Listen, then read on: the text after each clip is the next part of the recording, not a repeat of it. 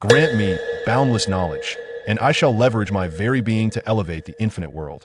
The narrative unfolds around a wizard named Green, who, relying on his intellect and fortuity, acquires a unique repertoire of arcane wisdom, traversing foreign realms and engaging in the conflicts between disparate civilizations. I have long aspired to compose a work of wizardry characterized by a rational yet distinct style, where rationality is akin to pseudoscience, hence the presence of numerous magical deductions and experimental scenarios rooted in pseudo-scientific inquiry. Chapter 1.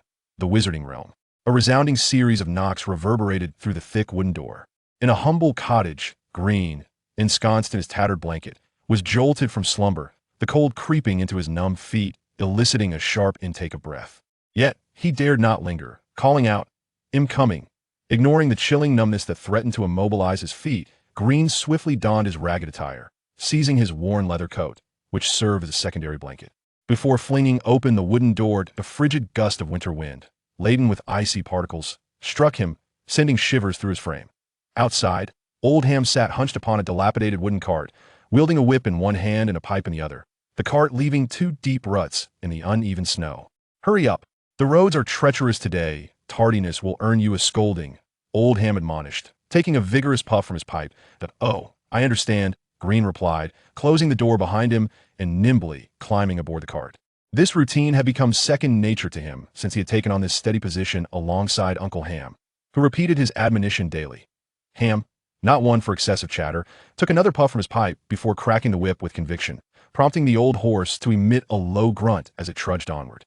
Through the snow-laden terrain, Green leaned against the cart's railing, gazing at the overcast sky, then closed his eyes to doze off. Based on prior experience, he knew that on such snowy days, it would take at least half an hour of sandglass time to reach the Viscount's estate, by which time dawn would be. Breaking, reclining against the cart, Green inhaled the familiar scent of tobacco, feeling profound gratitude towards Old Ham.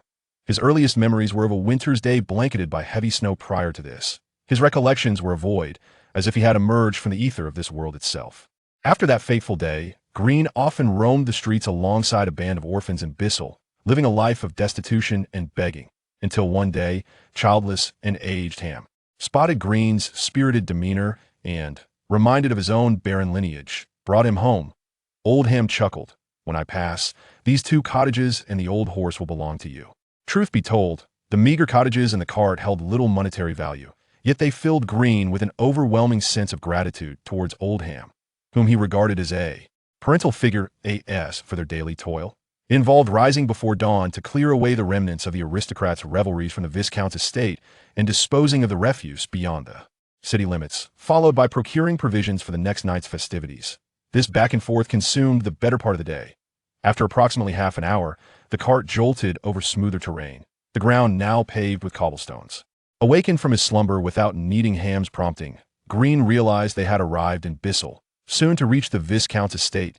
He hastily brushed the snow from his clothes, attempting to present himself with some semblance of decorum. Though it was customary for Green and Ham to arrive at the estate after most of the nobles had already dispersed from their night of indulgence, even when some lingered, the lofty lord seldom cast a glance at these humble servants, rendering any effort at appearance futile. However, the Viscount's steward was a formidable figure, often seeking to impose difficulties upon the lowly servants, eager to extort a few coins from Old Ham under the pretext of improper attire. Two towering nightly guards, weary from a night of watch, glanced at Ham and Green with familiar indifference, having grown accustomed to their presence over the years.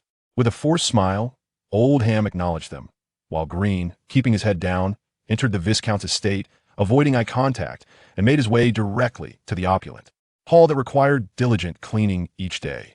Initially lacking in energy, both Green and Ham sensed an unusual atmosphere today. At the hall's entrance stood the steward, his expression grim, his piercing eyes glaring at Green and Ham as he approached them with hurried steps. "Stay here, block your ears, and shut your eyes," he hissed. "Yes, yes," Green and Ham replied promptly. Muffled commotion emanated from within the hall, though indistinct. It was evident that a young girl was in a state of uproar. Instinctively, Green and Ham understood that this was no ordinary affair.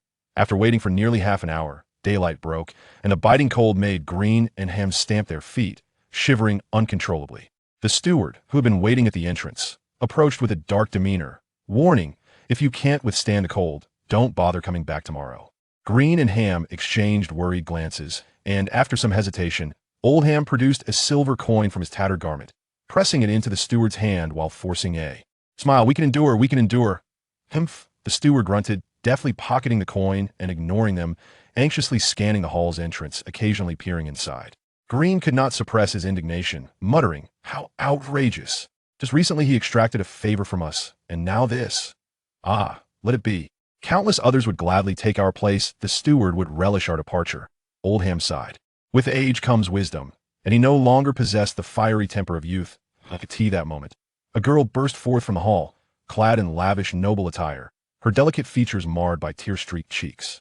She halted beside Green and Ham, shouting back into the hall, "I refuse to attend the Lilith Sorcerer Academy, let alone become a sorceress." In a fit of defiance, she flung a book away before storming out of the Viscount's estate. "Rebellion! Rebellion! What are you two standing there for?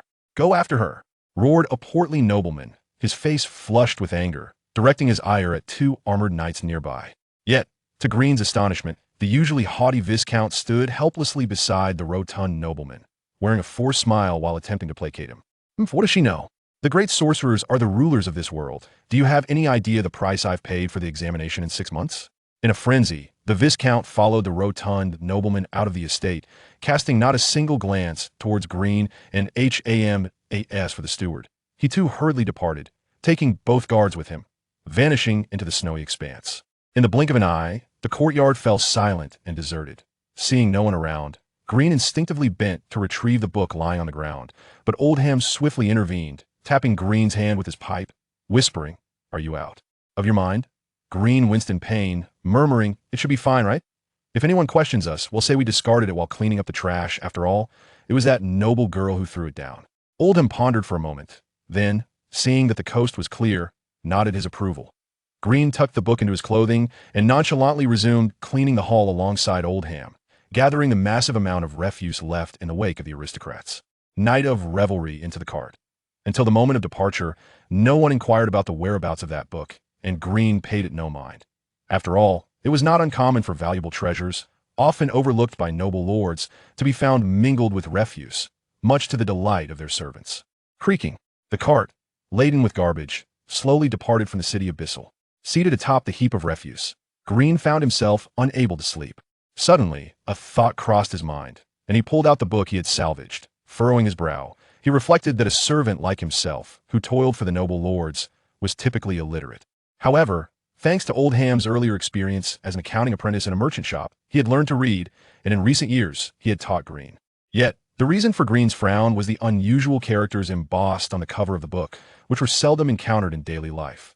After much contemplation, he finally deciphered the title. Transformation of the Nose, an Olfactory Atlas? What is this? Green stared wide-eyed, initially presuming it to be a biographical novel of a wandering bard, a genre favored by noble ladies and gentlemen alike. He never expected that the noble lady had casually discarded a book with such an odd title. Wait, a sudden realization struck him, and his eyes widened in disbelief. Could it be a tome chronicling the arcane magic of sorcerers? Sorcerers were a topic reserved for the noble elite. Common folk might never encounter one in their lifetime. In the eyes of ordinary people, sorcerers wielded unfathomable powers, often associated with malevolence and mystery, with tales circulating of their heinous deeds slaughtering civilians, consuming the eyes of children, and conducting sinister experiments on the innocent. However, these sorcerers were also feared for their ability to easily vanquish commoners and knights alike, wielding extraordinary strength that commanded awe. Green had often fantasized about the source of the sorcerer's formidable powers and why such abilities eluded the common man. That if he were to become a sorcerer and master those enigmatic forces, he would no longer need to bow to the whims of the noble lords. Would he? With a look of incredulity, Green eagerly flipped through the pages of the recently acquired Transformation of the Nose, an Olfactory Atlas, reading word by word occasionally, pausing to ponder unfamiliar terms or temporarily skipping them. Gradually, a sense of astonishment washed over him, as if a new world had been unveiled. The text explained that scent is discerned through the biological olfactory system, identifying the volatile molecules of various substances in the air with the most pungent odors, comprising a significant portion of what living beings can detect. According to the atlas, an average human can distinguish between 300 to 400 different scents, while some individuals with heightened abilities might recognize around 600. However, This capacity paled in comparison to certain other creatures. Take the crying chicken. A creature that emits sounds akin to a human infant whale. Experiments suggest it can identify over 6,500 distinct odors. Then there is the shadow butterfly, a remarkable being that survives solely by detecting foul smells, capable of distinguishing more than 8,200 scents. The book mentioned that the creature known as the three-headed dog possesses the most acute sense of smell among all known beings, able to identify any scent a sorcerer can isolate, totaling 17,852 distinct odors. The olfactory prowess of the three-headed dog is nothing short of astonishing. Transformation of the nose details how sorcerers can modify their bodies to emulate the keen senses of certain creatures, thus achieving a perfect evolution of their olfactory abilities through magical knowledge. The text also discusses a multitude of peculiar materials used in magical experiments, including a term that Green had yet to fully grasp. Cells? Green. Oldham called out twice before Green snapped back to reality from the enchantment of the magical tome, and he hurriedly tucked it away and helped Oldham begin unloading the cart's refuse. After emptying the cart of all its contents, Green followed Oldham as they resumed their customary task of procuring goods from the Viscount's domain, intended for the noble lord's consumption that evening. It wasn't until dusk that Oldham and Green successfully delivered all the goods to the Viscount's estate, after which they hurried back to the countryside with a handful of copper coins out on the cart. Green remained absorbed in the transformation of the nose and olfactory atlas. Oldham glanced back at him and sighed. You, my boy, seem utterly enchanted today. Is that book truly so captivating? Green chuckled softly, offering no further comment, his heart filled with wonder and awe at the mysterious world of sorcery. Do living mountains truly roam the earth? What of rivers cascading from the heavens? And what exactly lies within those so-called otherworldly realms? What is the principle behind the sorcerer's formidable magical abilities? A torrent of questions flooded Green's mind, yet no one could provide the answers. You're nearly 17 now, aren't you? Perhaps next year we might renovate the house and see if we can find a suitable girl nearby to become your bride. I hope to see my grandchild before I lay down this weary old frame. Oldham mused aloud. Without raising his head, Green muttered dismissively, What nonsense! You'll live for many more years. Ha ha! Oldham laughed as he guided the cart along the familiar path home. Chapter 2. A Sorcerer, alas. Oldham succumbed to the earth long before Grin could secure a wife and sire offspring. It was the vernal season, when the biting winds began to mellow. After a day's labor, Oldham and Grin procured a small cask of malt liquor from the town and several pounds of meat, intending to commence their house renovation project on the morrow, with Grin's matrimonial prospects also on the agenda. Regrettably, Oldham was unable to rouse Grin for work the following morn. Oldham departed with a smile, whether from the previous night's revelry or from dreams of fulfilled aspirations. It remained unknown. Even as Grin employed several farmhands to inter Oldham, his countenance remained cheerful, as debonair as ever. Oldham's cherished pipe was also buried with him. Oldham's sudden demise plunged Grin into a period of despondency, yet life persisted. Grin inherited the 2 thatched cottages, an aged mare, 2 gold coins, and 17 silver pieces, Oldham's life savings, now Grin's entire estate. Of course, Grin secreted the olfactory modification and sent Atlas Grimoire among his gold. Perusing it nightly by meager lamplight, it afforded Grin a fissure through which to glimpse the world of sorcery. Gradually, summer arrived. On an otherwise unremarkable day, Grin, after toiling since dawn, disposed of the copious refuse from the Viscount's revels outside the city, and then proceeded to the Viscount's domain to collect the day's provisions from the tenants. Grin reclined on the wagon, gazing contentedly at the cerulean sky, adorned with drifting clouds. A rustic maiden named Mary, nimble and diligent, loaded the goods beside the wagon. Proving more capable than most lads, Mary, clad in a linen apron, her face freckled, her golden tresses shimmering, felt her heart flutter wildly as she stole glances at Grin, who sat languidly on the wagon. She adored the handsome man, inhaling his distinctive fragrance, akin to the effluvium of ailing grass. Grin, however, remained oblivious to Mary's affections.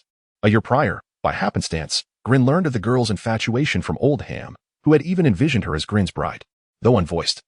Grin had to concede that he felt little more than neighborly affection for the industrious, bashful girl. Thus, since Oldham's passing, Grin had refrained from initiating contact, only encountering her during his daily cargo runs.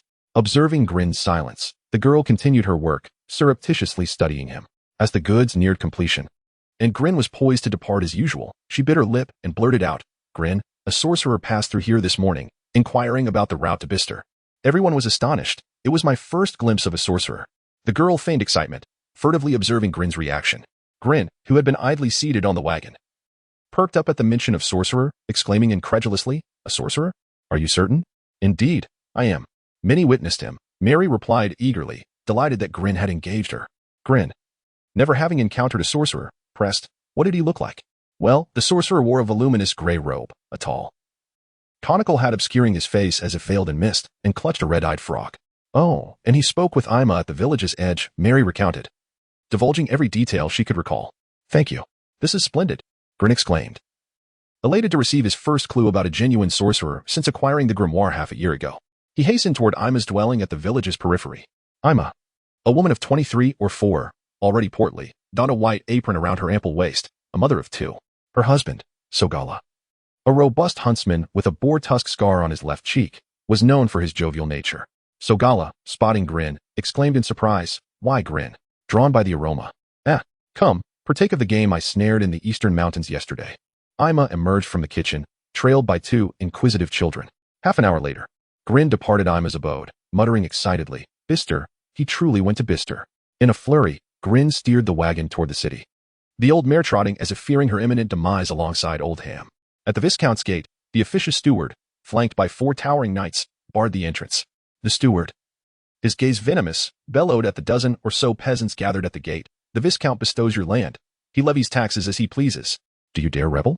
I warn you." Grin waited anxiously in the distance. Each year, throngs of peasants would besiege the Viscount's gate, only to be dispersed by the burly knights after a brief scuffle. "Rabble! Vermin!" Daring to retort, the steward roared, "Drive them away." The knights, with swift brutality, routed the peasants. The steward, incensed, puffed his cheeks and glared. Grin, loath to linger, cautiously steered his wagon into the Viscount's domain. "Halt!" the steward barked, glancing at Grin and cursorily inspecting his cargo. The steward chastised, "So tardy. Do you wish to be dismissed?" Grin grimaced, harboring a reservoir of resentment. The old codger had already extorted 2 silver coins from him this month. A month's labor at the Viscount's yielded a mere 4, ample wages, yet insufficient to withstand the old man's avarice. "My lord steward, I arrived earlier, but the peasants obstructed the path," Grin retorted, his youthful ardor a stark contrast to Old Ham's placidity. The steward, as if stung by a hornet, bristled, his face crimson as he jabbed a finger at Grin and bellowed, "Insolent wretch, daring to defy me? The Viscount wastes his benevolence on you. Very well, you are dismissed. Depart."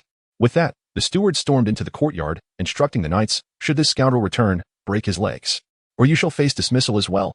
Grin, seething, parked the wagon beneath a nearby tree and stalked toward a smithy in the city. "Hark, 6, Grin hailed a blacksmith's apprentice. During his days as a beggar in Bister, Grin had been part of a band of 9, ranking 8th. Subsequent fortunes led Grin to Old Ham, 6 to the smithy, 2 to a tenancy in the countryside, while the others vanished. 8. The apprentice, recognizing Grin, beamed and strode toward him, slapping his back. "What brings you here?" Standing at a height of approximately 1 meter and 80 centimeters, he exuded a pungent aroma of sweat, redolent of masculinity. Old 6 was now considerably more robust than before, sporting a thick, unkempt beard. His cheeks were flushed from years of tending the furnace, and his calloused hand struck Grin with surprising force. 6. I need to ask you something. I heard a wizard has arrived in the city?" Grin inquired in a hushed tone. Old 6's expression shifted. "How did you find out?" "It's true, a wizard has come, supposedly to recruit students with magical aptitude. However, assessing whether one possesses the potential of a wizard apprentice costs a hefty gold coin." He subtly gestured behind him, indicating the old blacksmith. The old man even took his son, i.e., but he lacked the qualifications. Now, he's lamenting the loss of that single gold coin. Grin's spirits soared with a mixture of excitement and apprehension. "Where's this wizard?" Old 6's countenance changed, and he gazed at Grin with astonishment. "You're not thinking of going, are you? A gold coin is no trifling expense. We can't afford to squander that kind of money." Grin hesitated for a moment. Indeed, losing a gold coin would be a significant blow to Grin, who possessed only 2 or so. However, if he missed this opportunity, it might never present itself again. Finally, Grin nodded resolutely. After a prolonged silence, Old 6 spoke. "He's residing in the city lord's mansion. It's rumored that the city lord's precious daughter has already been identified as having wizarding potential. Of course, she's also the only one in Bister City." "Thank you, 6. Grin was ecstatic, so much so that he had forgotten the unpleasant incident with the old steward at the Viscount's mansion. His mind was consumed with thoughts of wizards. Grin sprinted with abandon toward his 2 small thatched huts, retrieving a chest from its secret hiding place. Inside, he found a generous collection of silver and copper coins. "I must become a wizard. I must." After counting out 100 silver coins, he paused, then decided to bring along his book. The Art of Olfactory Modification and the Scent Atlas, a magical tome. Concealing the chest once more, Green hastened back toward Bister City. As it was summer, the days were long and the nights short, so fortunately, darkness had not yet fallen. The city lord was the most esteemed noble in Bister City, said to be the only marquis in the region. Outside of other cities, within the Bister territory, the city lord held the most power, and even the viscount had to obey his commands. Green had only glimpsed the city lord's mansion from afar on a few occasions. In the past, it was heavily guarded, with 7 or 8 knights standing watch. Now, however, there was a constant flow of people entering and exiting the premises. Green observed that most of those coming and going were shop owners or nobles from the city, accompanied by their offspring, often wearing expressions of disappointment. Knowing that the wizard was inside, Green rushed in without hesitation. "Halt! Pay the fee of 1 gold coin." A boy, roughly Green's age, rebuked him. Green reluctantly handed over a small pouch of silver coins. The boy cast a dismissive glance at Green before tossing the pouch into a chest behind him. Without even counting the contents, Green paused, taken aback. Judging from the boy's demeanor and attire, he appeared to be the son of a peasant, who had perhaps stumbled upon good fortune. Green wondered where he had acquired such arrogance. Returning the disdainful look, Green followed the crowd into the city lord's mansion. Chapter 3. Grotesque. The city lord's mansion was far more opulent than the viscount's manor, a thought that resonated within Grimm's mind. The great hall teemed with people, and Grimm, with fervent anticipation, peered into the depths of the room. There, upon a dais, sat a wizard cloaked in voluminous gray robes, his countenance obscured by what appeared to be a veil of mist, just as Marie had described. A crystalline orb, radiating a gentle luminescence, rested on the table before the wizard, casting an ethereal glow throughout the hall. A crimson-eyed frog perched beside the orb, emitting a constant, guttural croak. "Is this a wizard?" A wave of excitement washed over Grimm, for this was his first glimpse of a wielder of arcane and formidable magical powers. Before the wizard's crystal ball, a plump, brown-haired girl stood with her eyes closed, her face etched with apprehension as she touched the sphere. The hall was hushed with bated breath, and after an extended moment of silence, Grimm turned his attention to the figures behind the wizard, 3 children of roughly his own age. "It's her?" The first girl Grimm had noticed was there, now pouting petulantly. Grimm had learned over the past 6 months that this girl, the one who had discarded the olfactory modification and Scent Atlas spellbook at the viscount's mansion that winter, was none other than the only daughter of the city lord of Bister, a person of considerable influence. It seemed likely that the corpulent nobleman he had seen before was the esteemed city lord of Bister himself. The other 2 appeared to be siblings, though Grimm couldn't discern whether they were brother and sister or sister and brother. They bore such a striking resemblance to each other that their familial connection was undeniable. The boy, radiating an air of arrogance, stood tall behind the wizard, casting scornful glances at those who had come to have their potential as wizard apprentices evaluated. Much like the individual at the city lord's mansion gate who collected the gold coins, the girl, in contrast, seemed somewhat shy, as if unaccustomed to being the object of so much attention. Could these be the ones who were found to possess the aptitude for wizard apprenticeship? Grimm mused. His conjecture was correct. The siblings had been identified as having wizard apprentice potential in a city visited by the wizard before Bister. To distinguish oneself from hundreds, even thousands, of children and to be courted by the otherwise aloof aristocracy was indeed intoxicating, fostering a sense of pride and self-importance. The boy, named Yorick, and the girl, Eurykliana, hailed from a humble family of hunters. When both were discovered to possess wizarding potential, the noble lords, who were usually so high and mighty, began fawning over the 2 like tavern wenches. This made Yorick feel as if he was the center of the universe, the darling of the heavens, the protagonist of destiny. Yorick regarded those who were queuing for the wizard potential test with disdain. If acquiring the qualifications of a wizard's apprentice were so effortless, how could Master Airwaz have only been accompanied by himself, his sister, and that fool outside after visiting the previous 3 cities? It would be remarkable if even the city lord's daughter in the city made the cut, and even then, it was likely facilitated by bribing the wizard. Mental strength 6. Unqualified. Next, the enigmatic wizard intoned. At that moment, the plump girl who had been anxiously touching the crystal ball blanched, and she was ushered away by those behind her. Alas, another failure. Indeed, it seems there is little hope for us here. Those who had been holding their breath collectively sighed. After a day of aptitude testing, no one had been found to possess wizarding ability, save for the city lord's daughter, who was the first to be tested. Had it not been for the fact that they had already paid a gold coin, most would have given up long ago. Mental strength 5. Unqualified. Next, a boy in front of the crystal ball shrugged in resignation and slunk away. One by one, those who had come to be tested for their wizard apprentice potential departed. And as Grimm moved closer to the front, a sense of despair began to creep into his heart. It seemed that becoming a wizard was not so easy. Grimm recognized the boy in front of him as Wade, the son of the owner of the Moon Bay Tavern, the most luxurious establishment in Bister. As such, the boy undoubtedly possessed a vast fortune. Wade stood nervously before the crystal ball, touching it as it began to emit a soft glow. He closed his eyes. Mental strength, 9. Grim noticed that Wade had discreetly slipped a pouch to the wizard, and it appeared to contain peculiar stones. A realization dawned on Grim. Bribery? Very well, stand behind me. The wizard amended, pocketing the pouch. Thank you, master, Wade exclaimed, elated, and took his place behind the wizard. Grim's countenance darkened. He had nothing to offer as a bribe, and he doubted that the esteemed wizard would have any interest in the single gold coin that remained in his family's possession. With a tumultuous mind, Grim approached the crystal ball, unsure of what to do. He placed his hand on the sphere and closed his eyes, following the wizard's instructions instinctively. Suddenly, the hall seemed to fall silent, as if the entire world had been encased in a vast dome. What's happening? Grim opened his eyes, only to find that the people in the hall appeared to be frozen in place. The city lord's daughter was still pouting and weeping, but her tears hung suspended in midair. Yorick was smirking, revealing 2 pointed canine teeth. Grim turned to see the irritating individual who had been collecting the fees at the door, casually tossing a gold coin backward, but the coin was now frozen in midair. Everyone in the hall seemed to be frozen, trapped in a static moment in time. That's not right. Grim noticed a table in the corner of the hall, laden with plates adorned with intricate patterns, the sort of lavish tableware that commoners could never afford. The plates held exquisite pastries and fruits, intended for those who were being tested for wizarding aptitude, though few would actually partake of them, making them more for show than for practical use. However, atop the fruit platter were 2 creatures with iridescent, tentacular appendages and countless eyes, resembling jellyfish as they frolicked in the air. This is incredible. What are these things? Grim felt his body tremble, and his face must have been pale, though he had longed for the mystical world of wizards. Now that it was beginning to reveal itself, he felt an overwhelming sense of the unknown and a profound fear. This was a world unlike the reality he had always known. Summoning his courage, Grim cautiously approached the bizarre, unknown beings, but as he drew near, they seemed to take fright and scurried toward the wall. The wall rippled like water as the creatures effortlessly merged into it and vanished. Taken aback, Grim was stunned by the fact that the creatures had disappeared into the wall.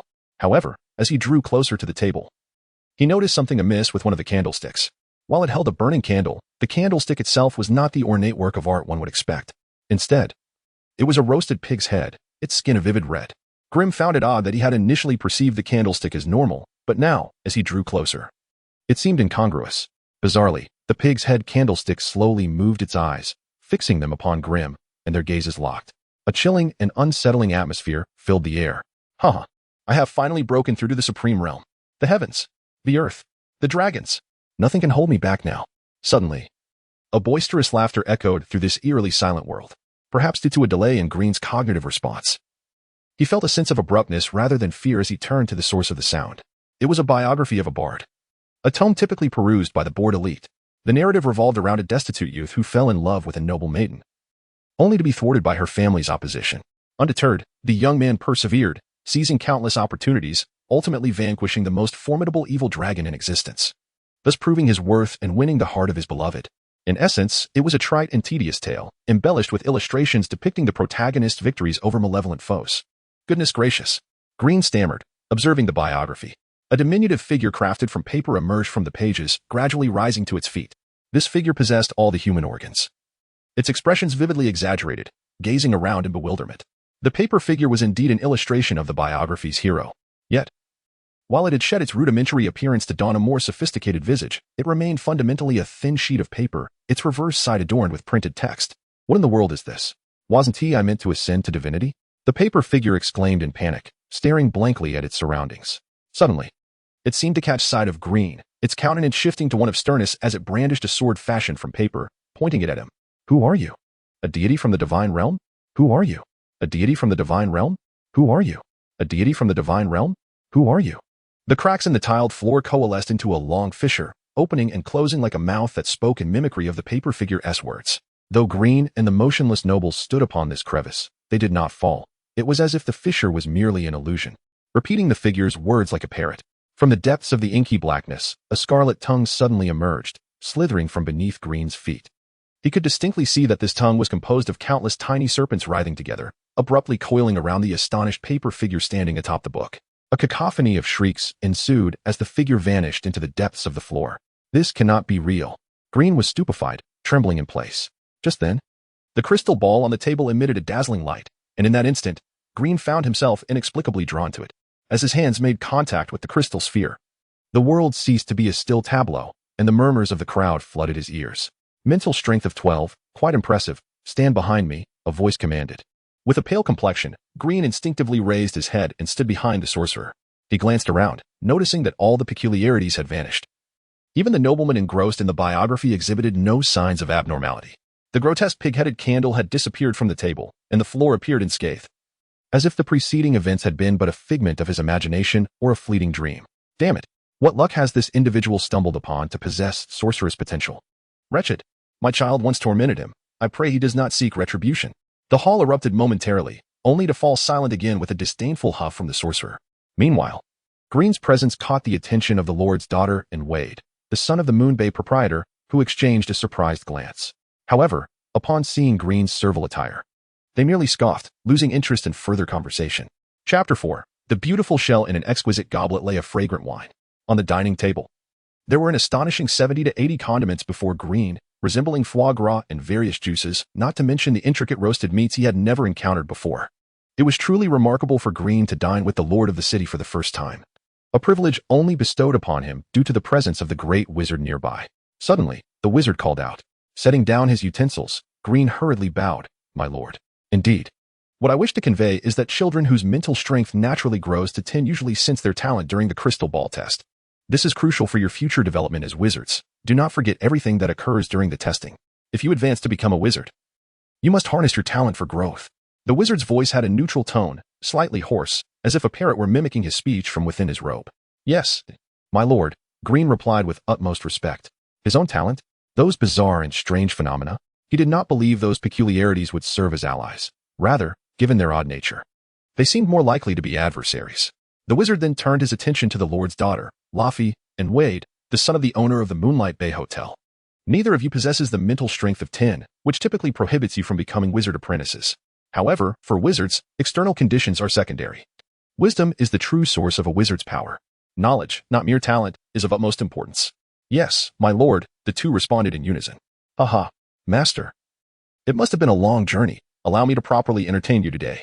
Come, master, indulge in these exquisite delicacies sourced from the endless sea. The lord of the city donned a lavish noble attire, beaming with joy as he waved his hand. From the distance, 8 beautiful maidens approached, each carrying a platter, which they placed before the lord, the mysterious wizard, and the 6 apprentice wizards. Green gazed at the platter before him, containing a seemingly ordinary shell, furrowing his brow. Is this a delicacy? How does one consume it? The beautiful shell? I last tasted this ancient delicacy, evolved to evade human capture, during a mission in the endless sea 120 years ago. I never expected to encounter it again in the eastern Coral Isles. The lord of the city has truly gone to great lengths. The wizard appeared particularly fond of this peculiar food known as the beautiful shell, his delight evident in his words. Haha, please. Aside from the lord, Laffy, and the enigmatic wizard, the remaining 5 apprentices stared blankly, utterly bewildered about how to partake in the so-called beautiful shell. Green observed every movement of the lord intently. He noticed the lord's chubby hands adorned with 7 dazzling rings. With a casual grace, he lifted the beautiful shell from the platter, and with a flick, the shell opened. What followed left Green astonished. Within the shell lay a vividly animated miniature beauty, devoid of clothing, her body seemingly boneless, a soft-bodied creature curled up in slumber. However, as the shell had been opened, this sleeping soft-bodied entity began to awaken, curiously surveying her surroundings. With a grin on his plump face, the lord raised the shell to his lips, and with a pursed gesture, it seemed he would soon draw the still-dazed beauty into his mouth. At that moment, the beauty within the shell realized her predicament, desperately writhing away, emitting a shrill scream akin to that of a newborn mouse. As the lord inhaled deeply, her screams were abruptly silenced, swallowed into his mouth, followed by a murmur from his belly. Ah, truly marvelous. The lord tossed the shell aside, eyes closed in blissful enjoyment. Both the wizard and Laffy partook of the beautiful shell, maintaining an air of nonchalance. The wizard observed the 5 hesitant apprentices, shaking his head. For wizards, culinary delight is secondary. What's paramount is that the beautiful shell possesses the ability to purify fire elements. Should any of you wish to delve into the study of fire element knowledge in the future, this beautiful shell will prove immensely beneficial. Wizards must discern the essence of things and not be beguiled by appearances. They have merely evolved into this form to escape human predation. Pausing momentarily, the wizard continued. Of course, this will also incur the ocean's curse. It is said that after consuming the beautiful shell, your flesh will emit a scent particularly alluring to sea sirens. To everyone's surprise, it was Green who acted first. In a bid to impress the wizard, Green closed his eyes, lifted his chin, and with resolute determination, allowed the beauty from the shell to slip into his mouth, sliding down his throat into his belly. He could almost hear the desperate screams emanating from within him. Suppressing the peculiar sensations and waves of nausea, Green feigned indifference and began to eat fresh beef dipped in foie gras, though his eyes twitched uncontrollably, his expression betraying his discomfort. The other three boys, Chris, Wade, and Killen, looked pale but similarly swallowed the beautiful shell. And soon the hall was filled with faint echoes of screams from their bellies. Only Yorkree's sister, Uriana, hesitated, ultimately shaking her head and pushing the shell aside. What a kind-hearted girl. Overall, the banquet proceeded relatively smoothly, allowing Green to witness the true opulence of nobility. He estimated that merely the staple ingredients for the banquet would not fall below 200 gold coins, and as for the beautiful shell, such a rare delicacy was undoubtedly priceless. The next day, Green hurried to the Viscount's residence in search of his old carriage.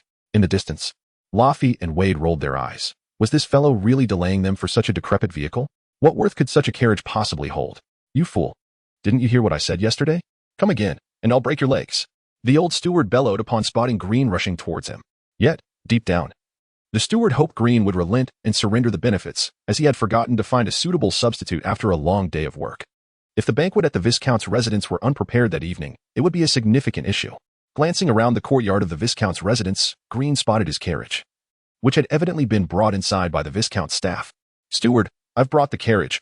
I will depart immediately. Becoming a wizard apprentice was a monumental opportunity. Green would even forego the remaining gold coins in his possession for the sake of his old horse. After all, it was a legacy from Ham, and he held a certain attachment to it, unwilling to leave it abandoned. The steward, momentarily taken aback by Green's response, was soon consumed by rage. You scoundrel! You lowly peasant! If you wish to leave, then go. There is no carriage here. Scotta, throw him out. The steward was genuinely intent on seizing the carriage. Seeing the burly figure approaching him, Green swallowed hard. At that moment, a cold voice resonated from afar. The dignity of a wizard shall not be infringed. A streak of black light shot towards the imposing figure approaching Green. As a knight, the formidable man reacted swiftly, dodging the dark beam with great difficulty. The black light struck the doorframe of the Viscount's estate, transforming into a multitude of terrifying black insects.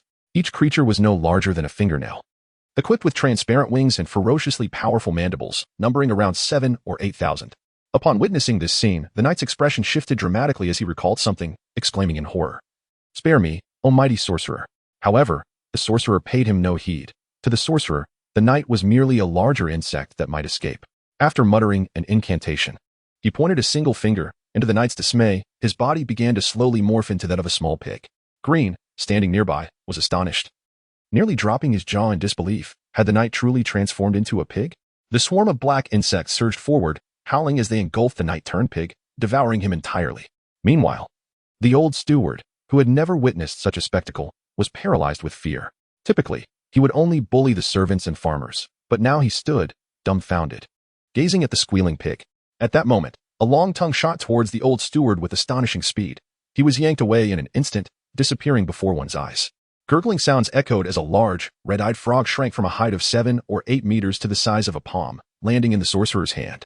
Onlookers, witnessing such unfathomable power, were left in stunned silence, their gazes filled with dread at the enigmatic sorcerer. Green, equally horrified, found himself at a loss for words. This was the first time he had witnessed murder, and it was as bizarre as it was terrifying. Silence enveloped the surroundings, so profound that the sound of a pin dropping would have been distinctly audible. Was this the essence of a sorcerer? The dignity of a sorcerer is not to be trifled with. Indeed, for ordinary folk, the sorcerer wielding magical powers was utterly terrifying. Green clenched his fists, fervently aspiring to become a sorcerer himself one day. When that time came, should anyone dare to offend him, he would erase all traces of their existence. With fervent longing in his heart, Green regained his composure, swallowing hard as he made his way to the blacksmith's shop, leading his old cart and bidding a final farewell to the astonished sixth brother. Hey, old 8, is this for real? Are you truly going to become a sorcerer? Sixth brother asked incredulously for the 7th time. Green managed a wry smile. I'm merely an apprentice sorcerer. All right, apprentice sorcerer, you really, truly intend to become a sorcerer? Sixth brother inquired for the 8th time, leaving Green with nothing but a resigned smile. Chapter 5. Knowledge after a day's journey. Green finally learned that the mysterious wizard was named Arawaz, and their destination was a wizarding academy called Lilith's Cottage. This academy was quite distant, requiring at least 2 months of sea travel. Before we reach Salado Harbor, we will visit 2 cities. During this time, I can answer one basic question for each of you, free of charge, was announced. After a day of observation, Green noticed that Theorem seemed to be the closest to the esteemed wizard among the 6 apprentices. Understandably so, as Theorem practically acted as Arawa's servant, attending to his every need and receiving several rewards in return. However, the other 5 apprentices seemed to harbor animosity towards him, as his disdainful arrogance was quite evident. As if he considered himself superior to them. Master, your wisdom is truly boundless. The mental meditation technique you imparted to me the other day contains certain esoteric aspects that I have yet to fully comprehend, Theorem said, lugging a large bundle of the wizard's belongings. Being closest to Arawas, he had the first opportunity to seek clarification. Wade, also eager to pose his question, cursed inwardly. Servile wretch. With a disdainful grimace, he silently trailed behind.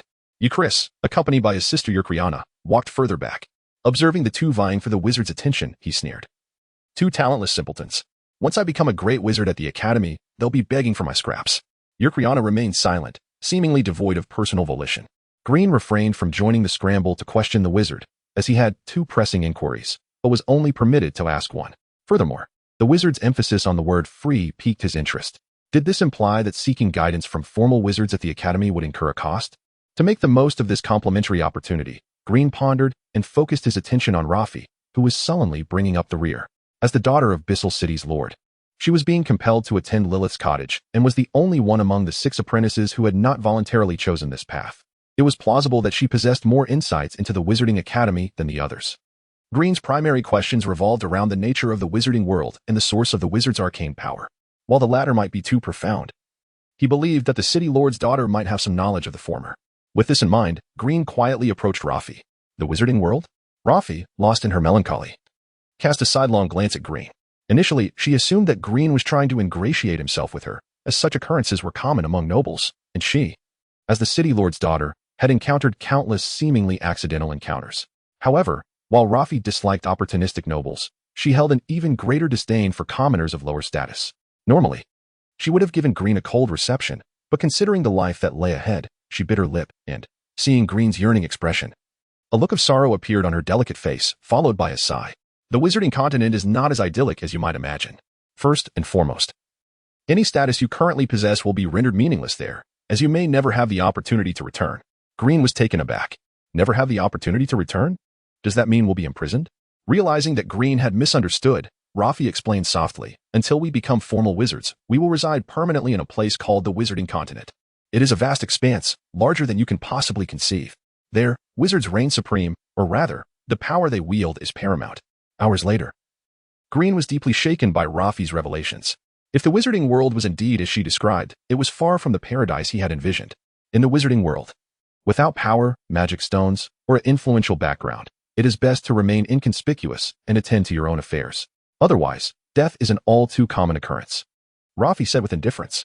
Green swallowed hard and slowly began to accept this harsh reality, even contemplating whether to withdraw. Rafi's depiction of the Wizarding world was terrifying.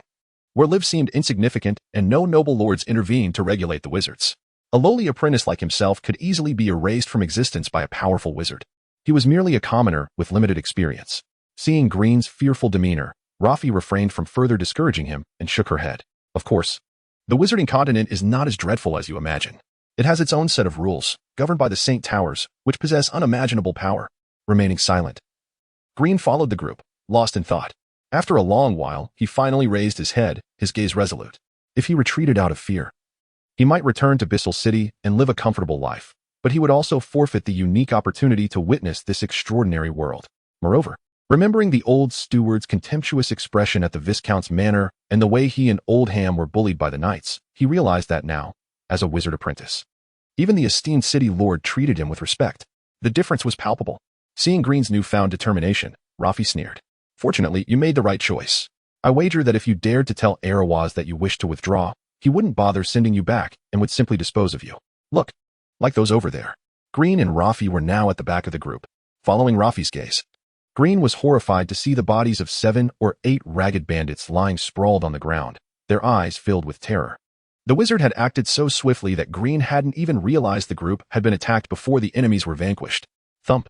A red-eyed frog, several meters tall, plummeted from the sky, landing squarely on the last fleeing bandit.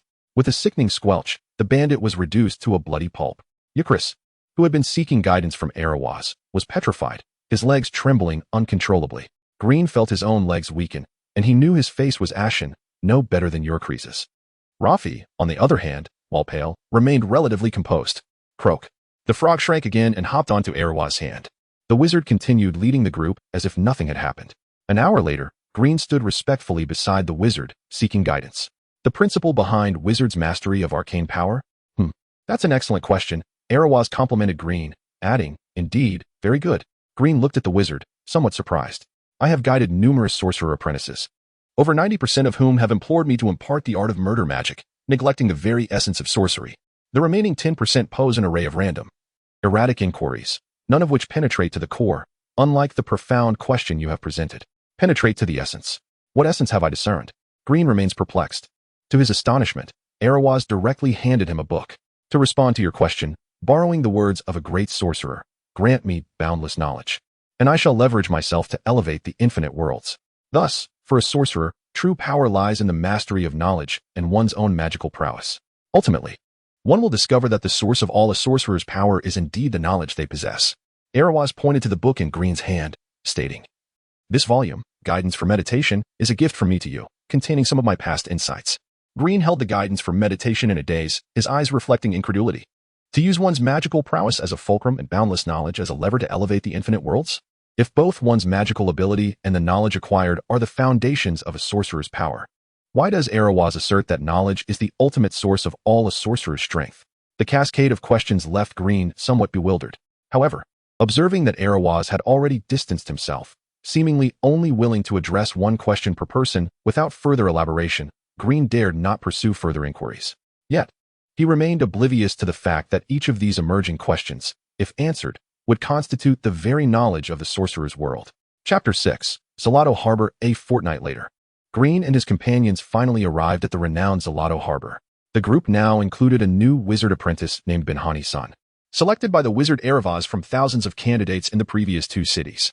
Unfortunately, this fellow was quite loquacious, and Green found himself the target of his incessant chatter. The issue began during the aptitude test in Tumbrosen City. When Arawaz identified Benhani-san as having the qualifications of a wizard apprentice, he erupted in jubilation, disrupting the solemn atmosphere. Even the wizard's attempts to quiet him were in vain. Consequently, Green, who was nearest, curtailed his exuberance and asked him to stand beside him. This act, however, nearly cost Green his sanity, as he feared his eardrums might rupture. Hush, I'll confide a secret, but breathe not a word to anyone, Benhani-san whispered. Sherry has a birthmark on her posterior. I witnessed it firsthand when I espied her bathing from her rooftop. Haha. I've only shared this with John and Aaron. You are the 27th. Swear you'll tell no soul. Such revelations assaulted Green's ears incessantly. Since Benhani-san joined the company a week prior, Green had endured countless such secrets, divulged so loudly that the entire cohort could overhear. Green struggled to discern what secrets remained confidential. Moreover, he had no acquaintance with any of the individuals mentioned, rendering the information utterly uninteresting. Who, pray tell, is Sherry? Green inquired casually. Benhani-san feigned astonishment. You know not Sherry? Why, she's Badala's paramour, whom I mentioned the other day. Green was nonplussed. He wanted to ask, and who? Pray tell, is Badala? But dared not voice the question. Instead, he feigned comprehension, nodding sagely. Green surmised that further inquiry would lead to his undoing, as his head throbbed incessantly. Zalato Harbor, one of the 4 great havens of East Mountain Lake Island, teemed with activity. Throngs of people bustled about, and hundreds of vessels crowded the docks, including colossal ocean liners stretching over 100 meters in length. Behold, Zalato Harbor, exclaimed Rafi, her voice laced with delight. It is my first time here. The fortnight's journey had temporarily eclipsed Rafi's unease about traveling to the wizarding continent. Gazing at the multitude of ships on the sea, she felt a surge of elation. Rafi possessed a lithe and statuesque figure, standing nearly 1 meter and 75 centimeters tall, nearly Green's height. She closed her eyes, extending her arms to embrace the sea. A sash cinched her waist, accentuating her alluring form, captivating the gazes of several young men present. Green even heard Wade audibly gulping nearby. Even Green's own heart fluttered momentarily. Suddenly, a jarring voice shattered the tranquility. Green, Wade, and Killam inwardly cursed. Ah, Rafi, Benhani-san declared, his voice brimming with emotion. I have at last discovered that you are the goddess of love for whom I have yearned, the guiding light of my life, the ultimate destination of my destiny. Your beauty overwhelms me. I would gladly guard you for eternity, even unto death. I implore you, rescue me from this vale of tears. The sight was utterly mortifying. Green face-bombed. Has this fellow lost his senses? He wondered. Does he dare to accost Raffi? The others exchanged knowing glances, anticipating the ensuing spectacle. Only Yocriana, the bashful girl, covered her mouth in astonishment, seemingly incredulous at the public declaration of affection. Raffi turned, her initial surprise giving way to a dark scowl as she fixed her gaze upon Benhani-san. The secrets he had confided in Green humph, she muttered. Rescue you say? Very well. Raffi uttered an incantation and pointed at the enraptured Benhani-san. Instantly, a tendril sprouted from the ground, coiling around him 7 or 8 times, binding him completely. Sorcery! Exclaimed the wizard apprentices, astonished that Raffi could wield magic. MMPH Benhani-san tried to speak, but the tendril stifled his words. Many onlookers in the harbor were startled by the sudden appearance of the vine and the ensnaring of a person, prompting them to gather and gawk, pointing and whispering. Raffi smirked inwardly. She possessed 2 magical artifacts, acquired by her father at great expense. The spell she had just cast was triggered by her magical energy through her enchanted earrings. Green and the others had never encountered magical artifacts, nor did they possess any knowledge of wizardry. Raffi's sudden display of magic startled them. From his readings of meditation guidance, Green knew that the fundamental requirement for casting spells was magical energy, which depended on the strength of one's spiritual power. Green had been attempting to cultivate magical energy through meditation, but without success. He never imagined that Raffi could cast spells. However, upon reflection, it made sense. Raffi was not a commoner, and she must have been exposed to some wizarding knowledge through her family. Otherwise, she would not have been able to produce Nose hunting modification and odor atlas back then. After a moment, Raffi withdrew her spell, and the vine vanished. The group resumed their journey with Erebos. Just then, a contingent of 13 knights arrived in haste, approaching the wizard Erebos. Welcome, esteemed wizard, to Zalato Harbor, the lead knight declared, seated atop his warhorse.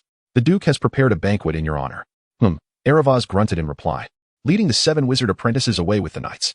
The murmurs of the surrounding commoners and merchants were of no consequence to them. The banquet was lavish, but the group had grown accustomed to such feasts in every city they visited, except during travel. Even Green had learned some aristocratic etiquette and mingled with the other guests. The Duke, unlike the marquises of previous cities, held a higher station and seemed to be acquainted with Erebos. The Duke casually dipped thin slices of rare beef, still dripping with blood, into caviar and mustard before consuming them with relish. Erebos, however, seemed to have little appetite. He listlessly stirred the soup in his ornate metal spoon, causing the colorful mushrooms to swirl. What troubles you? The Duke inquired, noticing Erebos' demeanor. Erebos shook his head and sighed. Things are becoming increasingly chaotic over there. There are rumors of wizards disappearing. Perhaps you were right after all. No matter how turbulent things become, they won't affect this place. The Duke scoffed.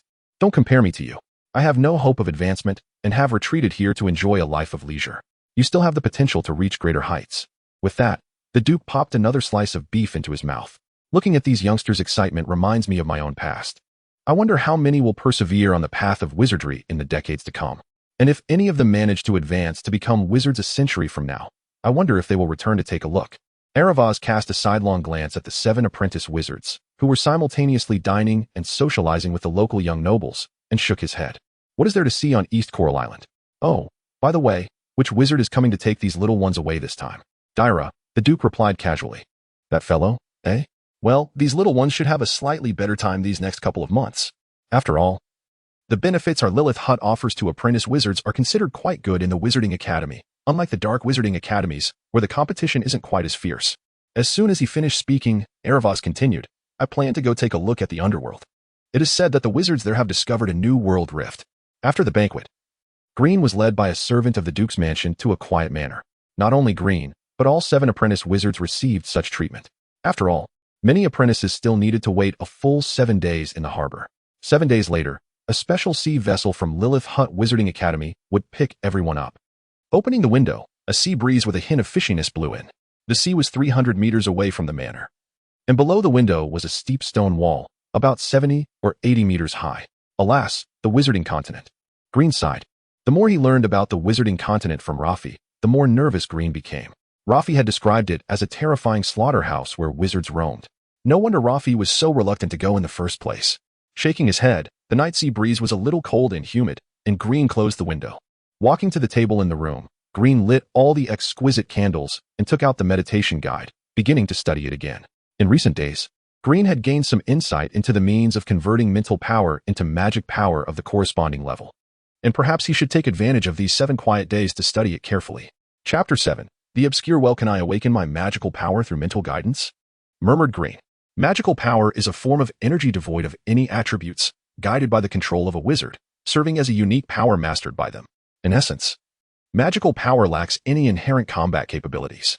Today marked the 5th day since Green and his companions arrived at the port of Zalato, and this morning, Green successfully awakened his magical power using the technique known as meditation guidance. This achievement filled him with excitement for the entire day. However, he was soon hindered by another dilemma. Without mastering the knowledge of sorcery, a wizard's apprentice could not harness their magical power for any practical use. The magical energy possessed by wizards is a remarkable force with boundless malleability, capable of guiding any known energy. Yet, in its essence, magical power is a gentle and harmless energy, making it difficult to wield directly in combat or cause destruction. Knowledge. How can one acquire knowledge? Green was troubled by this question, resting his head on the table and tugging at his hair in frustration. After Rafi demonstrated a spell, Green and his fellow apprentices were indeed inspired, filled with a yearning for the wonders of sorcery. What kind of apprentice could one be without grasping the art of magic? Green. A loud commotion echoed from the courtyard of the small manor, and it was evident that Johnson had arrived. Feeling somewhat fatigued, Green was taken aback by the loquaciousness of this fellow, which was a first for him, leading to a slight headache at the sound of Johnson's voice. Nevertheless, with the matter of sorcery knowledge weighing on his mind, he decided to see what Johnson wanted at this hour. As he approached, Green neatly adjusted his attire and inquired, "What is it?" Over the past few days, Green had reaped some benefits from the cities he visited, allowing him to acquire 2 splendid outfits. Clad in elegant clothing and with golden curls cascading casually behind him, he bore a serious demeanor accentuated by a hint of wildness from his childhood among beggars, which lent him a distinct charm that at least made his companions, Rafi and Wade, more comfortable around him. "Haha, have you heard of the obscure well of Zalato?" Johnson said mysteriously. "Obscure well? What is it?" Green, having barely left his manor in recent days, was engrossed in the study of meditation guidance and was unaware of such a thing. "Better that you haven't heard of it. Come, you'll know once you arrive. It will be unforgettable," Johnson exclaimed, pulling Green along as if fearing he might escape. The manor assigned to Green was situated in a relatively quiet area of the Zalato harbor, surrounded by a few scattered estates. Having a manor here indicated that one was either a wealthy merchant or a noble, and the surroundings were indeed tranquil. Green found it curious that Johnson, the son of a noble baron, seemed so intrigued by something to warrant such secrecy. After traversing a bustling marketplace, Green couldn't help but notice that the vibrancy of Zalato harbor far surpassed that of Bithor City. The sounds of vendors filled the air, and the area was brightly lit, teeming with life even at night, with many foreign merchants trading goods. The attire of the girls was also notably more revealing. Unlike Bithor City, where the streets were deserted at night except for grand banquets held among the nobility, breathless, Johnson led Green to a grand estate adorned with lush trees, significantly larger than Green's assigned manor. Groups of young people occasionally emerged from the estate, their faces alight with surprise and delight. Johnson brought Green to a quaint, mysterious little house where the moonlight cast shadows that danced on the walls, creating a somewhat oppressive atmosphere. After Johnson handed over 20 gold coins, a wrinkled old woman inside shakily presented him with 2 transparent stones, her cloudy eyes glancing at the 2 young men, exposing her uneven yellowed teeth. "Have fun," she said. Still perplexed, Green received one of the stones from Johnson, who smirked and said, "Do you see those wells over there? That is the obscure well. If you toss this obscure stone into the well, you can rendezvous with beings from other worlds. Of course, some unfortunate souls have encountered peculiar creatures, but overall, it's quite exhilarating." Rendezvous with beings from other worlds? Green's curiosity was piqued by this novel idea. The courtyard had around 70 or 80 obscure wells, with half already occupied by others who were whispering into the wells, occasionally bursting into laughter. Watching Johnson excitedly rush toward one well, Green casually weighed the obscure stone in his hand before heading toward an unoccupied well. The water level was high, only about 70 centimeters from the ground, and it lay still like a mirror, reflecting the hazy moonlight and adding an air of mystery. Feeling a mix of excitement and trepidation, Green tossed the obscure stone into the water. With a splash, the stone caused a gentle ripple before sinking, and the surface began to calm once more. To his astonishment, a vague figure appeared in the water, gazing curiously back at him. It was a humanoid creature adorned with a long, silvery horn. Judging by human gender characteristics, it appeared to be a female, likely possessing its own culture. Her eyes scrutinized Green intently, exhibiting neither the mindless ferocity of a savage species nor any semblance of malice. "Human of the wizarding world?" A somewhat unfamiliar voice resonated in Green's ears. Though he could hear her questioning voice, he was certain it was not a sound he physically heard. Rather, she had somehow conveyed her thoughts directly to him. "Who are you?" Green asked. The creature frowned slightly at his inquiry, and again, her voice echoed in his mind. "Human. Do you not know that communication with beings from other worlds is through the soul? Although the civilization of your wizarding world is powerful, it has not yet reached me here. Green furrowed his brow. The soul? As an apprentice who had not even received fundamental training in sorcery, he was utterly bewildered by the concept of utilizing the soul in such complex knowledge. Moreover, the language of humans in the wizarding world was incomprehensible to some beings from other realms, and certain strange creatures lacked hearing altogether. Thus, language proved to be an inadequate means of communication across different species. Seemingly perceiving Green's discomfort, the voice returned. Very well, human, I will ask you something. Nod for yes or shake your head for no. Will that suffice? Green nodded in agreement. Are you a human of the wizarding world, or a wizard from another realm? If you are, nod. If not, shake your head. Green was taken aback by the notion of the wizarding world conquering other realms. Although he was unaware of such matters, he was certain of his identity as an authentic human of the wizarding world, a basic knowledge he retained, and thus nodded affirmatively. Then, are you a wizard? If so, what level of wizard are you? This time, Green shook his head vigorously. What a jest. He could not even cast true spells and was not even a proper apprentice. How could he claim to be a wizard? Green could sense the creature's disappointment. Just an ordinary human. After finally obtaining coordinates to the wizarding world, I encounter such a feeble individual. The starry being shook its head in dismay. Having invoked the tenet of reciprocal exchange across dimensions, you are entitled to pose two inquiries. Though lacking the capacity for telepathic communion, I shall presume them to be identical. I hail from the world, an entity, or race, a fourth order. My energetic echelon commensurate with a second to third tier wizard in your arcane world. Subsequently, the interdimensional being ceased engaging with Grim, evanescing entirely from the aqueous medium. Presumptively, the formidable entity deemed it imprudent to expend further temporal resources on an individual as inconsequential as Grim. Grim, in a state of awkwardness, subtly scrutinized Ben Hansen's demeanor. Observing him in a state of fervent elation, prostrate at the well's edge, nearly immersing his cranium within. Shortly thereafter, Grim and Ben Hansen became part of the multitude of youths departing in hushed tones. Ben Hansen, in a state of ebullience, exclaimed. The entity on the other side was astounded to behold a human, and even inquired whether I was a wizard. I promptly affirmed my status as a formal wizard. They comprehended your utterances? Grim queried, regarding Ben Hansen with astonishment. Refraining from censuring his act of deceiving the interdimensional entity. Pray, elucidate? Did the entity on your side not grasp your discourse? Ben Hansen retorted, regarding Grim with equal incredulity. Upon returning to the manor, Grim's thoughts were incessantly occupied by the interdimensional entity encountered via the tenebrous well. Despite having assimilated the knowledge of countless other worlds existing beyond his own, and the potential for animosity between entities from disparate realms, the experience of communicating with an alien life form resonated profoundly with Grim, imbuing him with a sense of wonder. Indeed, during the aptitude assessment for wizard apprentices, were the spectral figures that manifested also denizens of other worlds? What manner of endowment is this? Grim pondered, beset by myriad questions. Chapter 8. The conflict in the cabin. The dock at Zalato was teeming with jubilant spectators. Green and his companions stood at the edge of the ship's deck, excitedly waving farewell to the crowd, yet only Lafayette appeared somewhat despondent, a flicker of sorrow fleeting beneath her delicate brows. This departure might well mean they would never return in this lifetime. On the dock, Duke Zalato, Erebos, and the wizard Dyra stood together. Dyra, responsible for escorting children with the potential to become wizard apprentices, bore an expression markedly different from the enigmatic Erebos, as if perpetually shrouded in a thin veil of mist. Beneath his voluminous gray robe, the sun revealed a pallid, wrinkled visage, while his right eye was concealed by a black eye patch, hinting at a possible blindness. Who would have thought it would be you escorting these little ones this time? How are things on the other islands? After exchanging the customary greetings of wizards, Erebos inquired. Croak, croak. The red-eyed frog in Erebos' hand puffed out its white belly and croaked a few times. Dyra had a peculiar habit of levitating slightly above the ground while conversing, a clever ruse to disguise his short stature. After sharing a smile with the red-eyed frog, he produced a magical stone, which vanished in a flick of the frog's tongue, before turning his cheerful gaze back to Erebos. Not bad. This year, there are significantly more qualified wizard apprentices compared to previous years. It seems this mission will yield quite a profit for me, ha ha ha. Indeed.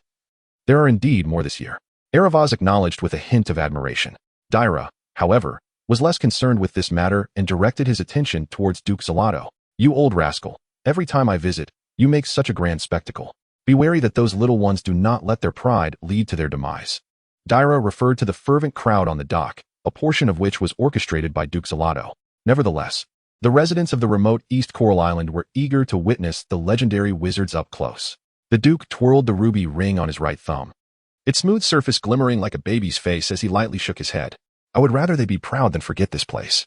Perhaps in a few decades, one of these little ones will ascend to become a full-fledged wizard in return for a visit. Dyra chuckled softly, glancing at the wizard apprentices bidding farewell to the cheering crowd, and scoffed. Historically, it's quite rare for a ship to produce even a few official wizards. These little ones have slim chances. Clearly, Dyra did not hold high hopes for Green and his companions, for he understood all too well the arduous journey required to become an official wizard after having endured the trials of apprenticeship himself. Just then, an idea sparked in Dyra's mind, and he exclaimed with excitement, "Oh, by the way, there are 2 little ones on board with over 15 points of mental strength and innate manifestation talent.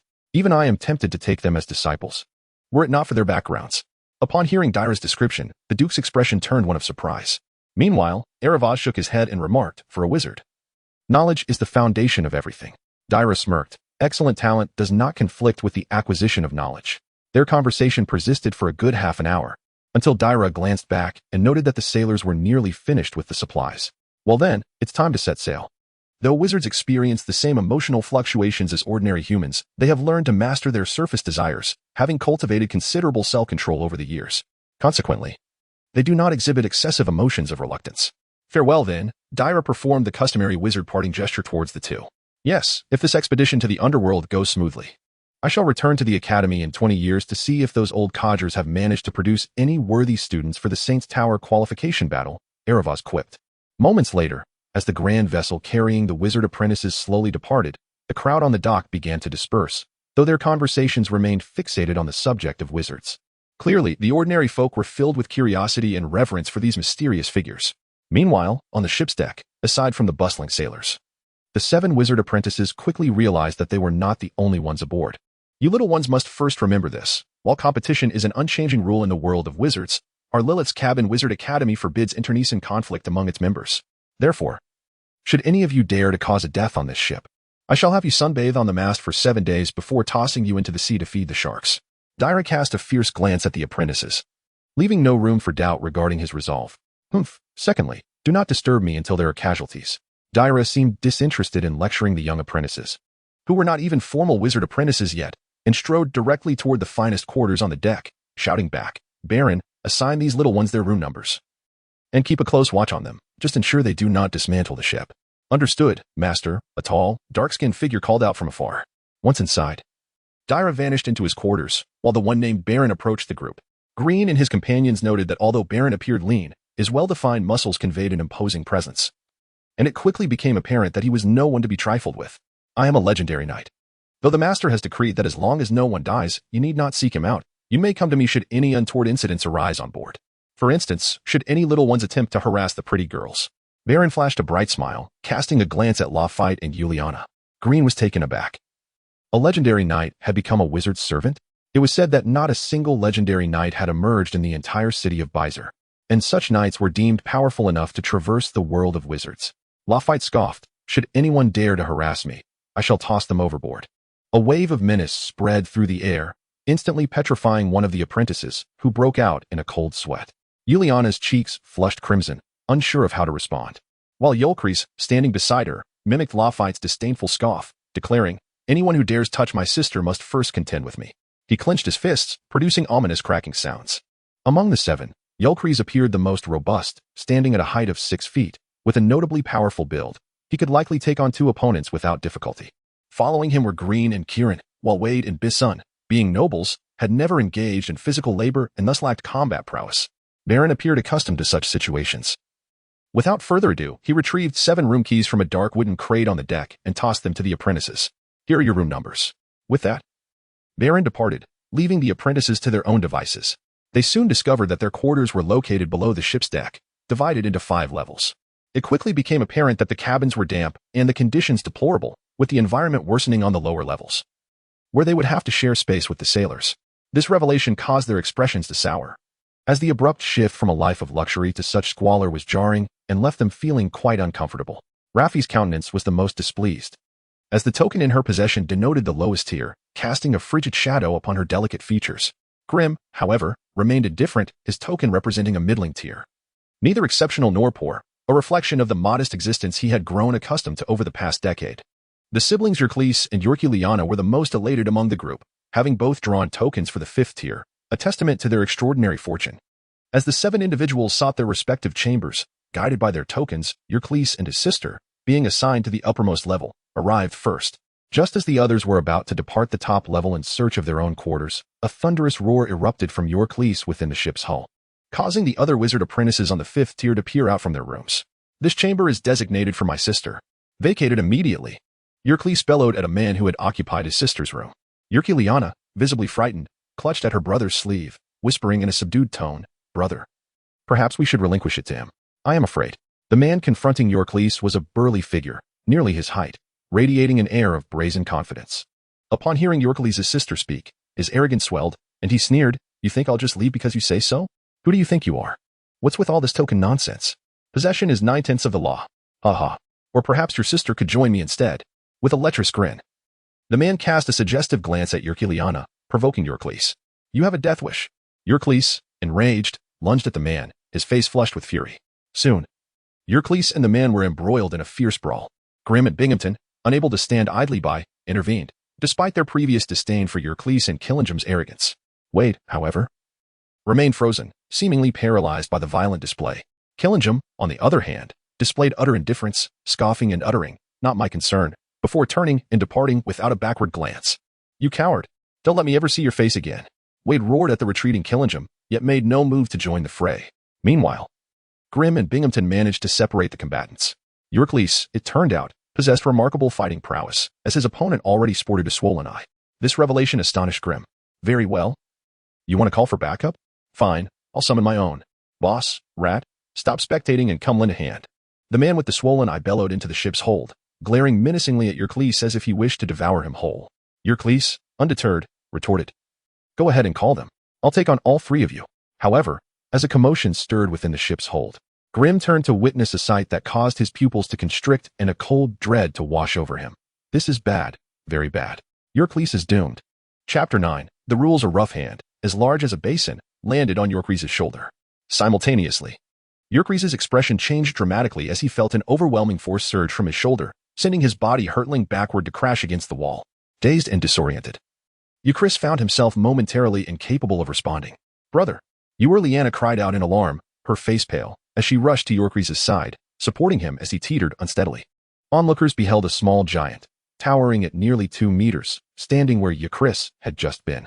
The terrifying height exuded an indescribable aura of oppression. The creature's somewhat misshapen face appeared sluggish, adorned with a look of confusion as it boomed. "What? So weak?" Green's eyes widened in astonishment as he gazed at the monstrous figure that had suddenly appeared, his mind roaring. "Are you certain you came to the Wizard Academy and not to the Knight Academy, or a human monster exhibition? Did you grow up feasting on giant meat?" Even Euclid, who had been pushed aside, was momentarily stunned into silence at the sight of this humanoid aberration. "Haha, Andrew, do you think everyone possesses your strength?" The creature facing Euclid chuckled smugly, then winced, rubbing its swollen eye while casting a menacing glare at Euclid. "This matter will not end today." At that moment, a man, approximately 1.6 meters tall, squeezed through the crowd and dashed to the side of the creature named Andrew, his beady eyes darting around with a lewd grin plastered on his face. "Not end. Haha, you wouldn't believe it. That guy's sister is quite something. Bye, if you're still unsatisfied." "Shut up," Euclid roared, charging at the lewd man, fully aware that this individual was the rat Bai had just addressed. Bang! Euclid was once again sent flying by a punch from the humanoid monster, Andrew. Clutching his stomach, his face pale and body trembling, he struggled to remain upright. The combat prowess of the two was clearly on different levels. Euclid was merely a victim in this encounter. "Not amusing. The Wizard Lord forbids killing," the humanoid monster lamented, flexing its wrist with a tinge of regret, then added, "To think someone so weak would dare to seize territory. Humph, only the strong are worthy of their own domain." Andrew's voice resonated deeply, yet his mind remained sharp. The rat chimed in with mocking laughter. "Today, we 3 brothers will teach you the rules of the wizard continent. Reason always lies with the mightier." Bai's expression was one of utter triumph, as though he had single-handedly rendered Euclid speechless with a single punch. "This cannot end like this. I, Bai, have never suffered such a loss in my life. I shall have a sister." With a swollen eye, Bai strode toward Euclidiana, his gaze akin to that of a raging bull. Euclidiana, already paralyzed with fear, trembled beside her brother, while the other spectators in the cabin wore expressions of indifference, eagerly awaiting the unfolding drama. On the first day aboard the ship, Green and his companions had received a harsh lesson on the rules of the wizarding world, their expressions grim. "You, if you dare to bully her, I will tell Baron on deck." At a critical moment, it was Wade, who had long been too frightened to step forward, that spoke up with a threat. However, upon meeting Bai's fierce gaze, he instantly wilted, waving his hands dismissively.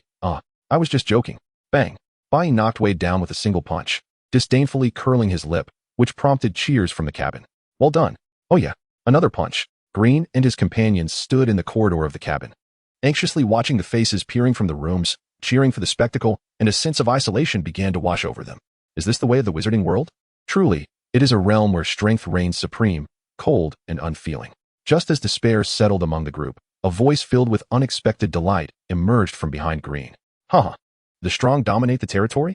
Why was I never informed of this rule before? How splendid, big guy. I have my eye on your room. Here is the plaque for this lower cabin. To everyone's astonishment, a bronze plaque was hurled directly at Andrew's bald head, clattering to the floor with a resounding thud.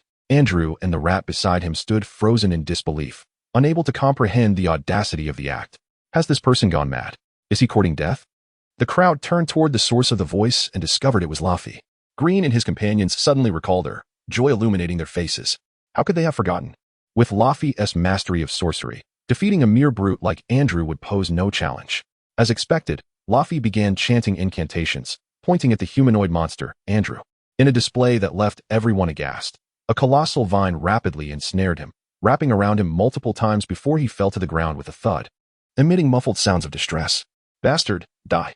In that moment, Euchris seized the opportunity while Bai was momentarily stunned, delivering a punch to Andrew's other eye. As the creature swayed in a daze, Euchris kneeled him in the stomach, bringing him down. Dear brothers and sisters, I was compelled. Spare my life. The rat, sensing the tide turning, cried out in desperation, his face ashen and his triangular eyes wide with panic, beads of sweat forming on his forehead. He had never anticipated that among this group would be one who had already mastered sorcery, directly binding Andrew and rendering him powerless. Green let out a sinister laugh. Go die. Drawing upon his childhood street fighting skills, he knocked the rat out with a single punch. Silence engulfed the cabin, a deathly stillness. All eyes turned toward Laffy. As the onlookers, being individuals from the remote East Coral Island who had just been identified as possessing wizard apprentice potential, were unfamiliar with the spectacle of magic. They assumed Laffy wielded sorcery through her own strength, and thus, they were filled with shock and trepidation. After all, this was the mysterious magic of extraordinary power. Splendid. Finally, I can reside in the top cabin, free from the confines of the sailors. Thank you, big guy. Laffy joyfully entered her new room, slamming the wooden door behind her without a backward glance. Witnessing the conclusion of the spectacle, the others in the cabin also retreated to their rooms, closing their doors and ceasing to pay attention to the commotion. Green glanced at the three incapacitated individuals, dismissing them, and turned to Chris and his sister. Since this is settled, I shall take my leave. Thank you. Chris found himself at a loss for words, reflecting on his prior behavior with immense embarrassment and shame. He merely nodded awkwardly, unwilling to meet Green's gaze again. However, Eureliana, understanding her brother's nature, looked up at Green and the others with tearful eyes, gratitude radiating from her. Thank you. We will never forget your kindness. And thank you, Brother Wade. To everyone's surprise, Eureliana specifically turned to the still embarrassed Wade to express her thanks. Wade, having just risen from the floor with a bruised eye, managed an awkward smile before turning to leave. Meanwhile, Ben Henson erupted into joyous laughter.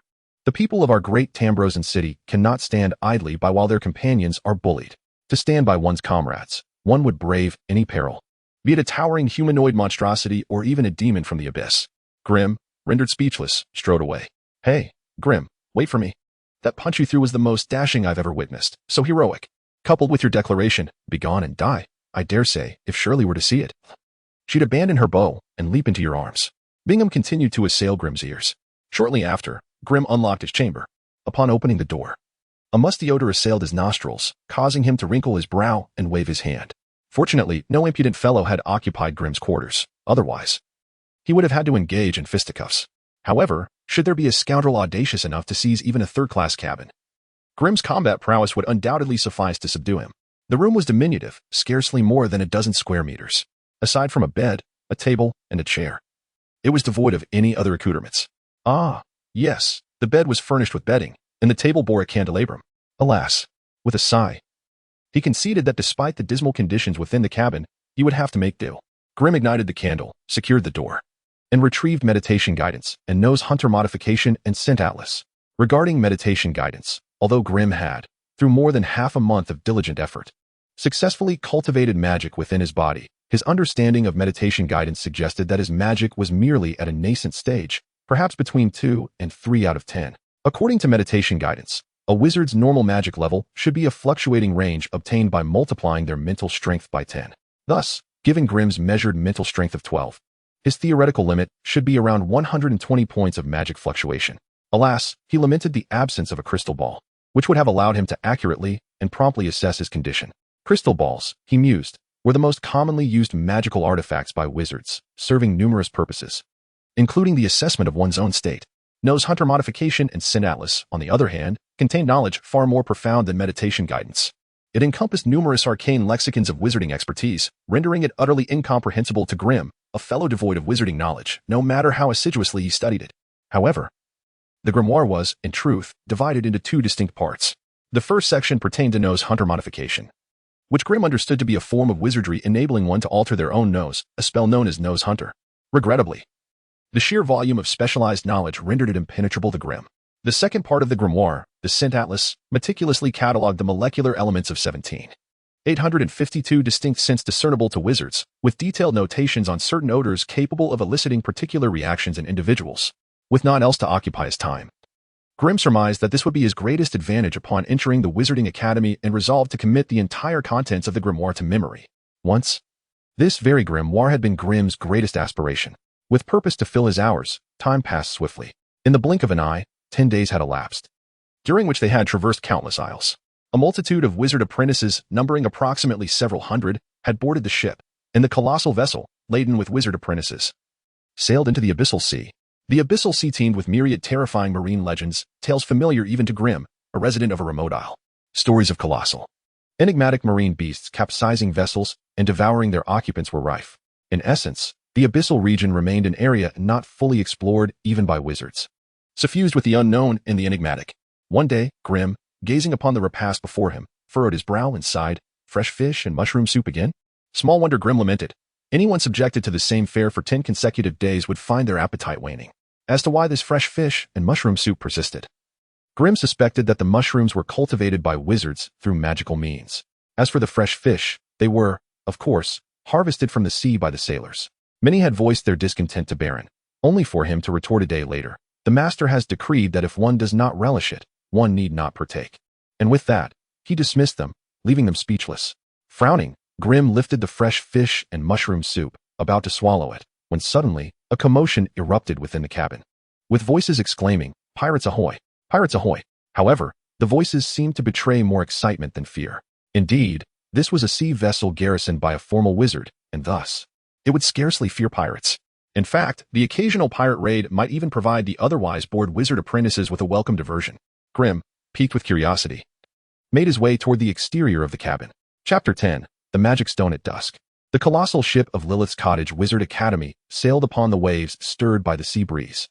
On the deck, 200 or 300 enthusiastic wizard apprentices erupted into excited shouts, pointing toward a pirate ship approaching 300 meters away. "Look, it's really pirates. I've never seen pirates before. The pirates over there are rather timid, aren't they? Why don't they come over quickly?" The apprentices chattered among themselves, seemingly unfazed, while the sailors displayed a calm demeanor.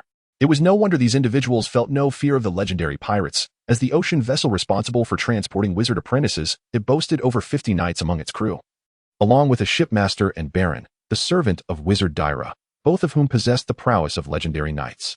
Thus, ordinary pirate ships paled in comparison to this Wizard Academy's vessel. Even if larger pirate ships attempted to plunder, with Wizard Dyra's presence, those rogues would not dare to board. Glenn gazed toward the distant pirate ship. It appeared slightly smaller, stretching about 70 to 80 meters, yet it was swarming with men on the railings, masts, and guardrails, looking to have hundreds aboard.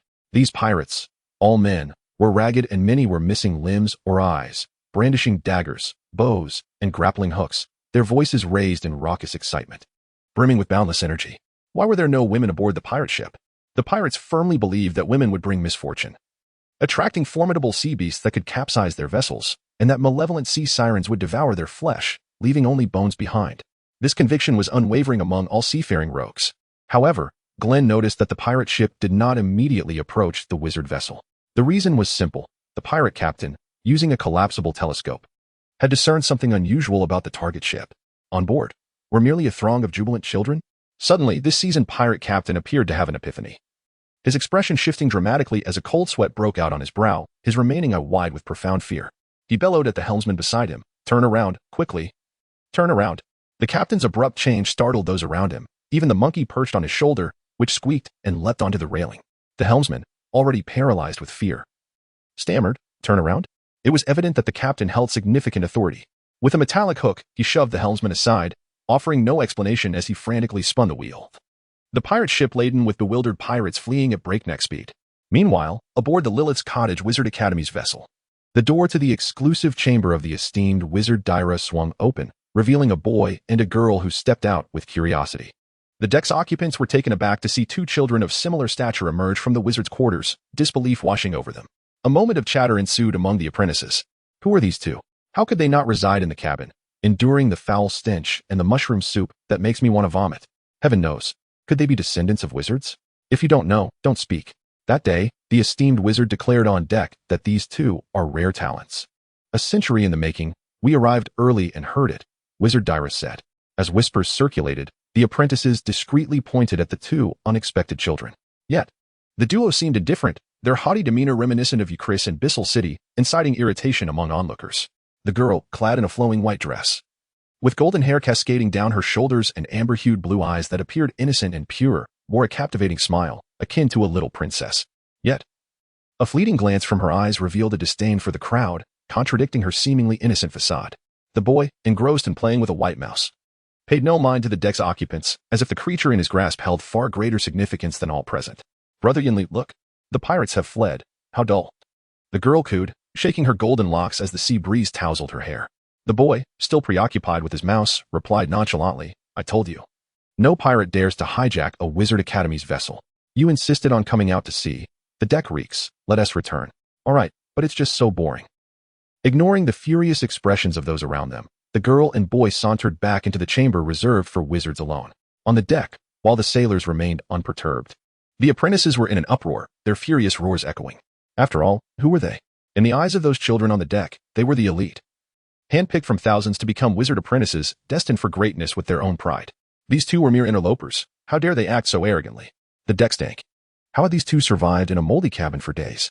Many believed these two simply had connections in the wizarding world or ties to wizard.The, wielding borrowed authority. Glenn, too, wore a look of displeasure at the pair. Despite their dissatisfaction, no one dared question wizard.The, and thus the incident with the pirates drew to a close. 3 days later, while Glenn was engrossed in his studies of the odor atlas within the cabin, he heard a knock at the door. Shaking his head, he initially assumed it was that incessant Johnson, who had taken to wandering into Glenn's quarters. However, upon opening the door, he was surprised to find Euchris and his sister, Eucliana, standing before him. Taken aback, Glenn nevertheless welcomed them inside. After a moment's thought, he retrieved the juice he had been reluctant to drink and offered it to them. The juice, preserved using noble methods, would remain fresh for 2 months. It was evident that following the scuffle in the cabin, Euchris had shed his arrogance, adopting a more mature and composed demeanor. Meanwhile, Eucliana, though still somewhat shy, initiated conversation. "Thank you, Glenn brother, for your help that time. My brother and I are truly grateful." Her voice was soft. Even for a girl, such words expressed vulnerability, making her feel quite bashful. "Oh, you needn't concern yourselves with such matters," Glenn replied dismissively. Truth be told, despite his earlier annoyance with Euchris, as they were all part of the same crew aboard the ship, it was necessary to extend a gesture of camaraderie, in Glenn's view. Ultimately, however, it was Rafi who had played a decisive role. No, we genuinely appreciate it," Glenn brother, Eucliana insisted, and then, feeling it insufficiently formal, she diligently retrieved 2 stones from her clothing and presented them to Glenn. "These are treasures my brother and I obtained during a childhood adventure. Later, we discovered they are magic stones, the currency exchanged among wizards. Over the years, my brother and I squandered a portion of our resources. However, a few remain. Therefore, we present these 2 philosopher's stones to you as a token of our gratitude." Green regarded the siblings with a degree of astonishment. It appeared that they possessed currency recognized among wizards. This was unlike conventional gold or silver coinage, an item rarely seen by the common person. Indeed, Green had never even heard of such a thing. It was unexpected that these siblings had such valuable possessions. No wonder Euchris was so arrogant, considering he possessed such high-end goods. And wait, it now seems that the stone he used to bribe the wizard Arawaz was, in fact, a philosopher's stone. Shortly thereafter, Euchris and Eucliana rose to take their leave. Throughout their visit, Eucliana had been the primary speaker, while Euchris remained silent. It seemed the events of that day had deeply affected him, making it difficult for him to face Green. However, as the siblings were about to depart, Euchris abruptly clapped Green on the shoulder and solemnly stated, "I was wrong before." He then left without looking back. Green simply nodded politely, offering no further comment. After the siblings had departed, Green resumed his seat at the table, now accompanied by 2 thumb-sized stones, the legendary Philosopher's Stones. Intrigued, Green picked them up and began to examine them closely, recognizing that even a single Philosopher's Stone represented a considerable fortune for a wizard apprentice. Chapter 11. Shipwreck. In the midst of a tempestuous night, the howling winds and crashing waves roared fiercely. The tumult of fate had infused his gaze with an unwavering animosity, a loathing so profound that it radiated an icy chill capable of affecting those who dared approach him. Consequently, he was compelled to don a facade, for only in the shroud of darkness could he shed this superficial veil. Kilong sat atop the mast, unfazed as the ferocious sea winds lashed against him. Perhaps his heart was already more tumultuous and frigid than the storm itself. In contrast to the orphan Green, who resided on the remote island of Bidel, Kilong's destiny was fraught with greater complexity. 15 years prior, a serene night enveloped a humble village in the land of wizards. Yet it was on this very night that a terrifying dark sorcerer descended upon the village, mercilessly slaughtering all who dared resist his will. The true intent of this dark sorcerer was to amass materials for his experiments, living humans. No one could fathom the psyche of a dark sorcerer. They had strayed from the noble pursuit of wizardry, resorting to any means necessary in their quest for power. In their eyes, the weak were merely stepping stones on their path to greatness. Yet, they failed to comprehend that the primordial purpose of wizards and their craft was to safeguard humanity from the predations and enslavement of formidable beings from other realms. Within the dark confines of a prison, Kilong endured over a decade of perpetual darkness, witnessing the relentless abduction of his kin by the dark sorcerer. Forced into gruesome human trials, followed by the arrival of countless new victims, he bore witness to far too many deaths, many of which were grotesquely brutal.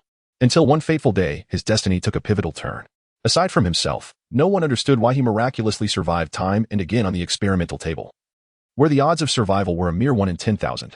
Even the dark sorcerer found it hard to believe this miracle, yet Kilong indeed defied the odds. With each encounter with the specter of death, his eyes grew increasingly serene, transforming into a chilling abyss reminiscent of the fabled black ice that weeps in the depths. It was only a few years ago, when the demon hunters of the Black Soda Wizard Academy vanquished the malevolent sorcerer, liberating all the captives, that Kilong truly regained his freedom after years of confinement. In gratitude, he embraced the Black Soda Academy as his home. Simultaneously, through the concerted efforts of numerous wizards at the academy, the reason behind Kilong's repeated survival during the experiments was unveiled. To the astonishment of many wizards, they realized that the Black Soda Academy had welcomed a true genius, one with a significant chance of triumphing in the Sanctum qualification battle.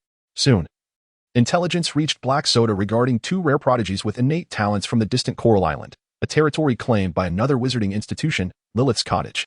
Driven by ambition, the Black Soda Academy, governed by the principles of competition and survival of the fittest, initiated a meticulously planned mission. Who? In the darkness, an owl gently alighted upon Kilong's shoulder.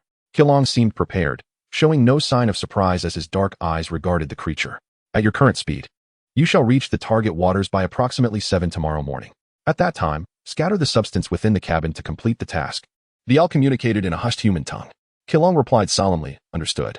As a gust of wild sea wind swept through, the owl wobbled and took flight into the distance, while Kilong remained composed, his icy gaze fixed on the endless void ahead. Kilong, so long. In these days, Green's existence revolved around 2 themes, the study of magical tomes and the preparation of fish and mushroom soup. Inside the cabin, the distinction between day and night blurred, illuminated only by the flickering of candles that persisted in what seemed an eternal glow. Rubbing his eyes, which had begun to redden, Green closed the well-worn book titled Nasal Reconstruction and Olfactory Cartography, stretching lazily while murmuring, "It has been ages since Bin's son last visited. Perhaps I should take a stroll."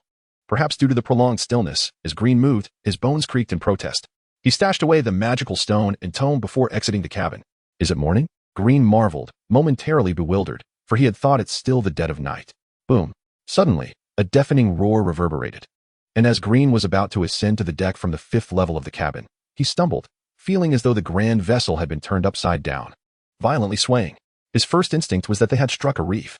Before he could regain his bearings, chaos erupted within the cabin. What happened? Did we hit something? Help?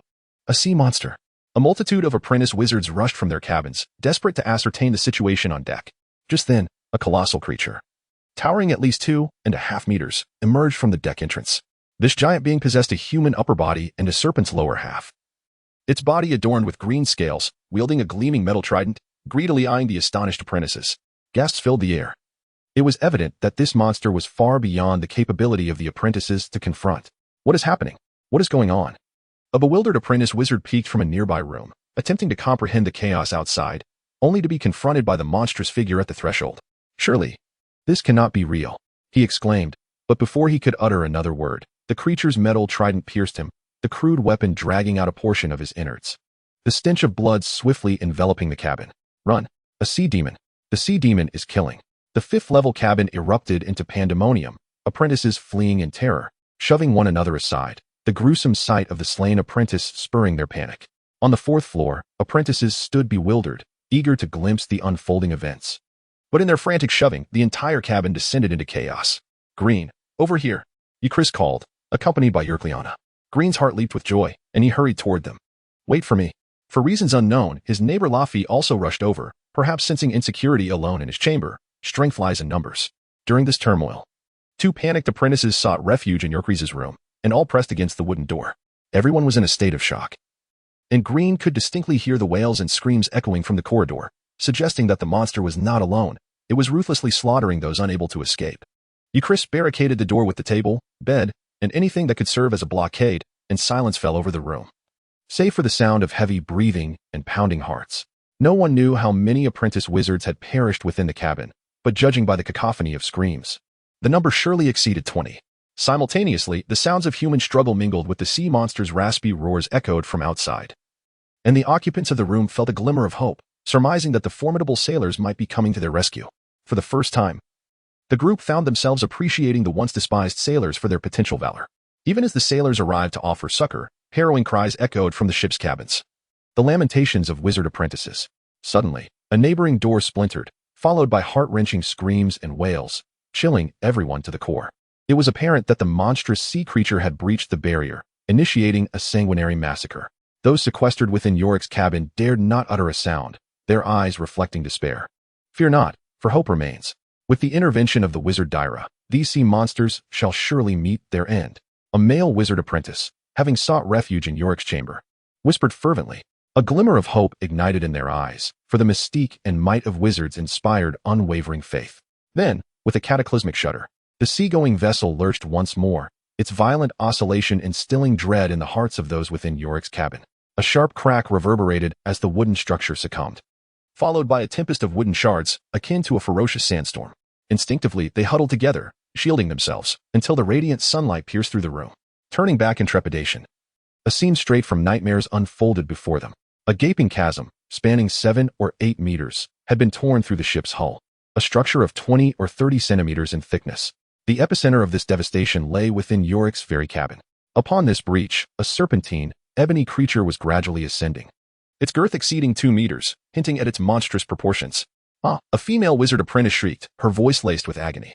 Gazing down, it was revealed that one of the two unfamiliar apprentices who had sought refuge in Yorick's room was impaled through the abdomen by a wooden splinter. The ghastly protrusion soaked in a pool of her own blood. Her eyes, reflecting utter despair, pleaded for help, yet all around her could only offer impotent gazes. Grimm also felt a peculiar sensation beneath his feet.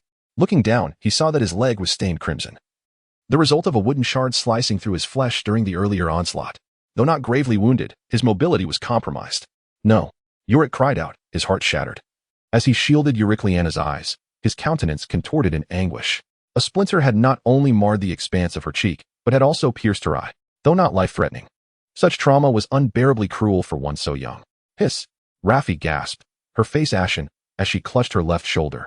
Now a gruesome tableau of blood and exposed flesh. In this fleeting moment of calamity, only Yorick and the unfamiliar male wizard apprentice remained relatively unscathed. As if alerted to the commotion within, a metallic trident crashed through the doorway, its blood-tinged prongs and baleful eyes peering through the splintered wood. Utter despair washed over the faces of all present. Chapter 12. A narrow escape. The monstrous sea creature outside the door went nearly mad upon seeing the group, relentlessly battering against the wooden door with such tremendous force that it left them in disbelief. Through the fissures in the door, Green and the others could clearly see more sea monsters gradually converging from afar, filling them with a sense of despair. In terms of combat prowess, it would be remarkable for the apprentice wizards in the room to slay even a single sea monster, and that was contingent upon Raffi casting her vine magic. They braced against the door, buying time. At that moment, the relatively composed male apprentice wizard shouted, "There is still hope." He suddenly dashed towards the gaping hole in the ship's cabin. The others quickly grasped his implication, igniting hope within their hearts. They remembered the multitude of lifeboats suspended from ropes on either side of the vessel, all anchored to the railing on the deck. The cabin where Euchris resided was 5 stories high, only 5 or 6 meters from the deck, and they could still muster the strength to climb up the ropes. The male apprentice wizard was the first to leap into action, grasping a rope and climbing upwards. The other wizards followed suit, rushing towards the lifelines. Due to her frail physique and an injury to one eye, Eucliana was hoisted up by Euchris as they ascended. Although Green's legs were injured, it hardly impeded his climbing. He had always been strong from a young age, and scaling 7 or 8 meters posed no issue for him. However, Raffi, having been pampered all her life, struggled to cling to the rope due to her lack of stamina and shoulder injury, and despite her anxious demeanor, she did not voice her desire to climb. The unfamiliar female apprentice wizard, who had suffered a grievous abdominal wound from a wooden stick, was on the brink of death, her consciousness fading from excessive blood loss. The furniture blocking the door had already been shoved aside by the sea monsters outside. Yet, the group on the ropes was soon stunned by another sight. They noticed 3 colossal sea serpents emerging from the depths of the sea, crawling towards the deck. My goodness, could it be that these giant sea serpents were a pack? The ship itself stood over 30 meters high, hinting at the serpent's immense length. Suddenly, a thunderous crash erupted from above the deck, and the temperature plummeted. They were horrified to see that the sea serpent climbing beside them was being encased in a layer of solid ice at a visible speed. As the ice spread, the ship began to shake violently, as if a gigantic creature was rising from the ocean floor. With a tumultuous surge of water, a massive octopus had emerged, emitting a pain wail that stirred the surrounding sea into a frenzy. An octopus? All present gasped in disbelief as their expressions shifted, realizing that the so-called sea serpents were merely the tentacles of this monstrous octopus. If that were true, how colossal must this creature be? For the inexperienced apprentice wizards, this was a nightmare, a being that belonged to the realm of legends. Suddenly, as the ice spread over one of the octopus's tentacles, it seemed to lose its strength and plunged into the depths with a resounding crash, creating a considerable splash. Green felt a fierce gust of wind, causing the rope to sway violently, and he clung desperately to it. No, help! He cried out in despair, looking down to see the male apprentice wizard who had climbed the highest plummeting into the sea. In the vast ocean, falling meant certain death. At that moment, Green realized that he was not the only one to fall. Raffi was also swept away by the powerful gust, but fortunately, she conjured a vine with her magic, gripping the rope tightly and hanging in midair. However, maintaining the spell required magical energy, and given Raffi's limited reserves, she could only hold on for a few minutes at best, teetering on the brink of death. Raffi's delicate face had turned pale, her teeth clenched to suppress her tears, yet they shimmered in her eyes. After a glance at the raging sea below, she looked up at the others, but whether out of fear or pride, she bit her lip, refusing to utter a plea, her body trembling uncontrollably. At that moment, only 2 individuals could possibly assist her, Euchris and Green. However, Euchris, burdened with his sister, had reached his limit, leaving only Green.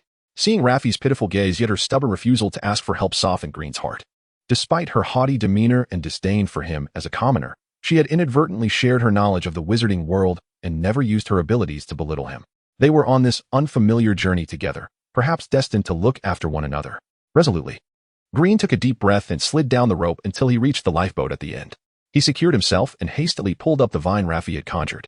Having endured much hardship throughout his life, he possessed the strength to lift considerable weight, and with all his might, he finally pulled Raffi back from the edge of death.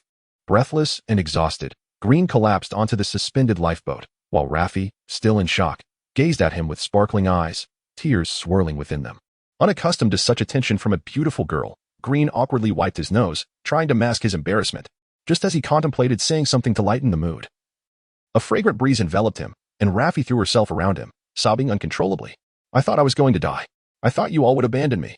I told my father not to send me to that treacherous wizard academy. Feeling the warmth radiating from her body, Green suddenly became tense, his body stiffening as he stood frozen, unsure of where to place his hands. The words he had prepared to ease the tension got lodged in his throat, leaving him at a loss. After a while, Raffi managed to compose herself, seemingly aware of her outburst. She released her hold on Green, her red-rimmed eyes meeting his nervous, evasive gaze. With a chuckle, she teased, "Why are you still standing there? Do you plan to hang on this lifeboat with me forever?" Oh, no. Not at all, Green stammered. Deep down, he harbored a dislike for this arrogant girl who looked down on commoners. While he did not harbor hatred, he certainly felt no affection. After a brief moment of inner turmoil, he forced himself to regain composure and nodded. Yes, let us hurry up and climb back. Subsequently, Green noticed the gruesome wound on Raffi's shoulder and hesitated. Shall I carry you up? Without a moment's pause, Raffi nodded in agreement and embraced Green tightly, her curvaceous figure pressing against him, causing Green to feel her warm breath against his neck, suppressing the strange sensations within. Green took a deep breath and began to ascend with the weighty burden of his companion on his back.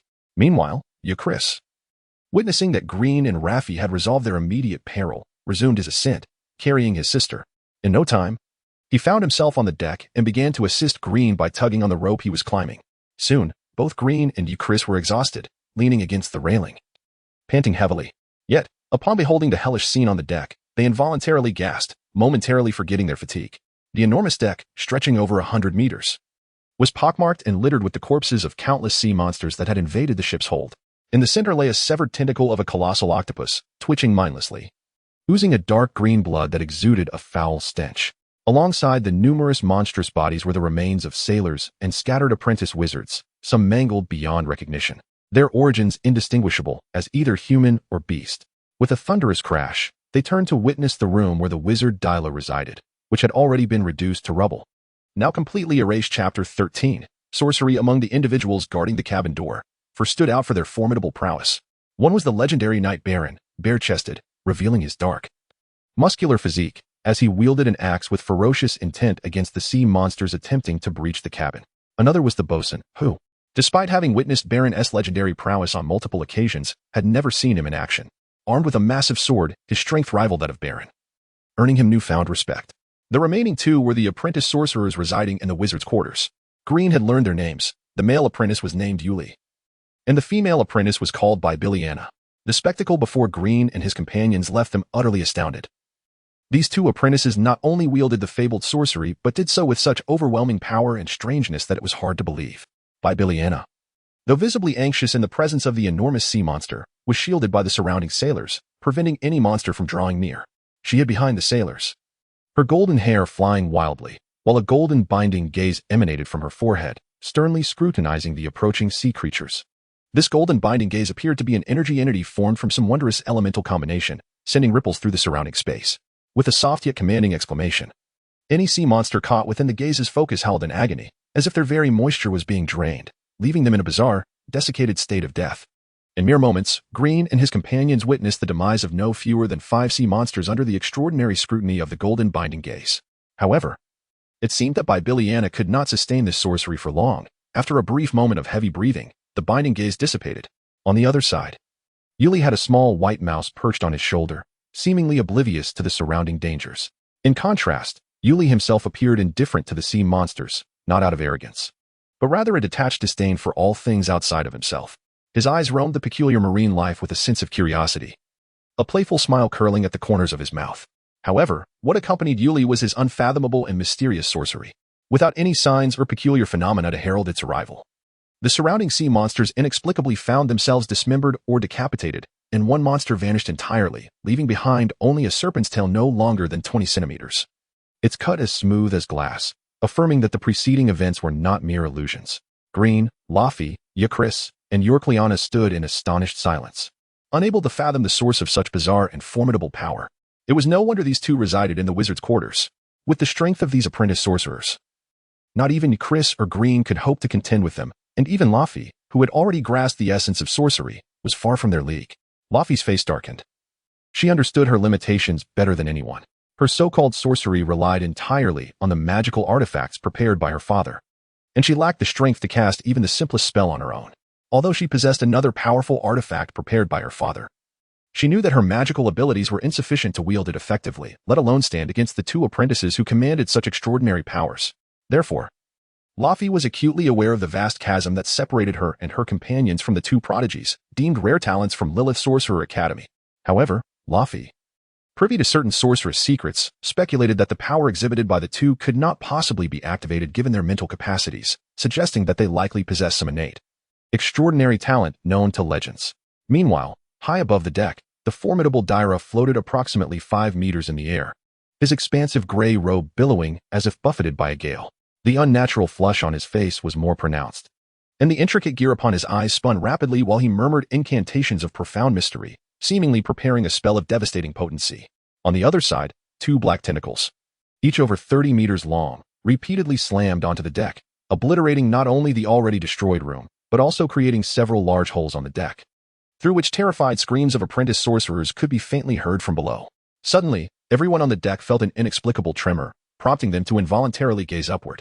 Following an oppressive silence, they witnessed Daira conjuring a gray flame in his hand. The flame was silent and unassuming, seeming devoid of power. Yet it instigated involuntary shivers in all who beheld it, as if it could consume their very gaze. Even Yuli and Bibiliana, who often exuded confidence, were taken aback, fixated on the gray flame ignited in Daira's hand. Flame of the damned souls, Daira's weakened voice bore a peculiar magic, resonating in every ear as if whispered intimately. The moment the gray flame made contact with a tentacle, a cacophony of anguished wails erupted from the depths of the sea below, far more intense than before. The colossal octopus thrashed in agony, sending waves crashing across the entire expanse of water. As if scalded, all tentacles recoiled with lightning speed, and the octopus's head vanished beneath the surface, retreating from sight. "Wizard Master! Master!" The sailors and several apprentice sorcerers exclaimed joyfully upon seeing the nightmarish beast flee. Yet, Daira raised a hand, forcibly suppressing his own body's aberration and silencing the crowd. His malevolent gaze swept across the deck, observing the defiant sea monsters. As his gray robe fluttered ominously, he descended from the heights. Wizards, by nature, are often malevolent and ruthless adversaries. Even the gentlest of sorcerers, in their relentless pursuit of higher knowledge, can inadvertently extinguish countless lives. Daira glanced down at the frozen corpse of a sea monster beneath him, as if scrutinizing something. Suddenly, his eyes lit up with glee, and he sneered, "It seems the time has come. Since you Alado sea monsters have chosen to disregard the treaty signed with human sorcerers, prepare to face the wrath of the wizards." As Daira spoke, the frozen monster's scales began to writhe, and before the horrified eyes of the onlookers, the once massive creature swiftly transformed into a mere skin, from which countless purple-black centipedes emerged, each the size of a palm. Even more terrifying, every centipede possessed 4 pairs of translucent wings, along with a pair of chilling eyes. "At last, they have been cultivated," Daira cackled maniacally. "Alado sea monsters relish the nightmare devised by ancient sorcerers that is destined to devour you. After years of peace, perhaps you have forgotten the terror of human wizards. Embrace the nightmare, tremble in its presence."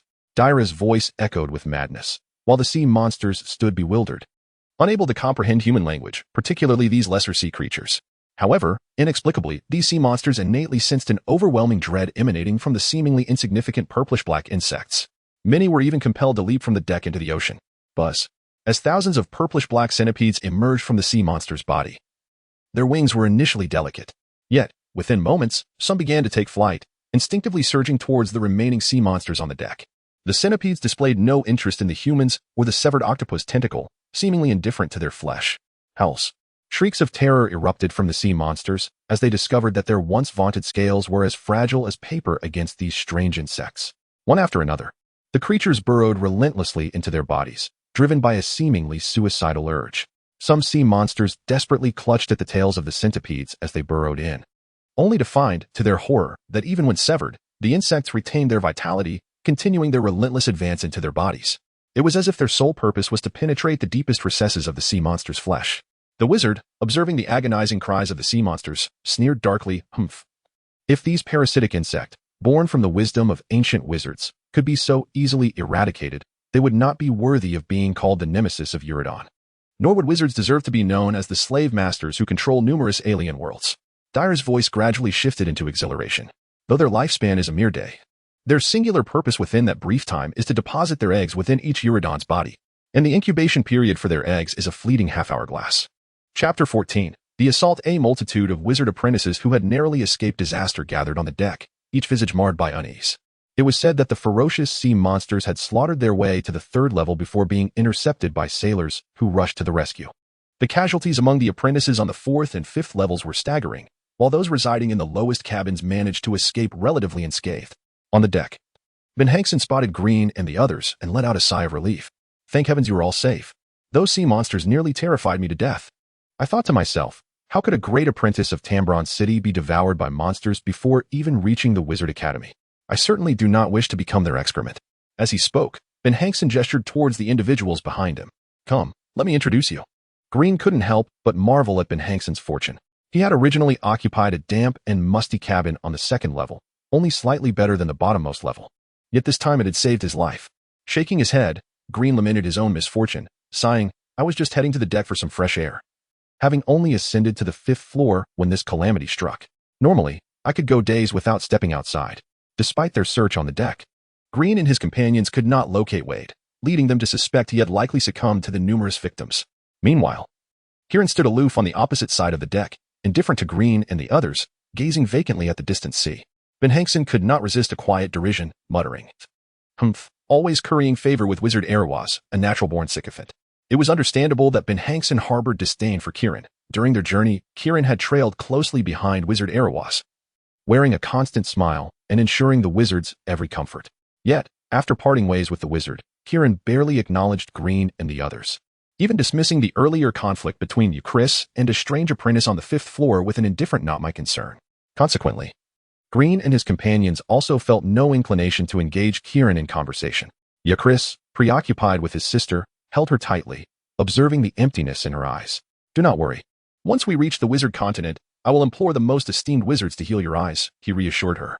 Hearing her brother's words, a faint smile struggled to break through the pallor of Eurcleana's face. "Brother, you need not deceive me. Though I may seem foolish, I am not naive. Are those powerful wizards so easily accessible? Besides, it is all right, brother. Look at Wizard Dyra. Does he not also have just one eye?" The group cast their eyes towards Wizard Dyra, who was busily accounting for the number of apprentices on the deck, his one eye replaced by a constantly rotating gear. A strange sight indeed. Would Eurcleana also come to resemble that in the future? A chill ran through them. Chris quickly interjected, No. I will undoubtedly restore your eyesight. I vow it." Setting aside the concerns of the Chris siblings, Green and Laffy leaned against the mast to rest, one nursing a wounded left leg, the other a hurt right shoulder. The two shared a tacit understanding, each lost in their own thoughts, avoiding conversation. The moment was steeped in silence, as if the brief intimacy they had shared was merely an illusion, unspoken and unacknowledged.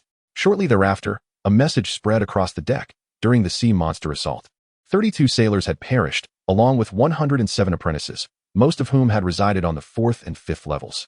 On the other side, Dyra stood with the ship's captain and 2 legendary knights, Baron and another.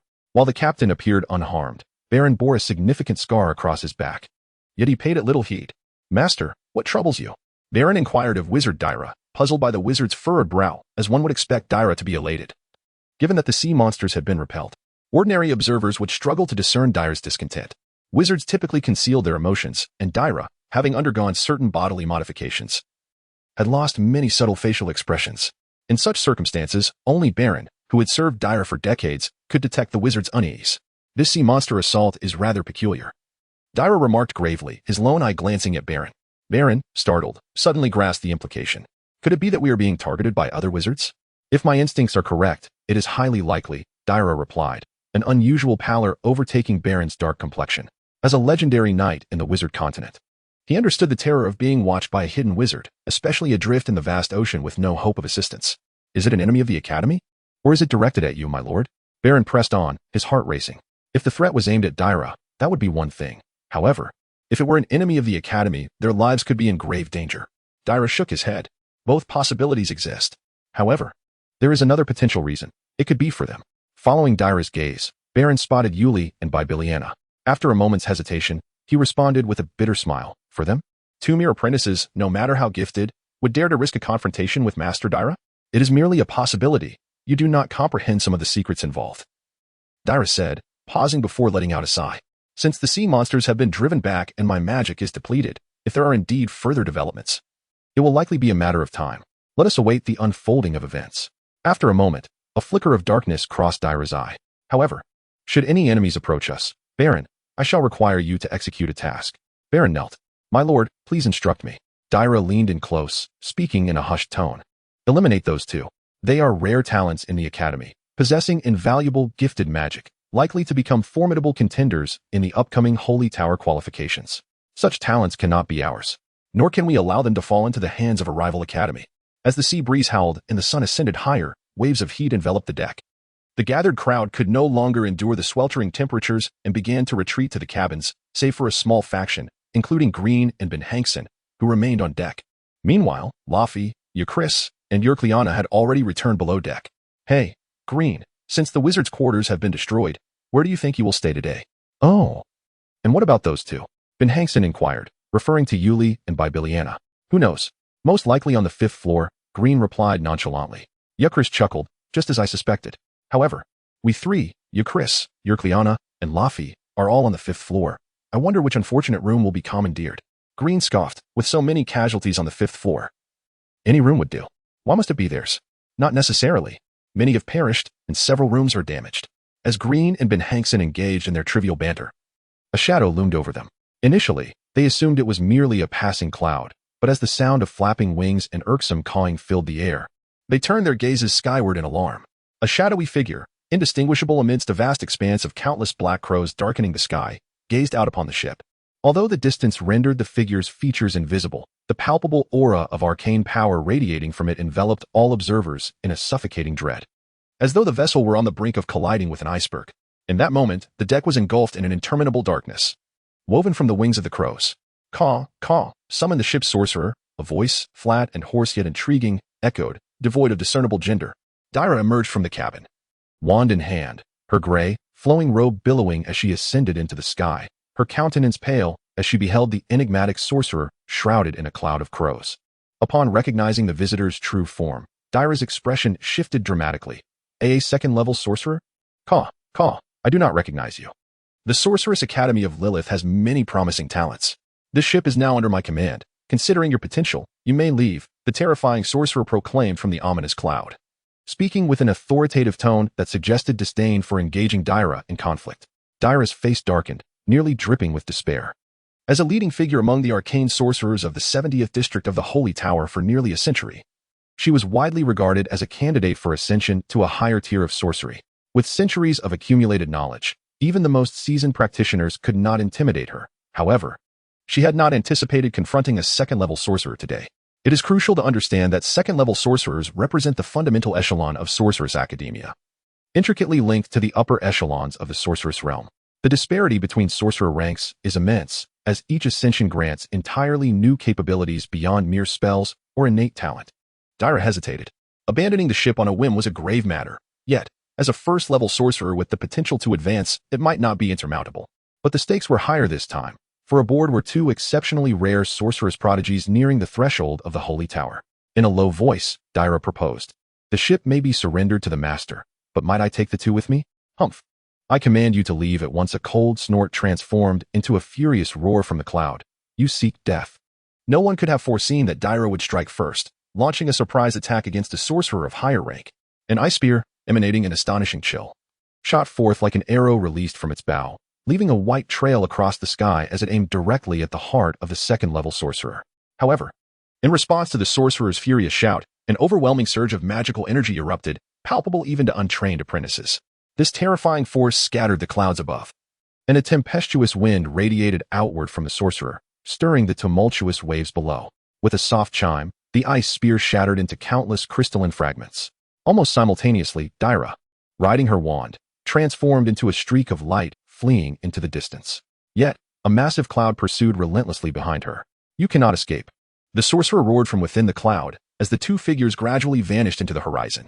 At that moment, Green and Ben Henson, as if rescued from drowning, gasped for breath, greedily inhaling the fresh air around them. When the second-level sorcerer's power erupted, all apprentices on the deck felt as though they were at the end of the world, utterly deprived of breath. "I thought we were doomed," Ben Henson exclaimed, clutching his chest, perhaps overwhelmed by terror. "This life is unbearable, facing death twice in a single day before even reaching the sorcerer's continent. Is this place even habitable?" Green, taking deep breaths, looked pale and murmured, "It seems a great upheaval is imminent." Chapter 15. Blood and Brutality. The legendary Knight Baron was slain by Yunli, which became the most talked-about topic among the ungoverned apprentices of the Sea Wheel at that moment. No one understood why Baron would suddenly attack Yunli. Yet all were aware that the intent of the great sorcerer Dyra lay behind it.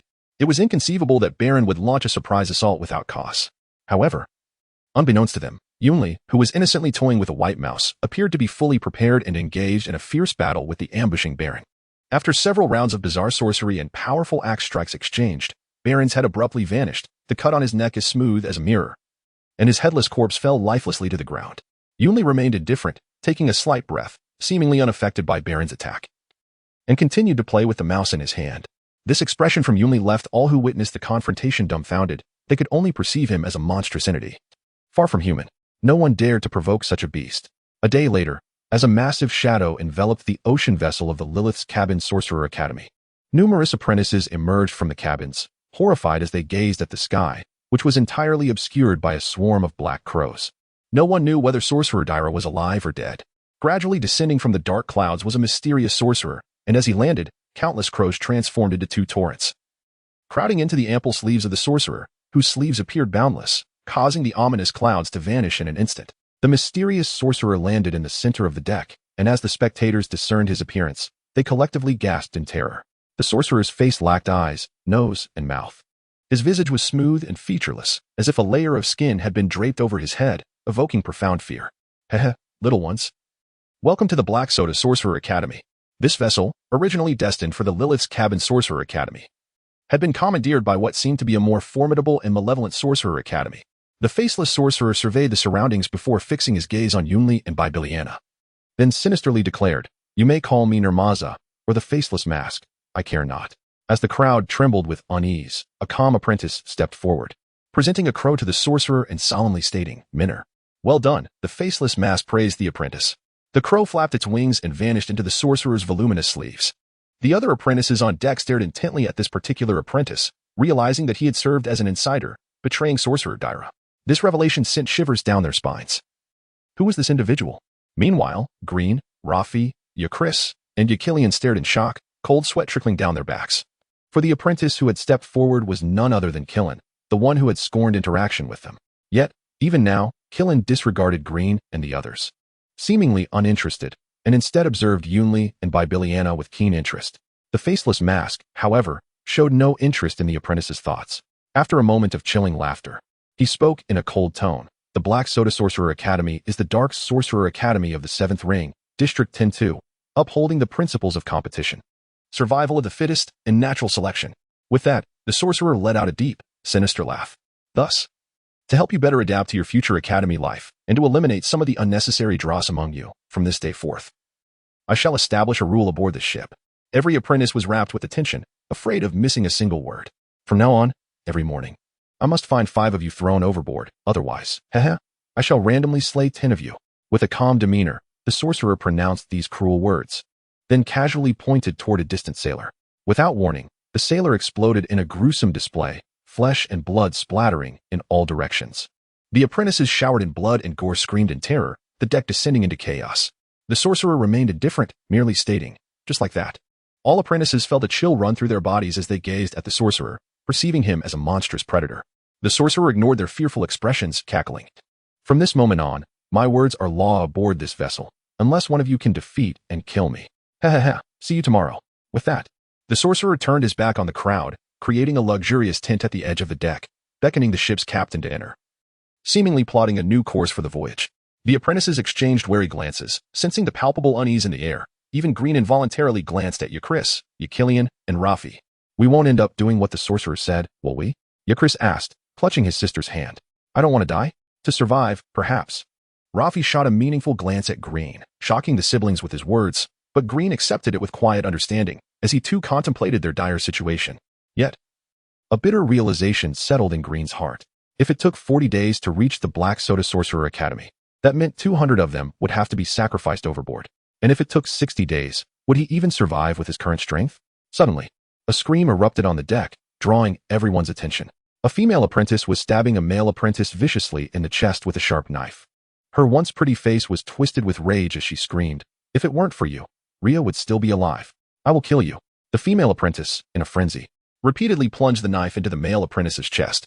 The onlookers understood that a conflict had erupted between the two, and with the female apprentice's madness on display, no one dared intervene. However, it was also possible that her actions were part of the sorcerer's cruel game. In an atmosphere of extreme caution, all apprentices began to leave the deck, with Green and his companions deciding to retreat to Rafi's quarters to devise a plan. Soon, only 3 individuals remained on the deck, Yunli, Bibiliana, and Killen. Having previously vanquished numerous sea creatures, both Yunli and Bibiliana were formidable forces, and Killen, being favored by the terrifying sorcerer, was undoubtedly a formidable character as well. It was best to avoid getting involved in whatever might transpire among them, lest they harbor murderous intentions. What should we do? Who would have thought Killen was a trusted disciple of the Faceless Mask sorcerer? "Oh, right." He now called Solon. In the room, Yakris furrowed his brow, glancing towards Rafi and Green. With a cold snort, Rafi replied, "What else can we do? We take it one step at a time. As he spoke, Rafi pulled out a small, exquisitely crafted crossbow, stating coldly, though this is not a magical artifact. The poison on it is potent enough to slay a fully grown elephant. As the chill of the evening enveloped them, Green hurriedly remarked, there is no need for haste. We must remember that we will be navigating the vast ocean for an extended period. Moreover, Salango has not exhibited any hostility towards us. In fact, it seems he is completely indifferent to our presence. Lafite nodded in agreement, sheathing his exquisite hand crossbow, and the four of them settled into a cramped room to sleep. As for Ben Hansen, he had mysteriously vanished, entangled with someone in the depths of the ship. The following morning, amidst a cacophony of noise, Green and the others emerged onto the deck. At that moment, the deck was a tableau of small groups, each standing apart with a palpable sense of vigilance, watching those around them, ready to spring into action at the slightest hint of disturbance. The faceless masked wizard lingered momentarily before breaking into a calm smile. Haha, 3 are missing. Just 2 more? Then, boom, boom, boom, crash. Without even glancing, the faceless masked wizard pointed carelessly among the crowd, and suddenly, 4 individuals exploded without warning, their blood and flesh splattering across the deck, drenching everyone in a macabre display. One of the victims, even belonging to the small group beside Green. A scream pierced the air as a witch apprentice from that group collapsed to the ground. Wailing in terror, Green, Lafite, Chris, and Yorkliana stood in stunned silence, wiping blood from their faces. Green even discovered fragments of flesh on his clothing, and the overwhelming stench of blood served as a grim reminder that this was indeed reality. Nausea gripped Lafite and Chris, both retching simultaneously, while Green, though unsettled, managed to remain composed, supporting the others while keeping a wary eye on their surroundings. The faceless masked wizard paid no heed to the ensuing chaos, although devoid of eyes. Everyone felt as if he had scrutinized each one of them. With a sinister laugh, the wizard declared, the Sorcerer Academy of Black Soda is also a member of the Seven Ring Tower, part of the Elemental Sorcerers, bound by the Sorcerer-S Alliance, and will not slaughter human civilians. However, remember, you are no longer mere civilians. You are now sorcerer apprentices. And the path toward the truth of sorcery is fraught with thorns and obstacles. Turning to leave, the faceless masked wizard chillingly added, except for the first mate Labu, Salangmo, Yuli, and Bibiliana, if any of you little ones wish to avoid being inexplicably killed by me tomorrow, it would be wise to eliminate 5 of your own. Salangmu and Yuli turned away without a glance, while Bibiliana cast a cold, intrigued smile at the crowd. At that moment, the deck was awash with blood and remnants of flesh, presenting a ghastly sight akin to fiends emerging from the depths of hell. Yet no one dared to take the initiative to cleanse the deck, for all understood that if they did not swiftly decide who among them would meet their demise, they could very well be the next to explode into a gruesome spectacle. Kill. With a roar, the remaining dozen sailors, driven mad by the sea monster, lunged at a nearby group of 5 witch apprentices, who were momentarily caught off guard. These apprentices, lacking any significant magical prowess, were merely fortunate children from families that could spare a gold coin. They stood no chance against the might of the night-level sailors. In the blink of an eye, the 5 apprentices were slaughtered, their anguished cries echoing as their lifeless bodies were unceremoniously tossed into the ocean. With blood-red eyes, the sailors coldly surveyed the remaining crowd. The leading sailor's voice was frigid, none wish for death, yet the world of sorcery is merciless.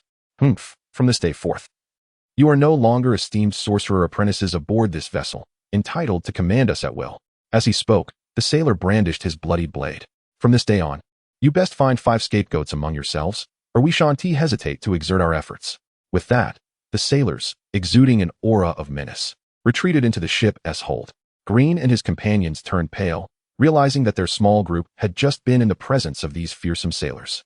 Wade had been swallowed by the sea monster, Ben Hansen had joined another group, and Salangma had ascended to a position of authority, while Green's group had undergone significant upheaval. Meanwhile, the various groups of witch apprentices faced a pressing dilemma: how to determine which 5 would be marked for death. Chapter 16. Elimination. How infuriating. They are so arrogant.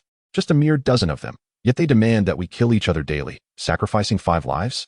A seemingly righteous wizard apprentice shouted, in a fit of rage. His face turned crimson as he slammed his steel blade down onto the deck with a thud.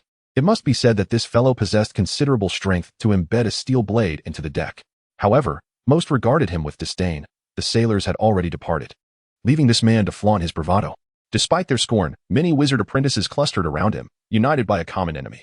Deep down, the apprentices harbored contempt for the filthy sailors, believing themselves to be superior. Though they had yet to become full-fledged wizards, each apprentice bore the pride of a wizard. If one were to shift perspectives, the sailors numbered over a dozen, which could ensure the safety of the apprentices for 3 days. since 5 had already perished today. Perhaps tomorrow. The next day, the faceless masked wizard stood on the deck, counting the crew. After a brief moment, the wizard cackled. 5 are missing. It seems you have begun to grasp the mindset required to become a dark sorcerer. Splendid. It appears I need not intervene today. With that, the wizard retreated to his tent, dismissing the onlookers. Solon, Yuli, and Bibiliana, the captain of the sailors, subsequently departed, leaving 2 distinct factions on the ship, the sailor faction and the wizard apprentice faction. Although the sailor faction comprised only a dozen stout men, each was robust and skilled in combat, capable of besting several apprentices. In stark contrast, the apprentice faction numbered nearly 400, boasting overwhelming numerical superiority. Yet it was divided into numerous small cliques, lacking cohesion. The sailors, sensing the tense standoff, refrained from charging at the apprentices as they had the previous day. Instead, one of the strongest sailors stepped forward and taunted, "What is this? Not ready to provide 5 scapegoats yet? We want to allow our comrades to perish first. If anyone dies, it shall be you." The leading apprentice shouted inciting words from the crowd, but showed no intention of advancing. Yet, to his astonishment, a few foolish apprentices, either eager or pushed from behind, surged toward the sailors. "You seek death," a sailor bellowed, skillfully dodging an advancing apprentice, his face contorting with malice as he swiftly severed the apprentice's head. The severed head rolled among the crowd as the body stumbled forward before collapsing. Simultaneously, 3 other apprentices charged forward, only to be swiftly dispatched by the brawny sailors. Upon witnessing 4 deaths, the sailor captain's gaze fixed upon the nearest apprentice.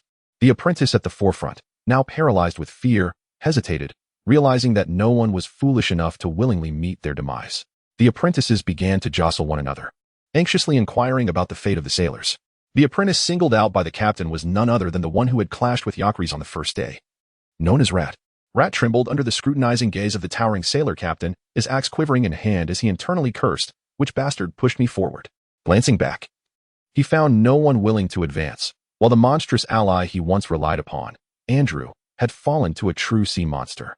In that moment, Rat's triangular eyes darted about, fixating on the advancing sailor captain. In a desperate moment of ingenuity, he swung his axe at a female apprentice standing behind him. With a resounding thud, she collapsed, half her head a bloody mess. That's 5. That's 5.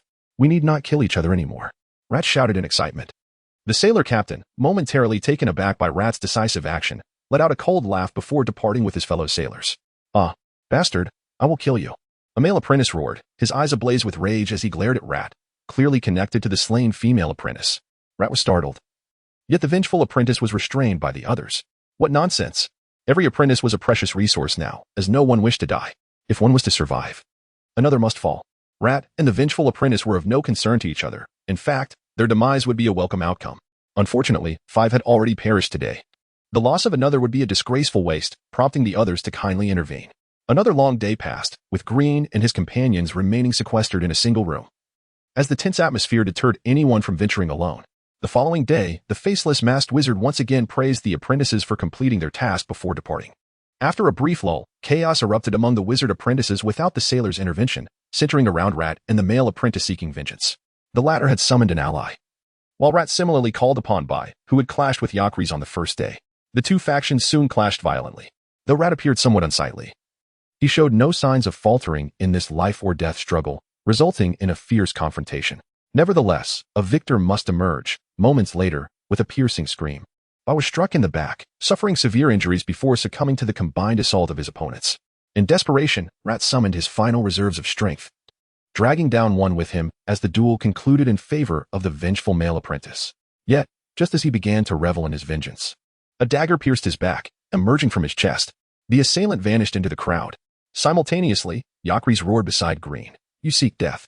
It turned out that amidst the turmoil, someone had targeted Yacreliana. Strangely, she was a frail-looking girl, injured and unable to keep pace, making her an easy target for those with malicious intent. Having already lost 4 lives, they needed only one more to fulfill their grim task. The would-be assailant, a calm-looking man of around 6 feet tall, retreated into the crowd after his initial attack failed. Just then, a massive vine erupted from beneath him, ensnaring him tightly. Amidst his panicked cries, Yacres cleaved him down with a single strike. "Bastard!" Yacres cursed, blood splattering across his face. Green rushed forward, glaring fiercely at the surrounding crowd, pulling Yacres back into the ranks. However, as the number of fatalities had reached 5 today, no unexpected events transpired. Instead, many gazed in astonishment at Laffy. Clearly, The influence of an apprentice wizard capable of sorcery is immense, and henceforth, few would dare to provoke the small team led by Green. The sailors, upon witnessing that some of these apprentice wizards could wield magic, were equally taken aback, their expressions grave as they regarded Laffy.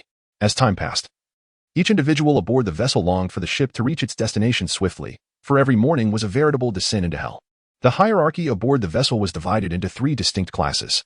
The uppermost tier comprised the terrifying faceless wizards, Captain Theorem, Yulia, and Bibiliona, who represented the unequivocal ruling elite, dominating the ship as they counted heads and distributed limited rations of mushrooms, a task that constituted their sole responsibility. The second tier consisted of a dozen sailors and small groups of apprentice wizards like Laffy, who possessed the ability to cast spells. As the days unfolded, other apprentice wizards adept in sorcery began to emerge, creating quite a stir. Including Laffy, there were 5 apprentice wizards capable of magic. Due to the fear instilled by these 5, no other apprentices dared to challenge them, and they were clandestinely referred to as the 5 sorcerers by their peers aboard the ship. The third tier encompassed all remaining apprentice wizards. Each morning, after the wizards had counted the numbers, they were compelled to engage in deadly combat until 5 perished. Thus, the remaining apprentices were mockingly dubbed meat pigs by the sailors, and the morning skirmishes were referred to as pig slaughter. 30 days later, 150 apprentice wizards had been cast into the sea, and the ship no longer felt so crowded. Those who survived bore expressions imbued with an astonishing ferocity and coldness, their smiles having become the rarest of luxuries aboard the vessel. Under such circumstances, each individual resembled a reincarnation of a fierce demon, a stark contrast to the haughty navet they had displayed upon boarding. It seemed to represent a necessary maturation from ordinary individuals to apprentice wizards. On this particular night, Green, Euchris, and Eurcleana followed Laffy to the deck, where nearly 20 individuals had already gathered, brought together by the other 4 sorcerers. The assembly of the 5 sorcerers' small team suggested that they were poised to make a momentous decision. Chapter 17. The Bloodsail Alliance. Rafi, you're just in time. Please, take a seat beside me. As Rafi arrived, a male wizard apprentice clad in an oversized robe warmly beckoned him, gesturing toward an empty spot beside him. With a handsome visage and profound eyes, his gentle smile could almost melt the heart of the girl sitting next to him. At first glance, this male apprentice was as captivating as Rafi himself. However, Rafi paid him no mind, casually settling elsewhere, his exquisite features seemingly perpetually veiled in frost. Casting a cold glance at the overly solicitous apprentice, he retorted, "Are we acquainted?" The apprentice was momentarily taken aback, his warm smile vanishing as he coldly replied, "Indeed. Just as rumored, you possess a foul tongue. You seek your own demise." He appeared on the verge of violence, but a nearby figure, Green, swiftly intervened. Playing with a sharp dagger, Green cast a menacing look at the apprentice who had spoken. "A Blanche spellcaster? Humph. Those who have survived on this vessel thus far are all astute individuals, so spare us your hypocritical smiles. They insult our team by equating us to those tossed into the sea." With a disdainful snort, he turned away, adopting an air of indifference. Euchris, brandishing a long sword and revealing his muscular chest, similarly scoffed, "Precisely. There's no need for such pretense. Haha, I've long heard tales of Rafi's 2 formidable subordinates. This must be the renowned warrior, Euchris, and I presume this is the infamous Green?" At that moment, a particularly charismatic male wizard apprentice chuckled towards Green and the others. Dressed in the quintessential noble attire, complete with a finely tailored suit and a hat, he adorned himself with an array of jewelry. Most striking were the 2 exquisite gemstone rings on his left hand, one blue and one purple, which even Green, a commoner, recognized as treasures beyond the reach of ordinary nobility. This individual was Amarant, a wizard apprentice with a commendable reputation among his peers. Privately dubbed the Light-Laid Spellcaster for his ability to summon a sword infused with golden energy to vanquish foes, a terrifying force indeed. Over the past month, Green had also gained some notoriety on the ship, largely due to his association with Rafi, divine spellcaster, and his own cautious yet ruthless demeanor, having already claimed the lives of 6 individuals who had sought to challenge him. Nodding politely at Amarant, Green made no effort to ingratiate himself, recognizing that on this vessel, strength was paramount, not camaraderie, as the latter proved futile. "Amarant, do enlighten us about the purpose of your summons," spoke a girl whose youthful appearance belied her raspy voice, mimicking that of a wizard. The puppet spellcaster, despite her innocent and youthful exterior, was among the most ruthless in their midst. Green had once witnessed her command a terrifying white puppet, brutally slaying a squad of wizard apprentices in mere moments. The final spellcaster remained silent, his countenance grim. Notably, one of the sleeves hung empty, as this manipulation wizard had lost an arm during the sea monster attack. The magic of a manipulation spellcaster was peculiar. Rafi surmised that it involved briefly influencing others' actions through mental illusions. Moreover, he speculated that this manipulator was the only one among the 5 spellcasters who did not rely on magical artifacts to wield his powers. The 5 strongest individuals aboard the ship, known amongst fearful wizard apprentices as the 5 great kings of the blood sail, were Rafi, the vine spellcaster, Blon, the fireball spellcaster, Amrand, the light-laid spellcaster, Ims, the puppet spellcaster, and Waymod, the manipulation spellcaster. The deck fell into silence. After surveying the group, Amrand suddenly erupted into laughter. A sound so unexpected that it left everyone feeling uneasy, their brows furrowing in confusion. Fellow spellcasters, I believe while we are referred to as kings by the apprentices aboard this ship, we are all fully aware of our true capabilities, are we not? Humph. Aside from Waymod, we rely on magical artifacts to perform our so-called spells. While they may appear formidable to the ignorant, they are hardly so to true wizard apprentices, Amrand scoffed, shaking his head dismissively. Amrand, we are already aware of this. Kindly address the reason you gathered us here. The puppet spellcaster interrupted impatiently. The reason? Humph, it is quite simple. It is for our collective future, Amrand declared coldly, glancing around the group. Not only for our time aboard this vessel, but also for our time at the Black Soda Wizard Academy. Given the current state of affairs aboard the ship, one can surmise that the Black Soda Academy will be far from benevolent. Amrand's gaze swept over the assembly, and we, as a small faction, may find ourselves facing a fate akin to those who were cast into the sea. A collective gasp echoed through the group, even Green appearing momentarily stunned. Amrand was indeed a visionary, awakening their awareness. Indeed, they would soon be heading to the Black Soda Academy. Who could say whether it would be more merciless than aboard the ship? Thus, I propose that all surviving wizard apprentices aboard this vessel form a new alliance, to stand together in solidarity at the Academy. Amrand's words stirred the hearts of everyone present. Rafi furrowed his brow.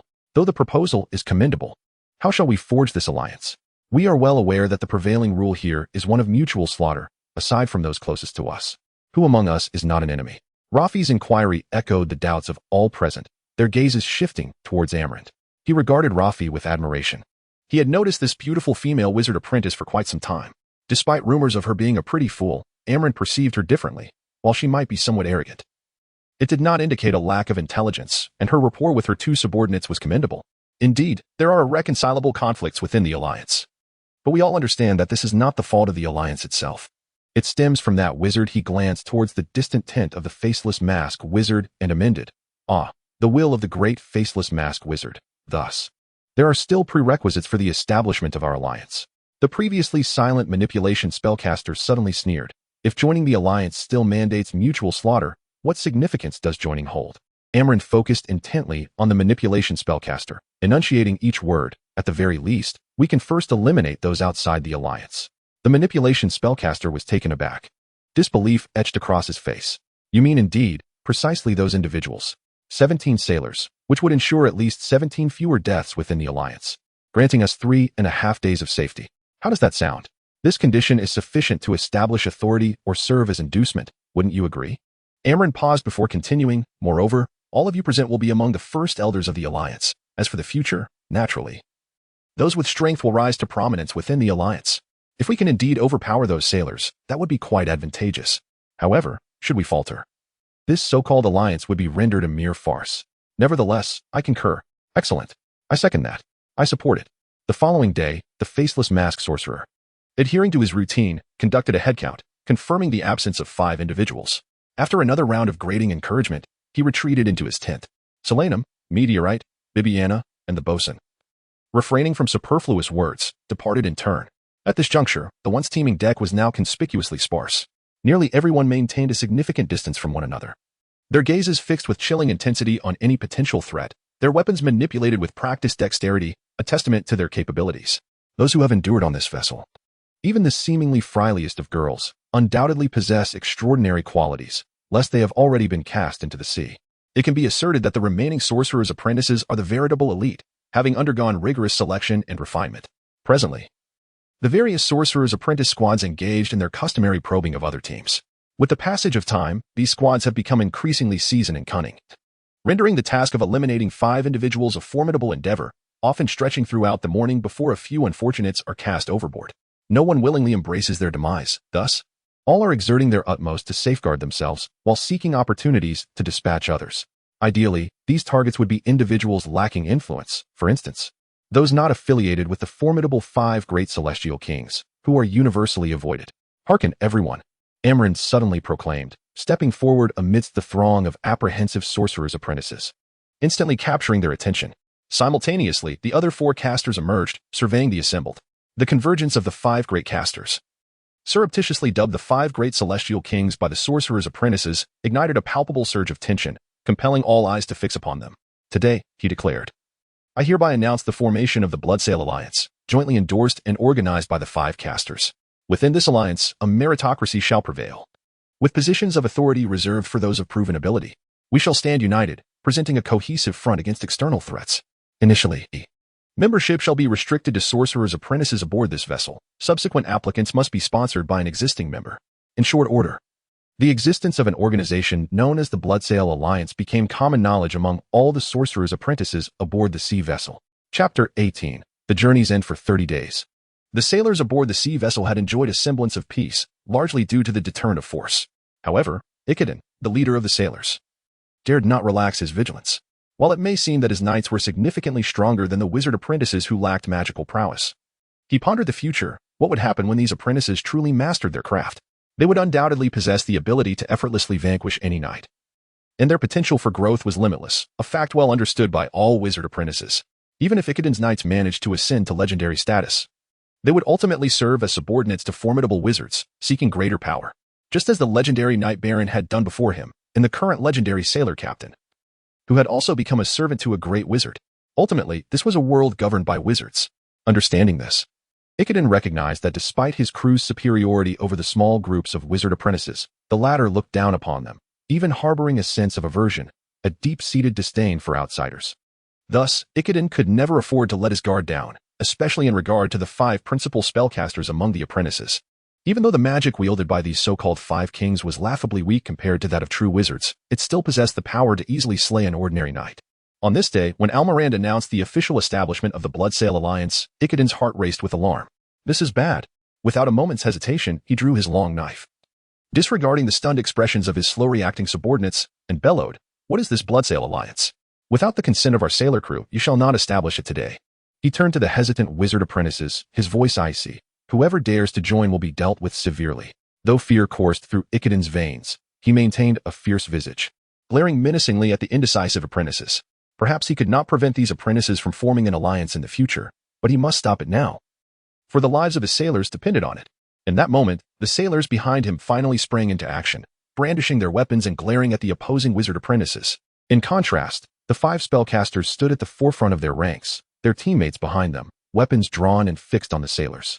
Almirand's gaze locked onto Ichabod, his voice cold.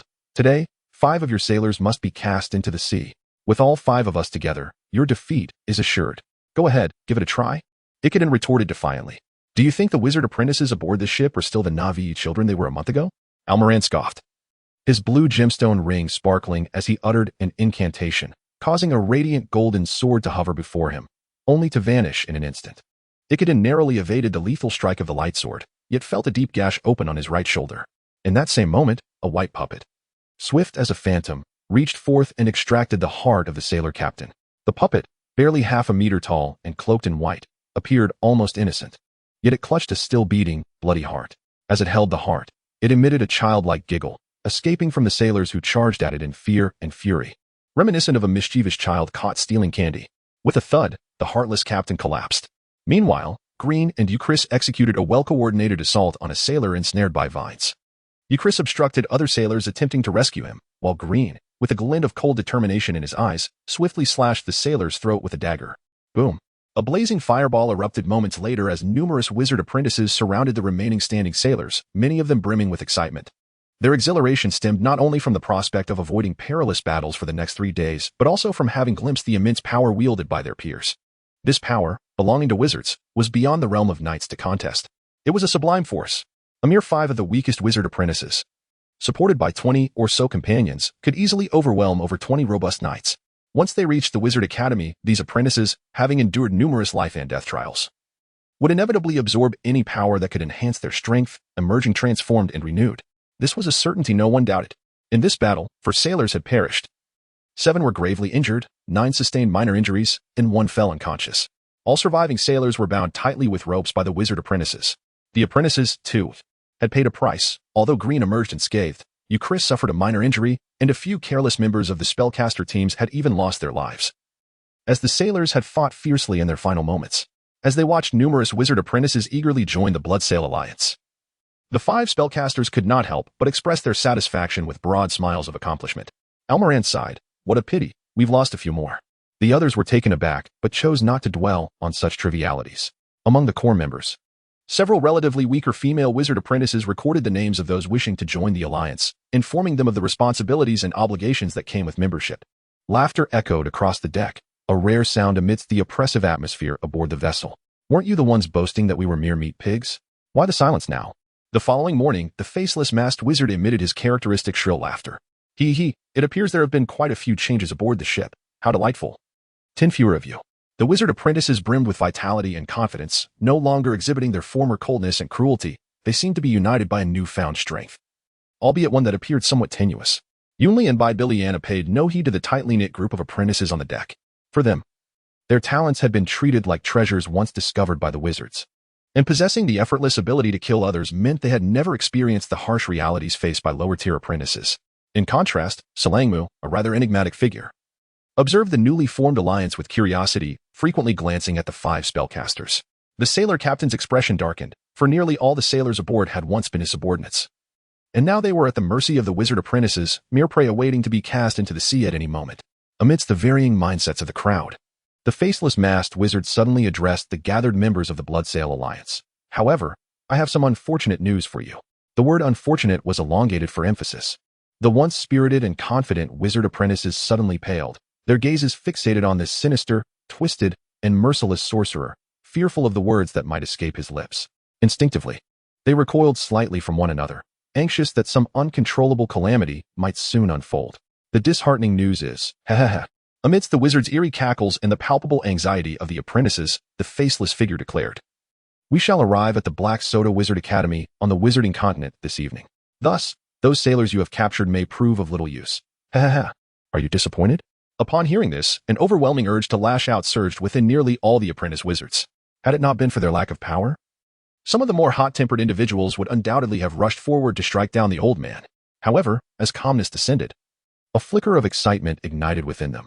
Were they finally nearing the Wizard Academy? In the moments when they had watched their fellow apprentices cast into the sea, each apprentice had vowed to themselves to master formidable sorcery and seize control of their destinies. The brutal conflicts that had unfolded over the past month aboard the ship had become an indelible mark upon the lives of all the apprentice wizards. Yet, these struggles had also provided the fortunate survivors with invaluable training, imparting the harsh yet precious lessons of the wizarding path. They would surely journey further than others in the days to come. On this day, the apprentice wizards stood on the deck, gazing intently into the distance. Gradually, the number of surrounding vessels increased, and the horizon began to reveal subtle changes. As dusk fell and the sun dipped low, the seasoned sailors skillfully dropped anchor, heralding the arrival of their ship, having traversed the endless ocean for over 2 months at an unfamiliar port. Amidst the uncontrollable excitement of the many apprentice wizards, a myriad of black crows suddenly erupted from beneath the faceless wizard's robe, lifting him gently aloft. He cackled, "Ha, my little ones. Welcome to the magnificent Black Soda Wizard Academy on the Wizarding Continent." Chapter 19, Black Soda at the Harbor. The sea vessel carrying the wizard apprentices, including Green, was strikingly conspicuous due to its dilapidated state. It was hardly surprising, considering it had endured a battle between a wizard and a nightmarish giant octopus. The fact that the ship had not sunk was nothing short of miraculous. As the vessel docked, a throng of wizard apprentices could hardly contain their excitement and rushed ashore. Free from the relentless sway of the ocean, they inhaled the fresh air, each displaying a look of sheer delight. At last, they had escaped the hellish confines of that ship. However, their jubilant expressions did not go unnoticed by other passing wizard apprentices in the port, who could not help but scoff at them. Another group of bumpkins from a remote island, they thought, mistakenly believing that stepping onto the wizarding continent would grant them the status of wizards. Such naive ignorance was laughable, indeed. One of the wizard apprentices misinterpreted the joy of the Bloodsail Alliance apprentices as excitement for arriving on the wizarding continent. The multitude of apprentices at the port bowed to the faceless masked wizard, who paid them no mind, and simply instructed the newly disembarked apprentices not to wander off. At that moment, a figure appeared in the distant sky, and soon after, an old witch on a broomstick descended before the crowd, gliding past Green and the others to fix her gaze upon the 2 figures behind the faceless mask, namely Yuli and Biliana. Ah, these 2 charming little ones must be the targets discovered near Lilith's cottage. Indeed, their soul fluctuations are quite exceptional, the old witch cackled, her face so wrinkled it resembled an ancient tree bark. revealing a set of rotten black teeth that made her appear rather repulsive. Many apprentices instinctively moved away from her. Green couldn't help but ponder whether all wizards bore such bizarre appearances. Why were they like this? If he were to become a wizard himself, would he also end up looking like that? The mere thought sent a shiver down his spine. Simultaneously, he glanced at the tall, beautiful Laufey before him and imagined her transformed into the visage of the old witch. Am I pretty? Suddenly, Laufey turned her head, her expression devoid of emotion, as if she were making a cold jest. In that instant, Green nearly conflated the old witch's face with Laufey's. Startled by her sudden gaze, he hurriedly stammered, yes, you are beautiful. Laufey regarded him with surprise. Faced with such a tantalizing question, the previous Green would have coldly turned away, refusing to engage. Perhaps after disembarking the vessel, everyone's spirits had lifted somewhat. After all, the oppressive atmosphere aboard had been stifling. Even Laufey herself hadn't expected to ask Green such a question. After a moment of astonishment, Laufey smiled and said, "Can I take this to mean you are confessing your feelings for me? However, considering your past heroic rescue of me, I shall give it serious thought." With that, she flashed a triumphant smile and dismissed Green from her attention. Green was momentarily taken aback. On another note, the faceless masked wizard, perched atop a flock of crows, remarked, "Enough. Let us not frighten these little ones. After over a month of trials, they are likely terrified of the academy already. However, surviving this ordeal may yield a few who will go further. How they perceive matters is irrelevant to me. They cannot enter the seven-ringed holy tower. Our focus is solely on these two," he continued, gesturing towards Yuli and Bibiliana. The old witch, still on her broom, indicated for the two to approach her. Then turned to the faceless mask, lamenting, "Had I taken on this task from the start, it would not have taken a month." Upon her departure, Euchris expressed his frustration, while his sister, Eucliana, tugged at his sleeve, signaling him to temper his words lest he provoke trouble. "You fool, she meant to abandon us. Or throw us all into the sea," Laufey coldly interjected. Her explanation sent a chill through Euchris, Eucliana, and Green, who were relieved that the old witch had not been the one to undertake the task. At that moment, some even began to reminisce about the previous wizard, Dyla. If these apprentices could safely arrive at Lilith's Cottage Academy, their fortunes would surely change. For that institution was undoubtedly superior to the Black Soda Wizard Academy in terms of rules and regulations. Approximately 15 minutes later, 7 or 8 panting wizard apprentices rushed in from the distance. Upon spotting the faceless masked wizard, they disregarded their exhaustion and bowed respectfully. The faceless mask, displaying impatience, declared, "Though there remains half a month before classes officially commence, this batch of apprentices will not be given further arrangements. They shall be assigned accommodations within the academy directly." "Understood," responded several apprentices respectfully. The faceless mask, accompanied by Theorem, soared into the distance, and the cawing of crows filled the air with an eerie and ominous ambience. Once the wizards had departed, the latecomers breathed a collective sigh of relief, turning their gaze to the group that had just disembarked from the sea vessel. After a month of conflict and sea monster attacks, fewer than 300 apprentices remained. It seems you country bumpkins possess a bit more awareness than the imbeciles from my cohort. That last selection was rather impressive, wasn't it?" A voice laced with sarcasm echoed around them, causing the initially hopeful faces to grow cold as they realized the Black Soda Wizard Academy was, indeed, no benign establishment. However, not every wizard apprentice was like this. One female apprentice stepped forward. "Listen well, newcomers, not everyone entering the Black Soda Wizard Academy can be called a wizard apprentice. You must independently cast 3 spells before you can earn that title. For now, you are merely initiates or newcomers." Pausing, the female apprentice continued, "Therefore, your tasks henceforth are twofold: to continually enhance your mental fortitude and to learn new spells diligently, striving to become true wizard apprentices while awaiting the harsh initiation trials." "Enough. What are you playing at, Celia?" A hot-tempered, burly apprentice interrupted her, his bald head adorned with a scar resembling a centipede. "Listen well, newcomers. While the academy prohibits murder, rules are but ink on paper. As long as you can kill without being caught or leaving evidence, the enforcement team won't interfere. If you wish to survive longer, behave yourselves," the fierce apprentice warned. "And do not think that arriving on the wizarding continent grants you any privilege. I have encountered many arrogant islanders from obscure waters.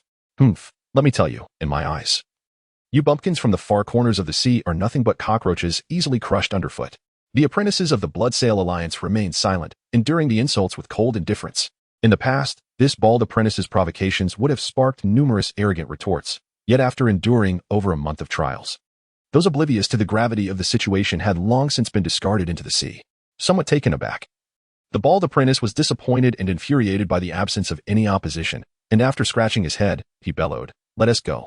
8 apprentice wizards led the way, followed by nearly 300 newcomers of the Bloodsail Alliance, as they traversed a seemingly unremarkable harbor and approached a towering, steep mountain. The mountain loomed at an angle exceeding 80 degrees, its surface adorned with layers of dark chains that bestowed upon it a palpable sense of oppression, as if it were perpetually gazing down upon the multitude. As night fell, only a vague outline of the mountain was discernible. Faced with such an imposing edifice, the Bloodsail Alliance members could not help but ponder whether the Black Tower Wizard Academy was situated atop this very peak. Yet, the mountain's sheer steepness, coupled with its rugged terrain and the ominous vegetation that thrived in its crevices, raised the question of how one might ascend it. Occasionally, an owl would glide through the darkened sky. At that moment, the bald leader suddenly recalled something and turned with a fierce expression, stating, "Listen closely. Any owl encountered within the Academy and its surrounding areas is to remain undisturbed by any means. Otherwise, the Academy's enforcement team will be quite merciless." The group was taken aback, uncertain as to why the bald wizard felt compelled to offer such a warning. At last, the 7 apprentice wizards reached the base of the mountain, where the craggy cliffs were adorned with towering trees, each standing a remarkable 40 to 50 meters high. Their age is unknown. Amidst the rustling of leaves, a low murmuring seemed to resonate, creating an eerie atmosphere.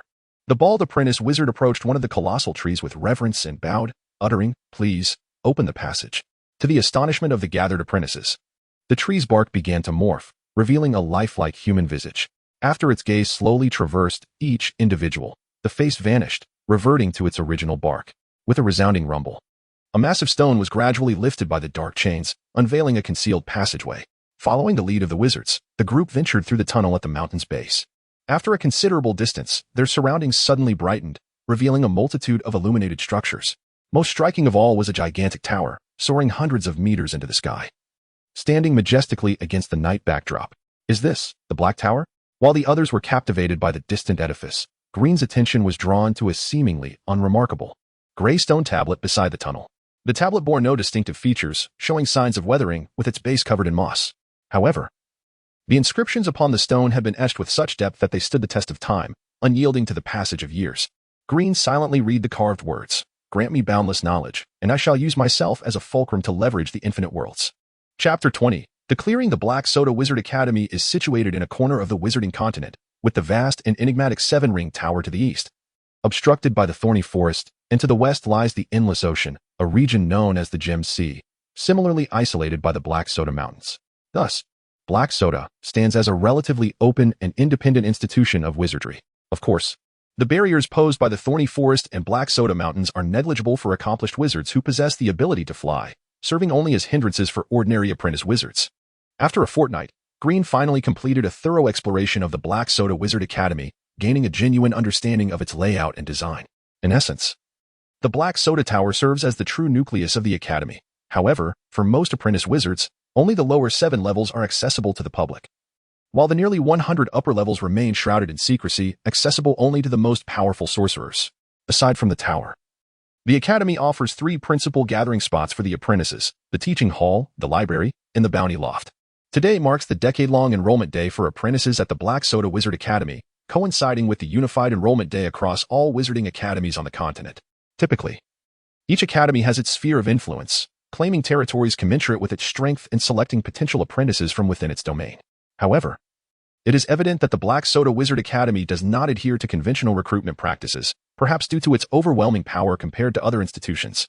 A throng of eager newcomers, guided by seasoned apprentices, enters the academy. The newcomers exhibit a mix of wonder and pride as they traverse the campus, whispering amongst themselves and even declaring lofty ambitions to become illustrious stigma wizards. The members of the Bloodsail Alliance accompany the newcomers, though they maintain a notably calmer demeanor compared to the fresh faces surrounding them. Having endured the crucible of experience, they perceive in the newcomers a reflection of their own past arrogance, naivety, and folly. On the smooth marble plaza, thousands of newcomers stand in neat formation. A diverse assembly of wizards occupies the elevated platform, all seemingly preferring to conceal their forms beneath voluminous robes, shrouding their secrets. Interactions among wizards lack the elaborate courtesies typical of nobility. Particularly, higher-ranking wizards often address their lower-ranking counterparts with an air of command, which is a natural consequence of the societal norms within the wizarding realm. Time is measured in the wizarding world by hourglasses and natural days, with some places employing mechanical clocks for hours and minutes. One natural day equates to 12 hourglasses, which approximates to 1 hourglass equaling 2 mechanical clock hours in relation to East Coral Island's timing. After 3/4 of an hourglass, the wizards on stage took turns elucidating the fundamental rules of the Black Soda Wizard Academy, along with the various tasks and trials that apprentice wizards must undertake. The members of the Blood Sail Alliance, drawing from their previous experiences aboard the sea vessel, no longer harbored naive illusions about the Academy. Green summarized the information presented. Overall, the Black Soda offers a 3-year grace period for newly enrolled apprentices, a term which merely includes a meager monthly allowance of 2 magical stones and a non-mandatory task period. After 3 years, a trial task for newcomers will be conducted. Green, with a mere flicker of thought, understood that this so-called trial would undoubtedly serve to effortlessly eliminate the majority of those deemed unworthy by the Academy. As for the purpose of the magical stones, while Green remained unaware of their fundamental significance, he recognized that nearly every endeavor aimed at enhancing one's strength within the Academy was intrinsically linked to these stones. For instance, borrowing a wizarding tome for a week necessitated 1 magical stone, attending a lecture cost half a stone, and the acquisition of experimental materials could require an unending supply of stones.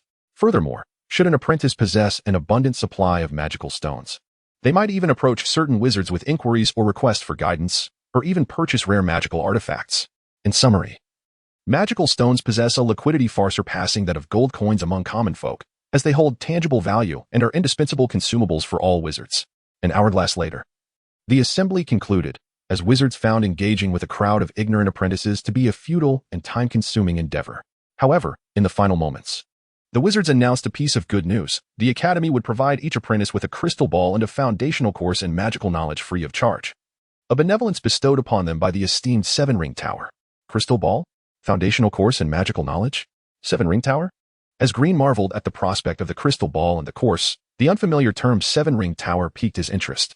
3 days later, Green, the Chris siblings, and Ben Henson secured front row seats in Hall 9. As the instructor had yet to arrive, the group engaged in lively chatter. Ben Henson, ever the talkative one from their brief alliance aboard the sea vessel, began to regale Green with secrets. Let me tell you a secret.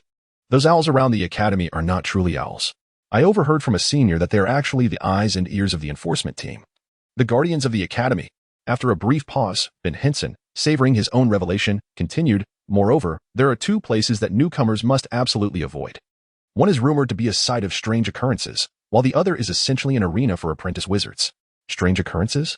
Green pondered, concluding that such phenomena likely stem from the ignorance and fear of lower-ranking wizards regarding higher knowledge. As for the apprentice arena, he had indeed heard whispers. Although the Black Soda Wizard Academy explicitly forbids killing within its confines, it does not genuinely enforce this prohibition. There exist 2 unspoken rules. Firstly, if a murder can evade the enforcement team's notice, the victim is considered to have died in vain, as no one will pursue justice. Black Soda shows little compassion for the weak. Secondly, there is a place called the Ruined Yard, where the enforcement team merely collects the bodies without attributing blame. Thus it is also known as the arena for apprentice wizards. On the other side, Ben Henson, noticing Green's skepticism regarding the existence of strange occurrences, hurriedly insisted, it's true. Not only do we newcomers encounter oddities there, but even the high-ranking wizards do, and they cannot prevent such events from happening. Observing Ben Henson's earnest demeanor, Green found himself intrigued and inquired, where is it? Ah, I knew you would ask. It's at the abandoned water tower to the south of the Academy. However, these strange occurrences only happen at night when you are alone. If you're interested, you might sneak a look one evening. Ben Henson encouraged. Green remained non-committal but felt a flicker of curiosity within. Deep down, he remained skeptical of these alleged oddities but dared not investigate recklessly. Unbeknownst to them, the hall had filled to capacity with newcomers, while Green and Ben Henson continued their hushed discussion about the Academy's gossip, and the Chris siblings engaged in their own whispered conversation. Suddenly, an unexpected voice broke through the chatter. A girl, resplendent in elegant attire, stood out among the throng, distinctly different from the many apprentice wizards who donned oversized robes. The girl had short, auburn hair and a diadem of alternating crimson and azure gems on her brow. The intricate purplish-black floral patterns adorning her dress exuded an air of nobility, elegance, and mystery, accentuating her lithe figure and alabaster skin. Her lineage was undoubtedly extraordinary, as the regal aura she effortlessly projected far surpassed that of the former Raffi. Within the hallowed halls of the Wizarding Academy, distinctions of birthright held little sway. Knowledge and power were the true determinants of a wizard's worth. At that moment, the refined girl addressed the boy trailing obsequiously behind her, a hint of vexation in her tone. Not a single seat available in 9 halls. You assured me there were always ample vacancies. Why the leisurely pace? The boy appeared discomfited. According to his intelligence, the freshman class of previous years barely filled 8 lecture halls. To his surprise, this year's cohort had occupied all 9, with many individuals unable to gain entry. Consequently, the boy bore the brunt of his faulty information. His countenance darkened. He was loath to admit his error and incompetence in front of the girl. With this in mind, the boy turned his gaze towards Yokris and Yokriana. It was evident that the vulnerable were universally discernible. Yokriana's timid disposition, both on the ship and within the Wizarding Academy, inspired no apprehension in others. You too. Vacate those seats, the boy commanded, gesturing toward Yokriana and Yokris. He presumed Yokris to be Yokriana's suitor. Casting a glance behind him, several individuals, seemingly from the same region as the boy, rose from the rear of the hall and approached, directing looks of shared animosity towards the somewhat alarmed Yokriana. Bang! Raffi slammed her hand on the table, rising in a fiery rage. Her eyes blazed as she fixed her gaze upon the boy. Are you addressing us? She uttered, each word laced with frigid fury, betraying her incandescent ire. Without the need for further discourse, Grin and Ben Hansen, veterans of their shared struggles during the month-long voyage, stood as well. Yokris, his whiskers bristling, roared, "What gives you the right to order us around?" His outburst drew the attention of nearly everyone in the hall. Next to Yokris sat an unfamiliar boy, bespectacled and seemingly well-mannered. Witnessing Grin and his companions daring to confront the aggressive group, the boy hastily distanced himself from Yokris, inwardly lamenting their lack of situational awareness. His gaze, sharp and piercing, regarded Grin and the others with an air of fatalism. Beside the bespectacled boy, a girl covered her mouth, a trace of pity in her eyes as she looked at Grin and his companions. On the other side, the boy who had summoned reinforcements upon hearing Yokris' roar was momentarily taken aback. However, this was quickly replaced by unbridled rage. His judgment was usually impeccable, and he could discern at a glance that, apart from Raffi, whose origins seemed more refined, the others emanated a plebeian aura. And now, these commoners dared to defy him. Furthermore, they were embarrassing him in her presence. The fury swelling within the boy threatened to overwhelm him. Towering over Grin and the others, the boy, standing at an imposing 6 feet 3 inches, sneered, "Kneel and slap yourselves immediately, and perhaps I shall be inclined to spare you. Otherwise, I vow, you shall not survive half a year here." The boy's heart seethed with malice. How dare these commoners offend him? He would seek counsel from his senior on methods to eliminate these wretches. Not survive half a year? How intriguing. Raffi retorted, her anger giving way to amusement. She leaned back in her chair, fixing her gaze upon the equally enraged boy before her. "I am eager to witness how you intend to make that happen." "Very well. If you seek death." The boy was about to unleash a torrent of vitriol when a sharp, resounding slap echoed through the air, landing squarely on his face. The boy, incredulous, turned to face the friend who had struck him, his face contorted with rage, veins bulging. The friend, now panicked, stammered, "It wasn't me. I felt as though I was being controlled. It must be." At that moment, no fewer than 70 or 80 individuals rose in unison within the vast lecture hall, their faces etched with a chilling resolve, occupying nearly half the hall. They encircled the group of 10, their gazes fixed icily upon the arrogant figure who had confronted Grin and his companions. Amrand, the wielder of the light sword, and a one-armed manipulator strode forward in tandem. The manipulator frowned, remarking, "There remains but a tenth of an hourglass before the commencement of the lecture." Amrand merely chuckled, twirling an exquisite ring upon his finger. "Sufficient," he said chillingly. Thereupon, Amrand bellowed across the lecture hall, his voice devoid of emotion. "The Bloodsail Alliance is clearing the premises. Those who wish to avoid trouble, depart at once." Chapter 21, The Bloodsail Alliance? I've never heard the old-timers mention such an organization. Regardless, these fellows exude an intimidating aura. Let's make a hasty exit. In the blink of an eye, the lecture hall was nearly emptied, save for 80 members of the Bloodsail Alliance surrounding several terrified newcomers from the Wizarding continent. The one who had boasted that Green and his companions wouldn't survive half a year now wore a ghastly pallor, his forehead slick with cold sweat. One could discern the trembling of his legs beneath his robes. "Why you? This is a misunderstanding, a grave misunderstanding." His articulation faltered. This man, named Taurus, no longer concerned himself with appearances, his voice bordering on a sob. Who knew that this year's incoming class harbored such a formidable organization? Keep in mind, it's only been 3 days since their matriculation. Misunderstanding? Humph. Raffi sneered, glancing at Chris and Yurkliana. Yurkliana whispered timidly, "Sister Raffi, please don't kill him. Taking a life within the academy will incur the wrath of the enforcers." Yurkliana's plea sent shivers down the spines of Taurus and the dozen or so behind him. Not kill him. Did these fellows truly intend to resort to violence? Know that blatantly killing someone in the academy would lead to certain death at the hands of the enforcers. Rest assured, Raffi replied soothingly to Yurkliana. Taurus felt a wave of relief, yet harbored a silent resentment. She wouldn't dare, he thought. Even he required the backing of senior wizard apprentices to make a move. Though these individuals had somehow formed an alliance, they were ultimately a group of ignorant commoners lacking influence. This alliance won't last. However, Amran continued Raffi's thought, saying to Yurkliana, "We've thoroughly investigated the Academy's rules these past few days. We were planning to establish the Alliance's authority. Since this fellow had the misfortune of provoking Rafi, let him be the one. The manipulator clicked his tongue. It seems I'm the only one in the Alliance capable of handling this. I hope the Alliance's curse specialists can mature quickly. Green, observing that the situation was largely resolved, kicked Taurus in the stomach without hesitation. The fellow's face turned deathly pale, then flushed crimson, as if he had ingested excrement. He doubled over, clutching his abdomen, yet dared not utter a cry. Humph, disgusting fellow. Green had witnessed too much contempt in this man's eyes, reminiscent of the Bloodsail Alliance members on the sea vessel. Each one was so arrogant and complacent. It was the faceless masked wizard who had awakened everyone, enabling them to recognize themselves and cease their childish ignorance, forever coddled by their parents. Greetings. This matter has nothing to do with me. May I leave? The girl whom Taurus had been pursuing cast a disdainful glance at him. Finding herself surrounded by so many, she felt uneasy and fearlessly addressed the crowd. Imran paused, scrutinizing the girl's every move.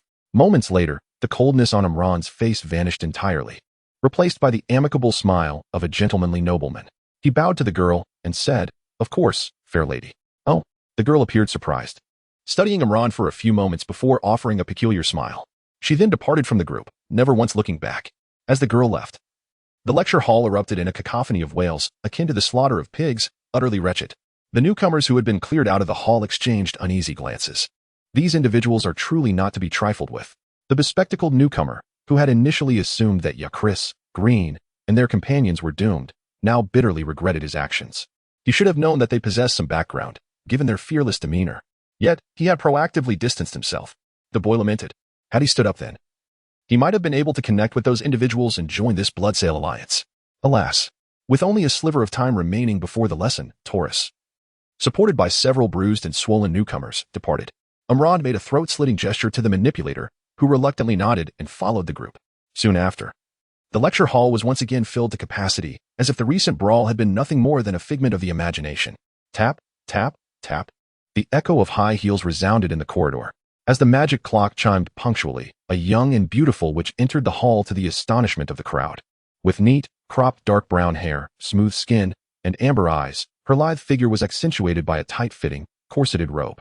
All of this indicated a mature and alluring witch. This was also Green's first encounter with a wizard in normal human form. Greetings. I will be your mentor for the 7 fundamental education courses. You may address me as Mentor Ripple. The witch's voice possessed a certain magnetism. Noticing the surprised expressions on the faces of the crowd, she seemed to understand their reaction and chuckled. Are you surprised by my appearance? Not all wizards are fixated on bloodline research. Though bloodline sorcery is the easiest path to rapid power, it also alters a wizard's appearance and carries irreversible mental invasiveness. Therefore, bloodline sorcery is not suitable for every wizard. Wow, the wizarding world does have its beautiful aspects, the crowd thought in their hearts as they gazed at the witch. Crunch. Abruptly, a chewing sound shattered the reverie. The entranced expressions on the faces of the crowd froze, and even Green couldn't help but twitch. The beautiful witch casually retrieved a hand-sized black centipede and popped it into her mouth, emitting a crunching sound. The crowd could almost visualize the centipede dissolving into liquid within the witch's mouth. Such a beautiful witch, yet, alas, a silent sigh. Are you surprised by my consumption? Ripple inquired, observing the crowd's expressions. She then shook her head, unconcerned, and said, the 3 commonalities shared by all elemental wizards, a crystal ball, a symbiotic insect, and a soul slave. If you wish to avoid succumbing to curses and delusions, cultivate your own symbiotic insect as soon as possible. The witch smiled, and when that time comes, you will realize that these insects are not as filthy as your superficial understanding suggests. They are merely a symbol of the endless world, a part of the ecological system. Suppressing his gag reflex, Green muttered to himself, even so, it's nothing like eating them as a snack. Ripple paid little attention to the crowd's gazes, nonchalantly chewing on the centipede. After she swallowed the contents of her mouth, the witch stated indifferently, since this is the first lesson, let's discuss your perception of wizards. The crowd exchanged glances. Binghamton was the first to stand up and declare, great wizards are those who govern the order of the world. They stand at the pinnacle of this world, controlling the balance of life and death. Wizardry is a realm transcending mortals, a sublimation and transformation of life. A dozen or so individuals rose sporadically, nearly all of them praising the greatness, mystery, and irresistibility of wizards. Green also attempted to articulate his perspective on wizards. Great wizards should be those who accomplish the objectives of their ideals through the knowledge they command. As he spoke, the words etched on the megalith at the Academy's tunnel entrance naturally surfaced in Green's mind. Grant me infinite knowledge, and I shall use myself as a fulcrum to move the infinite world. Subsequently, after the newcomers had finished expressing their understanding of wizards, Ripple remained silent, indicating her dissatisfaction. Indeed, no one else rose. Leonie calmly stated, "A wizard is one who wields the exquisite leverage of knowledge to manipulate the rules of the world. Remember." The one who uttered this phrase was the ancient and great spirit wizard, Antonio. Following this, the sorceress organized her desk and declared, "Now, I shall demonstrate what it means to manipulate rules." She produced 3 identical magical stones and gave them a gentle shake before a crystal orb before her. Observe. These 3 magical stones each contained energy equivalent to 7 standard magical units. After speaking, Leonie began to chant a spell, and a transparent barrier suddenly rose from the podium, causing the crystal orb to slowly levitate into the air under the spell's influence. Next, this crystal orb will record the energy output from these 3 magical stones. Leonie effortlessly enveloped the first magical stone in her magical energy and hurled it towards the floating crystal orb, resulting in a sudden explosion. Let us examine the outcome. By employing the most rudimentary means to detonate the magical stone, the crystal orb recorded an impact of 3 standard magical units. Despite the stone originally possessing an energy level of 7 standard magical units, Leonie shook her head. This indicates that, under the crude manipulation of a wizard, the stone failed to unleash its inherent potential. Next, Elan took the second magical stone. After enveloping it in her magical energy, she felt its power gradually infuse into her being. She then murmured a spell, and a fireball the size of a fist ignited at her fingertips.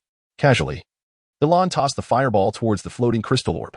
With a flash of the barrier, a thunderous explosion ensued, containing the raging flames within a small space on the podium. "Observe the results," she said.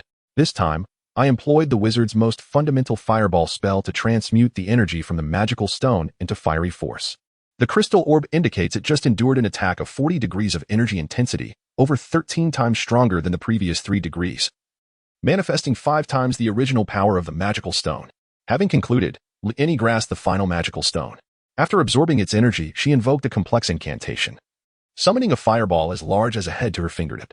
Uniquely, this fireball began to morph into the shape of a soaring firebird as she chanted her spell.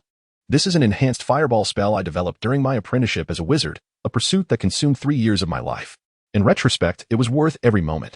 With a swift motion, the firebird surged towards the floating crystal orb, resulting in a violent explosion, with waves of fire engulfing the orb in a concentrated display of energy. The explosion was fleeting, unlike the previous flames that lingered. With a wave of her hand, the crystal orb settled into her grasp, and Elan examined the data within. Smiling as she remarked, "The crystal orb indicates it just sustained an attack of 66 energy units. Thus, a magical stone with merely 7 energy units, when manipulated by a wizard leveraging knowledge, unleashed more than 9 times its inherent energy." Pausing for effect, Leonie added, "This is the power wielded by a wizard."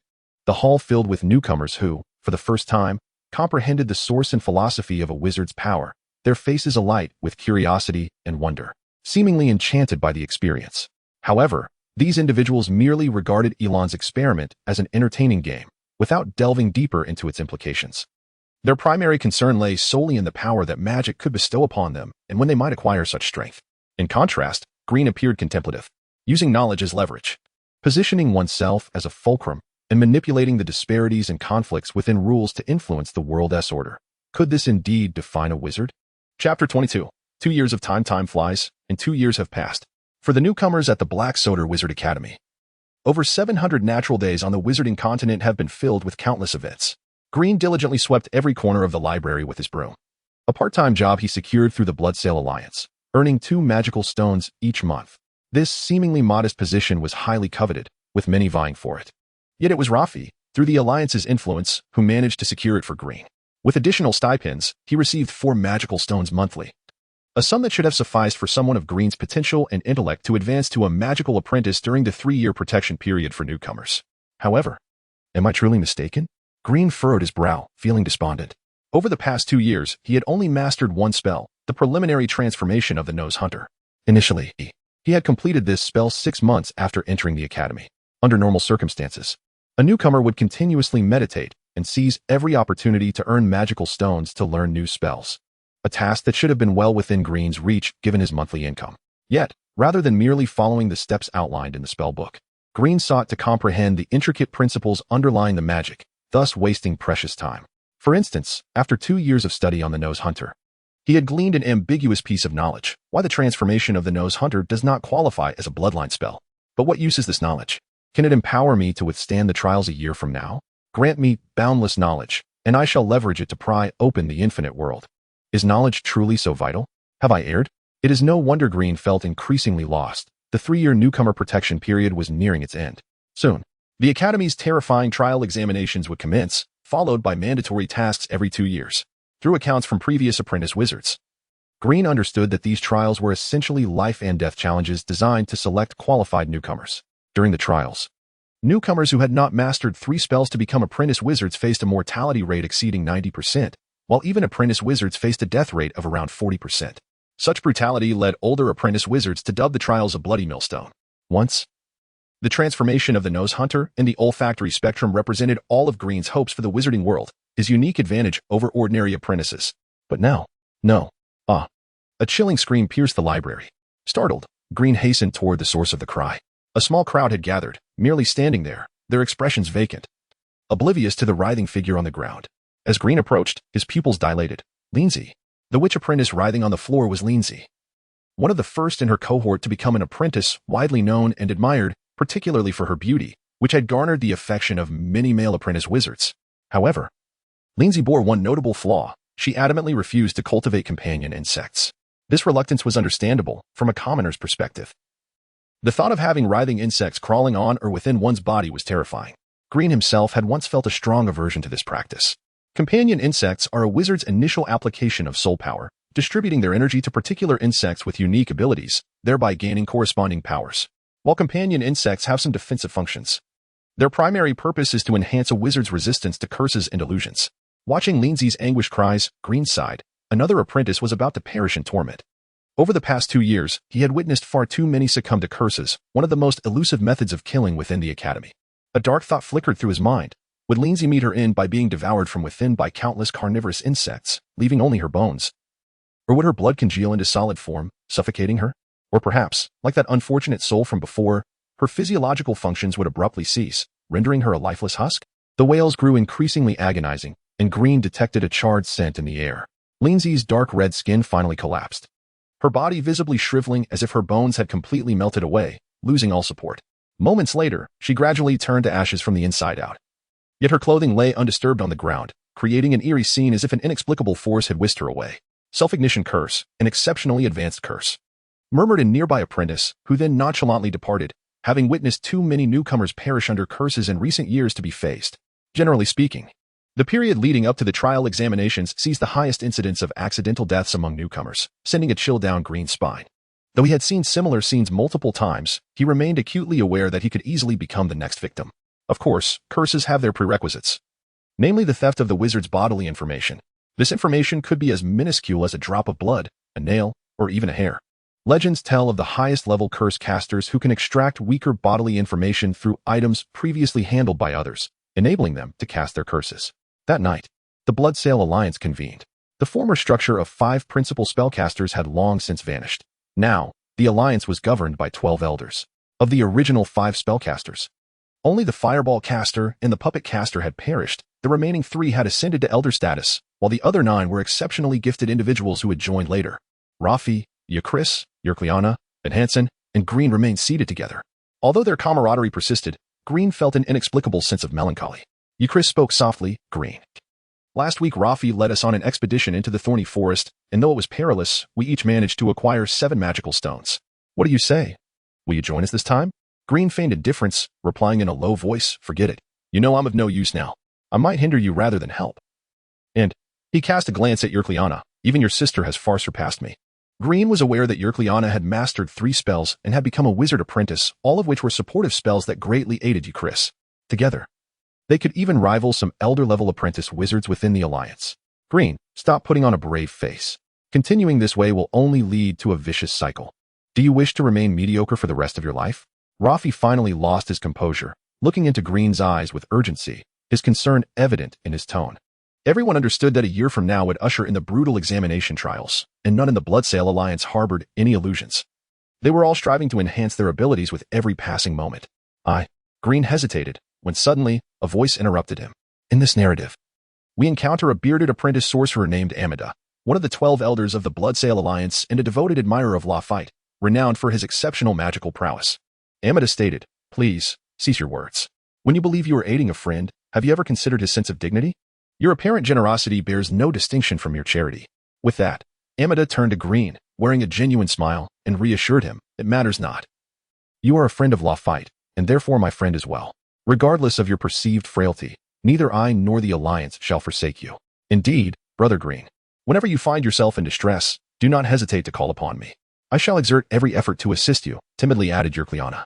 Green gazed at their sincerity, striving to maintain a grateful smile, as if this were the sole way to convey his happiness and appreciation for their kindness.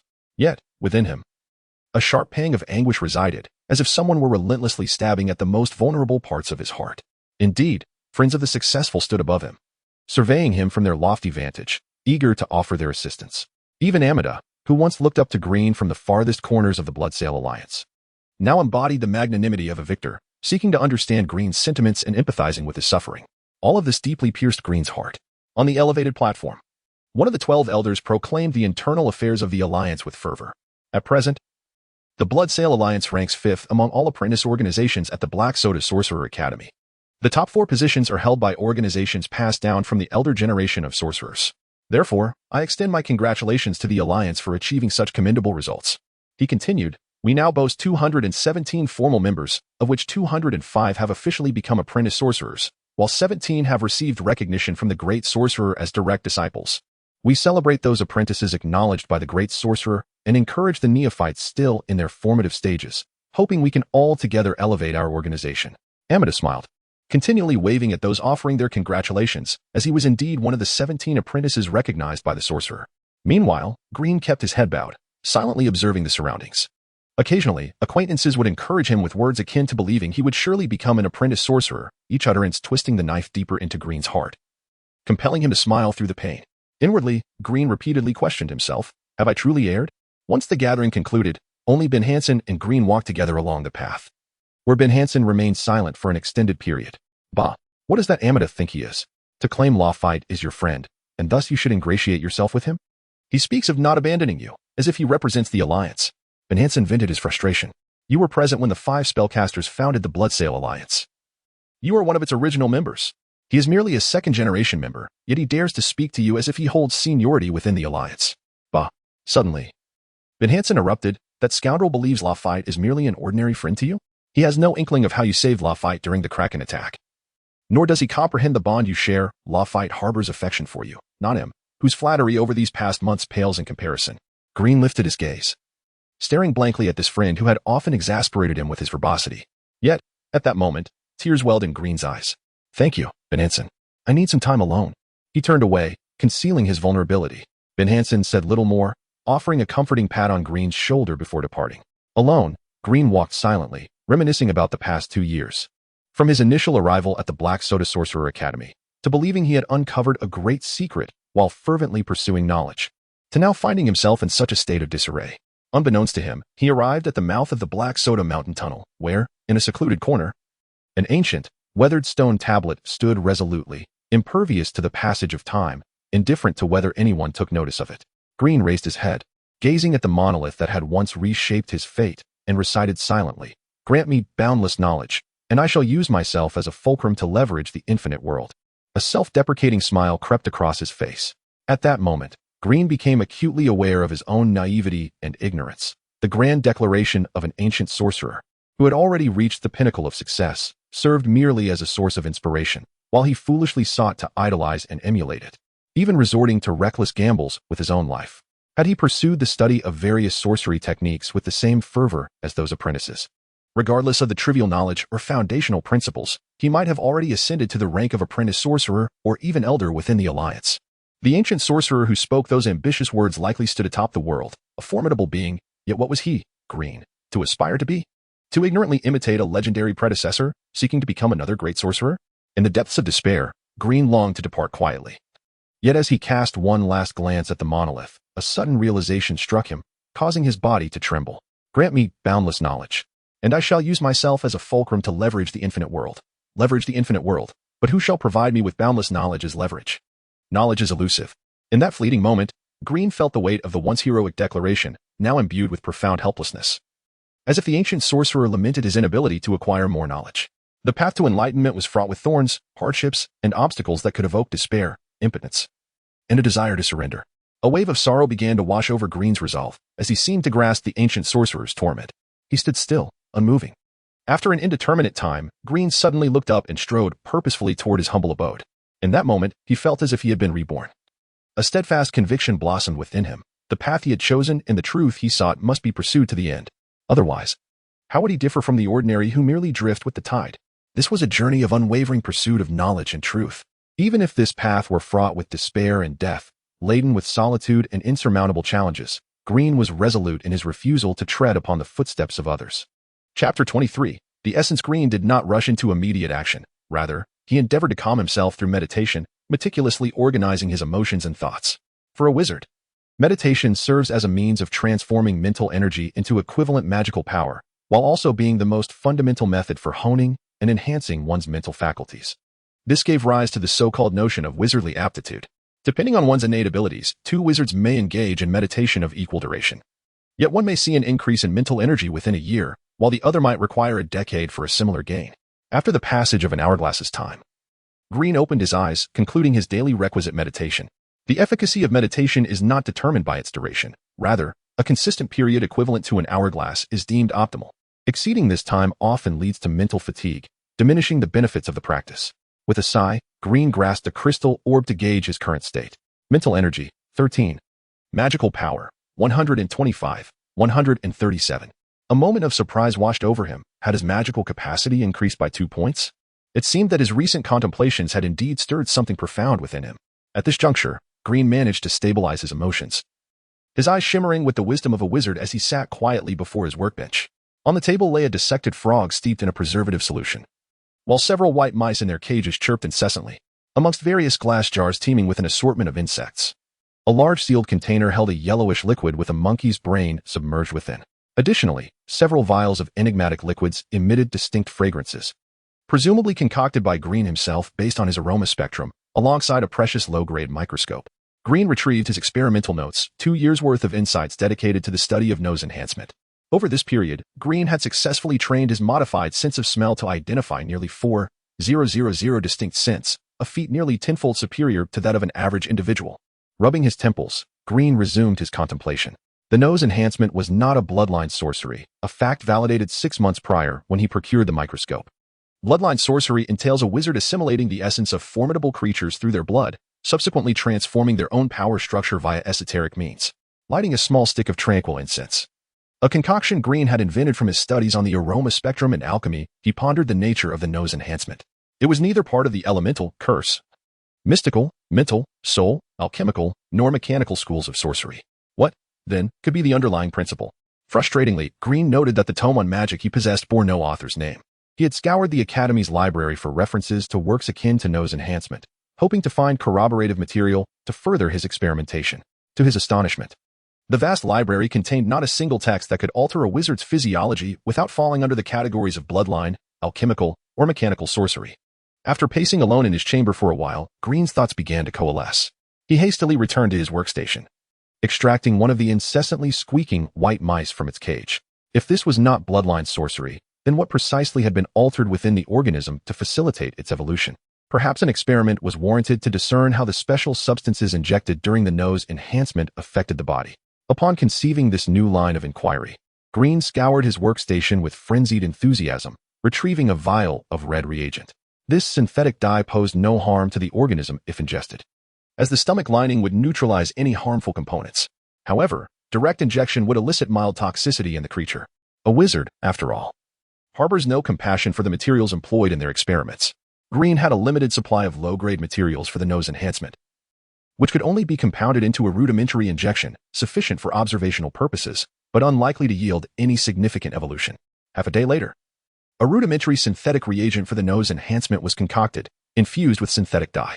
Fortunately, Green had previously extracted the white mouse's cellular blood to obtain a neutralizing agent.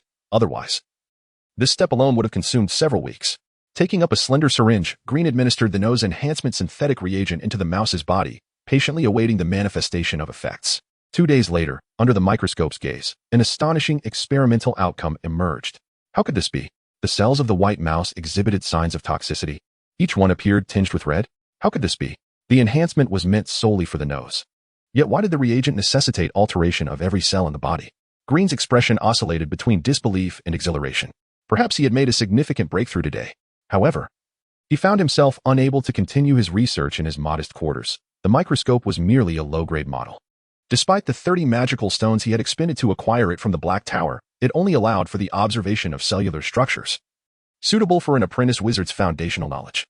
To delve deeper into the intricate changes within the cells was beyond its capabilities. The experiment could not be halted.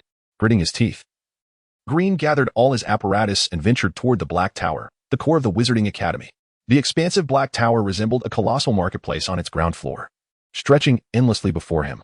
Without delay, Green ascended to the topmost 7th floor. "I wish to rent a high-powered microscope," Green declared urgently, clutching his equipment. The apprentice wizard in charge of precious rental apparatus regarded Green with a measured glance and replied, "1 magical stone per day. However, should any damage occur during the rental period, the enforcement squad will hold you accountable." Taken aback by the rental price for the high-powered microscope, Green steeled himself, producing a magical stone and hastily entering the laboratory. A day later, Green exited the laboratory, his demeanor somewhat grim as he addressed the apprentice wizard in charge. "Excuse me, are there any microscopes of a higher grade available for rental?" "Of a higher grade?" The apprentice wizard was taken aback by Green's inquiry.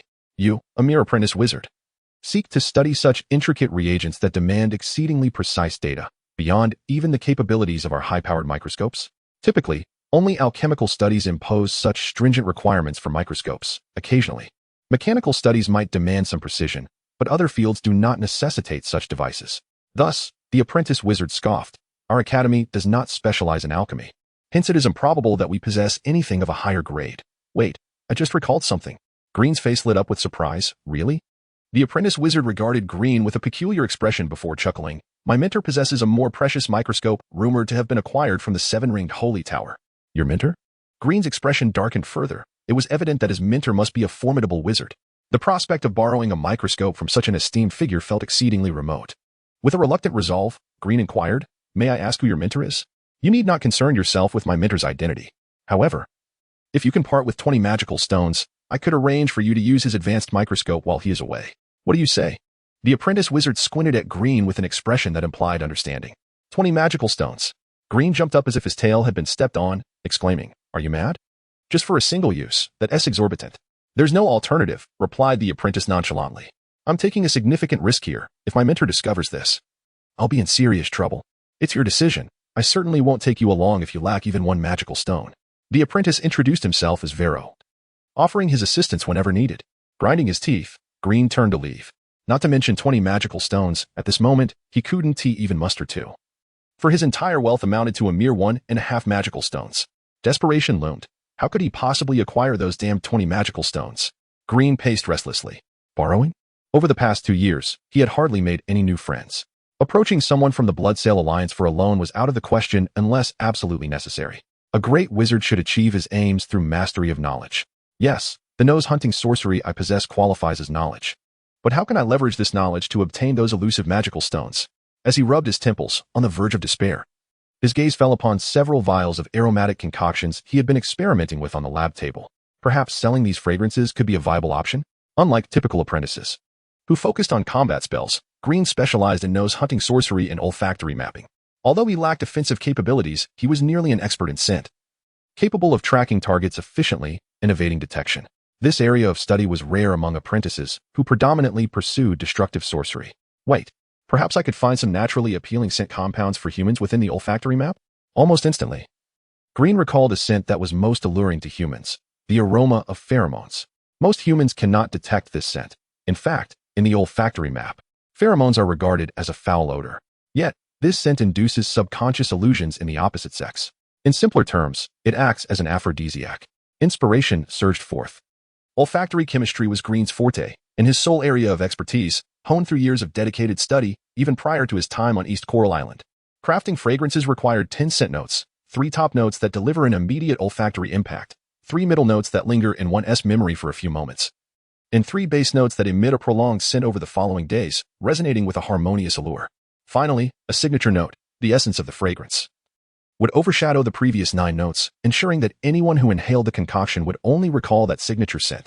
Though it appeared straightforward, it involved intricate calculations of scent molecule interactions. Had it not been for Green's extensive memorization and research of the olfactory map, A typical apprentice might have merely considered mixing floral scents from nature. Green's method for creating fragrances involved transforming the signature scent into the aroma of pheromones. Thus, Green must craft two distinct types of fragrances suitable for both men and women. Chapter 24. A crucial decision after dedicating 2 consecutive days and nights to the meticulous concoction of fragrances, while diligently maintaining the library. A state of abnormal elation took hold of Green. Adorned with dark circles beneath his eyes, he arrived at the bustling trading plaza on the first floor of Hesso Tower. Clutching 30 vials of his aromatic creations.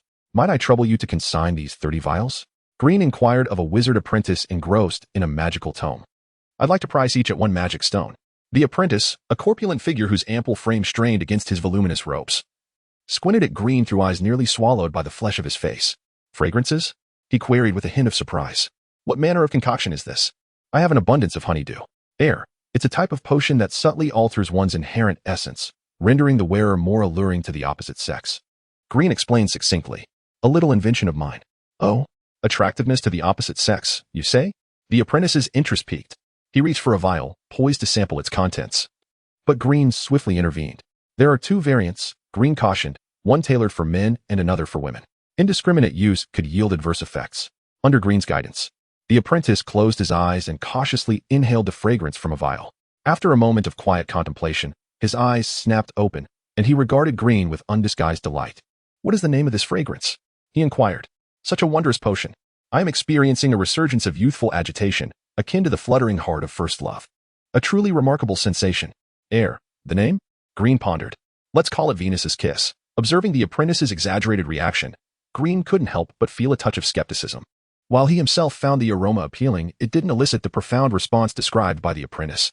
"Could it be," he mused, "that my lack of genuine romantic experience is to blame? Venus's Kiss?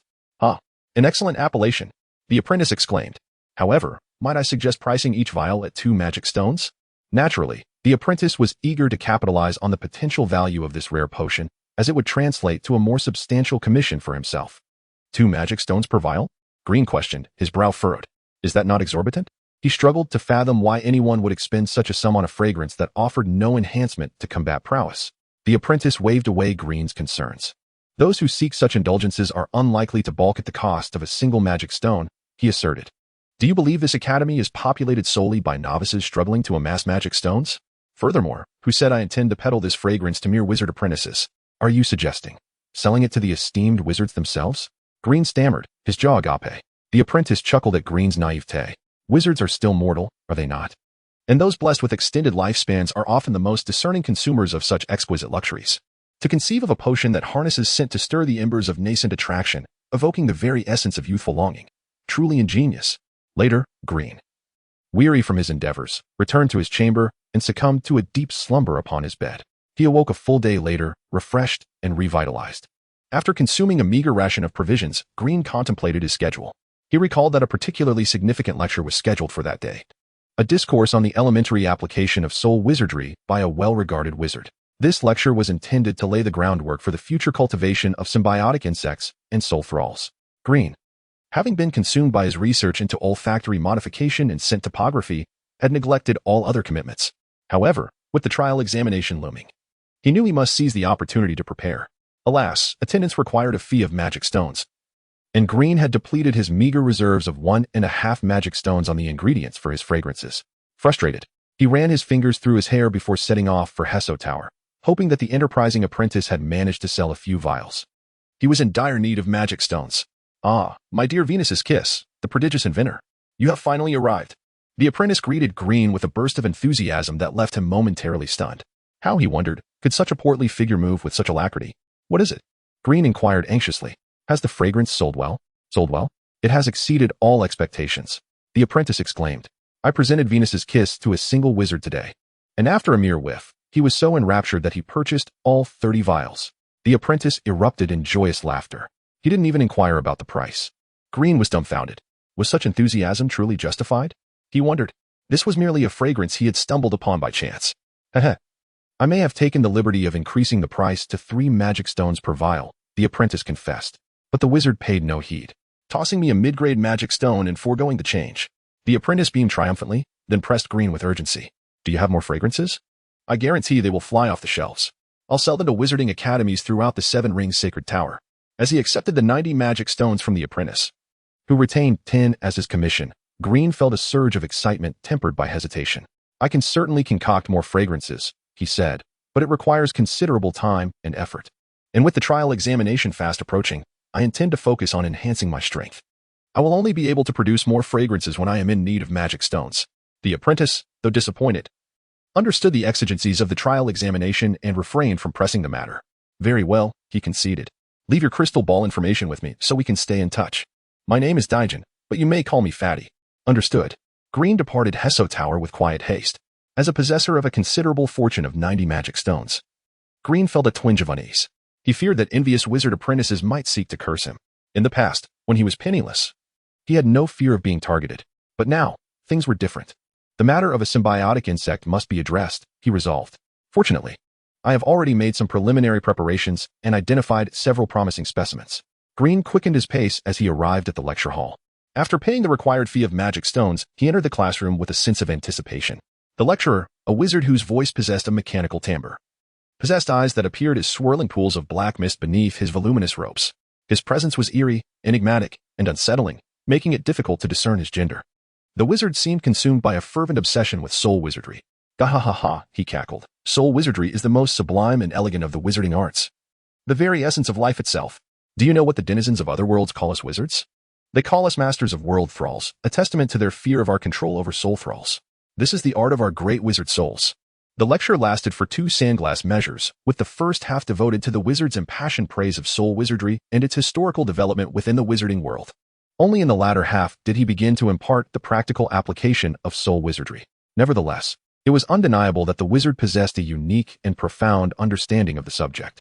He presented novel theories that illuminated Green's understanding and offered fresh perspectives, confirming that the wizard was indeed a master of his craft. As the lecture concluded, Green hastened to the 7th floor of Hesso Tower, seeking out the wizard apprentice named Vero. Valo's occupation could be described as remarkably easy. Typically, only a handful of patrons would visit in a day. Thus, he recalled Green with a grin. Have you gathered enough magic stones? Green, not one for idle chatter, promptly handed over 20 magic stones to Valo, who accepted them without hesitation, chuckling to himself. Very well, leave your crystal ball mark with me. My mentor is still around for a few days. Once he departs, I shall summon you. Rest assured, I would not deceive you over 20 magic stones. After a moment of contemplation, Green reasoned that since Valo had effortlessly secured a position at the 7th floor of Black Soda, he must possess considerable influence and would not likely resort to trickery for such a trivial sum. Upon exchanging their crystal ball marks, Green returned to his modest abode, settling before his experimental table, where he observed the various insects he had previously collected. He found himself at a crossroads concerning the issue of companion insects. In theory, nearly any insect could serve as a witch's companion due to the unique properties of their souls, which could passively enhance a witch's resistance to curses and illusions. Nevertheless, every witch yearns for a companion insect that possesses distinctive traits. Among the 7 types of insects Green had gathered, he could outright dismiss 3. Yet he remained indecisive about the remaining 4. The first insect was known as the corpse eater. Green had collected these from a cursed apprentice sorcerer, whose body had been devoured in mere moments by these terrifying creatures. It was evident that corpse eaters were inherently cruel, prompting Green to exercise caution in their collection. The second insect, named the fly snail, was a parasite. In spring, these insects would be ingested by certain dung-eating creatures from the droppings of wild cranes, subsequently parasitizing them. The horror of this parasite lay in its ability to induce mutations in its hosts, resulting in grotesque forms with extra limbs and appendages. These altered beings, hindered by their newfound forms, would easily fall prey to wild cranes, thus completing the parasite's perfect cycle, rarely noticed by others. Green had stumbled upon this phenomenon during his studies on bloodline sorcery, leading him to capture a few specimens. The third insect was simply called the caterpillar. It was a favored companion among apprentice sorcerers on the continent, known for its lack of aggression. When paired with a witch, it served a singular purpose, to significantly prolong the lifespan of the apprentice, extending it from 200 to 300 years. The fourth insect was an enigma. Green had discovered it by chance while disposing of refuse from a test tube, and there were no records of this mud-like, shape-shifting creature in the library. Green speculated that it might be the result of a failed experiment by a witch or apprentice. This peculiar insect exhibited a remarkable vitality, akin to that of an earthworm, capable of surviving even when severed in 2, with each half regenerating into a new organism. Before him lay the 4 test tubes containing the insects, and a contemplative light flickered in Green's eyes. Which one should he choose? After some deliberation, he set aside the first and fourth specimens. Although the corpse eater possessed formidable aggression, a typical which would not employ a companion insect to assault an equal foe unless absolutely necessary, rendering its aggressive trait seemingly useless. Regarding the fourth insect, Green's suspicion that it was a failed product indicated that successful variants existed, and generally speaking, the capabilities of successful specimens vastly surpassed those of their failures. Additionally, the fourth insect's reproductive abilities were unstable as a failed specimen. It appeared to have lost its capacity to reproduce. Would it be reliant on manual dissection for propagation? With a sigh, Green turned his attention to the caterpillar. Indeed, the popularity of this companion insect among apprentice sorcerers spoke volumes about its merits. However, he did not hastily dismiss the fly snail.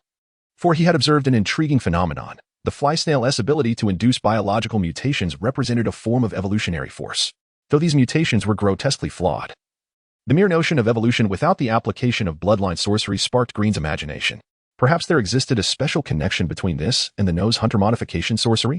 Ultimately, Green resolved to cultivate the fly snail on a live frog for a period. Once he acquired access to a high-grade microscope, he would be aptly positioned to examine the results of his experiment. With this plan in mind, Green briefly exited his dwelling and returned, holding a frog in his hands.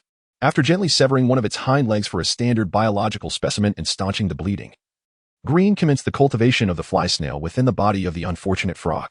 Chapter 25, Elements. This is a new tome of arcane arts, titled Fundamentals of Fire Elemental Magic. With an abundance of magical stones at his disposal and the absence of news regarding the high-powered microscope, coupled with the indecision surrounding the parasitic insects, Green, unwilling to squander precious time, reluctantly commenced his studies in elemental sorcery. In the realm of sorcery, every wizard, regardless of their focus on diverse disciplines, inevitably delves into the study of fundamental elements. The rationale is simple. During their apprenticeship, the initial application of mental energy to solidify elemental magic circles within the soul significantly enhances one's mental capacity, presenting an irresistible allure for any apprentice wizard. After diligently perusing fundamentals of fire elemental magic twice, Green gently set the book aside, embarking on a contemplative journey. The so-called elemental magic circle could be perceived as the most rudimentary lever of power wielded by wizards, for it has been distilled into an art form. Elemental magic circles are composed of two foundational components, runes and magic circles. Regarding runes, the canonical tomes of wizardry enumerate 26 distinct characters. Through the various combinations of these characters, one can channel the vast elemental forces of the natural world. However, this form of communication is rather primitive, as the magical energy expended does not equate to the elemental energy received. Beyond the 26 conventional characters, nature and certain experimental laboratories of wizards yield some unique runes. These special runes can connect to rare energy attributes found in the natural world, or even to new energy properties conceived by wizards, such as the deathly flame utilized by the wizard Dyra aboard the Sea Wheel. As for magic circles, they utilize countless runes, amalgamating them into patterns or principles comprehensible to wizards, ultimately solidifying them within the soul through mental energy. While magic circles can manifest in myriad forms based on the wizard's understanding, there remains a core element that is immutable, a large circle enclosing a six-pointed star pattern. This design represents the culmination of ancient wizards' wisdom, embodying the most potent and fundamental means of leveraging knowledge to manipulate the laws of the world. Future wizards aspiring to innovate upon magic circles will invariably build upon this foundational design to alter the structure of elemental sorcery. Much like the enchanting fire spell transformed into a fiery bird by the beautiful sorceress during Green's introductory lesson. Rubbing his temples, Green produced a blank sheet of paper and a quill to achieve the permanent solidification of the elemental magic circle within his soul. The first step necessitates mastering the recreation of all characters with finesse, an endeavor that requires patience. Different individuals exhibit varying degrees of affinity with elements. Thus the time invested will differ. Generally speaking, even the least attuned wizard could accomplish this task within a year. However, Green does not perceive himself as foolish. As he guided the quill, Green's mental energy began to repeatedly sketch the characters, honing his skills with each iteration. 3 days later, Green surveyed his progress with astonishment, incredulous at his own talent for elemental sorcery. In a mere 3 days, he had completely familiarized himself with the process of inscribing all characters. 10 days later, after enduring an inexplicable torment, Green appeared somewhat fatigued, yet deep within his eyes sparkled with delight. In less than half a month, he had successfully achieved the permanent solidification of the fire elemental magic circle within his soul. He truly possessed an innate aptitude for the practice of elemental sorcery. Taking a deep breath, Green silently intoned the incantation, causing a crystal sphere to float serenely before him as he began to assess his state. Mental energy, 18. Magical energy, 126, 137. Indeed, his mental energy had surged by 5 points. As for his magical energy, it naturally escalated with the enhancement of his mental capacity through meditation. Feeling a spark of excitement, Green contemplated before reciting the incantation once more. The crystal sphere radiated a brilliant light before reverting to a dim and unassuming state. He sought to test the intensity of his fireball spell, for mental energy dictates the potency of sorcery. However, an apprentice wizard can only invoke a maximum of 1/4 of their mental energy in battle. To unleash greater magical force, prolonged preparation of incantations is required. Moreover, this maximum threshold of mental and magical energy tends to diminish in proportion as a wizard's magical reservoir expands. As Green directed his magical energy toward the elemental magic circle, a familiar and comforting sensation enveloped him. With a soft pop, a fireball the size of a fist manifested at his fingertips. It was indeed much smaller than that conjured by the sorceress. With a flick of his finger, the fireball zipped towards the crystal sphere, and amid the roaring waves of heat, he summoned it back to his hand. 21 degrees? He had expended nearly 40 points of magical energy to achieve a fireball attack of 21 degrees, signifying that by invoking 1/4 of 18 points of mental energy, he had augmented the energy intensity by approximately 5-fold. Green was immensely satisfied from this moment forth. He had finally acquired a power that surpassed that of ordinary commoners and even knights. A mere basic destructive spell now endowed an apprentice wizard with the capability to vanquish legendary knights, illustrating why wizards truly reign supreme in this world. Setting aside other considerations, Green's chances of survival in the trials a year hence had just significantly increased, although his soul had just solidified the elemental magic circle.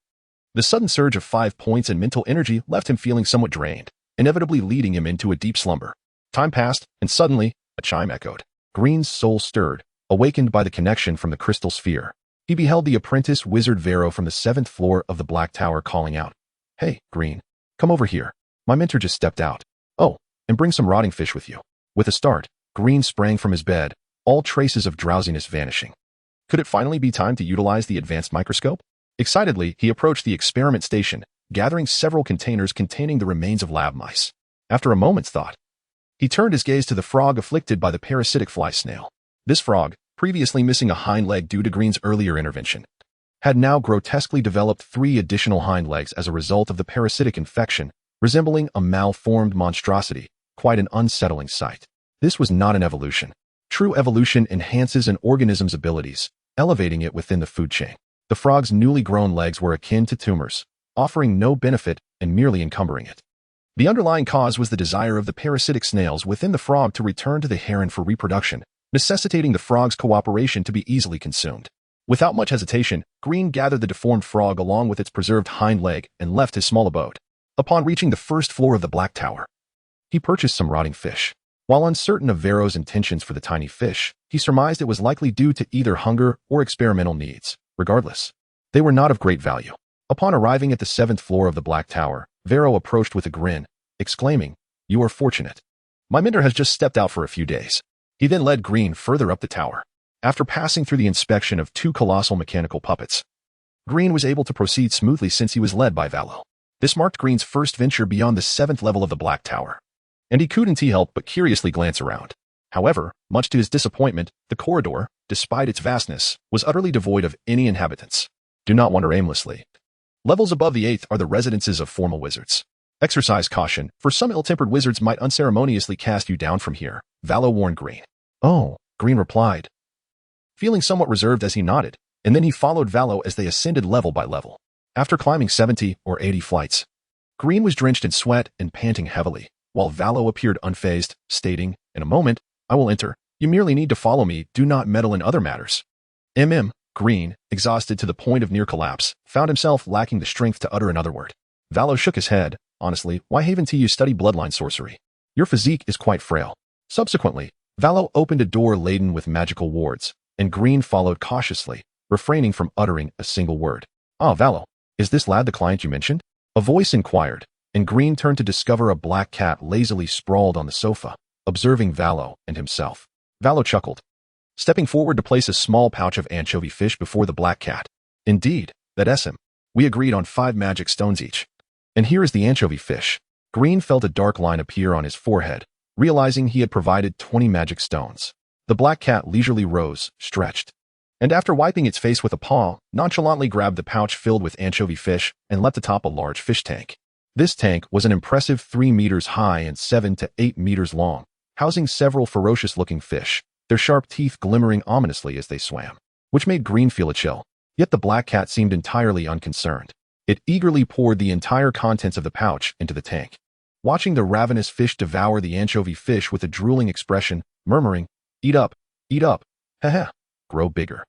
Green found the scene increasingly bizarre and awkward. It was only after witnessing the monstrous fish consume every last anchovy that the black cat joyfully addressed Valo. "All right. Take that lad away. I want to inform the old man. By the way, do not touch anything except for that microscope. Otherwise, the old man will discover it." Valo smiled, rest assured, unless he wishes to forfeit his life. Chapter 26. The code of life. Before him stood an exquisitely engineered high-powered microscope. Under the scrutiny of this remarkable instrument, within the minuscule world of dissected mouse cells, Green discerned a previously uncharted, enigmatic realm. Obscured and brownish due to the neutralization of the hunting nose reagent, this mysterious territory appeared to exist within all living cells.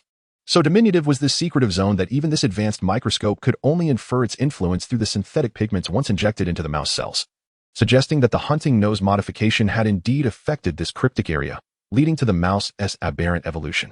Without the presence of those synthetic pigments, Green surmised that even a year of observation under the microscope would likely yield no insights into this enigmatic domain. Even if he were to glimpse it, he would scarcely notice its existence, akin to a rare pearl hidden among the grains of sand. This infinitesimal realm of mystery, Green privately dubbed the Forbidden Zone of Life's code. Having successfully confirmed that the hunting nose modification was indeed distinct from bloodline sorcery, and having identified a new research direction, namely, to procure an even more advanced ultimate microscope to explore this forbidden zone of life's code, he felt a rush of exhilaration, his complexion flushing with excitement. Although this newfound knowledge did not enhance Green's combat abilities, nor did he perceive its immediate potential, an instinctual thrill coursed through his very being, intoxicating him with delight. With the black cat and Valro not urging his departure, Green resolved to linger, delving into the cells of a frog parasitized by a horsefly snail, as well as the previously severed hind leg cells he had preserved. Half a day later, Green concluded with certainty that the frog's bloodline had remained unchanged. Thus, the reason behind the frog's aberrant evolution naturally led him back to the forbidden zone of life's code. Could it be that the horsefly snail, this parasitic creature of nature, could indeed reach into that infinitesimal world containing the life code? This astonishing realization left Green in a state of elation that was difficult to articulate. What manner of world was this forbidden zone of life's code? Capable of altering the very essence of life? Even the so-called curse transformation techniques merely utilized certain mystical practices to temporarily graft a life's soul onto another body. For instance, in the city of Bithiel, the sorcerer Eravaz turned a knight into a pig. In the realm of sorcery, there exists no notion of deities or faith. Green was convinced that if, one day, a deity were to suddenly manifest in the sorceress world, the ancient and formidable sorcerers who had existed for countless epochs would undoubtedly go mad, exerting all their power to capture this being and dissect it for study. Literature has recounted instances of indigenous worlds conquered by sorcerers, where beings claiming to be deities were ruthlessly slain and dismembered, revealing them to be merely powerful organisms. These so-called gods bore no relation to the divine entities of myth that shaped the cosmos and created celestial bodies. The vastness of the universe persists. Even the worlds known to sorcerers, through conquest, contact, or mere hearsay, remain but a grain of sand amidst the endless ocean of mystery. Thus, most sorcerers harbor a sense of reverence towards the unknown. Even if they have never encountered a deity, they do not dismiss the possibility of its existence. The ultimate aim of sorcery is to acquire boundless knowledge from myriad worlds through repeated conquests, thereby attaining the power to reshape all that can be imagined. His heart raced with unquenchable excitement. At that moment, the laboratory door swung open, and the black cat entered with an air of calm. "Little one, I estimate the old man will return today. If you wish to avoid peril, you should depart quickly. Though the old man is generally amiable, that is only when he is in good spirits." Green's expression shifted, and after expressing his gratitude to the black cat, he hastily gathered his experimental materials and made his exit. The black cat called after him, "If you require assistance again, feel free to contact that lad Valro. The terms remain the same." "Understood," Green replied without looking back, unwilling to let a sorcerer discover an apprentice intruding upon his laboratory, for the consequences could be dire. The sorcerer might very well reduce Green to mere ash in a fit of rage. Rather than rushing back to his quarters, Green proceeded to the first floor of the Black Tower, where he purchased a wild crane with a piece of magical stone from the experimental materials area, before finally heading to his small abode. Perhaps his next inquiry would delve into why the wild crane could withstand the aberrant evolution induced by the horsefly snail. However, the immediate priority was to cultivate a batch of mature horsefly snails as symbiotic parasites, as he had heard this process could be quite time-consuming. With the trial examination date drawing near, Green was compelled to devote all his time to enhancing his abilities, employing even unconventional methods. Half a month later, after concluding his meditation, Green approached the wild cranes he had raised, attuning his psychic energy to the horsefly snails he had meticulously nurtured within the crane's gizzards. Indeed, in just a month, these little creatures would mature, at which point he would. Suddenly, a soul signal emanated from his crystal ball, causing Green to furrow his brow as he approached it and infused it with magical energy. He wondered who would reach out to him, especially given his recent low profile. "Green, I know you are preparing for the newcomer trials, but I am compelled to contact you," came the voice from the crystal ball, revealing the familiar chubby figure. The very individual who had facilitated the consignment of the Love God Venus potion. "What is the matter?" Green inquired, astonished. The image flickered and was replaced by another face. Upon recognizing it, Green was taken aback. It was the enchanting sorceress who had taught him the basics of sorcery, memorable for her striking act of consuming a centipede. The sorceress gazed at him through the crystal ball. "So you are the creator of the Love God Venus?" Quite an impressive young man to have invented such a marvelous concoction. Green managed a strained smile, unless she was seeking an apprentice. It was hardly a good omen for a sorcerer apprentice to attract a sorceress's attention, given the disparity in their powers. "Enough chit-chat. I can see you're startled. I am not a sorceress fond of carnage, nor do I have a habit of arbitrarily taking on apprentices." After a pause, the sorceress continued. "The purpose of my visit is to discuss the Love God Venus. You are to prepare 30 vials suitable for ladies at your leisure." Green's lips twitched in response. "I must confess, Master Lieni, that I, too, wish to concoct more of the Love God Venus to earn additional magical stones, but with the impending trial suddenly." The sorceress's expression turned frosty, and she said in a low tone, "I told you, you may set any conditions you wish." Green was taken aback, and just as he was about to acquiesce, the sorceress sighed heavily. Forget it. I shan't frighten you further. I genuinely appreciate your Love God Venus. It is a splendid concept, employing the principles of molecular aroma alchemy. However, since you are preparing for trials, I want to press you unduly. 3 days hence, bring me 30 vials of Love God Venus to the library, and I shall provide you with a few trinkets that will undoubtedly prove useful during the trials. With that, the connection was severed before Green could respond. With a grimace, Green remained oblivious to whether being noticed by a sorcerer was a blessing or a curse. Astonishingly, the reason for the sorcerer's attention was a fragrance that Green had scarcely regarded, which took him entirely by surprise. Nevertheless, he dared not defy the wishes of a sorcerer. Provoking their ire could lead to a myriad of ways for them to evade the enforcement team and eliminate him. It was imperative that when he arrived at the Black Tower to prepare the materials for the fragrance, he secured a protective charm, particularly against curses. Thus pondering, Green hastily made his way to the Black Tower. The witch had already departed, and the portly man, wearing a troubled expression, incessantly explained his predicament to Green. Understanding his plight, Green bore no resentment. Who among the sorcerer's apprentices would dare refuse a formal sorcerer's request? He himself would undoubtedly have done the same. However, understanding was one matter, while compensation was another. Green bluntly articulated his demands. "Indeed, I possess several items that offer protection against curses," the portly man admitted, "albeit they are merely low-grade where suitable for sorcerer's apprentices. Should you encounter a high-level curse, these items may prove ineffective. So it would be prudent for you to cultivate a familiar insect as soon as possible." As he spoke, he retrieved several items from behind the counter. "This is a mermaid's tear, a consumable item. I have but a final drop. My usual price is 50 magic stones, but for you, I can offer it at the cost of 40. The portly man, seeing Green's silence, gestured towards other trinkets with a grimace. "This is the Eternal Earring, a premium charm among sorcerer's apprentices, priced at a minimum of 600 magic stones. There is no possibility of a lower price.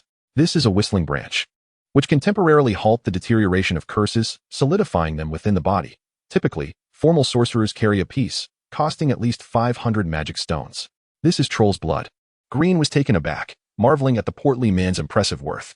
In that instant, the man's status in Green's eyes soared, transforming him into a radiant, glimmering mass of magical stones.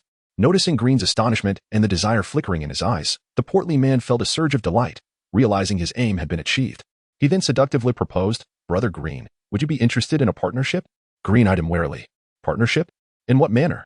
With a sly grin, the portly man replied, "It's a straightforward collaboration. To be candid, I have certain connections that allow me to operate a shop here at the Black Tower. Ordinary sorcerers would hardly dare to challenge me. Therefore, if you are willing to share your fragrance formula with me for sale, It would spare you from the troubles like today in the future. He continued in a low, suggestive tone upon the sale of the fragrances. We could split the profits 60-40, with you receiving the larger share, and this arrangement would continue until the end of your life. What say you? With a scoff, Green regarded the portly man. He was no child to be so easily deceived. The portly man, visibly pained, pressed on, in light of your impending novice trial, which carries considerable risk of death, I could advance you 5,000 magic stones, and to ensure our agreement is binding, we would sign a 7-ring contract. What do you think? 5,000 magic stones. A 7-ring contract.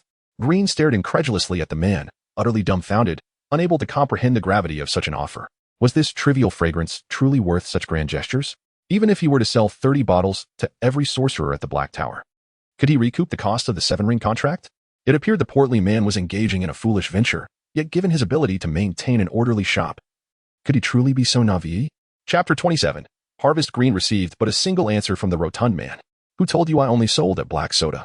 And that was the end of their exchange. Faced with the direct temptation of 5,000 magic stones, Green, despite not fully grasping the intricacies involved, hesitated no longer and promptly signed the 7-ring contract. As far as Green knew, this contract, forged with the power of the 7-ring holy tower, could not be resisted without the strength of a 4th-level St. Mark sorcerer. And as for the existence of such a sorcerer, that was far too distant a concern for Green at this moment. With the advance of 5,000 magic stones, Green unceremoniously collected one precious item after another, all while the rotund man grimaced in pain. After thanking him politely, Green returned to his small abode, elated to behold these invaluable materials he had once scarcely dared to dream of.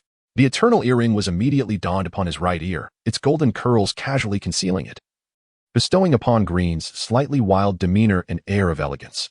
This top-tier magical artifact, valued at 600 magic stones, not only provided excellent resistance against curses and illusions but also automatically absorbed the elemental energies drifting in the air, maintaining a comfortable temperature for the wearer. He also acquired a branch of the screaming tree.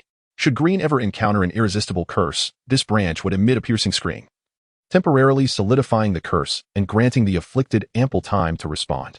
The red ear mushroom, a highly coveted alchemical ingredient for sorcerer apprentices, could, when brewed into a broth with the right supplementary potions, stimulate the mental faculties of the apprentice. The effects varied from person to person, but generally, it could enhance mental strength by at least a point, or even up to 3 points, potentially saving the apprentice years of meditation. The insights on the reconfiguration of Flame Sorcery's magic circle was a sorcerer's casual notebook on elemental research. However, it merely contained a portion of insights regarding the transformations of flame sorcery. The entire notebook would be of immense value. A pearl from a gem clam, when held in one's mouth, conferred the ability to breathe underwater. Lastly, Green also acquired 2 intermediate magic stones worth 200 lower-level magic stones. 3 days later, Green entered the library, fatigue etched on his face, with dark circles under his eyes. The elegance and otherworldly aura he once possessed 3 days prior had long dissipated, leaving behind a rather adorably dazed expression. If one were to inquire about Green's greatest wish at that moment, it would simply be to have a good sleep. The Ripple sorceress sat in the library's VIP area, quietly savoring rich coffee amidst a serene atmosphere, with exquisite pastries adorning the table, prompting one to question whether they were meant for consumption or mere admiration. Dragging his weary frame, Green performed the customary sorcerer's greeting and respectfully placed a box containing 30 vials of fragrance on the table. Just by looking at your dark circles, one can tell that concocting these little items was no easy feat. I wonder how you came up with the idea of creating these fragrances, the Ripple sorceress remarked, her eyes twinkling. But truly, these items are marvelous. They evoke memories of joy for us venerable sorcerers. Memories? In an instant, Green grasped something profound. Perhaps sorcerers are drawn to these fragrances precisely because, in their lengthy lives, they have become accustomed to the monotony of existence. Though this monotony might appear to be the epitome of enjoyment to outsiders, to the sorcerers, it is merely a reminder of the unremarkable pastries and coffee they have consumed for centuries, having long forgotten their original flavors. For them, only the memories of struggles during the times they lacked these delightful moments remain the most cherished treasures. Venus, the goddess of love, serves to awaken those precious memories that have not been forgotten. Noticing Green's slight awkwardness, the Ripple sorceress smiled knowingly, recognizing the trepidation that young ones feel in the presence of established sorcerers. All right then, here is your reward. These are trinkets I have no use for, perfectly suited for your trials. After all, I wouldn't want to see a wondrous apprentice like you perish. With that, she produced 3 items. This necklace, which I call the Spring of Joy, enhances the mental strength of the wearer by 2 points. Of course, if your mental capacity reaches a critical threshold, this necklace will lose its efficacy, but it seems you still have some distance to go. Green was well aware of the threshold for sorcerer apprentices. One of the criteria for advancing to a formal sorcerer is that their mental strength must exceed 40 points, which is the so-called critical value. Next, the Ripple sorceress introduced the other two items. One crystal vial contained a creature the size of a fingernail, known as the enchanted beetle, with sufficient corpses to nurture it. This beetle could rapidly mature into a monstrous insect equivalent to a legendary knight, serving to protect Green for a day. Lastly, there was a seed called the earth bud. With simple cultivation, it could grow into a massive flower, which would burrow underground when someone lay within it, providing the owner a relatively safe resting environment. Seeing Green's delighted acceptance of the reward, the Ripple sorceress took out a mirror and placed the vials of fragrance within it. Sealing technique, Green exclaimed in astonishment. Glancing back at him, the sorceress remarked, "I didn't expect you to have some knowledge. You are familiar with the art of sealing, I see." Without waiting for a response, she departed. Green understood sealing techniques well, unless one possessed extraordinarily precious spatial storage artifacts. Only sorcerers skilled in the art of sealing could transport real objects into certain spatial crevices or illusory worlds for convenient carrying. He even recalled the bizarre and terrifying phenomena he encountered during his initial qualification assessment in Bihar City, suspecting he might possess some innate talent for sealing techniques. For only those sorcerers would see the absurd and surreal entities that exist between reality and illusion. Furthermore, some sorcerers theorized in their texts on sealing techniques that these entities are, in fact, life forms residing in lower or higher dimensions, caught in the interstice between reality. Their understanding of space and time differs vastly from that of sorcerers, rendering them largely inaccessible, forever existing in separate realms. With a sense of anticipation, Green, a sorcerer apprentice whose mental strength naturally grew to 12 points without meditation, was acutely aware of his own gifted potential. While his talent may not manifest as overly as that of Illyria or Biliana, who exhibited their abilities during their apprenticeship, he knew that once he reached the rank of a formal sorcerer, he would naturally begin to comprehend that enigmatic gift. However, for the average sorcerer apprentice, the path to becoming a sorcerer is fraught with difficulties, with most apprentices remaining just that until the end of their lives. Half a month later, due to his exceptional talent for elemental sorcery, Green developed a profound understanding of the insights on the reconfiguration of flame sorcery's magic circle. He estimated that within 2 months at the least, and 6 at the most, he would be able to improve the mental solidification magic circle. Once reformed, even with the same amount of magical energy, the power of the sorcerer's manipulation of world rules would result in a significant transformation of Green's attacks. Having witnessed the Ripple sorcerer invoke the Firebird transformation spell only once, Green naturally gravitated towards this avenue of development. However, rather than enhancing elemental magic circles, his most pressing concern at present lay with the diminutive creatures nestled within the stomach of the wild crane. He had meticulously prepared an entire set of procedures for these little beings, awaiting their complete maturation. On this fateful day, as the wild crane let out a mournful cry, Green, wielding an exquisite scalpel, brought an end to its life as a specimen for experimentation, subsequently extracting the most crucial gastric pouch from within its belly. The pungent odor emanating from the pouch was magnified manifold by Green's sensitive nose. Reluctantly, he halted his olfactory pursuits and transferred all the contents of the pouch into a prepared container. The liquid within the vessel swiftly separated the undigested remnants from the myriad of white, rice-sized parasites. "Come forth, my precious ones." Green chuckled sinisterly as he collected these white parasites into another receptacle. To the average observer, such a display of affection and fervor towards parasites would appear utterly malevolent. It is worth noting that after just over 2 years of life at the Sorcerer's Academy, Green no longer perceived the repulsiveness of his actions. After a brief interlude, he approached the experimental table with the mature horsefly larvae he had gathered. Once he created an environment conducive to the survival of these parasites, he delicately placed one of the rice-sized larvae upon a crystal orb. With the incantation, a transformation washed over Green's soul, and astonishingly, the larva on the orb emitted an inaudible sound. Moments later, beads of perspiration forming on his brow, he sensed the familiar and comforting essence emanating from the crystal orb. Letting out a soft sigh, he had successfully nurtured his first symbiotic parasite.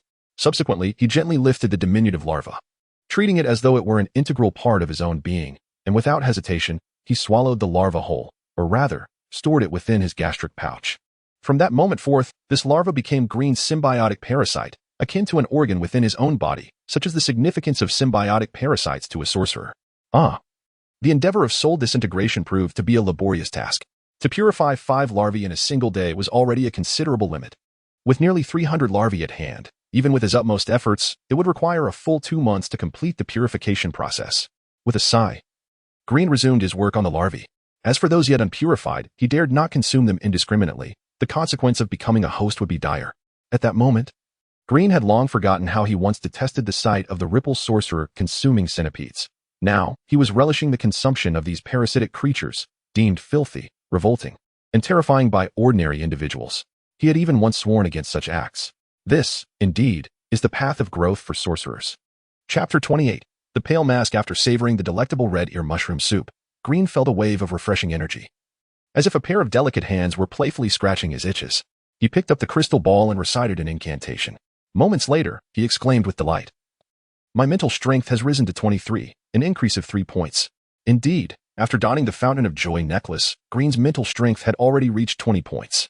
Following the consumption of the precious red ear mushrooms obtained from the rotund fellow, and after a bout of mental stimulation, his mental strength soared to 23 points. However, a bitter smile crept onto Green's face. Although his mental strength had increased, his magical power stood at a mere 148 points, rendering him incapable of wielding such formidable mental prowess. It was evident that daily meditation was imperative in the days to come. After a moment of silence, Green resolved to avoid all distractions. He ignored invitations from gatherings of the Bloodsail Alliance and acquaintances alike, dedicating himself solely to meditation to augment his magical power. Subsequently, he focused on purifying the fly shell.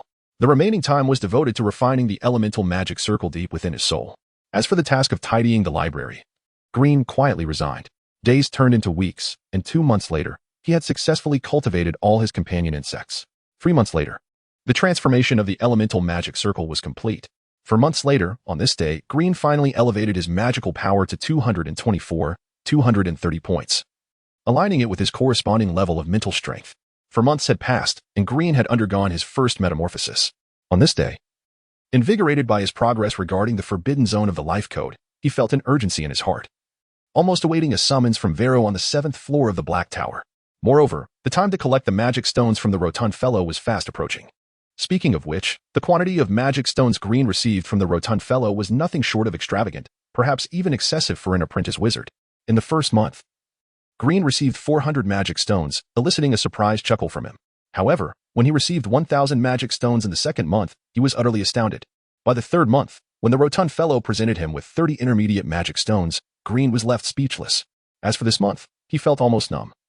Realizing he had no use for these magic stones, he sensed that if this continued, years down the line, even some wizards might find themselves overshadowed by his wealth. The only solace for Green was the knowledge that nearly everyone at the Black Tower Wizard Academy was aware of the rotund apprentice wizard's substantial assets, yet he remained unharmed, indicating that he must have a formidable backing. While contemplating the matter of magic stones, Green refrained from heading to the Black Tower immediately. He had another task to accomplish first, to prove that he had officially transitioned from a novice to an apprentice wizard and to obtain his apprentice certificate. Half an hour later, Green stood before the secluded tower of the Wizard Academy. This tower was home to a wizard who specialized in assessing whether newcomers had successfully mastered 3 or more spells. While this tower was well known, few ever returned, making it not a hub for apprentice wizards. After a moment, as Green inhaled the fragrance emanating from the wizard before him, he felt an urge to chuckle. For the scent was that of the love goddess Venus he had concocted, specifically tailored for women. Thus, Green surmised that this tightly wrapped wizard was, in fact, a woman. Upon receiving his apprentice certificate, Green made his way to the rotund fellow on the 1st floor of the Black Tower. "Ah, usually I deliver the magic stones to your place, but today you've come out yourself. Have you made progress in your magical studies?" The rotund fellow jested. However, he understood well that the newcomer trials, notoriously dubbed the Bloody Grinder at the Black Tower Wizard Academy, were no easy feat. A moment's inattention could lead to dire consequences. Thus, anyone partaking in the trials would benefit from any enhancements to their strength. No progress to speak of, even if there were. It would merely increase my chances of surviving the trials. Green shook his head. "Well, it's your affair. I assume you have your plans. Especially since you're now quite the wealthy individual. Here, this is your share for the month." With that, the rotund fellow handed Green a small pouch. Green glanced inside to find it filled with intermediate magic stones, around 4 or 5 dozen, it seemed. He had grown indifferent to these stone-like items, eager to convert them into combat power. After some thought, Green requested that the rotund fellow leverage his connections to procure a high-grade microscope from the 7-ringed Holy Tower, the institution representing higher wizardly authority. The 7-ringed Holy Tower? That place isn't easily accessible. Of course, if you were a formal wizard, no one would stop you. The rotund fellow remarked, eyeing Green and then gritting his teeth. "All right, I'll see if any wizards from my family plan to go there. I'll ask when I have the chance, but don't get your hopes up too high. You probably won't hear anything until after your trials conclude." Green acknowledged the situation and refrained from making unreasonable requests, nodding in agreement. Subsequently, Green ascended to the third floor of the Black Tower, gazing at the labeled rooms. After a moment's contemplation, he entered a room marked for alchemy.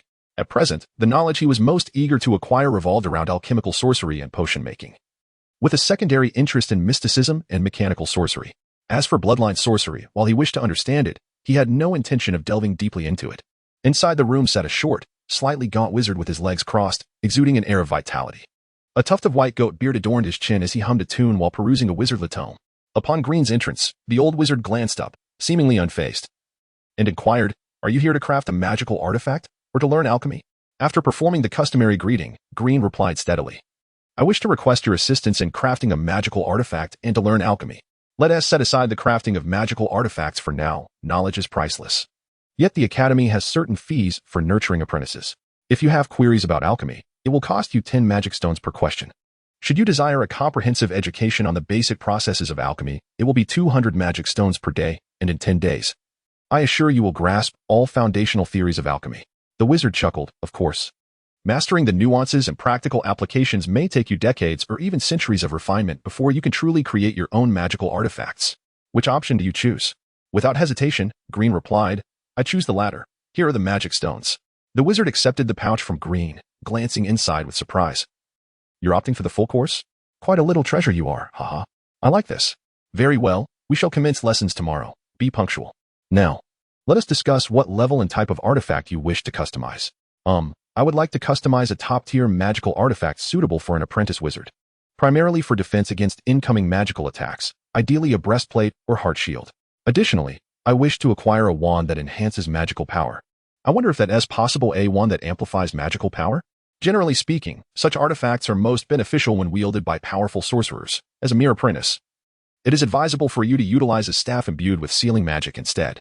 I suggest you wait until you ascend to the rank of a full-fledged sorcerer before commissioning anything. As for a defensive talisman, fortuitously, I have one available.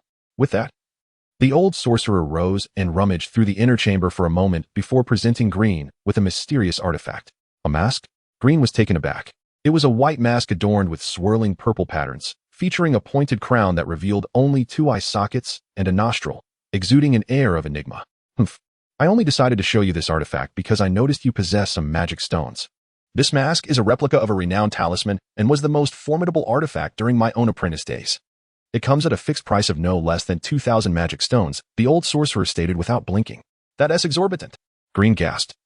For he knew that a comparable artifact, the Eternal Earrings, which also belonged to the top tier of apprentice sorcerers, was priced at merely 600 magic stones. Quality merchandise commands a high price. Otherwise, do you think I would have refrained from selling it all these years? The old sorcerer retorted dismissively. This mask possesses 2 functionalities. The first is to activate a magical shield. Attacks below 20 degrees are essentially rendered ineffective, while for those exceeding 20 degrees, you only need to expend 1/10 of the attack's magical intensity to easily withstand it. For assaults above 60 degrees, you would require about 1/3 of the opponent's magical power. And though the shield can indeed block attacks above 100 degrees, the energy expenditure would be a 1-to-1 ratio. As for attacks exceeding 150 degrees, do not expect this mask to provide any defense. Green calculated in his mind. With his maximum mental fortitude capped at 23, he could instantaneously unleash between 56 and 4,555 degrees of attack through an enhanced Firebird elemental magic array. Remarkably, his strongest assault could be mitigated by this mask using merely 1/10 of his magical energy. Green inhaled sharply. Such a potent artifact. Seeing Green's astonishment, the old sorcerer continued with a smirk, and that is merely its first function. Did you notice the pointed crown atop the mask? He gestured towards it. Within lies an integration of a spell called ultrasonic positioning. You will comprehend its utility once you don it. Upon wearing the mask, Green felt as if an additional sensory organ akin to an ear had been bestowed upon him. Beneath the mask, he perceived a colorless, odorless world composed solely of matter. Truly a remarkable ability. However, for Green, possessing a similar functionality through the nose of the hunter spell. The second function of the mask paled in significance compared to the defensive shield. Taking a deep breath, Green inquired, "What is the name of this mask?" "The Pale Facade." The Pale Facade. Green gasped, instantly reminded of the formless masked sorcerer who summoned countless crows. Could this mask be linked to that illustrious sorcerer? After pondering, Green resolved that he must acquire this mask. Such a powerful artifact would still serve him well even as a pinnacle apprentice sorcerer with 40 points of mental fortitude. Yet, Green pressed on. What about the magic staff? The old sorcerer hesitated. As for a staff of that caliber, I currently do not possess one. And even if I were to attempt crafting it, I cannot guarantee a swift completion. After all, the materials for such top-tier apprentice artifacts are exceedingly close to those of genuine sorcery, yet their prices remain significantly lower due to cost considerations. However, Green, accustomed to the old sorcerer's playful hints, interjected eagerly. However what? Behold this treasured item, which I fortuitously acquired over a decade ago, a most creative staff known as the Kiss of the Bloodbat. With that, the old sorcerer handed Green a sleek, ebony staff. 600 magic stones. As Green grasped the staff and channeled his magical energy, a colossal bat composed entirely of pure wind elements materialized within the chamber. Its wingspan exceeding 3 meters, appearing capable of effortlessly carrying a person aloft. This, perhaps it was Green's unique perception, but upon witnessing the wind element bat, his first thought was not of its ability to fly, but rather of the potential advancements to elemental magic arrays. Chapter 29. The ball in the music pool clad in a voluminous gray wizard's robe, adorned with a pale mask embellished with intricate purple-black spirals, and with golden curls cascading down to partially obscure an eternal earring on his right ear. Green immersed himself in the alchemical knowledge within the third floor of black soda over the span of 10 days. Like a sponge, he absorbed knowledge, his aura growing increasingly enigmatic. The wisdom and contemplation emanating from the eyes beneath the pale mask were unmistakable, rendering even those familiar with him unrecognizable at first glance. His comings and goings were swift, as if he dwelled in a solitary realm, enduring and perhaps relishing the solitude in pursuit of boundless knowledge. After 10 days, Green had meticulously documented an entire volume of alchemical wisdom. In the confines of his modest chamber, he tirelessly experimented with basic materials, driven by the desire to master alchemy. A sigh escaped his lips. Indeed, the art of alchemy was not a discipline one could master overnight. For the average individual, 20 years of dedication was often required even to fabricate the simplest magical artifacts. Fatigued, Green rubbed his forehead after yet another unsuccessful attempt at creating a basic magical artifact, a failure that cost him several precious magic stones. Nevertheless, he remained undeterred. Although daunting, alchemy was a field where even those without innate talent could achieve proficiency through relentless experimentation and knowledge accumulation. Half a month later, Green returned to the third floor of Black Soda, this time venturing into a potion crafting chamber to study potion lore. Thus, he gained the privilege of personalized instruction from the wizards, who shared their extensive knowledge, even regarding ambiguities. As a result, Green's understanding of wizardry blossomed at an extraordinary rate. Meanwhile, his fellow apprentices continued their relentless quest for magic stones to learn new spells, occasionally seizing opportunities to acquire magical artifacts, only willing to expend their resources on subjects that captivated their interest. As time elapsed, less than a week remained until the trial examination. Whispers about the trial's severity grew increasingly exaggerated among the newcomers, instilling a sense of dread akin to a life-and-death ordeal. Consequently, an oppressive atmosphere began to permeate their ranks. Some apprentices, having failed to learn 3 spells, succumbed to despair and indulged in reckless abandon. The Bloodsail Alliance, gathering strength, compelled even the long-established apprentice organizations to acknowledge its emergence. Under this momentum, the Bloodsail Alliance finally established its independent stronghold within Black Soda Wizard Academy. Unlike older organizations that viewed the trial as a means to filter fresh talent, the Bloodsail Alliance had only recently recruited a handful of apprentices from the previous cohort. Most of its members were now confronted with the trial, which, despite the rigorous selection process endured at sea, left them with considerable potential. This time, however, the trial held even greater weight for the Bloodsail Alliance, as successfully guiding the majority of its members through the trial would secure its foothold as one of the 5 major apprentice organizations within the Academy. At present, the Bloodsail Alliance did not yet qualify as an organization, but rather as a formidable gathering, lacking the foundational depth associated with established groups. Among the apprentices circulated a so-called ranking of the current cohort's elite, based on their exploits within the Wild Yard and occasional skirmishes in the Thorny Forest, privately compiled by their peers. Notably, this list excluded the names of previous elite apprentices, focusing solely on the standout newcomers. The Bloodsail Alliance garnered notoriety, as 6 of the top 10 ranked individuals were among its 13 esteemed elders. Curious souls sought to uncover the reasons behind this prominence, even uncovering the terrifying elimination system that once plagued the Alliance at sea, further intensifying the dread surrounding the trial known as the Bloody Grinder. Yet, the Bloodsail Alliance seemed indifferent to this ranking, as notable figures like Solon, Yuli, and Bibil Yona were conspicuously absent, rendering the list little more than a trivial game amongst apprentices. With the trial looming, the higher-ups of the Bloodsail Alliance organized a musical ball, aiming to foster camaraderie and mutual assistance among its members. Elegant and uplifting melodies filled the grand hall. Lafi, Amida, Euchris, Yerkliana, Binhan, and an unfamiliar woman sat together, observing the pairs of apprentices gracefully dancing in the music pool. Dressed in a shimmering silver gown that accentuated her statuesque figure, Laufey exuded an air of confidence, her pride unmistakable and unmasked. She had declined numerous dance invitations from apprentices, who merely smiled politely, hesitant to protest further. Over the past 3 years, Laufey's haughty demeanor had earned her both admiration and resentment, allowing her to thrive despite numerous encounters in the wild yard, whereas many of her adversaries had vanished. Due to her impressive achievements, Laufey was recognized as one of the top 10 elite newcomers in Black Soda, earning her the monikers of the Queen of Sarcasm and the Beautiful Cynic. Yet, she paid little heed to the rankings. With a deeper understanding of wizardry, she increasingly felt the inscrutable nature of the 3 other prominent figures, who, upon arriving ashore, promptly acquired second-tier wizards as mentors and have since remained elusive. Uncertainty loomed over whether he would appear. His prideful stubbornness made him a perplexing figure. In a barely audible tone, Laufey suddenly uttered this cryptic thought, which only her companions could hear, yet they all grasped her sentiment.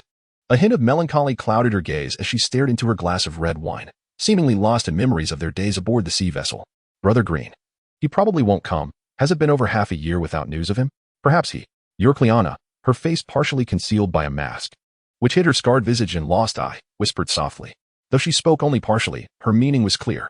Euchris playfully flicked his sister's forehead, chiding, "What nonsense! Green is our closest companion. How could he possibly perish so easily?" Eurocleana said nothing further, rubbing her head, prompting Euchris to tenderly assist her. Standing nearby, Amida towered at a height of 6 feet, his golden hair slicked back, revealing a robust chest beneath a casual blue robe, exuding an imposing and dignified presence. Over the past 3 years, Amida's infatuation with Laufey had become apparent to all. Regardless of her sharp tongue or tempestuous nature, he accepted her entirely, merely wishing to be by her side. However, after a full 3 years, Amida had repeatedly conveyed his feelings to Laufey, yet he received no response whatsoever. Initially disheartened, he now found his thoughts racing. Could it be that Laufey harbored affection for that individual? Yet, whether aboard the sea vessel or at the Sorcerer's Academy, that person displayed no remarkable qualities, merely serving as Laufey's subordinate. What made him worthy of Laufey's lingering thoughts? Amidst his turmoil, Amida cautiously inquired, if he were to return, what would you do? Anxiously, Amida fixed his gaze upon Laufey. My affairs are none of your concern, Laufey replied coldly, tilting her head back to drain her glass of red wine.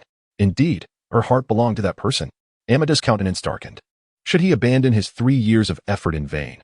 Or should he, as a man, boldly demand fair competition with that fellow? Hey, you lot. Do you genuinely care for Glenn, or is it mere pretense? Ben Johnson suddenly interjected, producing a piece of paper from his attire. A list of sorcerer apprentices? Oh, look. There's Brother Glenn. He truly is on it. Eurocleana exclaimed joyfully, while Laufey and Euchris hurried to inspect the document. Following Laufey's gaze, Amida too spotted Glenn's name on the list. Meanwhile, the girl beside Ben Johnson, twirling her brown curls, playfully asked, I didn't expect your bond to be so strong. With a chuckle, Ben Johnson wrapped an arm around her and teased, if memory serves me right, he should be turning 20 this year, while I am 22. I'll have him call you sister-in-law. Humph, who said I would marry you? The girl feigned annoyance. Suddenly, Laufey, who had been lazily seated, along with the indecisive Amida and other elders of the Bloodsail Alliance, seemed to sense something at once, their gazes drawn to the entrance of the hall, where a confidently smiling sorcerer apprentice had just appeared. A male apprentice of the Bloodsail Alliance, who had been engaging in charming conversation with a female apprentice, inadvertently caught sight of the newcomer. His eyes widened in disbelief, the wine glass slipping from his grasp and shattering on the floor, oblivious to the chaos. Solemn? Indeed. The unexpected visitor was none other than Solemn, a figure revered among all in the Bloodsail Alliance, akin to a myth. The apprentice who had been taken under the wing of the faceless sorcerer. The one who had once been part of Glenn's team yet had scarcely uttered a word.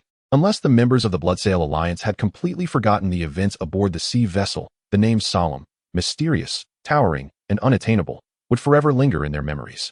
Solemn smiled confidently, arms crossed, delighting in the sight of the joyous dancers in the hall, his gaze flickering. Perhaps it was Solemn's brilliance that captivated the crowd, akin to the arrival of a protagonist who drew all eyes. Thus, no one noticed the individual in the distance, donning a white mask, arriving fashionably late. Chapter 30. The fiery youth Amurand, the original founder of the Bloodsail Alliance, once a lightsaber practitioner, now one of the 13 elders of the Alliance, and the unanimously recognized top newcomer in the latest ranking of the Black Soda Wizard Academy's top 10 skilled apprentices. All of this narrates Amurand's deep-seated desire to transcend the ordinary. Holding a wine glass, Amurand stood quietly, gazing at the figure he once revered from afar on the sea vessel Selenum, a person he had to look up to, no longer the frail individual he once was. Amurand had grown significantly over the past 3 years. He now possessed the right to meet Selenum's gaze directly. Furthermore, with everyone from the Bloodsail Alliance present, Should Solanum dare to act inappropriately, a mere word from Amurand would suffice. Feeling the presence of those beside him, Amurand finally regained his confidence and approached Solanum with a smile. He stared intently into Solanum's eyes, extending his hand with assurance. Should he act out of line, there would be no need to spare him a glance. The members of the Blood Sail Alliance were no longer the children they once were aboard that ship. As Amurand fixed his gaze on Solanum, awaiting his next move, a sudden clap echoed through the air. Solanum grasped Amurand's hand, smiling with elegance. Amurand, I remember you. For a moment, Amurand was at a loss for words, realizing that he had unconsciously harbored animosity towards Solanum. Was it rooted in his past fears? Shaking his head silently, Amurand composed himself and calmly replied, Solanum, over these past 3 years, none within the Blood Sail Alliance have forgotten you.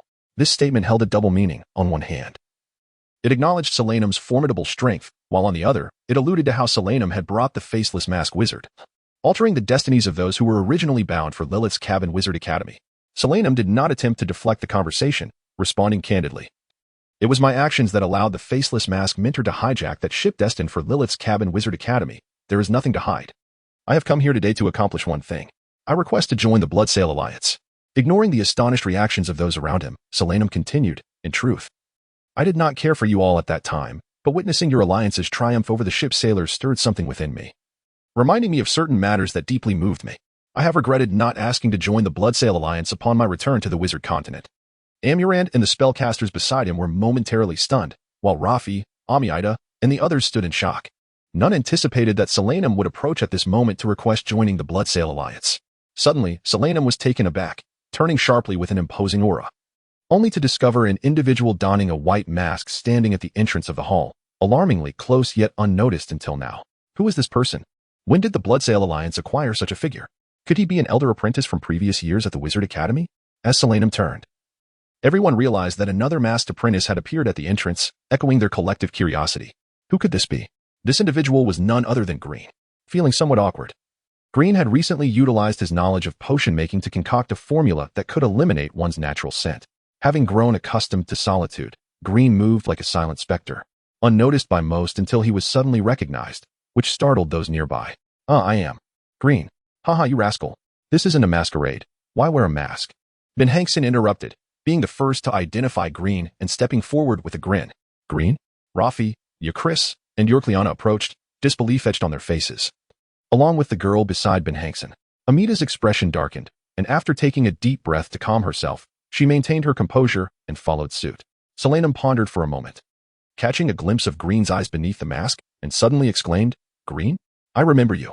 With that, Solanum reached out his hand. Green was taken aback by this unexpected change in demeanor. Had Solanum shed his previous facade, or was he merely pretending?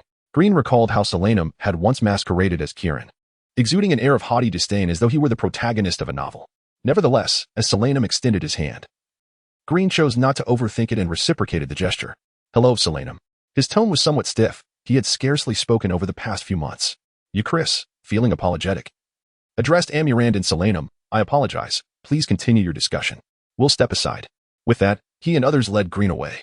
After a moment's thought, Amiida clenched her jaw, expressed her apologies to Amurand and Solanum, and followed them out.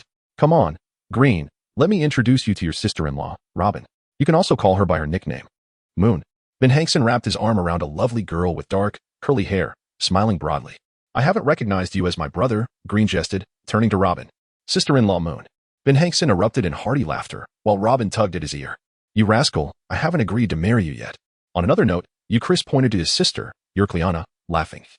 Green, you have no idea. My sister has been talking about you every day. It's driving me mad.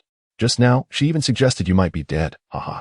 Chris exaggeratedly proclaimed, while Yorkliana timidly clarified, I didn't.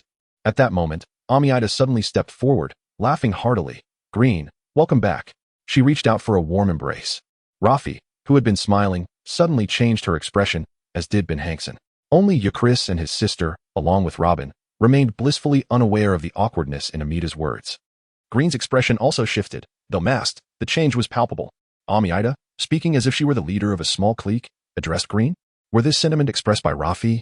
Green would have found it reasonable, but coming from Amiida, it was unexpected, considering Green was one of the founding members of this very team. The atmosphere grew increasingly tense. Enough, Rafi shouted, causing the attendees surrounding the dance floor to turn in surprise, gazing at her in bewilderment. Though the notorious queen of sharp tongues was known for her harsh words, she had always been cordial with the few nearby. Rafi stood, fixing her icy gaze on Amida. Enough, this is a gathering of our 5-member team from that ship. Step aside. Rafi, you know I. Amida attempted to explain. I will not repeat myself. Leave. Rafi's voice rose, her breaths heavy with evident fury at Amida's recent actions. Rafi's sudden outburst drew attention, but upon realizing it was her, most averted their eyes. Knowing well the consequences of provoking the queen of sharp tongues, Amida gasped for air, unable to maintain her composure under Rafi's treatment, feeling as though her heart was bleeding. With flushed cheeks, she pointed at Green, roaring, I challenge you to a duel like men, a fair contest, Rafi. Green observed the scene before him and suddenly felt a sense of disbelief. This individual was squabbling over trivial matters, engaging in disputes instead of seizing the moment to pursue the higher knowledge of sorcery. It was rather childish and tedious. What was the root of this conflict? The right to mate? Yet he had done nothing at all. It was merely this person, parading around like a jester. Watching Amida point at him while demanding a fair competition with Rafi, Green couldn't help but find it somewhat ludicrous. He had never even considered such matters. Their ambitions were fundamentally misaligned. As Green was about to utter a word, Rafi suddenly stepped in front of him, reminiscent of their earlier encounter aboard the sea vessel, where this formidable woman had grown accustomed to taking charge of everything for him. Perhaps, in Rafi's eyes, Green remained the fragile one in need of protection. Amida, do you wish for me to intervene? Or do you believe you can triumph over me? Rafi narrowed her eyes, her tone growing icy. As faint green tendrils emerged beneath her skin, an unknown sorcery at play, Amida gazed at Rafi, suddenly feeling that the woman before her was a stranger. After 3 years of familiarity, Rafi had never displayed such a side.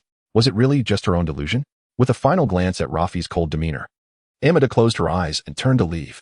Come with me, Rafi insisted, pulling Green away without giving him a chance to protest. As if she had become accustomed to such domineering behavior. You, Chris, Ben, and Johnson exchanged helpless shrugs. This formidable woman was simply unyielding. With a sudden thud, Green found himself pushed against the wall by Rafi. Where have you been these past 6 months? You didn't attend the gatherings. And you've ignored the crystal ball's calls. Are you trying to abandon us? Or have you found a woman at the academy? Rafi's forcefulness left Green dazed. And he instinctively replied, I have, of course, been preparing for the trials. Is that so?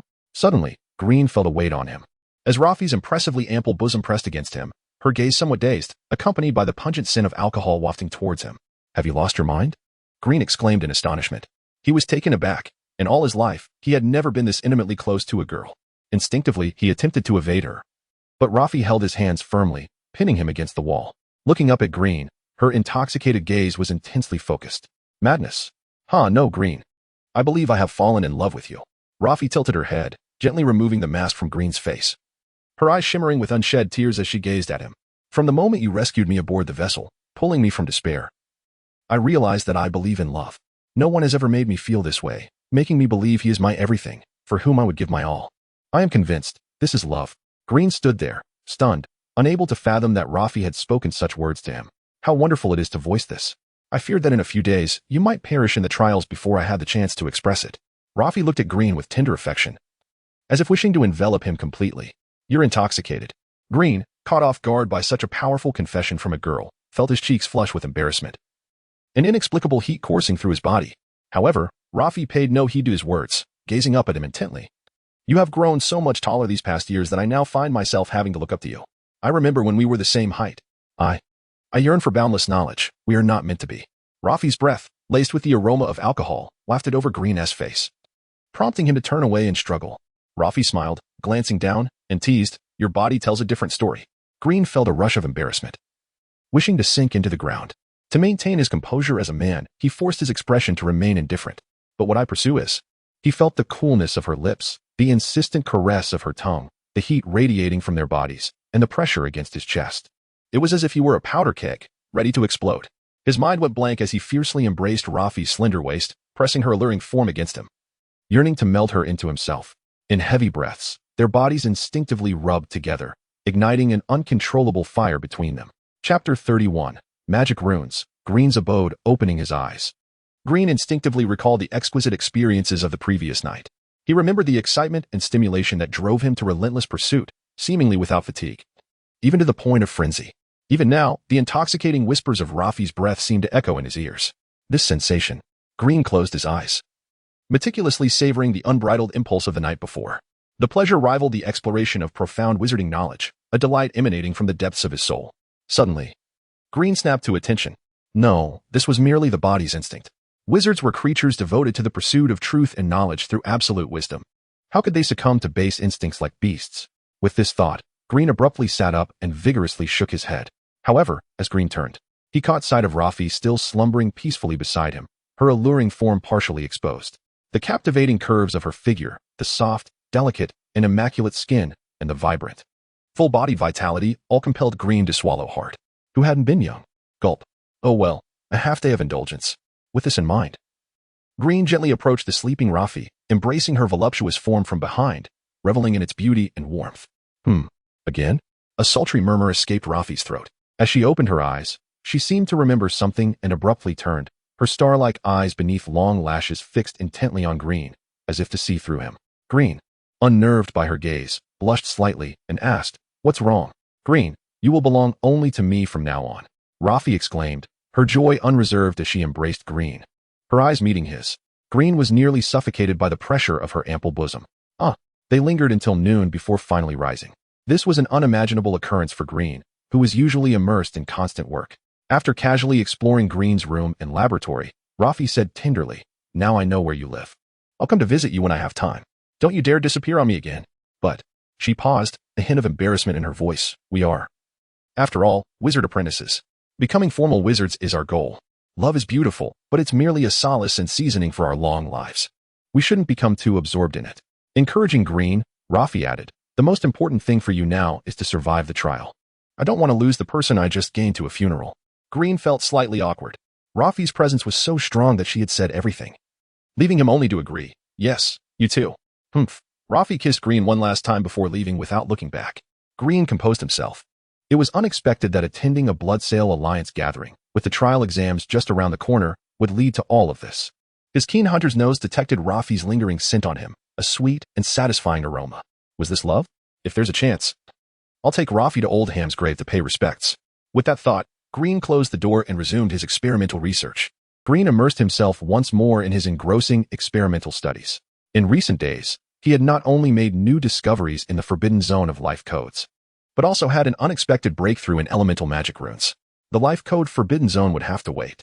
Green realized that the next stage of research required a precious experimental material, a living person.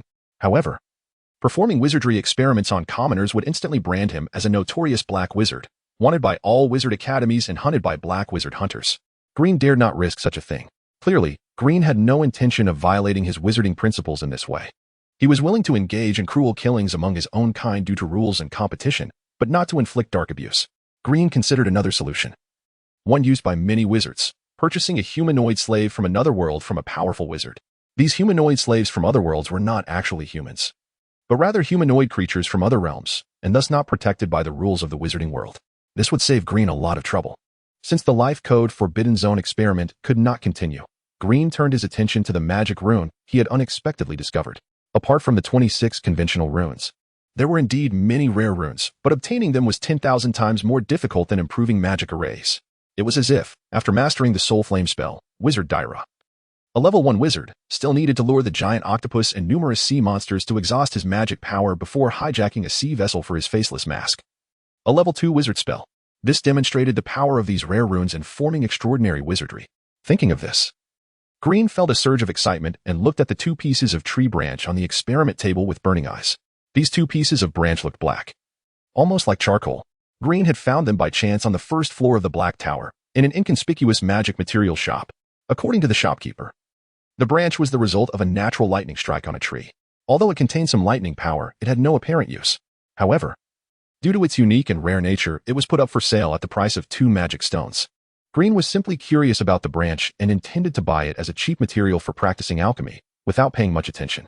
However, when Green returned to the laboratory and cut the branch for alchemy, he noticed some anomalies. When Green cut the branch, he was surprised to find that the cut was as smooth as a mirror. The lightning power inside the branch was highly compressed and concentrated, yet remained stable and did not dissipate. This piqued Green's interest. Instead of using the branch as an alchemy material, he began to study the cause of the strange nature of the lightning and attempted to extract some of the lightning power and apply it to alchemy smelting. He even made some potions to aid his research. However, he failed time and time again. The idea was simply impossible. Otherwise, Why wouldn't the shopkeeper have done it himself? Green was about to give up when, one day after meditation, his vision blurred and he seemed to see a faint, complex rune on the cut of the branch. The rune seemed to disappear in an instant, and Green even wondered if his eyes were playing tricks on him. Surprised, Green stared intently at the branch. After about 2 hourglasses, Green's vision seemed to blur again. After several days, Green was certain of one thing. The rune he had accidentally discovered was a rare rune mentioned in the wizardry books. This discovery delighted Green. From the wizardry books, Green knew the value of rare runes. Rare runes could not be recorded or conveyed through drawing, carving, or any other visual means. They could only be passed down through soul perception and division. Since discovering his treasure, Green had been observing the fleeting rune at fixed times each day, hoping to perceive it as soon as possible. However, to this day, Green's soul remains devoid of any comprehension of this rune. According to Green's preliminary estimation, it would require at least a decade for the soul to fully grasp the essence of this rune. Consequently, he began to carry the 2 fragmented wooden pieces closely, observing them at fixed intervals. As time flowed by, the moment for Green's cohort's initiation trial arrived. A daunting test ominously referred to by previous wizard apprentices as the Bloody Mill was about to commence. Chapter 32, Before the Trial Once Again. It was the same square as 3 years ago. However, Green now realized that many had unexpectedly perished among this cohort of wizard apprentices over the past 3 years. A total of 577 wizard apprentices from the Black Soda Wizard Academy were participating in the newcomer trials. Shortly, a map of the trial grounds would be distributed. And the task for this trial was simple: survive in the trial grounds for a month and return safely to be deemed successful. On the platform, a wizard shouted with an encouraging tone, yet beneath the surface, there was an unsettling excitement. Is it really that straightforward? What is going on? Why is this year's Bloody Grinder trial so simple? The crowd of apprentices murmured in disbelief at the seemingly easy trial. On the other side, Raffi, Green, Yukaris, Yorkliana, Binhan, and Robin stood together. Binhan frowned and remarked, "This doesn't make sense. I have heard from previous apprentices that every 10 cohorts or so, there emerges a particularly high-quality and numerous group. I thought ours would be such a cohort, hence the Academy would impose unimaginable terrifying trials. Yet, the goal of the trial is merely to survive?" Robin pouted, "Humph. Maybe they just throw us into areas swarming with wizard-level monsters and see if we still think it's simple. Enough of that. How could that possibly happen?" Binhan interrupted, anxious to avert such omens. Such circumstances should be improbable. Green shook his head, asserting, if it were that kind of place, the Academy would be fortunate to have even 1/10 of the apprentices return alive. Even those 3 Green pointed to the 3 apprentices at the forefront, Yuli, Bibiliana, and Sorum. Even they can't guarantee their survival. Yukaris spoke up, "The maps have been distributed. We'll find out soon enough." A wave of astonishment swept through the apprentices as they received the trial maps, seemingly uncovering some incredible revelations. Green barely glanced at his map before a chain of ink manifested, mysteriously imprinting itself onto his forehead, forming a black chain-shaped pattern. Furrowing his brow, Green dismissed the pattern and focused on the map in his hand. However, after only a few moments, he too gasped in astonishment. Firstly, the trial was set within the thorny forest, designating a 300-kilometer square area as the trial grounds. Surrounding the area were warning barriers, stipulating that participants must not leave the boundaries within the specified time. Those who did would be warned by a wizard. Secondly, all new apprentices from the 7th Ring Holy Tower's 12th District were participating in this trial. The wizard academies included Black Soda Wizard Academy, Maze Wizard Academy, Dark Realm Wizard Academy, Skeletal Bell Tower Wizard Academy, Hourglass Wizard Academy, and Ivory Castle Wizard Academy. Thirdly, the trial ground featured 3 different secret realms that would open at various times. The first realm would be accessible on the day of the trial, comprising 100 locations containing high-level wizard apprentice-grade magical artifacts. The second realm would open 10 days later, with 10 locations housing powerful consumable magical artifacts. The third realm would be available 20 days later, with 1 location containing precious potions to enhance the apprentice's mental fortitude and wizard notes. Fourthly, slaying other wizard apprentices would result in the automatic absorption of their marks. At the end of the trial, for every additional mark acquired, apprentices would receive a reward of 500 magic stones from the Academy. No wonder Green was astonished. Although the Academy did not enforce mutual slaughter among apprentices, the conditions laid out on the map hinted at a stark reality. Only through continuous conflict could one enhance their strength, ensuring their safety and success in the trial. Nonetheless, theoretically, there were 2 ways to pass this trial. The first was to remain hidden for a month until the trial concluded and return to the Academy, which involved a considerable degree of luck. The second method was to compete for treasures within the continuously opening secret realms, thereby growing stronger until one reached a point where they could hunt others without fear of retaliation. 500 magic stones would drive many apprentices to madness. Green felt no hesitation. With his formidable mental prowess and a plethora of rare magical artifacts, unless he encountered those with exceptional innate talents like Yuli by Biliana, or Sorum, who had been cultivated with great effort by a second-level wizard upon entering the academy, he would find it challenging to face any threatening adversaries. Such a significant sum of magic stones could rapidly elevate one's strength. This, in itself, was a testament to the wisdom of wizards. Of course, this applied only to the first 20 days. After that, should the apprentices acquire those powerful consumable magical artifacts, the situation would be entirely different. They are pushing us towards our doom. Binon lamented. Euchris, however, let out a sinister chuckle. I've longed for a battle opportunity like this. Reminiscent of the bloodshed aboard the sea vessel. For 3 years, we've tirelessly honed our abilities in anticipation of this moment. The difference is, we were once weak. Reliant on Raffi's protection, now we the group turned their gaze toward Raffi, whose fitted robe accentuated her long, fair legs. Though her chest was concealed, it could not hide its fullness, and her piercing gaze was fixed on the map, emanating an undeniable, impervious aura. After pondering for a moment, Raffi calmly addressed the group. Based on my calculations, our entry into the trial grounds should be random. Among us 6, Eurcliana, Binhan, and Raffi glanced at Green before continuing, and Green, your magic is not combat-oriented. On the first day, prioritize self-protection and steer clear of the secret realms. The other 3 should exert all efforts to secure the magical artifacts within the realms. Then, we shall regroup to avoid chaos and prepare for the competitive phase after the second realm opens. Understood. The others were accustomed to Raffi's directives, responding without hesitation. Green murmured, actually, I have made several preparations and possess a fair degree of confidence in securing the magical artifacts. Raffi glanced at Green, internally doubting his capability, having only become a wizard apprentice 6 months prior. However, considering Green's pride, she refrained from voicing her thoughts. Raffi addressed the group, just now. The other 13 elders of the Bloodsail Alliance requested a meeting. With Sorum's joining, he has become an elder. They must be discussing the final secret realm. I will step out for a moment. Yet, as Raffi took 2 steps away, she paused and, to the astonishment of the group, jaws nearly dropping to the ground, quickly turned back to embrace Green and passionately kiss him, caught off guard, especially with friends present. Green's heart raced, and his eyes widened. Raffi, be careful. Raffi placed an earring in Green's hand and departed without looking back. It was only then that the others regained their composure, surrounding Green with expressions akin to hungry wolves eyeing a lamb, eagerly demanding an explanation. Well, Green, you must clarify what just happened. Are you and Raffi Binhan was the first to leap forward, excitement radiating from him like a monkey witnessing a feast. Green hurriedly replied. No, nothing happened between me and Raffi. Nothing happened? Then surely something did, laughed Johnson heartily, patting Green on the shoulder. Robin, with a fierce stomp on Johnson's foot, flushed with anger, retorted, what do you know? My apologies, be gentle. If I get hurt, I won't be able to run in the trial. Johnson lamented. Meanwhile, after a prolonged moment of astonishment, Euchris murmured, how wonderful. The Queen of Sarcasm finally has a man. This is indeed a great fortune for the Bloodsail Alliance.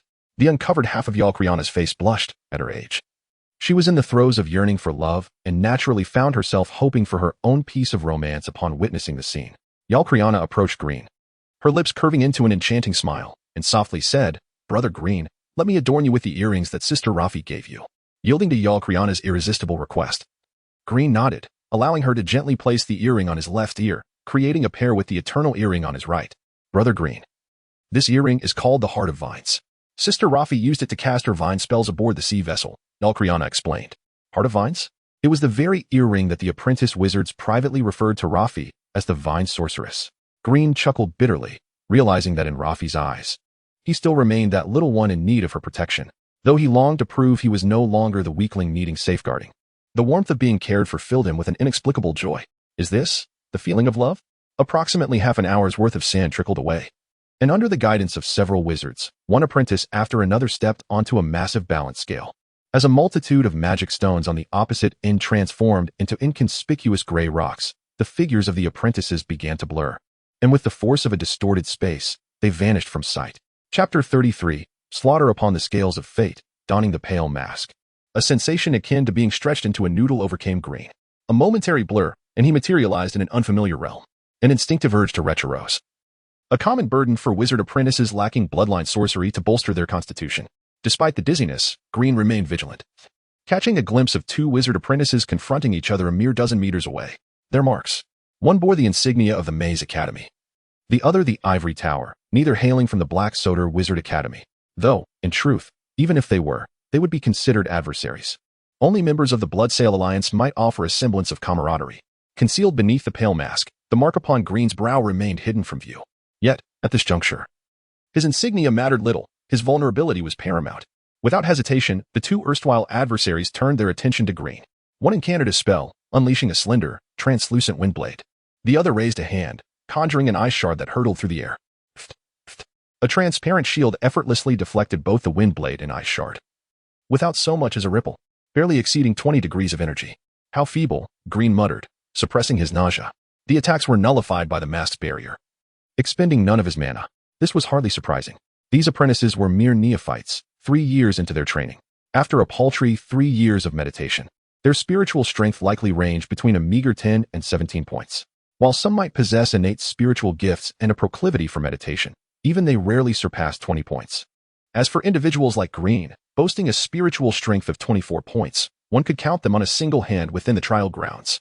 Consequently, their mana, even amplified by elemental arrays, would barely generate an energy intensity between 13 and 22 degrees. Clearly, these two were not spiritually endowed. The two apprentices stared wide-eyed at Green, their countenances etched with terror. They appeared to have beheld a monster. The apprentice who had cast the windblade, his hair standing on end, fled without a second thought, even accelerating himself with a hasty spell. The other, slower to react, met Green's cruel grin as a soaring firebird arced towards him. No. The apprentice managed a despairing cry before being engulfed in flames. The firebird's energy, peaking at a formidable 60 degrees, incinerated him with little resistance, reducing him to ashes. Simultaneously, the chain mark upon Green's forehead seemed to intensify. Ugh. Uninterrupted, Green emptied the contents of his stomach, finally regaining his composure. I must explore sorceries to fortify my physique, he panted. Bloodline sorcery offers swift results but comes with drawbacks, hindering the focus of a wizard's intellect and altering one's physical form. Mechanical and potion sorcery, on the other hand, earth and wood element sorceries might also enhance the body, and perhaps the research into the life code Forbidden Zone could yield a breakthrough. After a moment of introspection, Green refrained from immediate exploration, instead retrieving a crystal ball to contact Fyra and the others. The trial grounds spanned approximately 300 kilometers in diameter. With the spiritual strength of a wizard apprentice, communication was clear within 10 kilometers. Beyond that, only garbled exchanges were possible, and further still, only vague directional senses remained, eventually fading into nothingness. Repeated failures suggested that his team was not nearby. Shaking his head, Green, having little expectation, stowed the crystal ball. Consulting the map, he found no discernible landmarks and chose a direction at random. Buzz, unfamiliar with the thorny forest, Green was ignorant of its perils. He had unwittingly wandered into a territory of killer bees.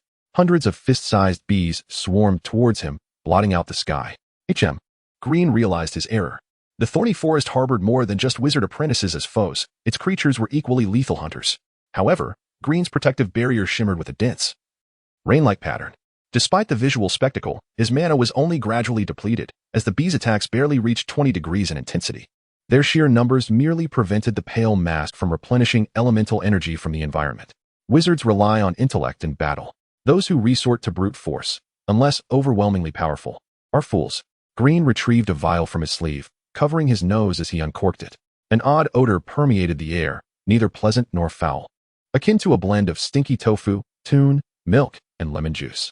As the peculiar scent emanated from Green, the once ferocious bees recoiled, as if repulsed by something vile, and dispersed. Green, still holding his nose, seemed to glance inadvertently at a nearby thicket. Instantly, a figure lurking within bolted. What nonsense! The individual had witnessed Green withstand an assault by hundreds of killer bees unscathed. Engaging such a monstrosity was an exercise in futility. Humph, spying for so long. And now you flee? To Green, before the opening of the second secret realm, any wizard apprentice who revealed themselves was merely offering 500 magic stones. Hardened by the horrors of the Sea of Evernight, Green had long abandoned compassion. As Rafi had once said, cruelty, frigidity, and wickedness were the essence of a wizard. Green pointed a finger at the fleeing figure, and a vine snaked out, ensnaring its feet. This was the sorcery Green had cast using the vine heart earring Rafi had gifted him. Humph, you think such a rudimentary spell can restrain me? The figure scoffed. Its body began to morph, its legs transforming into bovine hooves. The vines were easily shattered. The wizard artifact is too weak? Bloodline sorcery, humph. Seizing the opportunity, Green pursued, a fireball blazing on his fingertip. Aiming at the figure now within range, he declared, "Perish." A firebird soared towards its target. Impossible. Such powerful fluctuations. This figure, unlike the previous two, was considerably stronger. In a split-second decision, it cast a spell, and with a poof, its body dissolved into a pool of blood, which shot away like an arrow. Boom. After the conflagration, Green approached, his expression somber. However, it seemed as though Grim had an epiphany, as he gathered some blood from the ground with his fingertip. He sneered. So, he left behind bodily information, though it's only some rudimentary curse witchcraft. Let's see if you've cultivated a symbiotic insect. Muttering thus, Grim chanted arcane incantations, and the blood on his fingertip began to emit a crimson mist. A face contorted in agony materialized fleetingly in the air. Simultaneously, Grim produced a selection of mystical witchcraft components, arranging them on the ground to form a rudimentary altar. At the altar's center, he placed a miniature scarecrow. In the distance, the weakened figure glanced warily behind, and upon confirming that no one was in pursuit, he breathed a sigh of relief, murmuring, "What terrible luck to encounter such a monster so soon after arriving at the proving ground. I wonder which academy he's from, and whether those promising individuals from my own academy are a match for him." As he muttered, a sudden chill ran through the figure's body, and his vision became obscured, as if veiled by a layer of fog. The figure despaired. Damn it, curse witchcraft. Blindness. In his blindness, the figure was unable to discern the direction of escape, and he panicked. A short while later, Grim, having tracked him down via hunting nose, gazed upon the incinerated remains of the figure, and said in a somber tone, "To attempt to learn such a body information leaving escape witchcraft without even cultivating a symbiotic insect is utter folly." Chapter 34, The Hunt Belrod. The ninth-ranked apprentice at the Academy of Dark Realms is perceived by others as humble and wise. Yet, unbeknownst to them, he harbors an almost grotesque pride within. He is convinced that given enough time, he will surpass any apprentice, for he has always been that kind of person. From an unnoticed newcomer to a formidable figure, Belrod has progressively outstripped his peers and those who were once deemed experts, ultimately securing his place among the top 10 of the Academy. This journey has forged the foundation of Belrod's arrogance. Beneath his seemingly humble and wise demeanor lies a contemptuous superiority. He believes that, had he more time, he would have easily surpassed even the so-called top experts ahead of him, and he is certain that day will come. Yes, such an opportunity has arrived. When the Academy announced the trial rules, while many apprentices trembled in fear, Belrod felt a thrill of excitement coursing through him, almost compelling him to laugh out loud. He stifled his impulse, bowing his head in apparent trepidation, while others mistook his demeanor for fear. Typically, earning a few dozen magic stones would take him a month of relentless effort, but in this trial, slaying a single apprentice would yield 500 stones. Such a trial is nothing short of a heavenly blessing. Indeed, if he could eliminate 10 foolish apprentices, he would amass 5,000 stones. If he managed 20, it would be 10,000. The thought of more exhilarated him, his eyes ablaze with fervor. Once this trial concluded, the so-called top experts would be nothing but fleeting shadows. My only goal is the Holy Tower, Belrod coldly reassured himself. As he traversed the trial's secret domain, Belrod was nearly driven to madness. The fourth one. 2,000 stones already. This is astonishingly simple, he thought. With 2,000 stones in hand, he could finally procure the items he had long coveted. He sneered, imagining that with those possessions, the so-called top experts would be no more than insects beneath his feet. No, 2,000 stones are still insufficient. I need to kill more for another 500 stones. I crave even greater wealth. With a fierce resolve, Belrod plunged his bloodied claws into the chest of another apprentice, his expression bordering on madness as he charged forth to hunt down weaker prey. Half an hour later, he seethed, "Cursed mark." The more points he accumulated, the stronger the mark's signal fluctuations became, causing timid apprentices like those at a distance to flee in terror. Suddenly, Belrod halted, sensing something vaguely in the air. The scent of blood and the mark's fluctuations. Yes, it is the mark's response. Nearby? Poor little kitty, I have caught you. Belrod cackled, his hands morphing into fearsome claws, his body adorned with dark purple scales, a sinister liquid seemingly enveloping him, hinting at potent toxicity. He resembled a wild cheetah in his agility. Mwahaha, little kitty, here I come. Yet, as he leapt from the trees, he abruptly fell silent, stunned by a sight that rendered him speechless. The vast expanse before him bore the marks of devastation. Trees and grass lay ravaged by magic, the ground riddled with craters, the air thick with the stench of blood, and charred remnants scattered haphazardly, as if obliterated by a tremendous force. Such a horrific scene could only be the aftermath of a fierce clash among 20 or more apprentices. However, in this desolate arena, only one figure stood with their back to him, gasping for breath, evidently drained of magical energy. Belrod swallowed hard, a bead of cold sweat forming on his brow, oblivious to its presence. From the mark on his forehead, he detected a dazzling orb of light ahead, radiating with an intensity akin to the sun, blinding and overwhelming, evoking a sense that gazing upon it for too long would lead to blindness. In stark contrast, the glow of his own mark appeared feeble, like a mere firefly striving to exist in the sun's brilliance. How many apprentices must have fallen for the mark to manifest such terrifying power? Belrod gasped, his consciousness sharpening in an instant.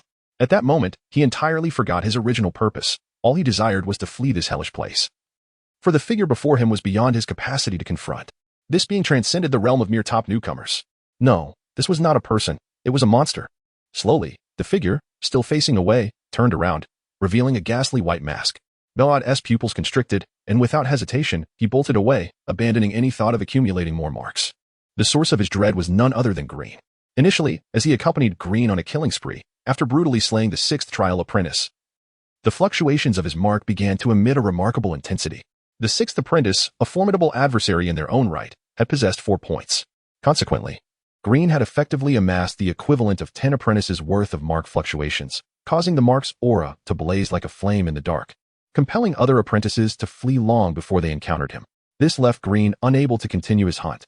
After a solitary, powerful apprentice briefly tested Green before fleeing, he encountered no one else and contemplated abandoning this method of acquiring magic stones to wait for the trial to conclude. However, just as Green resigned himself, for apprentices, each radiating significant mark fluctuations, approached him, seemingly a small group from a nearby academy intent on teaming up to eliminate Green and claim his marks. The weakest among them exuded 3 points, while the strongest boasted an astonishing 8. Thus, a fierce battle ensued. Utilizing the exaggerated defenses of his pale mask, Green supplemented his magic with intermediate stones, unleashing his Firebird spell repeatedly. One by one, the 4 apprentices fell to flames, their marks absorbed by Green. Upon absorbing the last apprentice's mark, reaching a total of 33, Green's mark fluctuations erupted like the sun in the sky, releasing an invisible ripple of power within a 100-meter radius. In that moment, any apprentice within proximity felt the terrifying aura akin to the sun's ferocious blaze. This wave served as a warning to all. A formidable apprentice had emerged here. At that instant, Green sensed a presence behind him. Another greedy soul?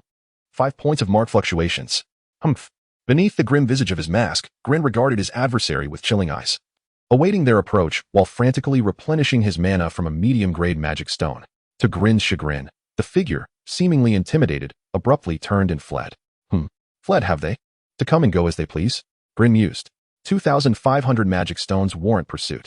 With a surge of mana through his staff, a colossal wind elemental bat materialized, its wings beating powerfully. Without hesitation, Grin took a running start, leaped onto the bat's back, and gave chase. Grin's unleashed his mark's aura without restraint, a beacon in the sky, causing apprentice wizards to scatter, unwilling to approach.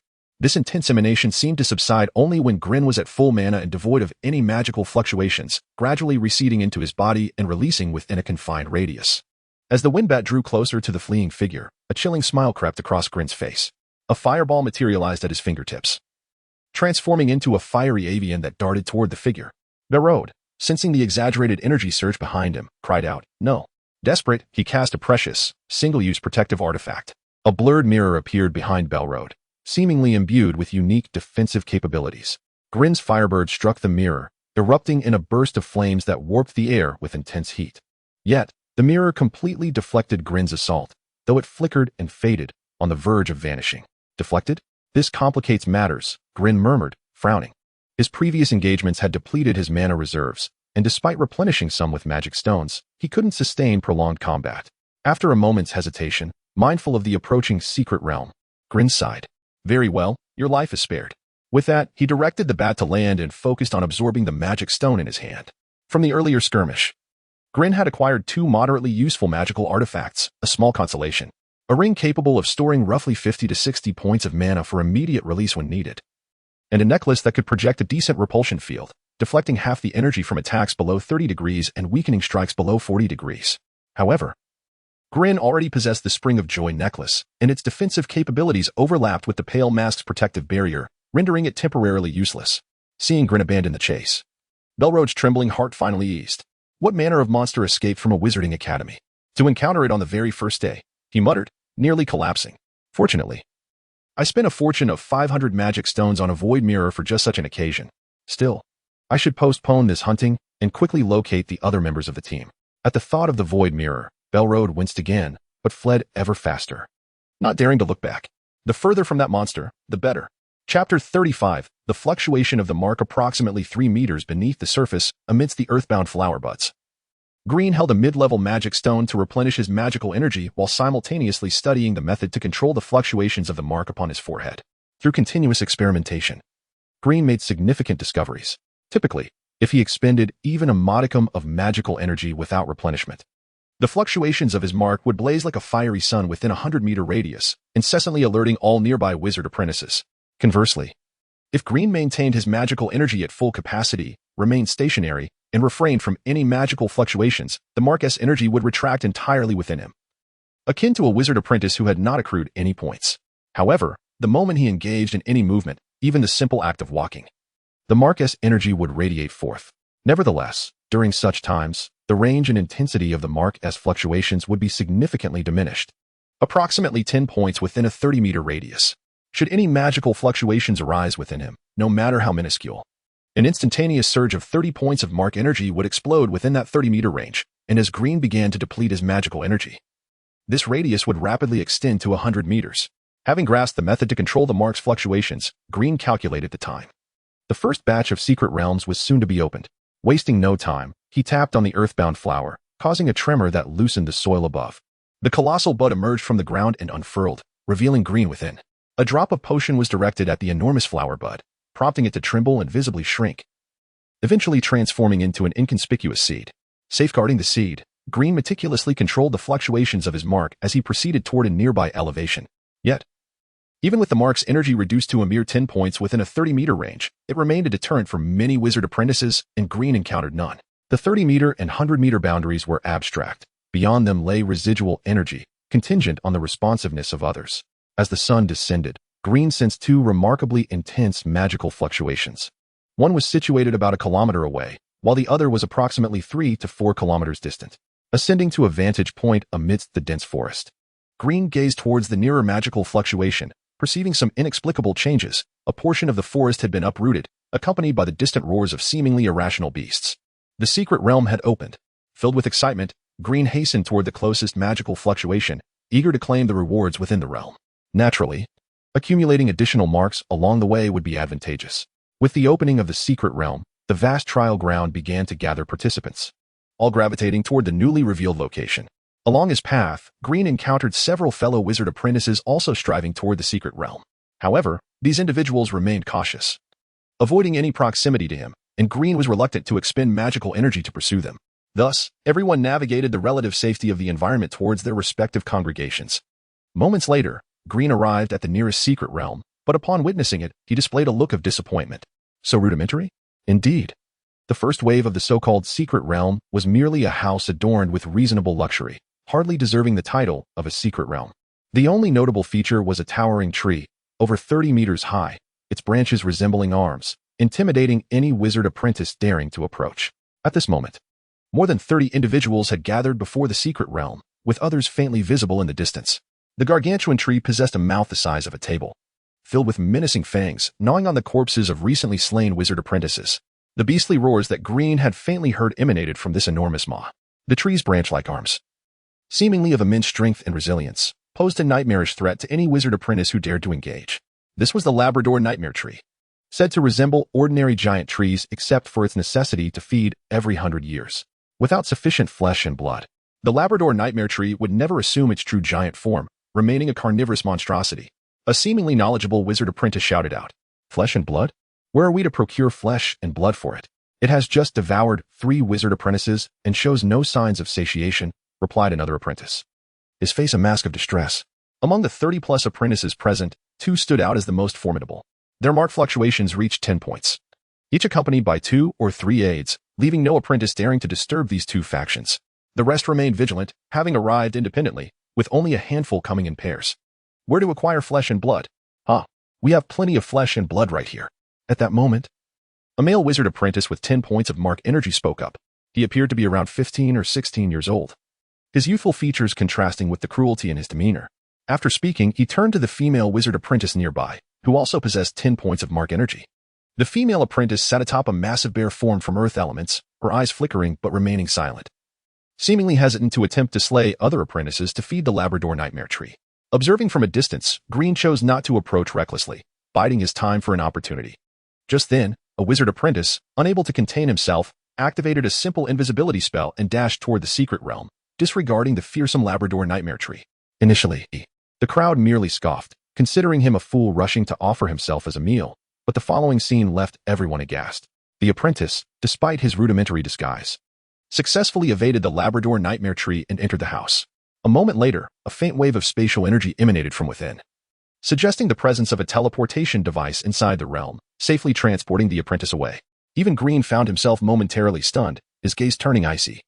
The reward he had presumed was within his grasp had been snatched away right before his eyes. How could this not incite fury? Suddenly, an idea struck Green as he observed the room that had not vanished. Could it be that the secret realm offered rewards for more than one individual? Oh, that scoundrel. That scoundrel has taken my magical artifact. The male wizard apprentice with 10 points of mark energy, on the brink of madness, glared at the indecisive female apprentice nearby. If you do not make up your mind, I shall not hold back. With gritted teeth, the female apprentice atop the earth element bear shouted, "Attack." In response, the male apprentice, still in his awkward teenage phase, smirked coldly. Even if you claim the secret artifact, I will seize it from you. With that, he gestured to his companions, and they charged wildly toward the isolated wizard apprentices. Amidst the onslaught, those solitary wizard apprentices who had ventured forth, with the exception of a scant few who dashed headlong toward the secret realm's abode, mostly scattered and fled, seemingly abandoning any aspiration to vie for the rewards within. Grim. At that very moment, a female wizard apprentice caught sight of Grim, masked as he was, and with a cry of elation, she sprinted toward him. This particular female apprentice belonged to the Bloodsail Alliance, and it appeared she was well acquainted with Yokris, as the two were occasionally seen together. Grim, though having observed her on several occasions, had never exchanged words with her. Her name, as far as he recalled, was Iraltuin. However, such details were of little consequence. Grim, his heart ablaze with an unutterable excitement, watched the adolescent male wizard apprentice, a leering predator in pursuit of Iraltuin, and inwardly roared, "Yes, yes," just like that. Closer still, he remained motionless, suppressing every ripple of his mark's energy. Iraltuin, witnessing Grim's steadfastness, was overcome with gratitude. Despite the fact that she and Yokris had never truly become lovers, Grim was willing to risk his own safety to rescue her. Truly, he was a chivalrous and trustworthy wizard apprentice. She did not attribute Grim's actions to their shared affiliation with the Bloodsail Alliance, for such tenuous bonds were only sufficient for casual alliances, never for perilous rescues.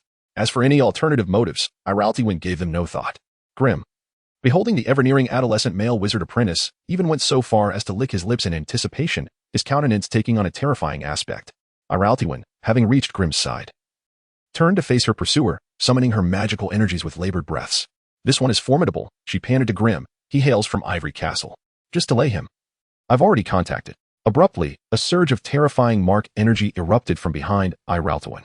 Like the sun in the heavens, it radiated boundless light and heat, instantly engulfing all nearby mark energies. Iraltuin's own mark energy, in that instant, was akin to a submerged reef in a tempestuous sea, utterly lost from sight.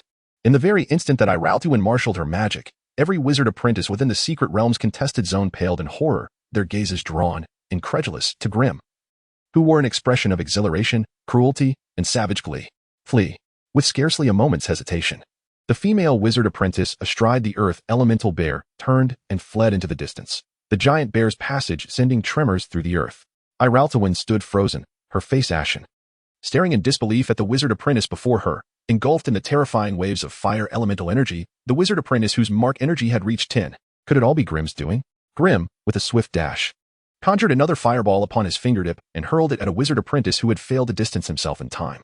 With a burst of fire, the apprentice perished without even a cry. In that moment, Grim was as a ravenous wolf unleashed upon a flock of sheep, greedily slaughtering any prey within reach. It was not until Grim had slain his fourth wizard apprentice that the vast arena of the secret realm was utterly deserted. "Pale-masked devil, I shall remember you."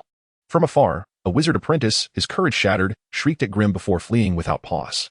Grim paid him no heed, merely licking his lips and remarking, 51 mark points. Casting a glance at the distant, motionless Iraltuin, her face deathly pale, Grim refrained from approaching her, instead offering a faint smile before making his way directly toward the Labrador nightmare tree. However, to Iraltuin, Grim's smile was akin to the bared fangs of a demon. Her already rigid frame trembled instinctively, her body exuding beads of perspiration, her face ashen. "Nay, thy mark exceeds 30. Thou mayest enter the chamber directly." At that moment, the Labrador nightmare tree spoke. Grim paused, then chuckled, intriguing. He strode directly into the chamber. Within, he beheld 9 wands, each crafted identically, resting upon stands. One stand was vacant, as if a wand had been taken by a predecessor. Grimm mused, "This is the reward? It seems merely a mundane magical artifact, simply imbued with a sealing enchantment." As Grimm's hand made contact with a wand, the chamber was suddenly filled with a spatial distortion. With a whoosh, Grimm and the wand vanished. Chapter 36. A Wizard's Omen. Could this truly be a teleportation mechanism? In a flash, Grendel materialized in an unfamiliar setting. This time, however, the displacement seemed confined to a mere 10-odd kilometers, a relatively short distance that induced no discomfort. Grendel turned. Sensing a surge of arcane energy emanating from a hidden enclave approximately 2 kilometers away. Elated, Grendel made no attempt to conceal the radiant pulsations of his insignia. Allowing it to surge forth like a tumultuous tidal wave, he promptly summoned forth a wind elemental bat and directed it toward the clandestine realm. Perched upon the bat's back, Grendel examined the newly acquired magical scepter. After a moment, a tinge of disappointment crossed Grendel's features. The scepter merely contained a simple enchantment of lightning sorcery, its offensive potency hovering between 35 and 45 points. Its defining characteristics were its velocity, inherent penetrative capacity, and a paralyzing effect, further augmenting the potency of other elemental incantations. Grendel shook his head. The scepter held no utility for him. Within the academy, it would fetch a mere 350 to 450 magic stones. A paltry sum compared to the reward for eliminating a wizard apprentice. Nevertheless, such mass-produced wands could significantly amplify the capabilities of other wizard apprentices. Moreover, the scepter's lightning enchantment, with its penetrative and paralyzing attributes, could prove invaluable in both dispatching weaker adversaries and evading more formidable foes. With his team in mind, Grendel continued his flight toward the hidden enclave. Soon, Grendel arrived at the location of the sensed enclave. Under the sheer force of Grendel's exaggerated insignia emissions, the dozens of individuals guarding the entrance huddled together, their gazes fixed upon him with palpable apprehension. Dismounting from the wind elemental bat, his golden curls and the melody spring earrings at his chest fluttered in the breeze. A pallid mask, adorned with swirling violet patterns, concealed his countenance, rendering his expression inscrutable. With a resounding thud, Grendel's feet met the earth, exuding an aura of formidable power befitting a legendary figure. "It's you." A voice pierced through the air, laced with disbelief. The speaker, a towering figure of approximately 1 meter and 85 centimeters, sported long, golden hair swept back from his face and a thick, untamed beard. His broad, muscular chest was bare, revealing a smattering of dark chest hair. It was none other than Amidi, Lavi's suitor and one of the 3 chieftains among the assembled throng of groundlings, flanked by 2 unfamiliar members of the Bloodsail Alliance. Amidi, Grendel responded casually, seemingly unperturbed by Amidi's past transgressions. Grendel recognized that, despite his vexing nature, Amidi's affection for Lavi far surpassed his own. Lavi's choice of Grendel was merely a testament to his luck, having captured Lavi's heart in a fleeting moment of infatuation. Furthermore, Grendel was not foolish enough to provoke a hostile group of dozens of individuals, a suicidal endeavor. Grendel strode directly toward the guardian of the enclave, the Labrador Nightmare Tree, and proclaimed in a resounding voice, "Can you enlighten me regarding the requirements for entering the enclave?" The onlookers stared at Grendel as if he had lost his senses, conversing with a man-eating monstrosity. Some even harbored the hope that the Labrador Nightmare Tree would promptly obliterate him. However, the ensuing scene left everyone dumbfounded. The Nightmare Tree actually spoke. "Wisdom and strength. Your strength meets the criteria. However, as you have already entered another enclave once, you are ineligible to enter again." The giant tree, smaller than the Labrador Nightmare Tree Grendel had previously encountered, declared. "Oh, is that so?" Grendel pondered for a moment before suddenly inquiring, "What if I were to forcibly re-enter?" The Labrador Nightmare Tree swayed its branches and replied languidly, "You misunderstand. I am merely responsible for screening qualified wizard apprentices. I will not impede you. If you wish to trespass, feel free." With that, the Labrador Nightmare Tree retracted its branches, clearing a path for Grendel. Grendel wore a pensive expression, hesitated slightly, and then proceeded toward the enclave hut. "Wait." Suddenly, Amidi, his teeth clenched tightly as if suppressing his emotions, stepped forward and bellowed at Grendel, "I demand to know why I lost to you. Why did Lavi choose you?" As he spoke, Amidi's muscles began to swell violently, brimming with explosive power. His mouth elongated, revealing 2 fangs, and dark fur erupted from his body, transforming him in an instant from a human into a ferocious beast. "A simian giant ape bloodline sorcery?" Grendel remarked calmly, unfazed.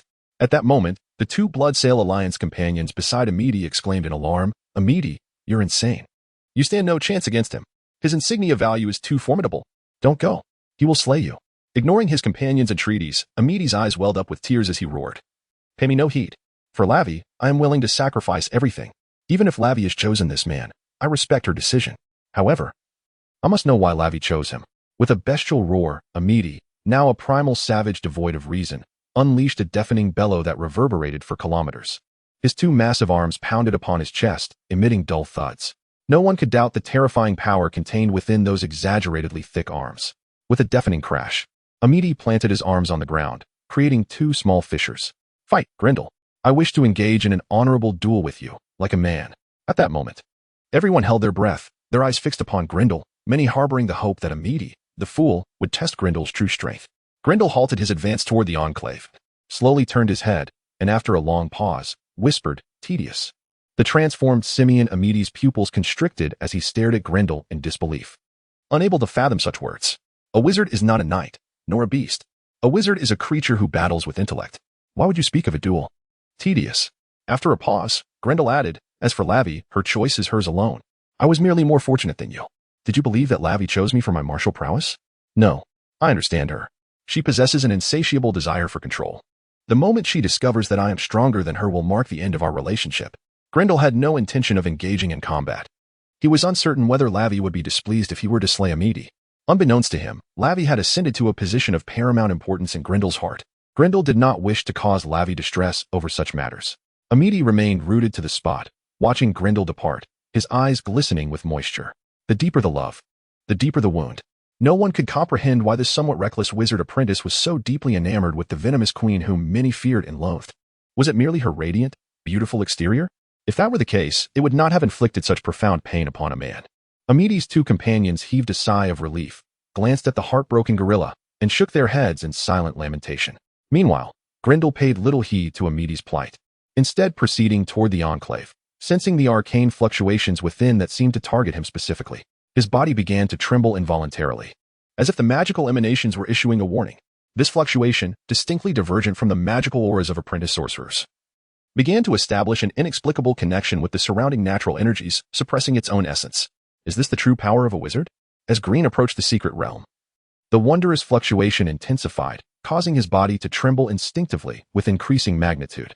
He sensed that if he were to cast elemental sorcery within this fluctuation, the energy waves that could typically be manipulated ninefold by a wizard's leverage would be reduced to a mere sixfold. Conversely, the quintuple elemental energy of the basic elemental magic array seemed remarkably unaffected by this fluctuation. Slowly extending a hand to open the door of the secret realm, Green hesitated when his trembling fingers were merely 3 centimeters from the entrance. Suddenly, a fierce eruption of that mysterious fluctuation surged forth, seemingly serving as a final warning to Green. Should he dare to touch the secret realm, he would incur the wrath of the wizards.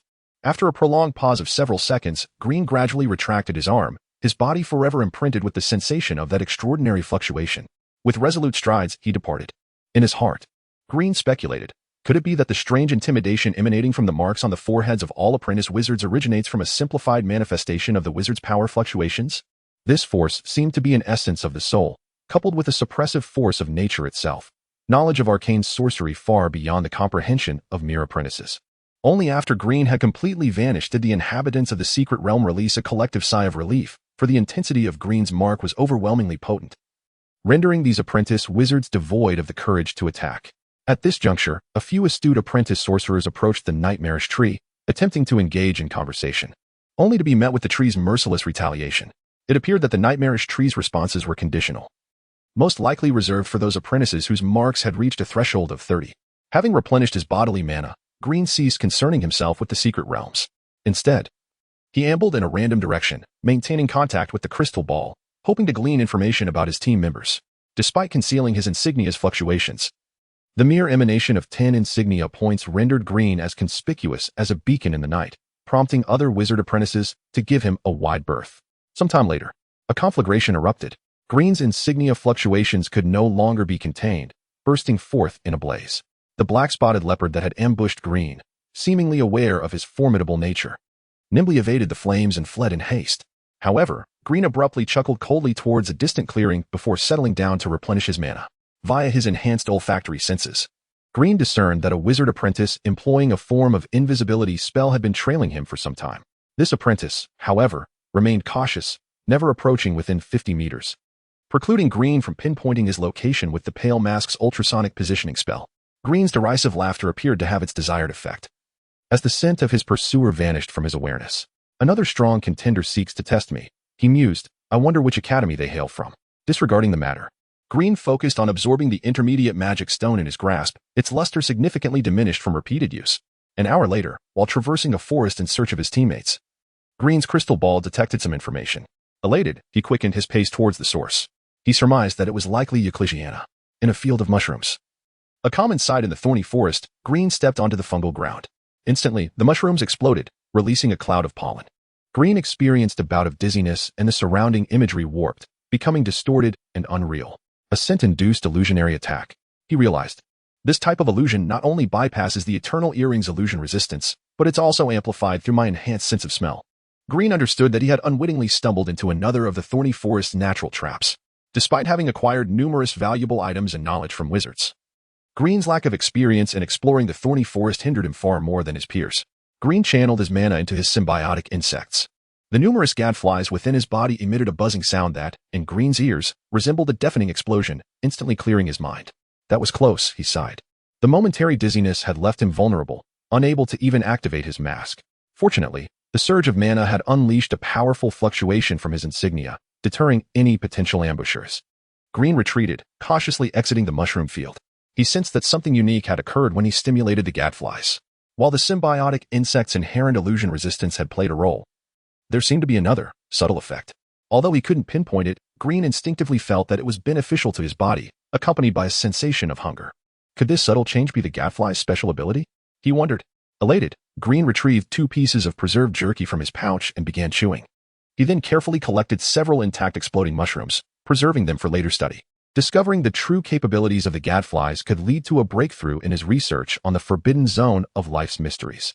As Green prepared to depart, his expression changed as he slowly turned towards the depths of the forest. An insignia fluctuation, as strong as his own, resonated powerfully, creating a bizarre spatial distortion. A powerhouse from another academy? He mused. You are the first wizard apprentice I've encountered in the trial with an insignia fluctuation exceeding 30. A solitary figure emerged from the forest, his face frighteningly pale. The man's gaze swept over Green before dismissing him, focusing instead on the white mouse perched on his shoulder. Observing the white mouse, Green's pupils constricted beneath his pale mask. He tentatively inquired, Meyer? Green's question elicited a reaction. The man raised his head, frowning, and said, From the Black Tower Wizard Academy? But I haven't seen anyone besides my teacher, Bibiong Iona, Solanum, and a few senior apprentices in the last 3 years. Who are you? Green's pale mask concealed his forehead insignia, preventing Meyer from identifying his wizard academy. Before Green could respond, Meyer interrupted, Never mind, don't tell me. My teacher said we can't kill apprentices from our own academy. If you're from the Black Tower Wizard Academy, that wouldn't be fun. With such a large insignia fluctuation, you won't die easily, will you? It's better to wear a mask. Let's play. In that brief exchange, Meyer had spoken more words than Green had heard in a month on the sea vessel. When Green heard the word play, his body instinctively shuddered. Suddenly, Green's defensive shield contorted as if pierced by an invisible drill, forming a spiral distortion. Green's mana plummeted, and the shield regained its eggshell shape, but Green was shaken. The sudden attack possessed an energy intensity of 80 to 90 degrees. This attack far exceeds my maximum attack intensity, he realized. Oh, this wizard implement's defensive shield is quite strong. It must be the best among the wizard apprentices. Let's see if it can withstand this form. Meyer seemed intrigued. He muttered a few incantations and pointed at Green again. Green barely had time to react, before he could even detect any anomalies. He felt as if the defensive shield had been struck by a monstrous rhino. As his mana rapidly drained, a tremendous force sent him flying backward. He stumbled 7 or 8 steps before regaining his footing, his internal organs churning.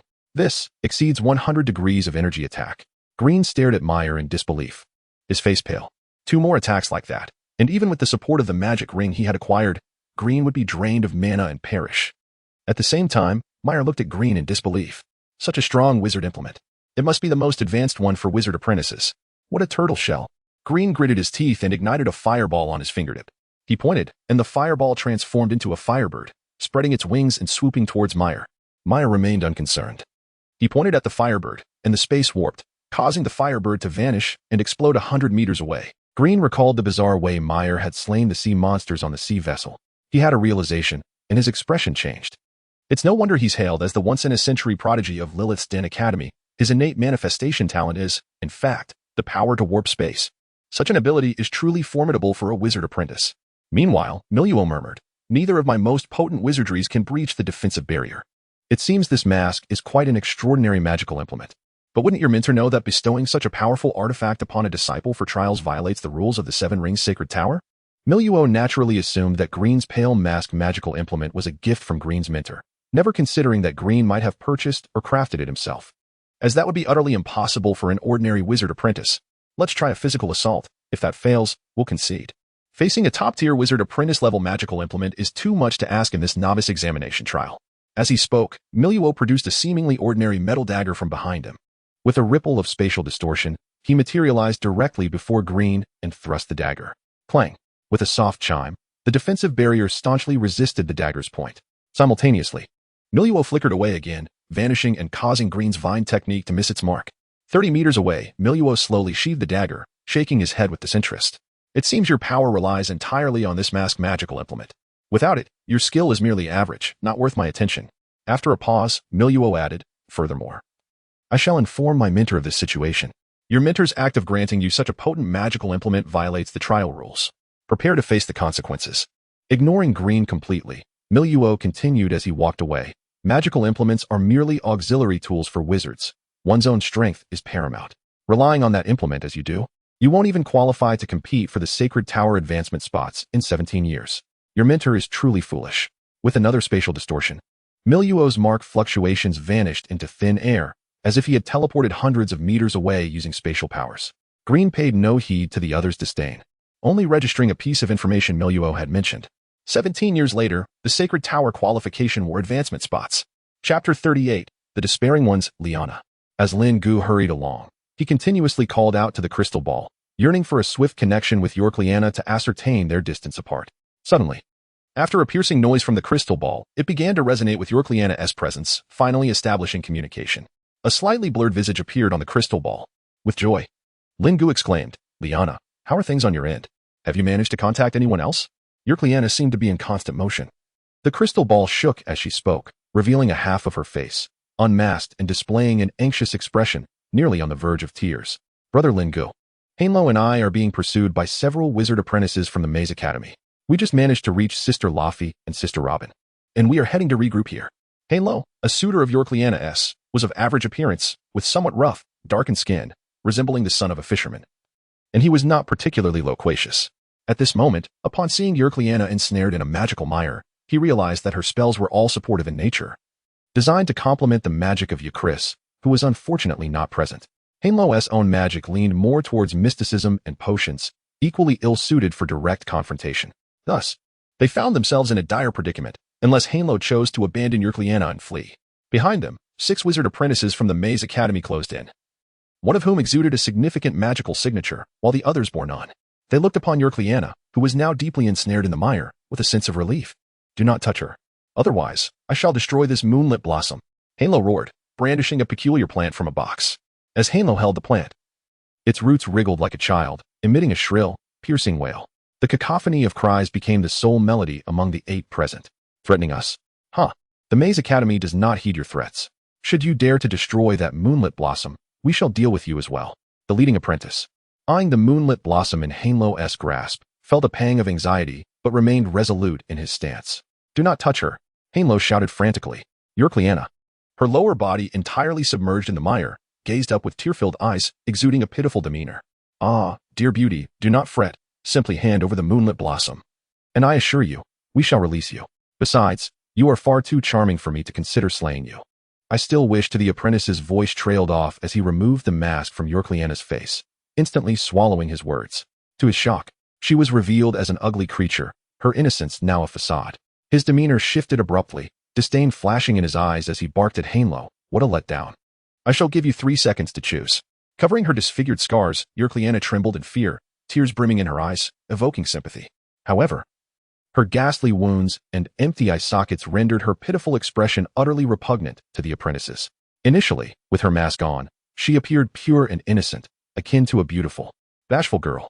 Yet, once unveiled, her horrifying scar and hollow gaze transformed her into a visage reminiscent of a witch. No, do not kill her, Hanlo cried out desperately. Entirely unfazed by Liana's disfigurement, seemingly aware of the truth, he could no longer hesitate and threw the moonlit blossom away. The apprentice's eyes gleamed with delight at the sight of the flying blossom. In an instant, a long tongue darted out, snatching the moonlit blossom from the air. When they turned to look, They saw a wizard apprentice partially merged into a tree trunk, grinning at them, his tongue coiling around the precious plant. If Lin Gu had been present, he would have recognized this apprentice, who had stealthily followed him for nearly an hourglass of time. Bone Clock Tower Academy. The apprentices from the Maze Academy, who were prepared to catch the moonlit blossom, froze as they witnessed the uncanny apprentice emerge from the tree trunk. A chilling voice escaped their lips, as they spat forth a stream of dark water at him. "Thank you for the compliment," he replied, retracting into the tree. The dark water splashed against the trunk, corroding it and emitting a noxious stench that made one feel ill. He escaped? That scoundrel. The apprentices from the Maze Academy were nearly driven to madness, rushing to the giant tree where the Bone Clock Tower apprentice had appeared. Yet they could find no trace of him. Suddenly, one of the apprentices seemed to recall something, trembling as he spoke. "Didn't the Academy's documents mention that we must be wary of those 7 individuals during this trial? Could that one be the ghost thief from the Bone Clock Tower?" The other's expressions shifted, recognizing the truth. Indeed, prior to the trial, the wizards of the Maze Academy had distributed a document to all participating apprentices, detailing the 7 so-called despairing ones from 6 major academies. Each of the despairing ones had been a genius apprentice, taken under the wing of high-ranking second-level wizards shortly after entering the academy 3 years prior. Among them were 3 from the Black Soda Wizard Academy, codenamed Undying, Twisted, and Golden Eye, 1 from the Sands of Time Wizard Academy, codenamed Son of the Sun, 2 from the Ivory Castle, codenamed Enchantment and Mechanical Heart, and the last, the Ghost Thief from the Bone Clock Tower. The document stated that this apprentice was intensely eager for others to insult him, for he had undoubtedly already reaped significant benefits from such interactions. In this cohort of the Maze Academy, none of the individuals were apprentices personally trained by the esteemed second-level sorcerers. Thus, the contenders from this session of the Maze Academy were aptly dubbed despairers, a term that gradually spread among them, symbolizing foes steeped in hopelessness. Soon, several fluctuations of marks manifested within the perceptions of a few apprentices from the Maze Academy, 2 of which exceeded 10 points in intensity. "This is bad, retreat," exclaimed Eurcleana, her eyes alight with joy as she called out, "Sister Laffy, Sister Robin, Brother Amrand." A total of 5 individuals approached from the distance, including Laffy and Robin, who had responded to Eurcleana's plea for help, along with Amrand and 2 unfamiliar members of the Bloodsail Alliance whom they encountered en route. Amrand's standing and prestige within the Bloodsail Alliance were unparalleled, even earning the admiration of Laffy, who was often referred to as the Queen of Toxic Tongues. "Humph! How dare they lay hands on our Bloodsail Alliance members? Laffy, let us deal with them," Amrand stated coldly. Laffy's expression darkened considerably, had they arrived a moment later. Eurcleana might have truly perished in that quagmire, driving Yokeries to madness. "Very well," Laffy replied coolly. As they prepared to pursue the apprentices of the Maze Academy with full force, suddenly, a terrifying fluctuation of marks erupted in the distant sky. This wave of mark energy surged forth like a torrent, intent on obliterating everything in its path. Both Laffy and Amrand were taken aback, halting in their tracks. "You must leave now. Laffy and I will hold off this formidable foe," Amrand urged, his expression grave. The intensity of this mark's fluctuation was reminiscent of their previous encounter with Bibiliania, indicating a level of power that surpassed even the top 10 newcomers. Truly embodying the title of Despairer, with a serious demeanor, Amrand drew his longsword from his back, wielding it with both hands. As he channeled all his magical energy, the sword radiated silver bolts of lightning. Laffy, meanwhile, sprouted verdant tendrils from her skin, and large leaves emerged from her back, resembling the wings of a plant sprite, allowing her to hover delicately above the ground. With her left hand, she grasped a longbow brimming with life energy, while her right hand knocked an arrow imbued with formidable power, her eye transforming into a keen, slitted hawk's gaze. Even if these so-called despairers possess immense strength, with this life bow combined with the hurricane arrow and my life magic to enhance it, I am confident that I can pose a significant threat to him," Laffy declared coldly. Amrand glanced at Laffy, his expression twitching. Laffy was indeed overwhelmingly powerful, yet this foe was among those despairers. Following their brief skirmish with Bibiliania, Amrand was acutely aware of the terror these so-called despairers could invoke.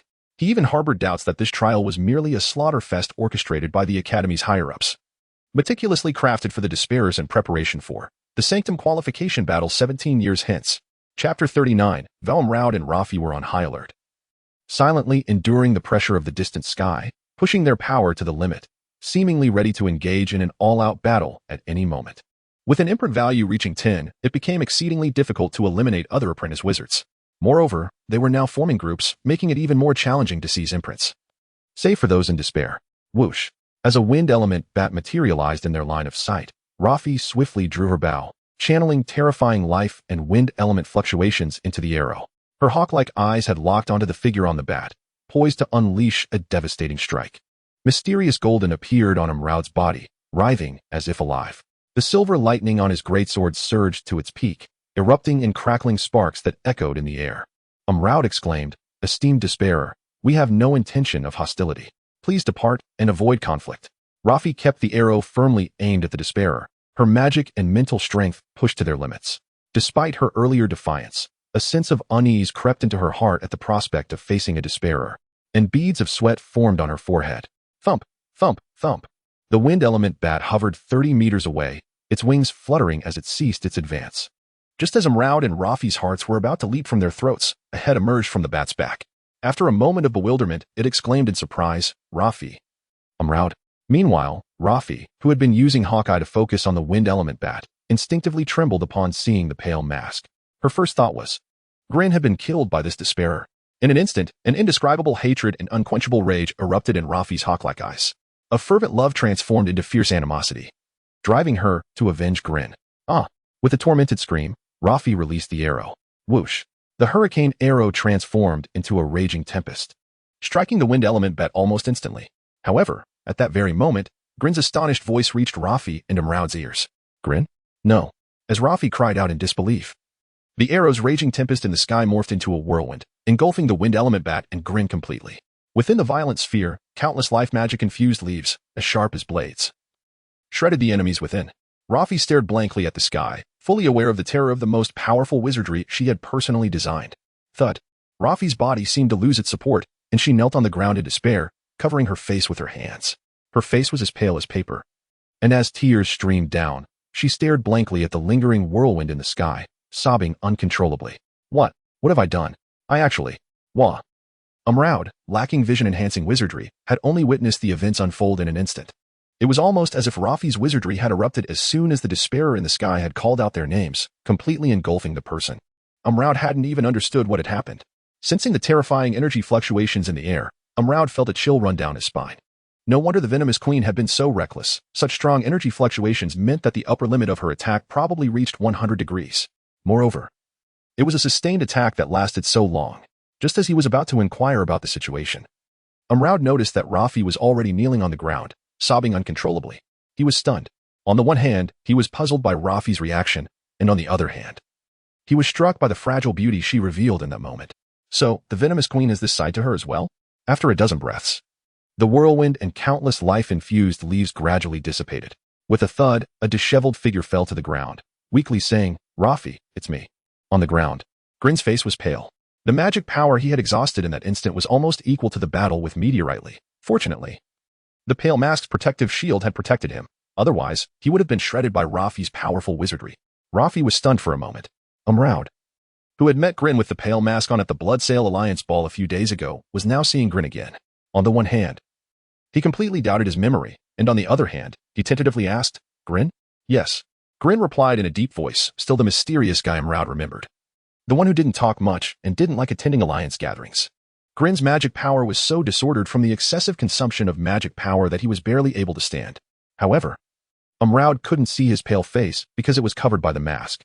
Seeing Grin emerge unscathed from that terrifying wizardry, Amraud felt a sense of unfathomable depth. No wonder Rafi abandoned Amyaita, who had been pursuing her for 3 years, and chose this person. It turns out that there is such a monster hidden within the Alliance. Amraud muttered to himself in a voice that only he could hear. Amraud's expression was complicated.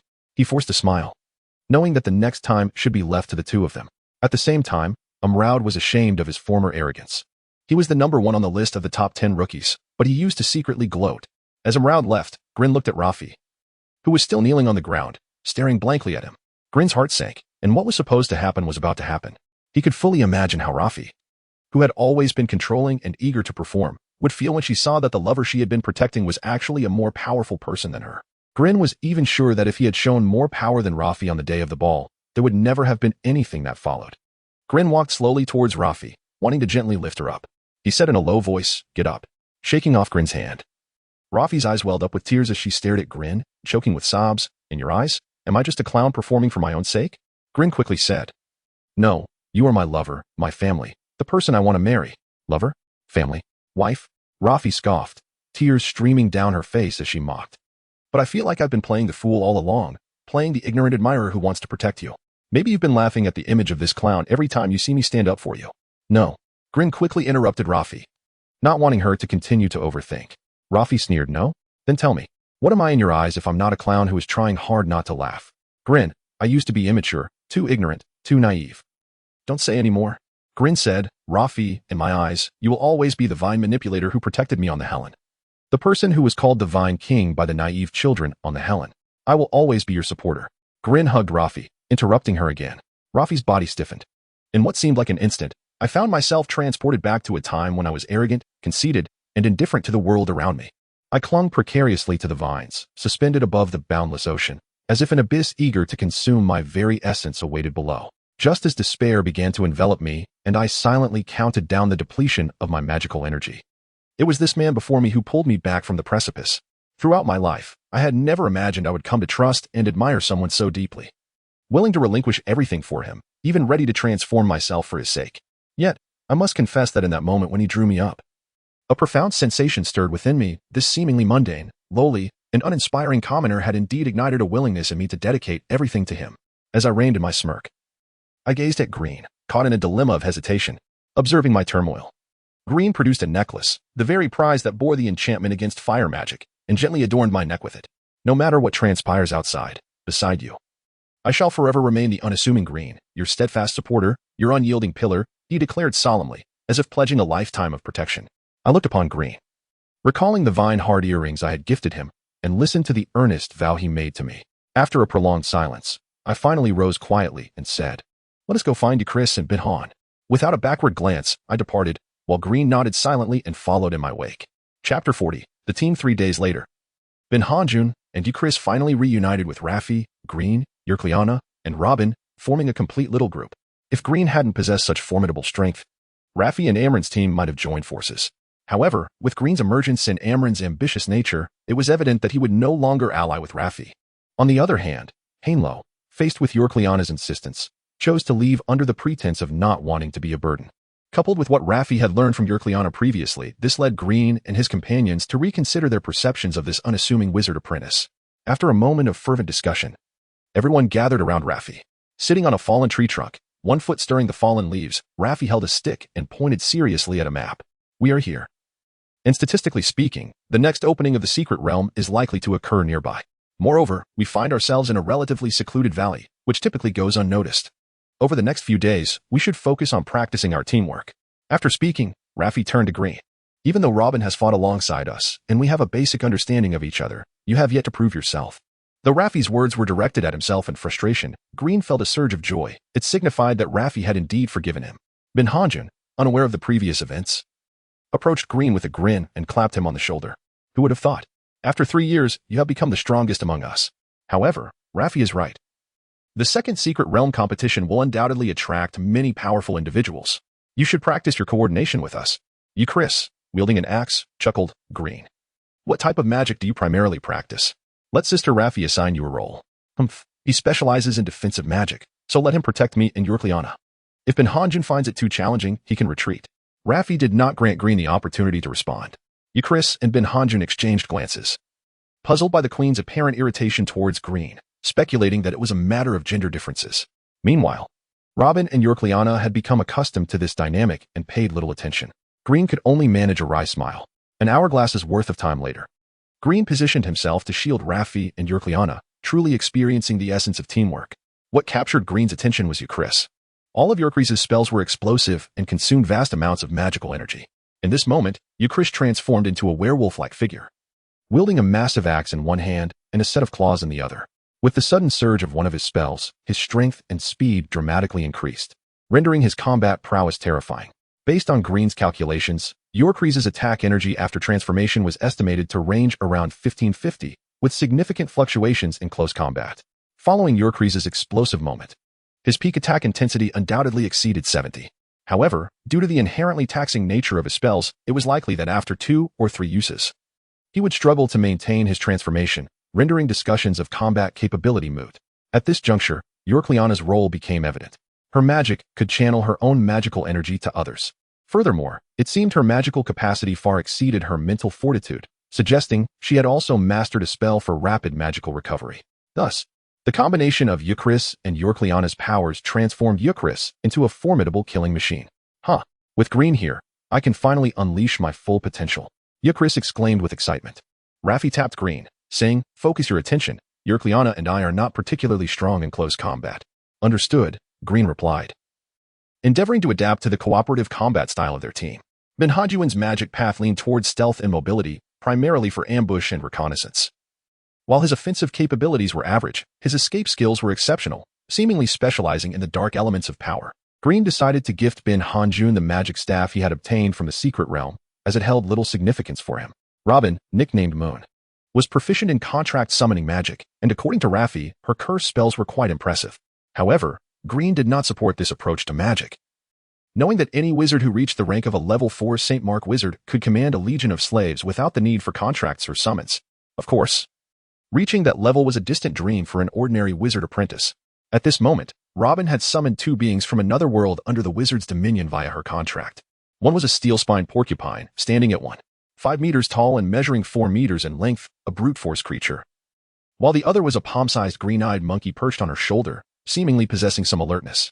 Robin had also received the magic staff from Raffi that had been acquired from the secret realm. Additionally, Robin's true trump card was a peculiar being named the Moonbell, which also inspired her nickname. Finally, there was Raffi.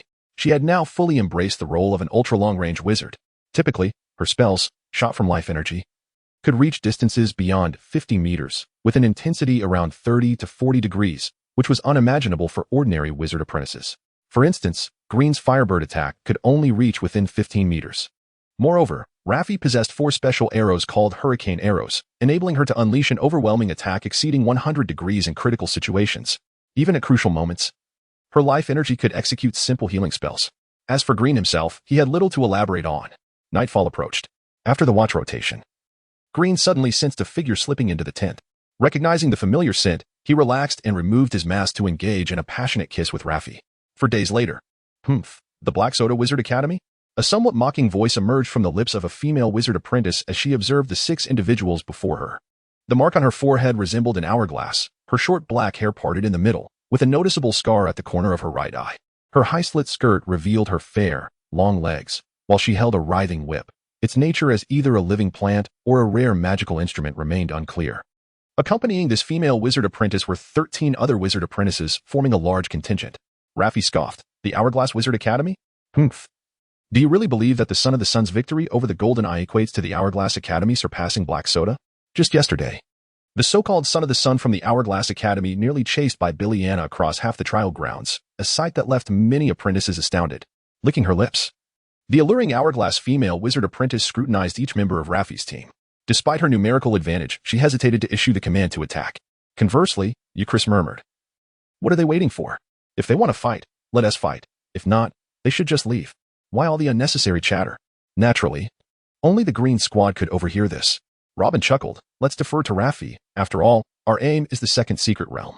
To be recognized by the Wizard Academy as a consumable, high-power magical wizardry device, it must be something that can threaten the Disparers. Certainly not some trifling trinket like in the first secret realm. With this device, whether we participate in the third secret realm contention or not, the initiative rests firmly in our grasp." Amidst the standoff between the two teams of wizard apprentices, suddenly, a grand imprint fluctuation materialized on the horizon, swiftly receding into the distance, accompanied by a conflagrant surge of heat. Even fleetingly, hundreds of meters away, everyone could feel the terrifying energy undulations at the heart of the heat wave. The opposing wizard apprentices' pupils simultaneously constricted. "Child of the Sun," everyone murmured in a daze, wondering why this formidable Disparer was hastily fleeing into the distance. The Child of the Sun vanished in a flash, soon soaring to the farthest reaches. At that moment, 3 more formidable imprint fluctuations followed in pursuit, one of whom seemed to sense something, glancing towards Raffi and the Green Squad with a subtle smile. This individual was none other than Solemn, the Undying, the Twisted, the Golden Eyes. The 3 Disparers of the Black Tower have all convened to hunt down the Child of the Sun. The witch apprentice of the chronometric hourglass gasped, exclaiming, even if she had confidence in her academy's Child of the Sun, she likely wouldn't believe that the Child of the Sun could withstand the combined might of the 3 Disparers of the Black Tower. On Green Raffi's side, everyone's expressions grew even more intricate. Back on the sea vessel, these 3 were absolute overlords, and even after 3 years in the newcomer trials, it appeared to remain so. In the skies, Bilionia's shriek reverberated throughout the surroundings. "Child of the Sun, you cannot escape." Brother Yuli, Brother Solemn. Today we must slay him and avenge the humiliation I suffered yesterday. By Biliona had abandoned her former pretense of purity, her fury having driven her to madness. Chapter 41. Bell. With a surge of overwhelming magical energy, the second secret realm of the trial grounds has been activated. Standing atop the colossal tree, Laffy, with one eye transformed into an eagle-esque gaze, surveyed beyond the limits of human sight and bellowed downwards, southeast, 6,800 meters. Understood. Let us secure our positions first. Euchris replied, then, adhering to Laffy's earlier instructions, he charged towards the entrance of the secret realm, wielding a massive axe, exuding a ferocious aura akin to that of a primitive savage. With a resounding howl from the colossal steel mane beneath him, Robin surged forward, the ground trembling beneath his advance as he barreled towards the secret realm, trampling over flora and trees in his path, creating a spectacle that was both impressive and daunting. Lady Laffy, you must hurry, Robin shouted from a distance. Wait for me, I haven't ascended yet, came Binan's voice from afar. Sprouting two enormous leaf-like wings from her back, Laffy gracefully descended from the tree's pinnacle. Yakriana approached timidly, whispering, Sister Laffy, Brother Green, shall we set off as well? With a gentle flick of her dark brown hair, revealing her crescent-shaped earrings, Laffy nodded thoughtfully, glancing at the map as she murmured. The location of the secret realm deviates from our expectations. There are likely several competent teams stationed nearby, which may pose some complications. Green, ensure that Liana is well protected. Laffy refrained from mentioning her own protection, partly due to her agile and nimble form, and partly because she never wished to display any vulnerability in front of others. Understood. Green silently positioned himself beside Laffy and Yakriana, his pale mask concealing a pair of steady, reassuring eyes. The trio then hastened towards the entrance of the secret realm, their pace considerably slower compared to Chris, Robin, and Ben-Han. Before them loomed a vast altar, rising from the depths of the earth. Atop it, a fist-sized orb pulsated with an unapproachable brilliance, seemingly harboring an immense and terrifying energy within. Encircling the altar, 6 intricately inscribed pillars emerged, forming a grand confinement array that appeared to imprison something dreadful within. Hee, I was indeed the first to reach the secret realm, exclaimed a witch apprentice, her back adorned with wind element wings. Dressed in a rare violet robe that revealed her strikingly pale skin, she gracefully landed beside the totem pillars, her face radiating an enchanting beauty. Gazing at the alluring orb at the altar's center, her eyes sparkled with desire. Yet as a witch, albeit an apprentice, she refrained from recklessly seizing the treasure after the previous 10 days of rigorous eliminations had taught her caution. After a series of incantations, a diminutive earth elemental mouse materialized at her feet, lively and affectionate, nuzzling against her. Good boy, bring that orb back to me, she coaxed, bending down to gently pat the mouse's head. Without hesitation, the earth elemental mouse darted into the magical array composed of the 6 pillars. Puff. The ground of the magical array shimmered momentarily, and the earth elemental mouse vanished in an instant. Indeed, a guardian exists, and it has constructed this confinement array. It seems this guardian is not a creature controlled by a witch.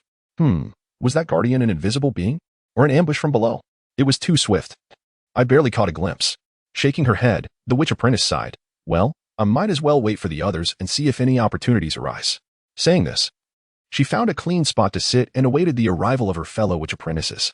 Moments later, a quartet of Dark Realm witch apprentices arrived in a hurry at the altar's secret realm.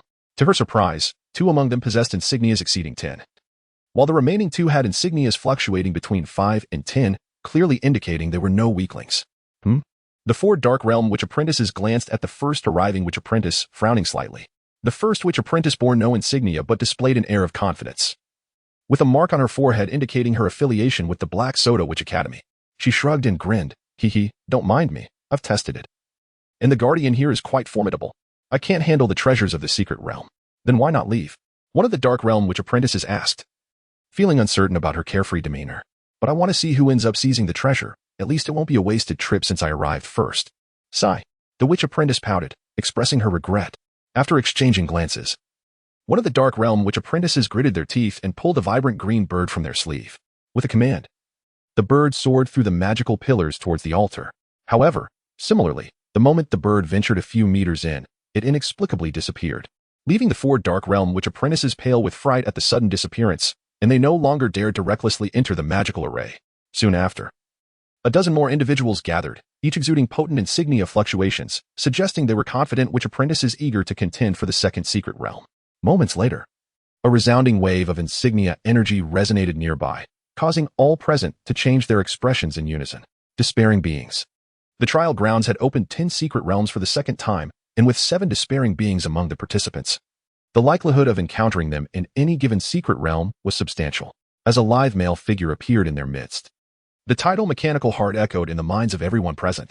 His right arm appeared entirely mechanical, gleaming with a robust metallic sheen, while a massive mechanical tail, reminiscent of a scorpion stinger, emitted a chilling glint. The rest of his form was obscured by a wide robe, leaving his other peculiarities shrouded in mystery.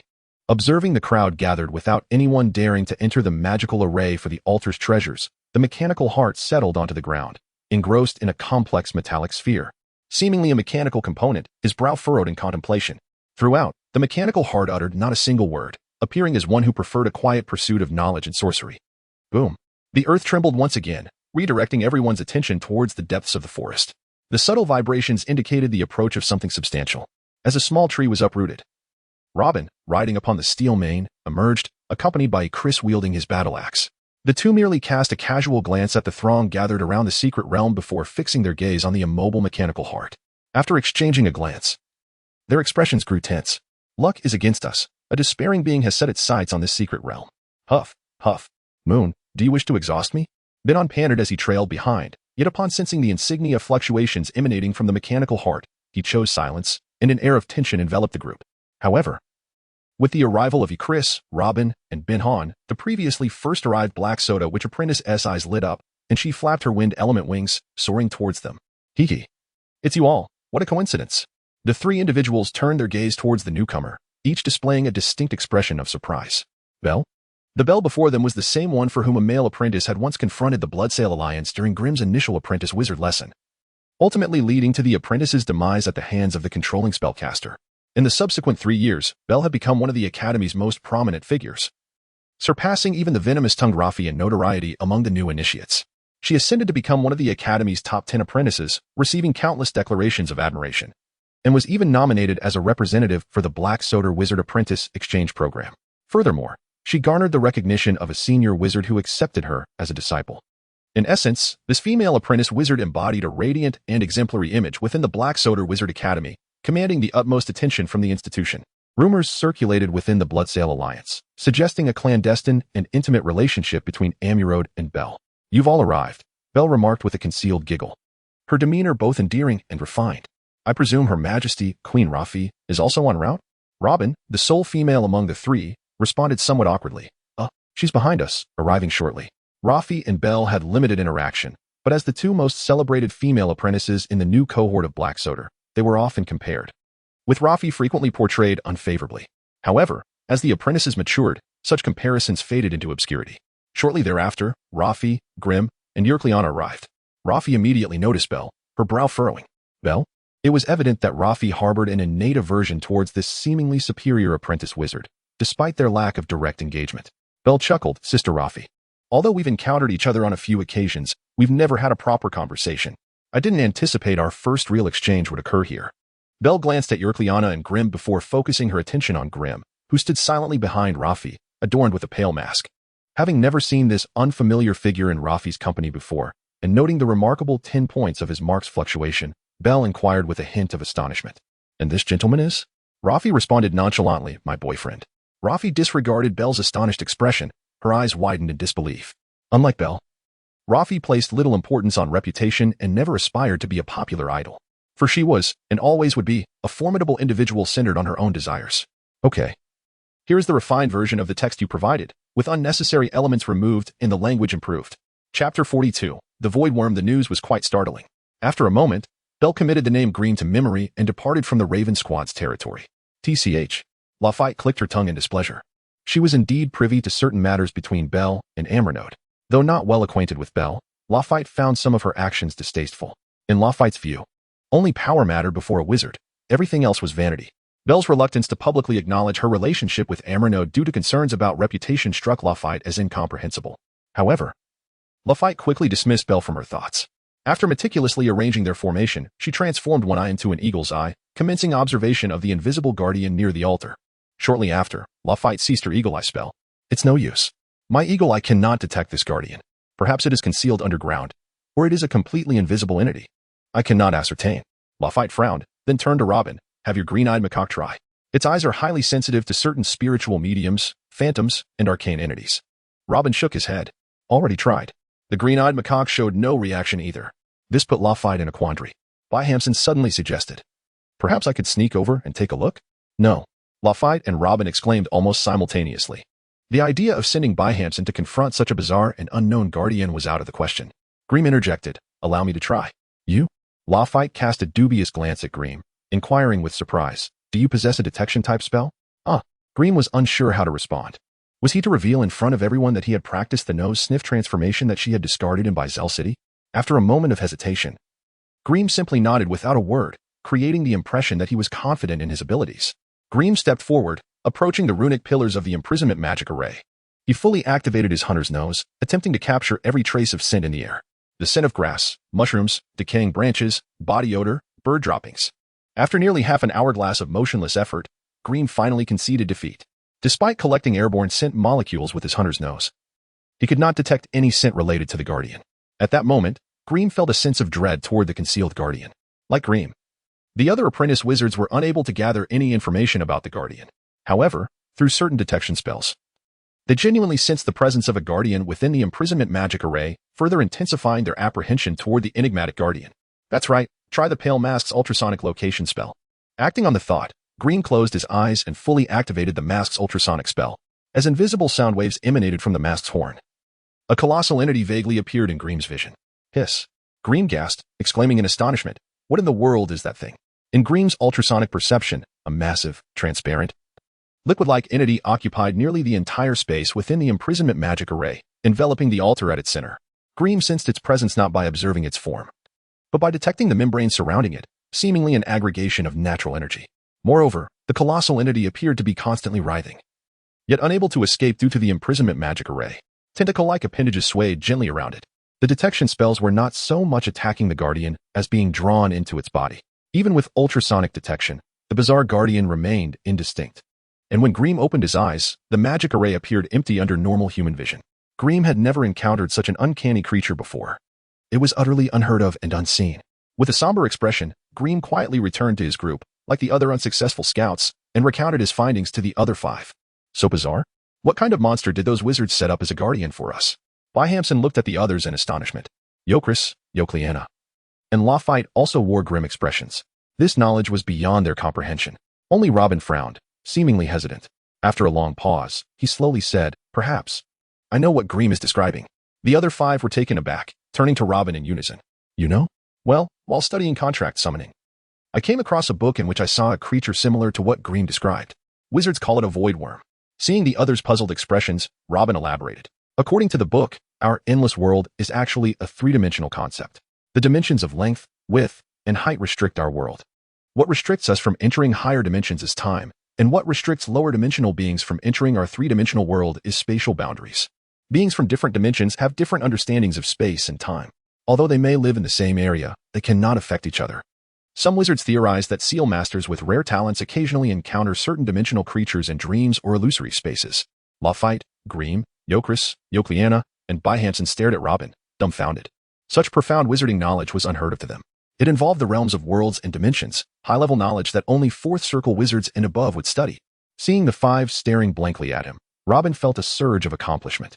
According to wizarding knowledge, our 3-dimensional endless world is divided into the material world and the void world, like an object and its shadow. The material world is the endless world that we wizards explore and conquer. The void world is an additive that maintains the stability of the material world. The book did not provide more specific answers. Yokris asked, "What kind of creature is this void worm?" "The void worm's role in the material world is like that of world rules. The difference is that the material world's rules improve from within, patching up loopholes, while the void worm constantly secretes void energy from the outside of the material world, severing connections between material worlds and maintaining the stability of the endless world. Without the nearly infinite void worms, our endless material world would likely merge into one in a very short time." Hearing Robin's profound explanation, Byhamson and Yokliana gasped. Lafayette frowned slightly and asked, "How do we deal with this void worm and obtain the treasure on the altar?" Clearly, Lafayette was concerned with practical matters. Void creatures cannot survive in the material world for long, just as material creatures cannot survive in the void. If there truly resides a void worm within the magical circle, then it is perpetually in a state of demise, albeit in a manner distinct from our own. Its annihilation does not pertain to the soul, spirit, or corporeal form, but rather to its very essence gradually fading away. After some contemplation, Robin hesitated to assert, theoretically. If a wizard were to commune with the forces of nature within the material realm, it could significantly expedite this process. However, as for a wizarding apprentice, perhaps we could introduce matter to this void worm to hasten its dissolution. While Laffy pondered the feasibility of this notion, Green promptly interjected. I have a request. May I borrow the book you are reading? I am willing to pay the price for acquiring knowledge. After a brief pause, Robin replied, Of course. At that moment, Van Hansen suddenly embraced Robin, seemingly astonished as he exclaimed, Moonwife, you are truly magnificent. I never anticipated your vast erudition. You rascal. I have yet to agree to marry you. Robin feigned annoyance once more in response. After a while, Laffy formulated a plan and whispered, Then, let us feign nonchalance as we introduce matter into the circle, allowing Green to continuously observe the void worm's rate of dissolution. When the moment is opportune, we shall seize the consumable treasures upon the altar in one swift motion. Chapter 43, The Flame Fusion Pearl Brother Belrode. Do you think we have a chance in the competition for the second secret realm? A charming and clever witch apprentice gazed at Belrode with hopeful eyes. Seeing the girl's eager expression filled Belrode with an immense sense of satisfaction and pride. Once, when he was still an obscure figure, none of his team members paid him any heed, not even this girl, known as the brilliant gem of the team, would spare him a glance, let alone seek his opinion. But now, here she was, appearing so endearing and attentive before him. Indeed, Brother Belrode. Do you believe we have a chance to seize this second secret realm? Another apprentice inquired, further gratifying Belrode's vanity. Akin to a warm soak in a hot spring on a frigid winter day, Belrode cleared his throat twice. Whenever he spoke in front of his companions, he would always do this to command their silence and attention, all while donning a humble, wise smile, as if he were a paragon of genius articulating the most obvious truths after thorough analysis. The competition for the second secret realm was undoubtedly tenfold more challenging than the first. For ordinary participants, it would be akin to moths drawn to a flame. However, Belrode glanced at his companions, observing their eager expressions, and smiled. Given our team's strength, if the apprentices competing for the secret realm happened to be relatively weaker, we might still have a fair chance. Saying this, Belrode once again wore a modest smile, as if discussing a matter of little significance. Yet, it must be acknowledged that as the 9th-ranked expert of the Academy of Shadows, he had already developed strength surpassing his own ranking. For instance, his current mark value had exceeded 10 points. He indeed had some grounds for pride. Under Belrode's leadership, the 5-member team finally arrived at the recently discovered secret realm. As they approached, they were instantly struck by a terrifying wave of mark fluctuations, prompting them to stare in horror at the silent metallic figure in the distance. Sweat beaded on their brows as the tidal mechanical heart exploded in their minds simultaneously. Within 100 meters of the mechanical heart, no team dared to linger, showcasing the despair that radiated from it. In other areas of the secret realm, approximately 30 to 40 individuals were scattered about, most exhibiting formidable auras, with at least 10 possessing mark values exceeding 10 points. Among the green team, Green, Laffy, and Robin each had mark values above 10. Robin had previously met up with Laffy, relying on her insights, while Chris, without his sister's assistance, had average combat strength and refrained from employing explosive spells.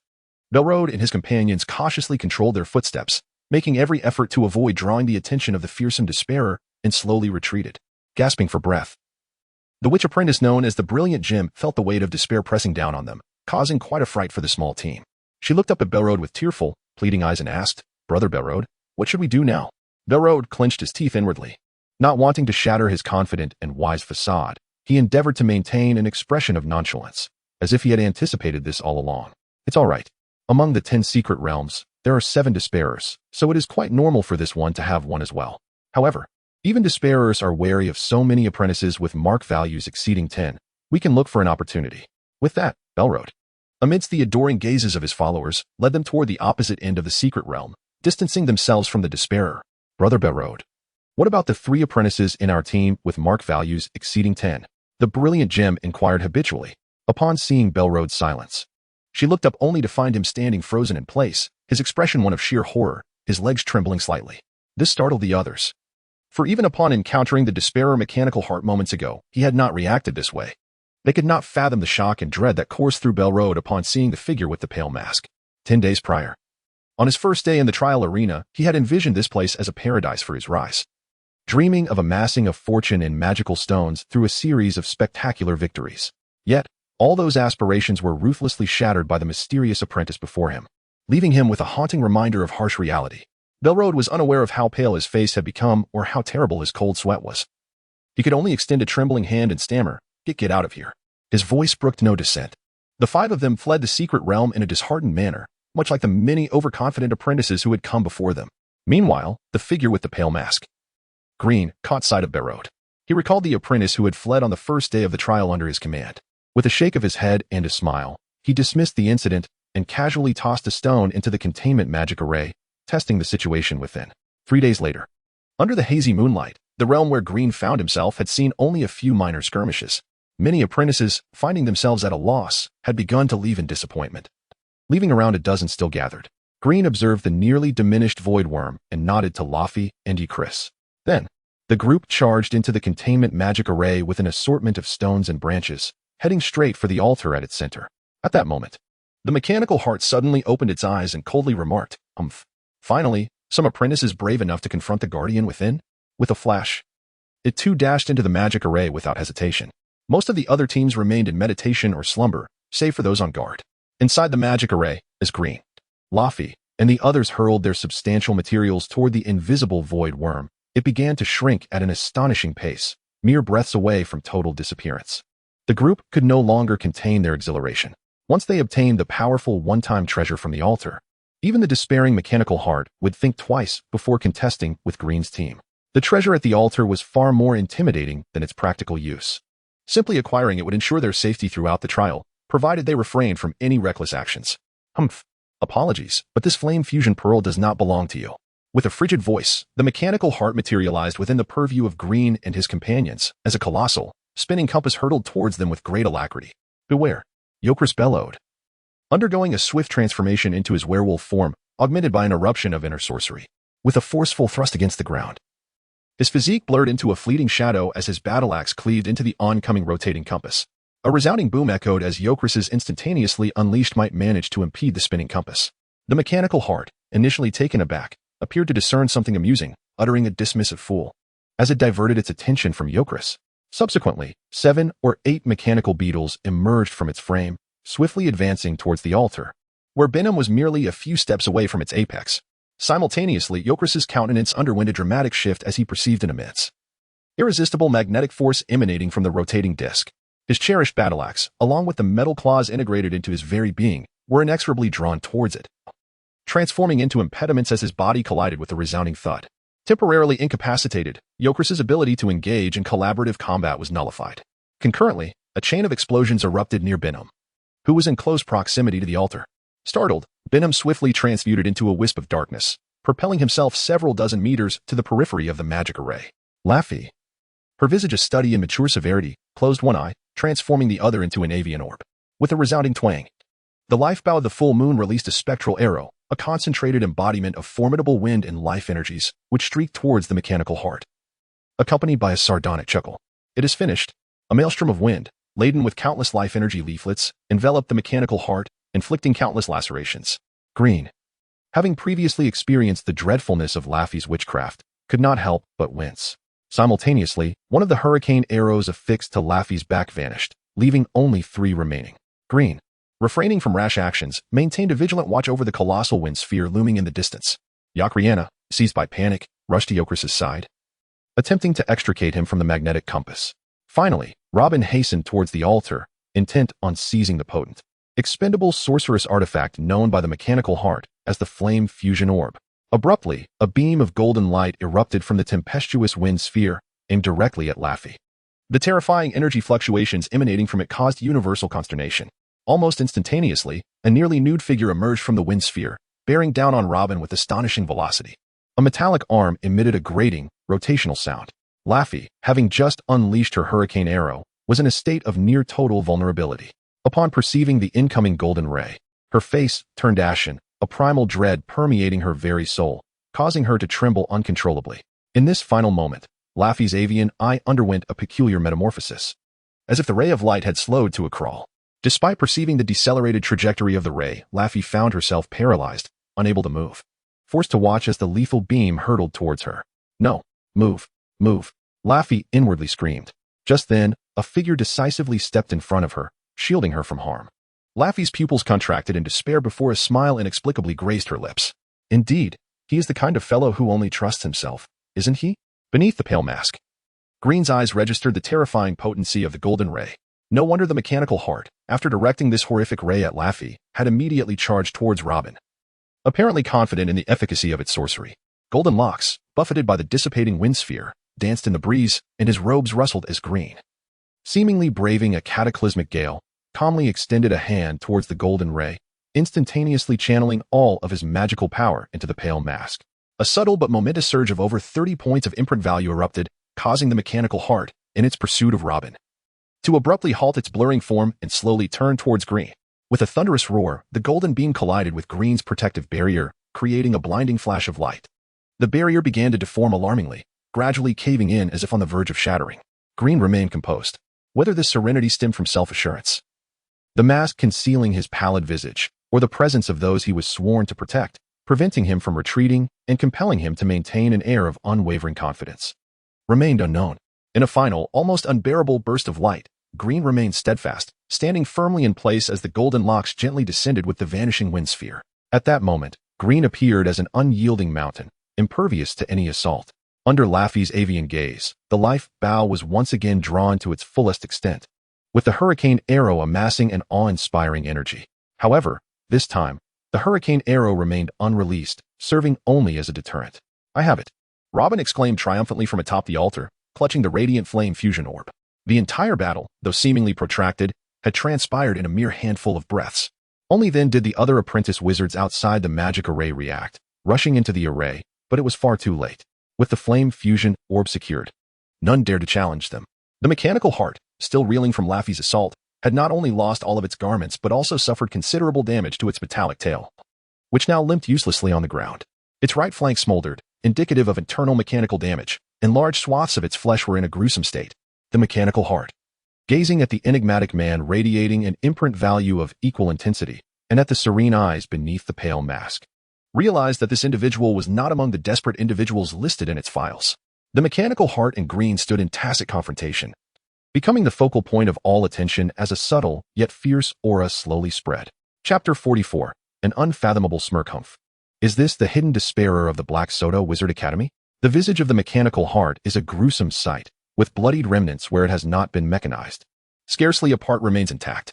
Yet it shows no concern, fixating its gaze on Green and calmly posing a question. Green remains silent, refraining from conversation. Bang. It seems the mechanical heart has ceased its mechanical right arm's oscillating attacks. The jarring sound of its gears has faded, and a faint, almost imperceptible smirk graces its lips as it muses. Perhaps this protective shield is rather special? You may try again. Beneath the mask, Green coldly replies. With several teammates coordinating, Green feels no fear of this so-called mechanical heart.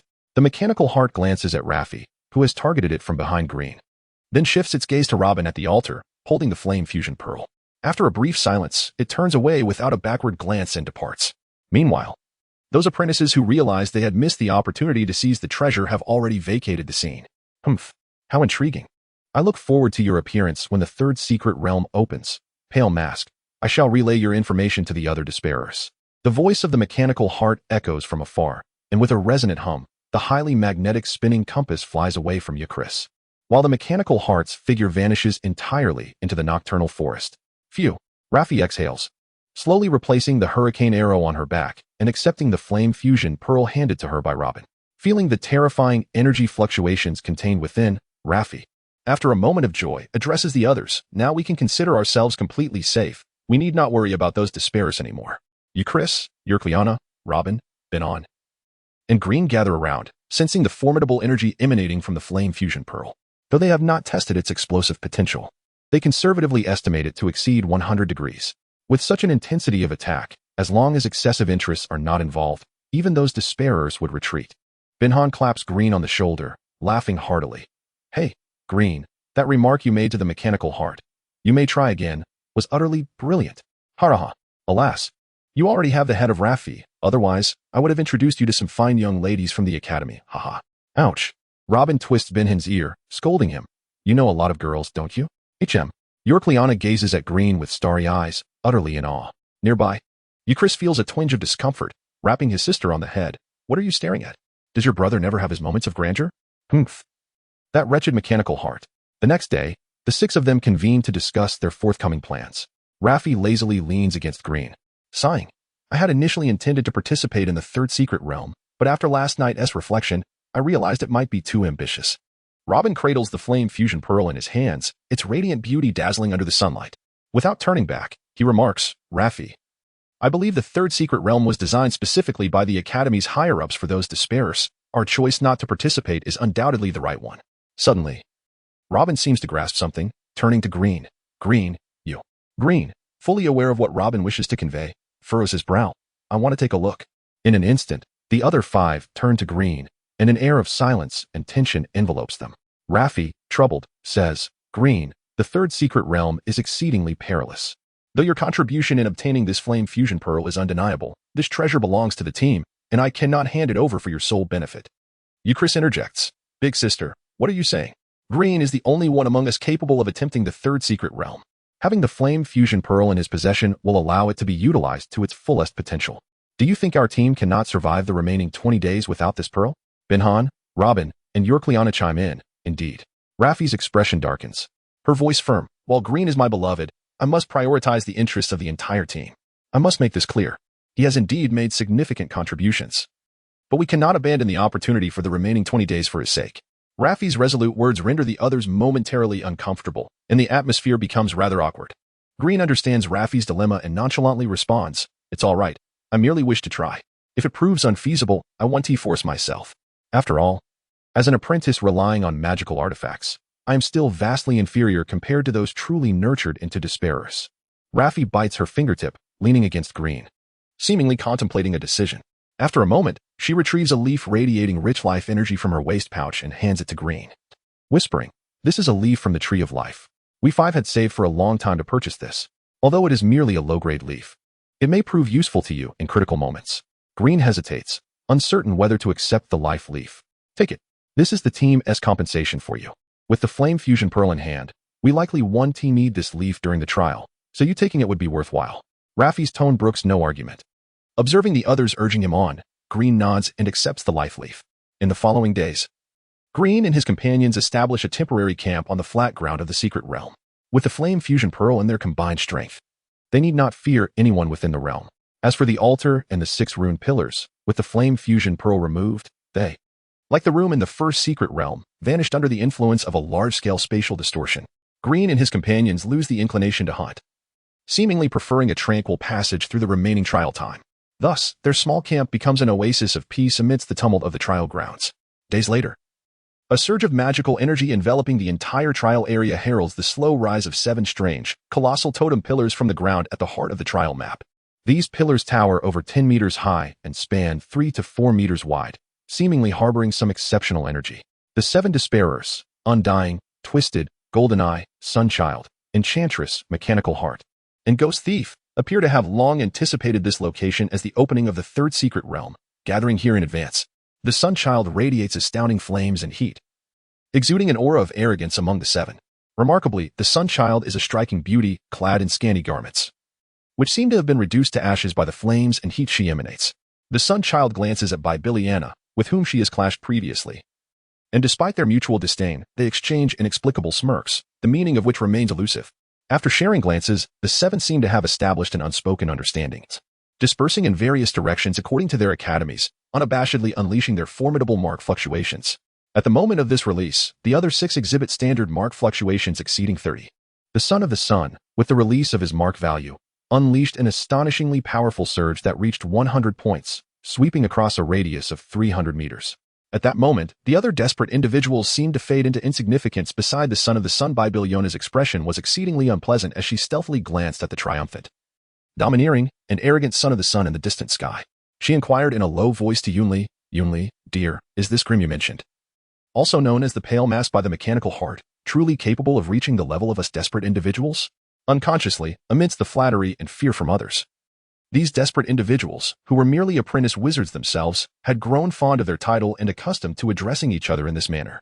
Yunli, gently toying with the ears of a white mouse in his hand, responded without looking up, didn't I tell you? In terms of defense, even the Son of the Sun shouldn't be able to overcome that fellow in a short time. Then, does that mean we'll have another rival in the Academy's qualification competition 17 years from now? Biliona asked hesitantly, her face troubled. If that's the case, I'd rather swallow my pride now. Yunli reassured her, don't worry. Grim is only so strong now because he's relying on that magical mask. Yunli let out a cold laugh. And this kind of magical artifact is already the most advanced among apprentice wizards. He can't possibly obtain a more potent one. If he wants to rely on this mask, he won't be qualified for the Holy Tower qualification competition 17 years from now. Besides, do you think he'll be safe and sound after returning to the academy? Solangem's originally indifferent eyes flashed with regret. If what you say is true, and Grimm's mentor secretly bestowed such a powerful magical artifact upon him, and he uses it so ostentatiously, the punishment after returning to the academy won't be a joke. Even his mentor will likely have a hard time bearing it. Hearing them say this, Bibiliona finally smiled in relief. If that's the case, then I'm relieved. Hee. Then let's proceed according to the previous plan and have Grimm take the place of that woman. Let's see if she dares to challenge our Black Soda Wizard Academy again. Still boasting about being the #1 apprentice wizard in this realm.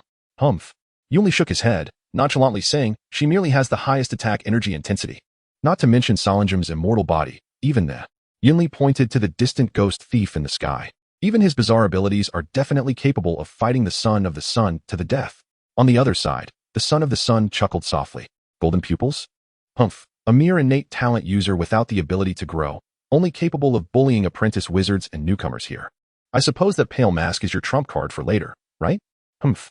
As he spoke, the son of the sun conjured 2 flame fusion beads in his hand, casually toying with them.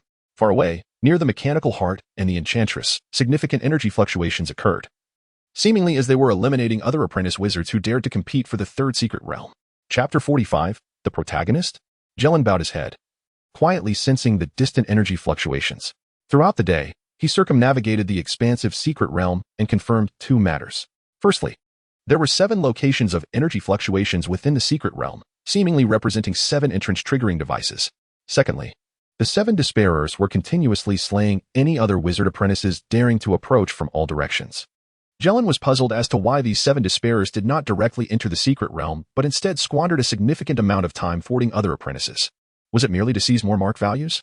On the first day, aside from a few unwitting apprentices who met their demise, the majority who harbored a modicum of confidence chose to lurk at a distance, awaiting a more opportune moment, while a wise contingent opted to abandon the endeavor altogether. At this moment, Jelen selected a position to lie in wait, which was comparatively the weakest of the 4 Despairers he had identified throughout the day. In the other 3 locations, 1 Despairer emanated a terrifying mark fluctuation exceeding 100 points, while the others were guarded by 2 and 3 Despairers, respectively. This location seemed to harbor the most vulnerable guardian. It appeared that most other wizard apprentices shared Jelen's sentiments, opting to conceal themselves in this area while they awaited the right moment. Jelen, akin to a patient hunter, produced a seed of earth and burrowed underground, fully immersing himself in concealment.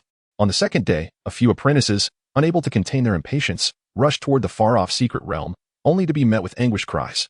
On the third day, 2 wizard apprentices teamed up to charge at the Despairer guarding this position, ultimately triggering a flame fusion pearl. A torrent of fiery elemental power engulfed a vast expanse of sky, under which 1 apprentice narrowly escaped with their life. On the 4th day, perhaps influenced by the previous day's flame fusion pearl, numerous apprentices believed the guardian must be injured and thus launched an assault, leading to a cacophony of terrified screams. By the 5th day, no apprentices dared to assault the secret realm. It seemed that despair had driven them all away. However, amidst the prior waves of apprentices succumbing to death, the Despairer at this location unleashed an even more terrifying mark fluctuation, signaling a mark value of 100. At this moment, Jelen stood before 6 corpses, gathered over the past few days. He intended to use these remains to probe the magical abilities of the Despairer guarding this area. Additionally, the magical larva he had received from the Ripple Wizard required a substantial quantity of corpses for cultivation. After a moment of contemplation, Jelen resolved to venture forth and test the waters. Should the Despairer prove incapable of resistance, retreat would still be an option. With that thought, he hesitated no longer. Retrieving a vial from his waist pouch and gently uncapping it. Instantly, the black insects within the bottle fervently burrowed into the corpses on the ground. Through observing the manner of death of these 6 bodies, Jelen gleaned some preliminary insights into the magical methods employed by the distant Despairer. Firstly, this Despairer was undoubtedly a formidable practitioner of earth and wood elemental magic, as evidenced by the fact that 5 out of the 6 individuals perished due to these elemental spells. Secondly, this Despairer appeared to possess significant knowledge of poison, as 1 apprentice had succumbed to poisoning, though the specific nature of the toxin eluded Jelen. Fortuitously, due to his studies in pharmacology, Jelen was equipped with 2 vials of potent antidotes. 1 vial was particularly effective against plant-derived toxins, while the other facilitated the excretion of various metallic poisons. For animal-derived toxins, Jelen had prepared 2 vials of conventional antidotes of lower potency. After a span of time akin to an hourglass, accompanied by a low, rustling hum. The 6 corpses transformed into skeletal remains, and before Jelen stood a 3-meter-long giant magical larva. At first glance, this colossal magical larva exhibited 6 jet black stubs, 2 powerful crimson pincers, and a glossy black exoskeleton adorned with purple speckles, complemented by 2 pairs of short, gray-black wings. It appeared as a magnified version of a magical larva. Yet upon closer inspection, this so-called giant magical larva was actually composed of thousands of tiny magical larvae, presenting a rather fearsome visage. Jelen maintained a direct mental link with this giant magical larva, thereby rendering it an indirect soul servant to him, albeit with a lifespan of merely 1 day. With these preparations complete, Jelen, accompanied by the giant magical larva, resolutely advanced toward the secret realm. Moments later, Jelen suddenly halted. While the giant magical larva flapped its wings incessantly, its pincers poised menacingly, akin to a loyal beastly guardian standing vigil behind him. Through the ultrasonic magic of his pale mask, Jelen perceived a black and white image penetrating through layers of trees and underbrush within a 15-meter radius, revealing no signs of human presence. Yet Jelen's keen senses detected a familiar scent, reminiscent of being clandestinely tracked by this individual during previous trials. "Come forth, ghost thief Despairer," Jelen said coldly, standing motionless with his arms crossed. From his earlier analyses, Jelen was nearly certain that the guardian of this direction was the enigmatic ghost thief. "Ah, I have long been curious as to how you discovered my presence." A somewhat sinister voice emerged as a wizard apprentice's upper body slowly emerged from the soil about 25 meters to Jelen's left. Leaning on his chin with both hands and a leaf dangling from his mouth, he regarded Jelen with an expression of languid indifference. Jelen observed the ghost thief's nonchalance towards him, narrowing his eyes beneath the pale mask as the giant magical larva surged forward, resulting in a thunderous explosion of earth and debris. Estimating the attack intensity of the giant magical larva to be around 2060 degrees. And given the larva's unique characteristic of immortality, as long as the core larva remained alive, its combat prowess likely surpassed that of Euclid. Such hostility. "You may not be aware, but you are now the true protagonist of this entire trial," the ghost thief taunted. Appearing from the trunk of a tree a few meters to Jelen's right, elusive as ever. Unperturbed, Jelen conjured a blazing fireball that transformed into a fiery bird, deftly soaring towards the ghost thief. Moments later, a resounding explosion scattered flames in all directions. Enough of this game. Let those fellows decide the outcome. The ghost thief's figure reappeared on a steep cliff about 40 meters ahead of Jelen, wearing a helpless expression. He then shouted into the distant sky. "The pale mask has appeared before me." The ghost thief's voice resonated at a specific frequency, allowing other despairers, situated at least 1,000 meters away, to hear him distinctly. With a change in expression, Jelen sensed something amiss. Instinctively, he summoned a wind elemental bat and leaped upward, intending to flee. Suddenly, a wooden spear pierced through the wind elemental bat beneath him, and the spear sprouted a dense array of thorns, causing the bat to emit a silent wail before vanishing into thin air. The wraith fiend emerged halfway from a tree trunk near where Green had fallen, its extraordinarily long tongue licking away sweat from its forehead with an air of excitement, and it cackled. "Heh, you can't escape. You might as well cooperate and put on a good show." Green's expression darkened. "What do you mean?" he asked coldly. I'm treating you this way. And you're not even cursing at me?" "I'm heartbroken," the wraith fiend muttered to itself, ignoring Green. In the distance, the mechanical tail behind the mechanical heart had returned to normal, raised with vitality. Hearing the wraith fiend's voice, he couldn't help but turn his head. "Hee, Victor. The pale mask is here. Shall we join in on the fun?" A witch apprentice with a devilishly enchanting figure and an angelic face, standing next to the mechanical heart, said with a charming smile. This bewitching beauty was none other than Credia, the enthraller, one of the 7 despairers. Her red and green gown, adorned with eerie red scorpions, revealed and concealed parts of Credia's body, further accentuating her exaggeratedly voluptuous curves.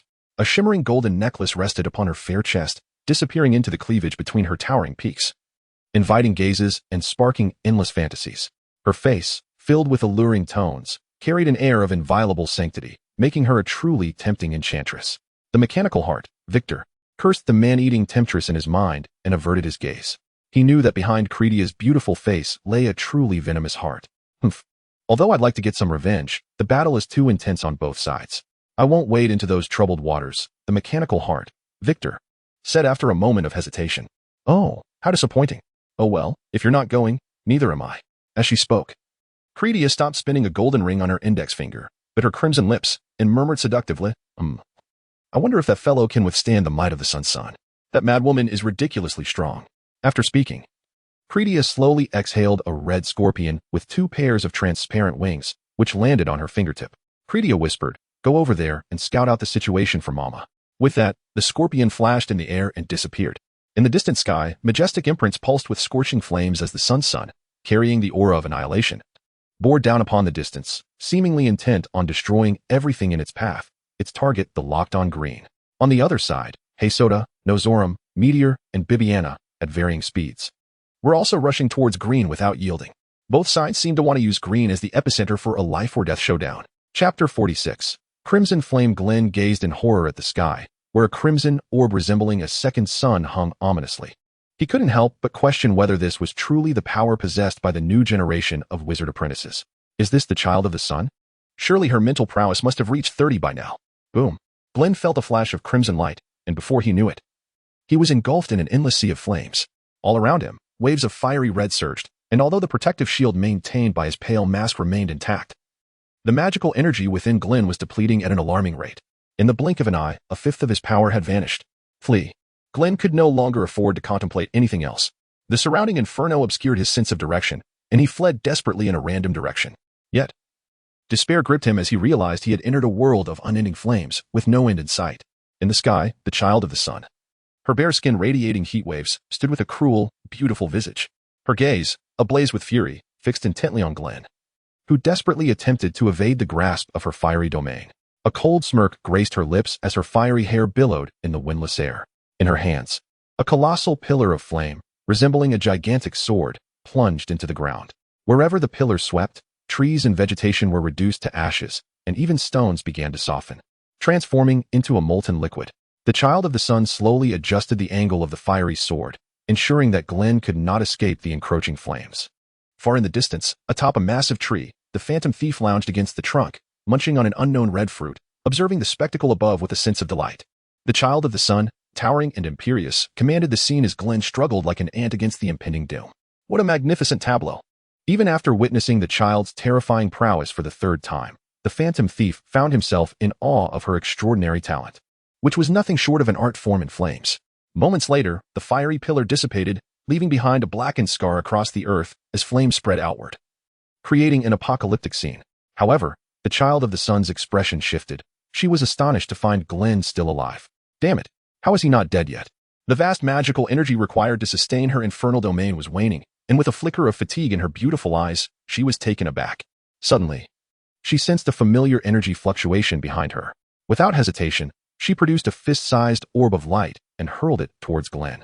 On the ground, Glenn, weakened to the point of near collapse, gazed up at the imposing figure in the sky, his pallid mask obscuring his almost colorless face, filled with despair. Did the disparity in talent among wizard apprentices truly reach such staggering heights?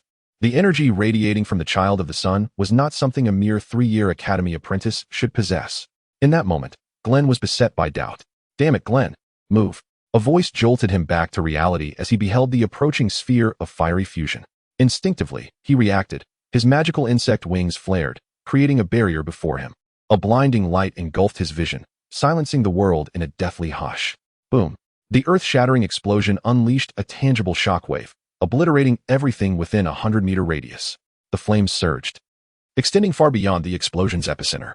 The massive magical insect before Glenn, along with countless newly hatched insects, perished in a chorus of desperate cries, reduced to mere ash. Brilliant rays of light pierced through the 3-meter giant insect's body, annihilating tens of thousands of smaller insects, including the insect queen, under the devastating heat.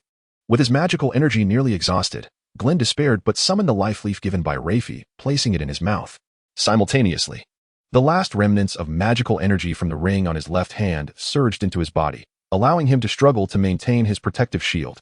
His skin blistered from the burns, sending sharp pains through his nerves. Glenn realized he had truly reached his limit. In that moment of life and death, a familiar distortion of space enveloped him, and he felt a sense of relief as he escaped the core blast radius of the fiery orb. The life leaf's energy began to mend the severe burns and blisters on his body.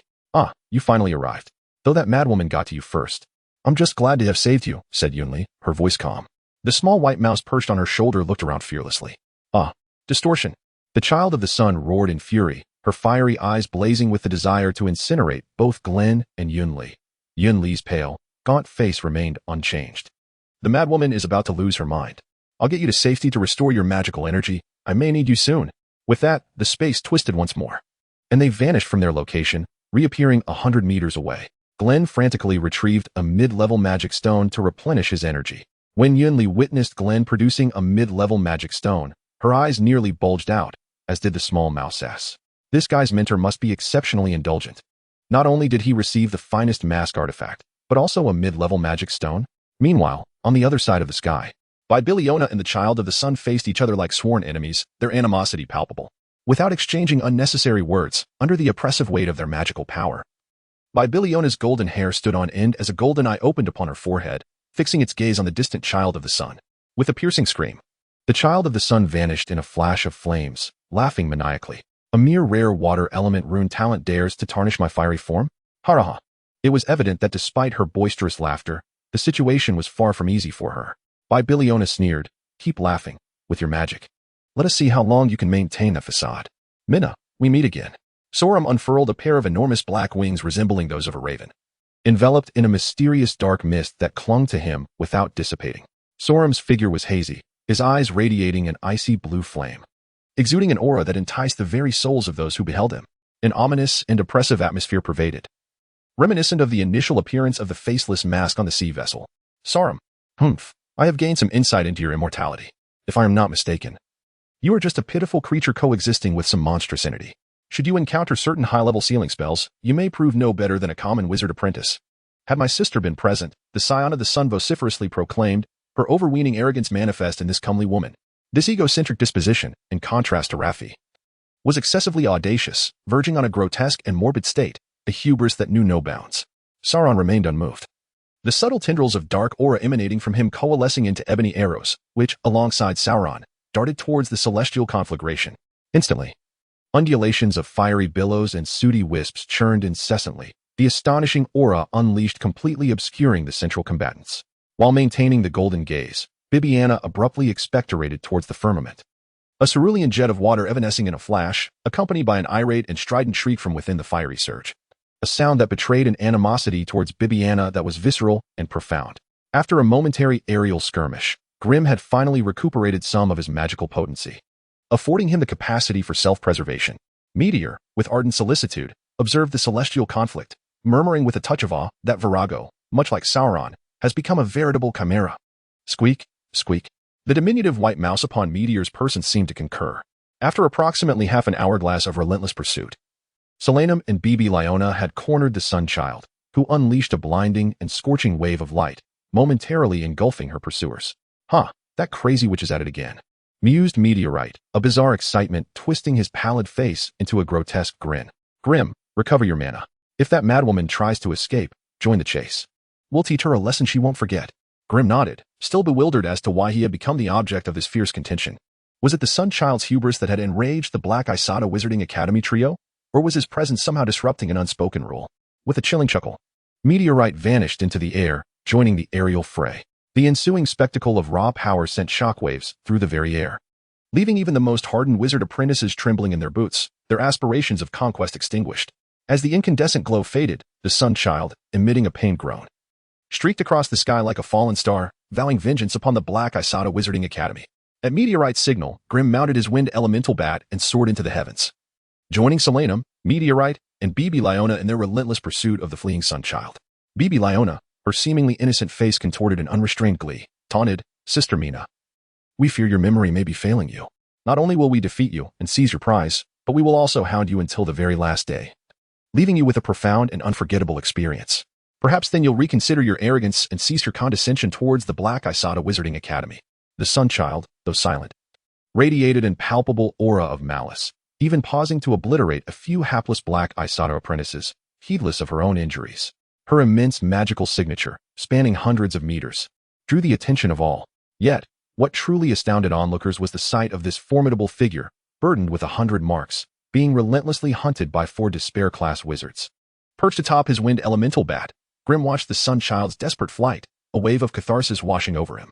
He recalled a time when he had witnessed the Sun Child hunting Biliona, followed by the combined might of Solanum, Meteorite, and Biliona pursuing the Sun Child. Back then, he, like countless other apprentices, had gazed upon the despair-class wizards with awe, fear, and longing. Now, he had become one of them, an object of veneration for those below. Never before had Grimm felt such an intense yearning for greater power. Once driven by fear of the Black Isada Wizarding Academy's draconian regime, he now actively craved the strength to control his own destiny. In a distant encampment, Raffi, her eyes narrowed into an eagle's gaze, sighed as she watched the 5 despair-class wizards disappear into the horizon. But when she caught sight of a familiar figure riding a wind elemental bat, she froze in astonishment. As Yerklis and the others gathered around, eager to hear what she had witnessed, Raffi turned away, concealing her emotions.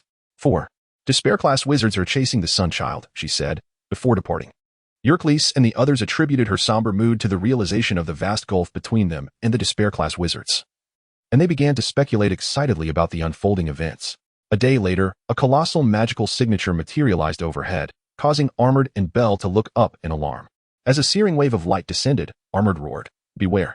Mystic golden lines rippled across his body as he channeled his full power into his sword, unleashing a torrent of lightning. His composed demeanor shattered, replaced by a fierce determination as he struck at the descending inferno. "Armored," Bell cried, frantically casting a spell that summoned a colossal earth elemental turtle. The 5-meter-tall behemoth, its carapace reinforced with granite, stood as an unyielding bulwark. With a deafening explosion, Armored and Bell took refuge beneath the turtle's protective shell. The blast shattered the granite, leaving the turtle exposed and vulnerable. Still alive? The Sunchild snarled, before continuing her flight. Moments later, 4 figures streaked across the sky, their powerful magical signatures on full display. They glanced at the pair huddled beneath the ravaged turtle. Recognizing Armored and Bell, Solanum, having joined the Bloodsail Alliance, offered Armored a perfunctory smile. "Solanum, Meteorite, BB Lyona." "Grim?" Armored stammered in disbelief. Despite Grimm's earlier revelation of his 30 marks, Armored had dismissed him as merely his equal, attributing his gains to luck. He had never considered Grimm to be in the same league as the despair-class wizards. But now, Armored clenched his fists, a bitter smile twisting his lips as he mocked his own arrogance. Her limpid and lovely eyes widened in astonishment. "Gee, Grimm?" she murmured, as if doubting her own senses. After rubbing her eyes, Bell reaffirmed that the figure astride the wind element bat, adorned with the signature pallid mask, was indeed Grimm, whom she had encountered in the second secret realm just days prior. No wonder the venomous queen took a fancy to Grimm. Has he truly reached such heights? Is he a hidden prodigy among the Academy's newest cohort? Bell mused, a glint of curiosity flickering within the depths of her eyes. After nearly 3 days of relentless pursuit, traversing almost the entire trial grounds, Solemn finally gestured to halt the chase. By this point, everyone was replenishing their magical power with magic stones while maintaining their aerial pursuit. "Brother Solemn, we've hounded that madwoman so thoroughly this time. Let's see if she dares to call herself the foremost again," Bibiliana exclaimed, her face brimming with undisguised glee and satisfaction as she reverted to her guileless demeanor. Meanwhile, Grimm held a vial containing a small quantity of scarlet blood, meticulously gathered from the wounded scion of the sun during their pursuit. Curiosity piqued, Grimm swirled the vial, noting an alteration in the surrounding temperature. "What's the purpose of collecting that madwoman's blood?" Meteor asked, perplexed. Solemn and Bibiliana also cast curious glances. Bibiliana hazarded a guess, to curse her using clues from her body? But, with her capabilities, it's nearly impossible for a wizard apprentice to inflict a fatal curse. Even specialized curses require a large altar, more bodily clues, and a wizard apprentice with exceptional curse talent. Well, I simply wanted to examine the scion of the sun and discern why she possesses such formidable command over fire elemental energy. I'm attempting to unlock her secrets from her blood, considering she has dissected your talents, Grimm explained, through the scion of the sun's words. Grimm had learned that Bibiliana's golden-banded pupils were a profound application of a rare water elemental rune. Bibiliana's attack style corroborated this, as all enemies gazed upon by her golden-banded pupils suffered complete dehydration and mummification.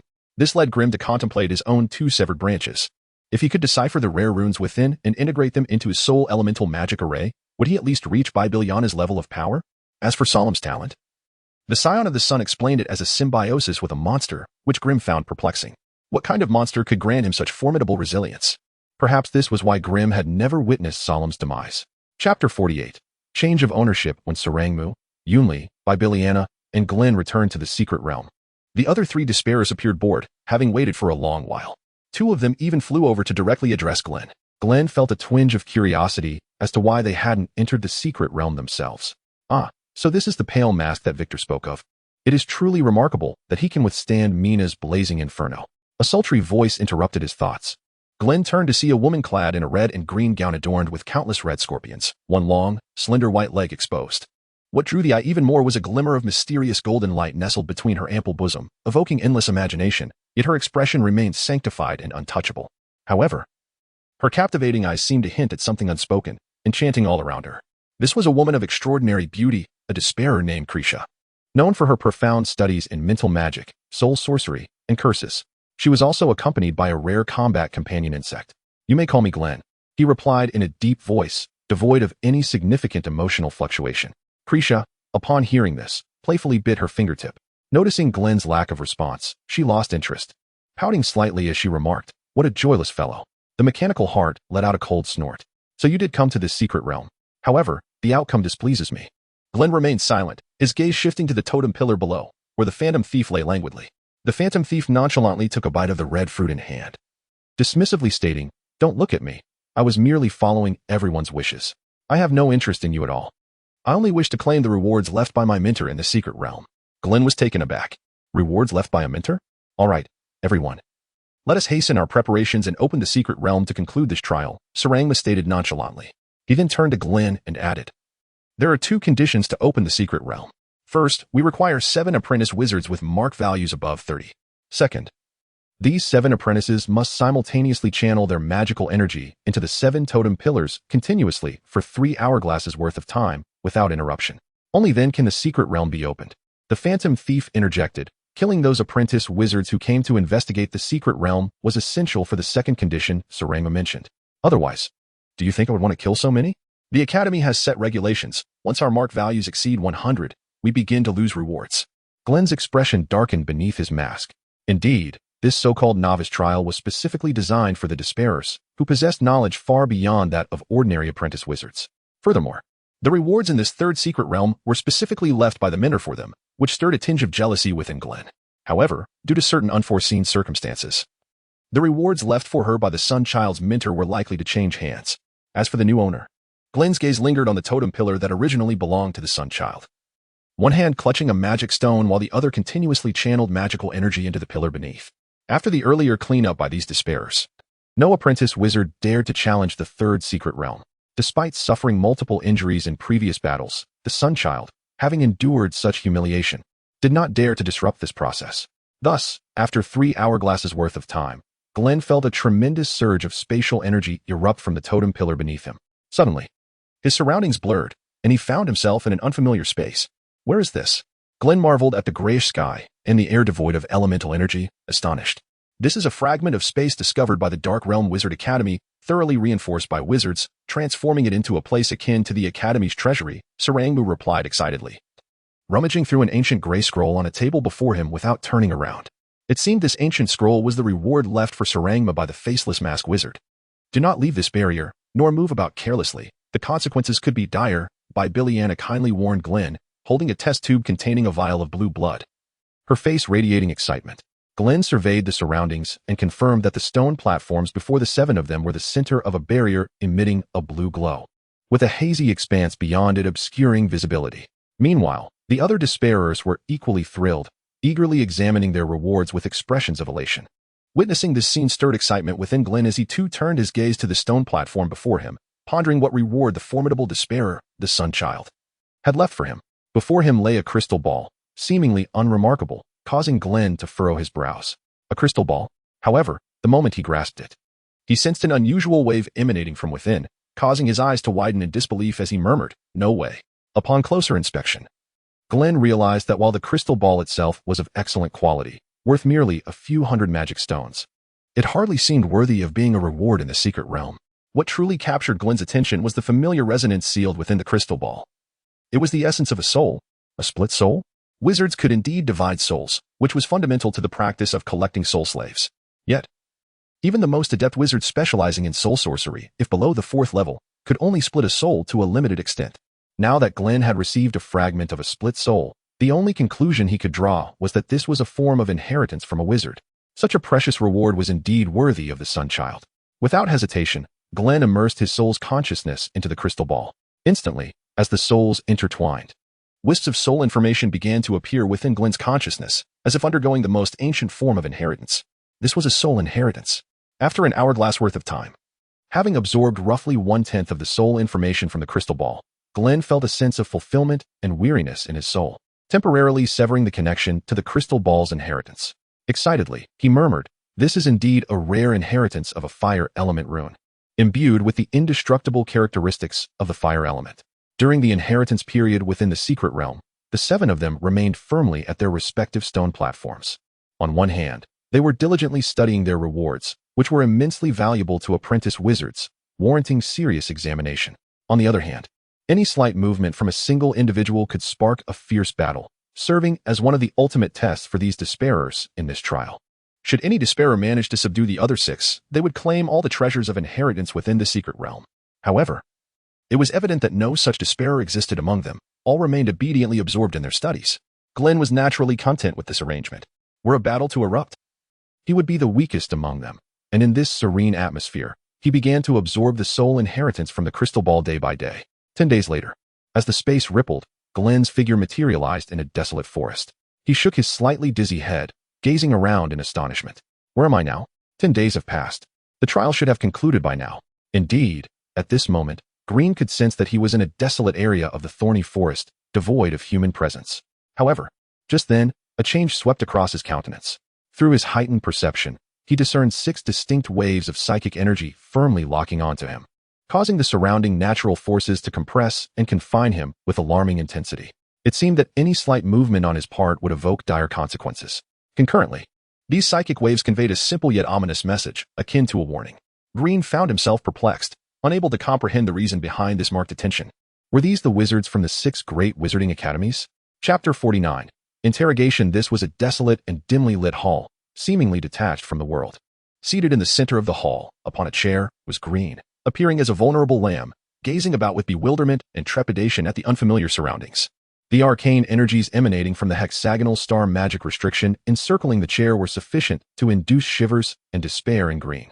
He was positioned precisely within its confines, awaiting interrogation by the enigmatic wizards who loomed above. Torches had supplanted the elemental magic lamps, and a dozen wizards sat upon elevated platforms at the 6 points of the hexagonal star restriction surrounding Green, scrutinizing him from above. Beneath their ample robes, shadows danced, exuding an aura of mystery, coldness, and inviolable authority. Their true visages were obscured by layers of elemental mists. This was a high-level prison typically reserved for the interrogation of formal wizards. Yet, Green, merely a wizard apprentice, was experiencing it firsthand. "Speak," one of the wizards commanded. The voice emanating from a member of the Dark Realm Wizard Academy, imbued with an aura of sinister cruelty and severity.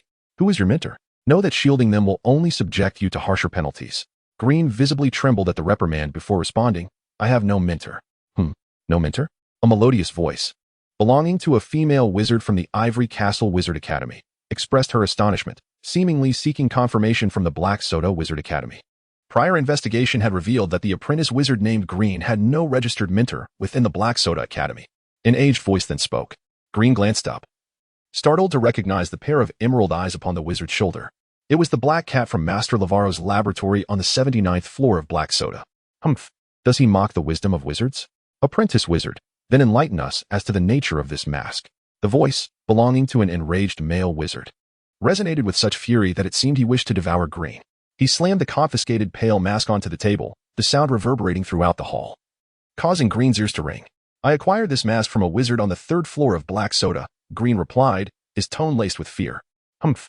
Following a disdainful snort, the hexagonal star enchantment surrounding Green flickered, and he was once again confined within a pitch-black, cramped space. Here, there was no elemental energy, no sound, no scent, only an endless expanse of darkness and solitude. All of Green's possessions had been confiscated by an impartial wizard. A sense of dread washed over Green, mingled with an emerging suspicion. The wizards must have mistaken him for someone who had received the pale mask from a wizard to pass the trials, and that he had used this magical artifact to seize the reward that rightfully belonged to the son of the sun from the Hourglass Wizard Academy. Amidst the darkness, Green was beset by anxieties about the impending judgment, the fear of being unable to control his fate, and the elation over the newly acquired fire element rune within his soul. After an indeterminate period, a magical surge occurred, and light and sound returned to Green's surroundings. Shielding his eyes with his sleeve, Green squinted at the dimly lit hall, the same as before, save for the addition of 3 figures. Apprentice wizard. A wizard from the Bone Clock Tower Academy stated calmly and rationally, "It has been confirmed that you acquired the pale mask from the wizard Zinluo, and that you learned a set of basic alchemy skills. It has also been confirmed that you have no mentor." As his eyes gradually adjusted to the flickering torchlight, Green noted that the 3 newcomers did not conceal their appearances, unlike the 12 surrounding wizards. The foremost of the 3 was the very wizard who had sold him the pale mask and taught him the basics of alchemy. The wizard, still as diminutive as ever, standing at only 5 feet, was thin and spry, sporting a goatee and a smug grin. Haha, young one. I never imagined you were a newcomer of only 3 years to the academy. I assumed you were the prized disciple of some old codger. I must thank you, for a mere wizard apprentice-level artifact has given me such publicity. Now, who in the 12th district of the 7-ring sacred tower is unaware of Xinlu's alchemic talents? Ha. The old wizard was ecstatic, stroking his white goatee. Green, wearing a ghastly expression, forced a smile, unsure of what to say. He then glanced at the 2 figures behind the old wizard, Yunli and the son of the sun, Mina. Yunli said in a low voice, "Although we are both at the Black Soda Wizard Academy, what you did was a clear violation of the school rules. I reported it to my mentor, but she was faster than me. But I was still called to verify." The she Yunli was referring to was naturally Mina, after Mina was excluded from the trial. Her mentor, Undying Fire Soul, was naturally furious and extremely puzzled. After some questioning, the pale mask naturally appeared in the ears of the great wizard. In this way, as a matter of course, Green was captured and arrested by 6 wizards who calculated the approximate teleportation direction as soon as he left the secret realm after 10 days in the secret realm. Then he entered this high-end, luxurious interrogation room dedicated to interrogating formal wizards. Are you called Green? Mina said resentfully, although you took away my reward, you. And the mentor who condoned you will be punished far more than this reward. In front of the wizards, she no longer showed that kind of arrogant domineering. It must be said that just looking at Mina's figure and appearance, she does have a special flavor. Just like a hot and explosive girl with a frivolous and arrogant personality and a self-respecting pride. However, Green, a guy who lacked appreciation, was silent for a moment, but said lightly, "I have no idea what you are talking about." You, Mina, who was hot-tempered, was about to question something when a wizard with an even hotter temper interrupted her. This person was the wizard sitting at the Hourglass Wizard Academy. The wizard who had asked questions before, and also Mina's teacher, a 2nd-level wizard, called Undying Fire Soul. Roar. Arrogant boy, tell me. Where did you get the magic stones to buy the pale mask? All wizards know the rules and will never give an enrolled wizard apprentice more than 100 magic stones. Nor will they give a wizard apprentice any magic artifact worth more than 500 magic stones. Before Green could speak, another female wizard from the Labyrinth Academy spoke. The voice was a little melancholy, and the female wizard said gently, "Green, you have to think clearly and don't shield the person behind you. Although you violated the rules of the trial, it was not entirely dependent on this mask artifact. Being able to let the strongest son of the sun among the disparers leave early is also part of your strength, wisdom, and luck. In addition, you have already obtained the inheritance of the Undying Fire element rune, so we cannot easily sentence you to death. All of this only requires you to confess the person behind you." Death sentence. Green broke out in a cold sweat. Sure enough, entering this interrogation room was no joke. If you are not careful, you may never get out. This is not dying because of trials, rules, tasks, or adventures, but being erased of all traces by a wizard that you can never resist. Green said in a trembling voice, I have no sponsor behind me. Bang. Bastard. No sponsor. Then where did you get the magic stones to buy the mask? Undying Fire Soul slapped the table, and the agitated magic power scattered around, roaring at Green like a mad beast. At that moment, another impatient voice emerged. Glenn, think carefully before you respond. Do you truly believe that after all these years, we sorcerers remain oblivious to the rules governing newcomers? Are we unaware of the maximum amount of magic stones a novice can accumulate within their first 3 years? If you persist in your obstinacy, even the Black Soda Academy cannot shield you from the consequences. We are resolute in our pursuit, especially for the sake of that individual behind you, and we shall not hesitate to employ a soul search if necessary. The speaker was, astonishingly, a sorcerer from the Black Soda Academy, the enigmatic figure with a black cat perched upon his shoulder. A soul search could pose a grave threat to Glenn's very existence as an apprentice sorcerer. Yet, despite the harshness of the sorcerer's words, Glenn felt a flicker of gratitude in his heart. Was the Black Soda Academy truly intervening on his behalf? Taking a deep breath, Glenn boldly declared, "The magic stones are earned through my own intellect." How interesting, interrupted the sorcerer with the black cat, his tone tinged with surprise. You earned them? Through your own wisdom? What method did you employ? Glenn exhaled in relief and replied slowly, the essence of the goddess Venus. That fragrance. Impossible for an apprentice sorcerer. Murmurs of disbelief rippled through the crowd.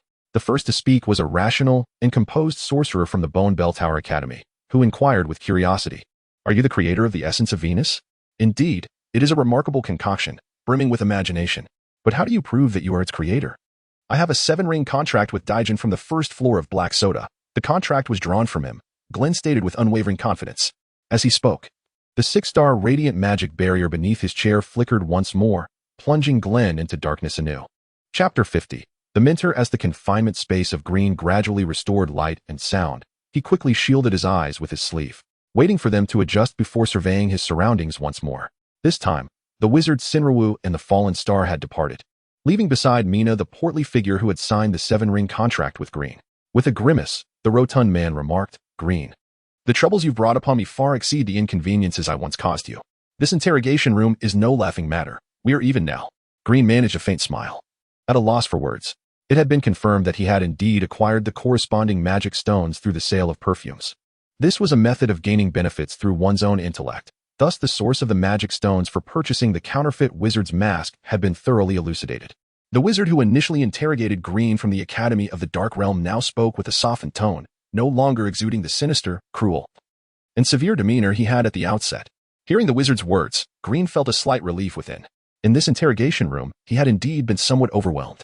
However, he was required to fully elucidate the origin, process, and the involved sorcery knowledge regarding the invention of the love potion Venus, to confirm that no one had funded him through knowledge. Should he prove his innocence, the 6 academies would offer due compensation for this unwarranted detention. In truth, the wizards present were acutely aware that the likelihood of any wizard having funded Green through knowledge was nearly non-existent. This was merely a formality. Is it so? Green thought, elated that he was finally approaching the final steps of this ordeal. This time, he hesitated not at all, recounting how he had fortuitously acquired the nose hunter modification and aroma map in the city of Bissell on East Coral Island, which had inspired his research. To the 2 wasted years he spent after entering the academy, motivated by the phrase, "Grant me endless knowledge, and I shall leverage myself to pry open the infinite worlds." He discreetly glanced towards the direction of the Academy of Black Soda, where the wizard with the black cat perched on his shoulder emitted a soft sound of acknowledgement. Green, feeling the urgency, continued, "Subsequently, in order to utilize a high-powered microscope and to gather enough bribe for your disciple Valo and this gentleman with the black fur, well, I suddenly conceived the idea of utilizing my knowledge of scents to invent and sell perfumes. Initially intending to earn merely 20 magic stones, I was taken aback when the sales of this perfume soared, and due to the incident involving the Ripple Wizard, I subsequently signed the 7-ring contract with Daigen." The portly man nodded vigorously outside the confinement barrier. "Precisely. I had to achieve some results during my family's trials, and by chance, I discovered the wondrous qualities of this love potion Venus, capable of evoking the essence of one's first love from memory, prompting me to decisively sign the 7-ring contract." Listening to the portly man's explanation, the wizard with the black cat slowly turned to regard the creature resting on his shoulder. Although Green could not discern the wizard's features, he could well imagine a fierce expression of inquiry. The black cat, however, appeared unfazed, even playfully sticking out its tongue and awkwardly chuckling. "Well, you don't often use that microscope anyway. It's practically just a decoration. Why not let me and that lad Valo earn a little extra? You know, a black cat like me, not being industrious, cannot earn magic stones like those wizard apprentices. Alas, but I do have a weakness for good food." Despite the cat's nonchalant words, a tempest of frustration and madness brewed within. "Damn Valo, that rascal had paid me 20 magic stones the last few times, yet told me it was only 10, giving me just 5 stones. You're finished." After the black cat's outburst, silence enveloped the chamber, in eerie stillness. Mina, the sun-child, stood outside the barrier, incredulous as she gazed at Green, feeling as though she were trapped in a dream. This wizard apprentice, who had cunningly pilfered her trial rewards, had ingeniously devised a means to acquire magic stones, transforming into a pseudo-desperate figure in the trials. Such a character far surpassed the trio from Black Soda, particularly that ignorant blonde girl. In that moment, an unexpected admiration blossomed within Mina for the seemingly helpless man inside the barrier, akin to recognizing an equal rival, fostering a peculiar sense of respect. Suddenly, an uncontrollable absurdity surged within her, igniting a fiery intensity in her eyes, a palpable despair erupting forth. "This man, I must have him. He is mine. Yes, just like that. Good." A thunderous proclamation resounded, emanating from Mina's mentor, the indomitable Fire Soul. With a swift motion, the flames engulfed his robe, reducing it to ashes, revealing a tall figure clad in crimson armor, with a thick beard encircling his face, reminiscent of a primitive man. The indomitable Fire Soul regarded Green with admiration, exclaiming, "Ha! What a lad! A mere apprentice without a mentor has managed to rely on his own wit and fortune to best Mina. She shall forfeit the rewards I had set aside for her, and let her face the consequences of her arrogance." After a moment's thought, the indomitable Fire Soul produced a crimson stone and tossed it to Green. "This scarlet flame stone is my compensation for the wrongful confinement." Scarlet flame stone? Green pondered. Uncertain of its utility, yet instinctively recognizing its value, he gratefully accepted it. I hereby confirm that the wizard apprentice Green has obtained magic stones through his own intellect, purchasing the pale mask to participate in the trials. On behalf of the Maze Wizard Academy, I declare him innocent and free." Following a series of declarations affirming Green's release from culpability, the six-pointed star magic circle beneath him dissipated. This sudden liberation left Green feeling as though he had emerged from a dream, his body lightened, collapsing into a chair as he cast a glance towards the wizard from the Academy of Black Soda. Having not experienced such an intensive interrogation, a wizard apprentice could hardly comprehend the overwhelming sense of oppression it entailed. After all, there were a total of 12 wizards towering over him during the proceedings. Green, the voice of the wizard from the Academy of Black Soda, softened, tightening Green's heart, as his previously relaxed body tensed once more, anxiously awaiting the words of this enigmatic wizard. However, at that moment, the black cat leapt in front of Green, standing upright in a remarkably human-like manner. "Meow, old man. Let me speak on your behalf." Ahem, Green, one of the three great deans of the Academy of Black Soda, the third-level Grand Wizard Pyranos, wishes to take you as his disciple. Do you accept? Poof, Green's eyes nearly bulged from their sockets. The dean of the Academy of Black Soda, a third-level Grand Wizard, taking him as a disciple. A cascade of explosive revelations left Green utterly astounded. Understanding the advantages of having a mentor personally guiding him through the intricacies of wizardry knowledge during the new apprentice trials, coupled with the fact that such a remarkable third-level Grand Wizard was willing to actively take him under his wing, Green felt no hesitation, hastily performing the wizard's rite in his flustered and exhilarated state. Mentor Pyranos, the black cat, wagged its tail, leaping onto Pyranos's shoulder, exclaiming with pride, "It's done. Good, good," as Pyranos's cloak billowed down, revealing a visage that Green would never forget. He beheld a face that would remain etched in his memory for eternity. It was as if all the organs had been stitched together with the coarsest of techniques, leaving behind horrifying scars that marked the aged visage, resembling a balloon on the verge of bursting. What captured Green's attention even more was the serpentine tongue that occasionally slithered out from Pel Arnos's mouth, retracting as if it were perceiving the world through an alternative sense, much like Green's own keen nose. Behind Pel Arnos, another sorcerer from the Black Soda whispered, "Little one, being accepted as a disciple by Dean Pel Arnos is a rare opportunity. Make haste to reclaim the 3 years you have lost and etch your name in this year's St. Tower competition." This sorcerer showed no intention of revealing his true identity, instead departing the interrogation room alongside other Academy mages. In a moment, only Green, Pel Arnos, and a black cat remained in the hall. The stitched, grotesque face of Pel Arnos broke into an uncommonly hideous smile, and Green could faintly glimpse the old sorcerer's teeth through the seams of his stitched mouth. "Green, you are my third disciple. Your senior sister, Yuquan, is currently absent from the wizarding continent, but you will meet her in due time. Your second brother is that Vero from the 7th floor of Black Soda. He has a keen interest in peculiar specimens from other worlds. I hope you will carry forth our lineage of magic with great distinction." Green, filled with elation, quickly replied, "I shall do my utmost, master." Pel Arnos nodded in satisfaction. "No rush. You have 7 days to return to the Academy and attend to your affairs. Let me ponder. Which shall you learn first? The dual force repulsion spell? The toxic body refinement? Or the endless eye? By the way, Green, how is your knowledge of life sciences and anatomy?" "Anatomy," Green stammered, casting a wary glance at the fearsome visage of his mentor, responding cautiously, "I have conducted some research on anatomy, while my studies in life sciences are more profound." At that moment, the black cat interjected, "Perhaps he should first delve into toxic body refinement. The fish in the aquarium are nearly ready, and it would serve as an excellent introduction. Young sorcerers like him should savor some delightful moments, after all. Whether it be the dual force repulsion spell or the modification of the endless eye, both will leave indelible marks on the body." The black cat spoke with a significant undertone, seemingly hinting that Green should relish his youthful appearance while he still could. Chapter 51. Rectification. Having retrieved all his belongings from the interrogation room, Green returned to the Black Tower Wizard Academy and reclined lazily on the bed in his modest chamber. Inhaling the familiar scent, he felt a momentary surge of bliss regarding life. The memories of the interrogation room haunted Green like a nightmare, yet he was grateful to have emerged safely, ultimately earning the recognition of the esteemed Archmage Prolanos as his third disciple, a third-tier wizard, an achievement that placed him among the highest echelons of wizardry within any academy.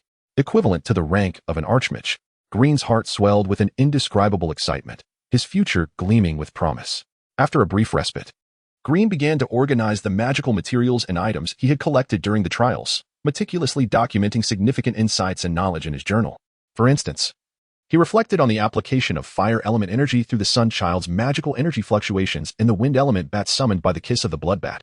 He also contemplated the placement of a rare fire element rune with indomitable characteristics within the soul element magical array. Moreover, he recalled the natural energy compression he had experienced during his initial attempts to seize treasures in the secret realm, as well as the peculiarities he encountered while under the influence of the exploding mushroom illusion and the restorative properties of the life tree leaves. After 3 sandglass intervals, Green carefully preserved a vial of blood from the Sun Child in a sealed, low-temperature cryogenic container and tended to the exploding mushroom in another vessel. Estimating that the time was right, Green instinctively reached for 2 smooth branches, awaiting the fleeting lightning patterns that flickered at their polished ends. In an instant, through his soul's perception, the hazy runic imprint within him sharpened ever so slightly, yet it remained elusive. Over the days, Green had grown accustomed to this slow progression and tucked the branches safely away. It was time for meditation, yet just then, a series of knocks echoed on his door. Who could it be? Green mused, glancing at the clock, deep into the night. Who would be at his door? Upon opening it, a chilling aura swept over him, causing his expression to shift dramatically as he beheld Rafi's stormy visage, her eyes piercing through him with an intensity that was almost palpable. Rafi, Green stammered. Rafi's gaze remained fixed on Green as she advanced steadily, compelling him to retreat step by step. Green felt a wave of embarrassment wash over him, struggling to divert Rafi's attention, but she paid him no heed, her approach relentless. Leaning against the wall with a thud, Green found himself at a loss for words. At last, Rafi halted, glaring fiercely at Green. Another disappearance? Over 10 days. Do you have any idea how many times the Bloodsail Alliance has tried to contact you? Do you know how many times I've come to this little abode? If it weren't for the soul connection through your crystal ball, I would have almost believed you were dead. Her voice was icy enough to freeze him in place. It's not as you imagine. Green began recounting the tumultuous events of the past days. After the 3rd trial, he had been unwittingly embroiled in the conflict between the Black Tower Wizard Academy and the Sun Child, usurping the Sun Child's place in the secret realm, only to be subsequently imprisoned and interrogated by a cadre of wizards. As Green shared his story, Rafi's expression softened, her concern evident. Are you all right now? Feeling her genuine care, Green's heart warmed. She was the second person, after the old man Ham, to express such concern for him, prompting a smile to form on his lips. Did I not mention? Not only am I fine, but I have also gained the recognition of Archmage Prolanos as his 3rd disciple. With a light-hearted laugh, Rafi's face lit up, her smile genuine as she playfully bit her lip, tilting her chin upward to reveal her graceful neck while her slender finger traced circles on Green's chest, creating a charged atmosphere between them. Then we should celebrate this momentous occasion, shouldn't we? Her eyes sparkled with a warmth that seemed to melt Green's resolve. And as he breathed heavily, he murmured, Then, let us celebrate? The night slipped away, lost in the beauty of shared moments. The following evening, at the Bloodsail Alliance Assembly, there were scarcely 200 members present, with only 9 of the 14 elders remaining. The once formidable one-armed conjurer still stood among them, maintaining a low profile as always. Seated silently beside Rafi, Green wore a pale mask, enveloped in silence. He had grown accustomed to this understated role of quiet support, concealing his true self. Chris, Eurocleana, and Robin were engaged in their circles, while Ben Henson, despite his own network, instinctively began to babble about the events at the Black Tower Wizard Academy. As Green replied intermittently, the elder eager to share his tales from the past few days. The most pressing matter at the academy was the 4 organizations representing the wizard apprentices, which had commenced large-scale recruitment of the surviving apprentices, aiming to infuse new life into their ranks. This signified the end of Green's protection period as a newcomer. The Bloodsail Alliance, eager to expand, sought to recruit these surviving apprentices, leading to inevitable conflicts. In a public showdown, the 4 elder apprentice wizard organizations dispatched a few seasoned veterans whose mental prowess had reached the limits of apprentice wizards, easily overpowering Amrand and several other Bloodsail Alliance elders. This was understandable, as some apprentices were decades old, and their prolonged lives had allowed them to elevate their mental capacities to levels unattainable by mere newcomers like Amrand, who had only been in the academy for 3 years. The 4 established apprentice organizations included the Justice Society of the Abandoned Courtyard, the Dark Mountain Syndicate, the Ivory Hunt Club, and the 6th Division of the Black Tower, along with the Bloodsail Alliance, which had only recently clawed its way into the fold. Another significant development was that the 4 top-tier apprentice wizards, leaders of their respective organizations, had declared their intent to hunt down Solong, Yunli, and Biliona as their future targets. The precise reasons remained unclear, yet Green speculated that it might pertain to the coveted qualifications for the Sanctum trials set to occur 17 years hence, which involved the Demon Hunter Wizard credentials. Due to his previous lack of a mentor, Green had been unaware of the specifics surrounding this matter. However, he resolved to raise this issue, along with the matter of living experimental materials, during his next meeting with Archmage Prolanos. Regarding the advanced microscope, he had entrusted it to the corpulent Deegan, who had already contacted a wizard bound for the Seven-Ring Sanctum months prior, so news was expected soon. As Green pondered quietly, Amren's impassioned discourse on stage reached a crescendo. In summary, our Blood-Sale Alliance has now ascended to become the fifth largest faction of sorceress apprentices at the Black Soda Academy, a testament to the collective efforts of all our members. A chorus of jubilant shouts erupted from the multitude of Blood-Sale Alliance apprentices. Amuland's face gleamed with excitement as the fervor of the crowd began to wane. He paused and announced, "Now, I shall declare the two newly appointed elders of our alliance. Should anyone harbor doubts, feel free to challenge them privately. The victor shall assume the elder's position. The two individuals are Bayer and Green." Upon uttering these words, Amuland raised Bayer's hand high with one hand, while extending the other towards Green, who sat quietly behind Rafi. Green was taken aback. To be promoted as an elder? Yet, Amuland and Rafi had never broached such a matter with him. Moreover, Green preferred to remain discreet, relishing solitary endeavors rather than basking in the limelight. Thus, he gently touched Rafi, and under her inquisitive gaze, he slowly but resolutely shook his head. With a smile, Rafi, without further inquiry, flicked her chestnut black hair and crescent-shaped earrings. Proclaiming loudly, "Elder Amuland, Green cannot assume the position of an internal elder for certain reasons." Amuland's expression darkened as he replied, "Elder Rafi, the Alliance is in dire need of capable individuals. Green must bear responsibilities commensurate with his strength. The treatment of elders within the Alliance is exceedingly favorable." "Enough," Rafi interjected, her tone icy. "If he cannot serve, then he cannot serve. There is no need for further discussion. Must we compel Green against his will?" In an instant, the atmosphere of the gathering turned frigid. Whispers of the venomous queen's outburst and the fierce beauty's rampage began to circulate quietly. Amuland couldn't help but smile wryly. Even Green, taken aback, realized he had underestimated Rafi's temperament. It seemed that in the presence of himself and Yakris, Rafi maintained a semblance of composure, but before outsiders, she transformed into a self-centered powerhouse. Chapter 52, Passive Evolution. Following the eruption of the Lafayette incident, the Blood-Sale Alliance's assembly concerning Green has reached a temporary conclusion. Rather than squander time on trivial matters, Green preferred to delve into the profound and exquisite realms of knowledge for personal enrichment. Thus, as soon as the assembly adjourned, he bid a brief farewell to Lafayette and hastened towards the Black Tower. With only a few days remaining until Mentor Per Anos formally imparts the arcane arts to him, Green sought to utilize this time for experimental research. Just as he was about to depart alone, Yakris approached him, accompanied by a witch apprentice. Upon seeing Ilardovan beside Yakris, Green immediately grasped their purpose, a faint smile breaking through his pallid mask. During the initiation trials, Green had inadvertently saved this apprentice while vying for the first Secret Realms reward, and it seemed she had come to express her gratitude. Ilardovan did not possess extraordinary beauty. Her flat chest and rough skin bore the marks of imperfections found in many lovely maidens. Yet, it was puzzling how Yakris had formed a special bond with her. While Green was lost in thought, Ilardovan stood beside Yakris, her heart racing with trepidation. She could not forget the harrowing scene from the trials, and the image of the man in the pale mask haunted her dreams, lingering long into the night. This seemingly inconspicuous man within the Alliance wielded formidable power, ruthlessly slaughtering competing witch apprentices in the Secret Realm. Just moments ago, he had even declined a nomination from the Alliance's elders. Yakris chuckled. "Green, this is Ilardovan. You should have met a few times. I brought her here primarily to express her gratitude for saving her during the trials." Ilardovan took a deep breath, calming the tumult within her mind. With the oppressive aura of the trials now absent, the tension among the witch apprentices dissipated. "Thank you, Green," she said, her voice steady. Ilardovan was slightly older than Green, her thoughts more mature. With Yakris present, Green naturally displayed the requisite charm and courtesy. No need for such formality. From the perspective of the Alliance, and as Yakris's closest friend, I had no reason to refrain from intervening, especially for someone as unique and remarkable as you. Green refrained from mentioning his own gratitude towards Ilardovan for her role in drawing the monster's attention. After a brief exchange, both parties left their marks in the crystal ball, and Green continued on his way to the Black Tower. Upon arriving at the first floor of the Black Tower, the rotund Daigen's expression shifted upon seeing Green. "Green, you have no idea how terrified I was. Entering that interrogation room is no joke. It could cost you your life. Even seasoned wizards rarely return once inside, let alone someone like me. That room is notorious as a place of execution." It was evident that the experience had left a significant psychological scar on Daigen. Green could only offer a wry smile, as he too had not anticipated the extent of the trouble he had stirred. Fortunately, this misfortune had led to an unexpected boon, recognition from Wizard Per Anos, a stroke of immense fortune. "Humph," Daigen huffed. "So what materials do you require this time? By the way, regarding that microscope, I should have news within the next 2 months. I'll inquire with that wizard."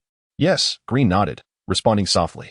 I require a potion to enhance the connection between wizards and their familiar spirits, materials to temporarily heighten bodily perception, 2 leaves from the tree of life, and a live monkey for biological experimentation. Without hesitation, Daijin produced 2 leaves from the tree of life, offering no explanation. This material was in high demand within the Wizard Academy, generally priced at 500 magic stones each, a crucial item for survival among high-ranking apprentices. For the potion to enhance the connection with the familiar spirit, how about this? Daijin rummaged through a distant cabinet and retrieved what appeared to be an ordinary small herb. This is hardgrass, typically sought after by wizard couples seeking excitement. But it also proves effective for familiar spirits. Just 100 magic stones.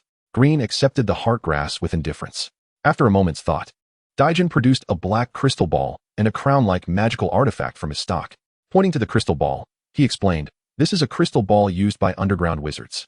Their practices differ from ours. While most wizards on the continent are elementally inclined, those from the underground often train in dragon-empowered body techniques.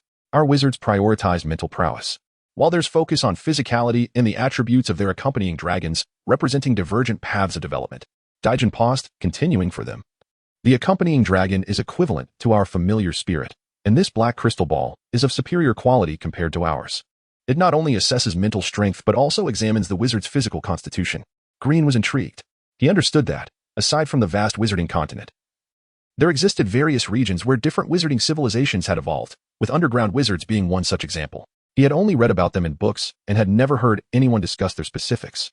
Now, holding the crystal ball designed for underground wizards, he curiously examined it, attempting to sense his own condition through mental energy. Mental strength, 24, magic power, 238247 constitution, 4, stamina, 3455, strength, 1560, vitality, 2224. Green's expression darkened. His constitution was indeed alarmingly low, a direct consequence of neglecting to practice enhancement spells. If Eucharist were present, his constitution would likely exceed 15. The attributes of stamina, strength, and vitality seemed to be influenced by his constitution, much like magic power and mental strength. Stamina and strength were straightforward, but vitality likely referred to the physical resilience and regenerative capacity of the body. With these calculations, Green surmised that his physical prowess could deliver an attack of 16 degrees and withstand 23 degrees of defense. As for stamina, he envisioned a future where ascending to the 79th level of the Black Tower would no longer leave him breathless. Seeing Green's fascination with the black crystal ball, Daijin chuckled. "This crystal ball itself is not expensive. The high price stems from the lengthy supply route, thus selling for 1,000 magic stones. However, for someone of your current standing, that should be trivial." Indeed, Green's worth had skyrocketed. On one hand, Daijin's monthly income from the fragrance business would continue to rise with its growing popularity. On the other, the elimination of the trial's mark had netted Green over 20,000 magic stones in a single transaction. Accepting the black crystal ball discreetly, Green then turned his attention to the crown-like magical artifact. Daijin cautioned, "This artifact is a high-grade tool that only formal wizards occasionally employ. Its function is akin to a microscope, serving as an auxiliary device for wizard experiments.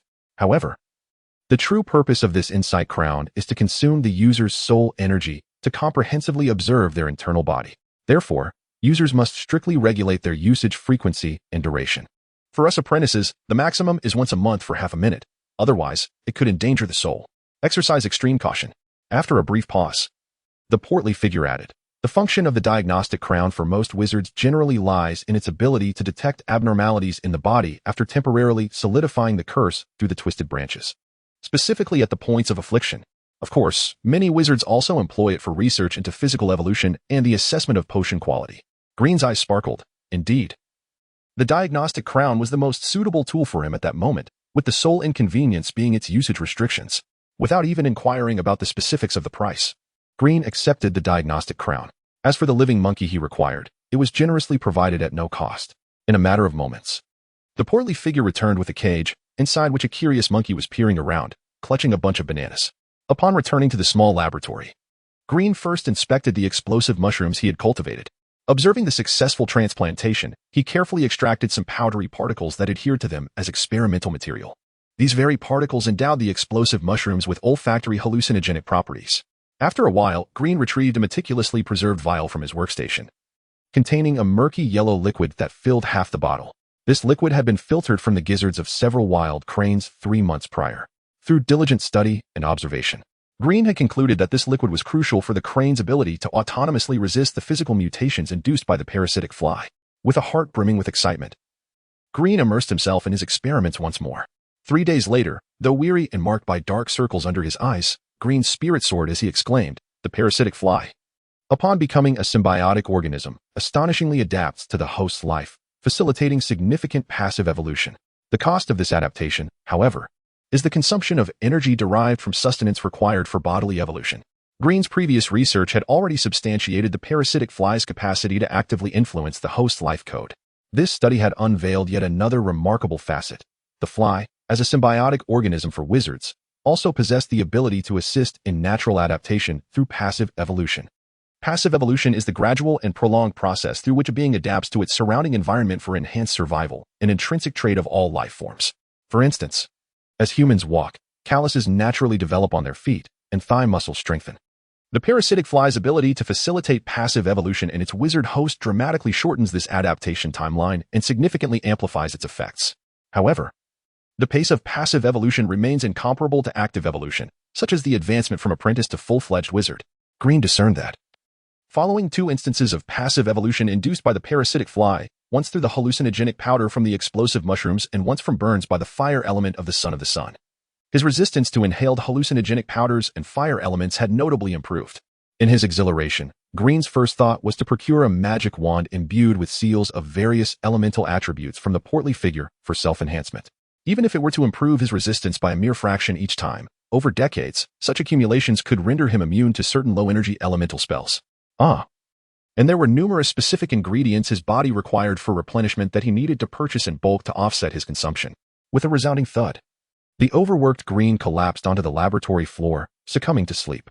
Chapter 53. The Ruined Tower, Part 1. On the following day, Green procured a substantial quantity of magical staffs from the portly merchant, even venturing to the 3rd floor of the Black Tower to visit the wizard Sinru's chamber, where he acquired several elemental staffs that the merchant did not possess.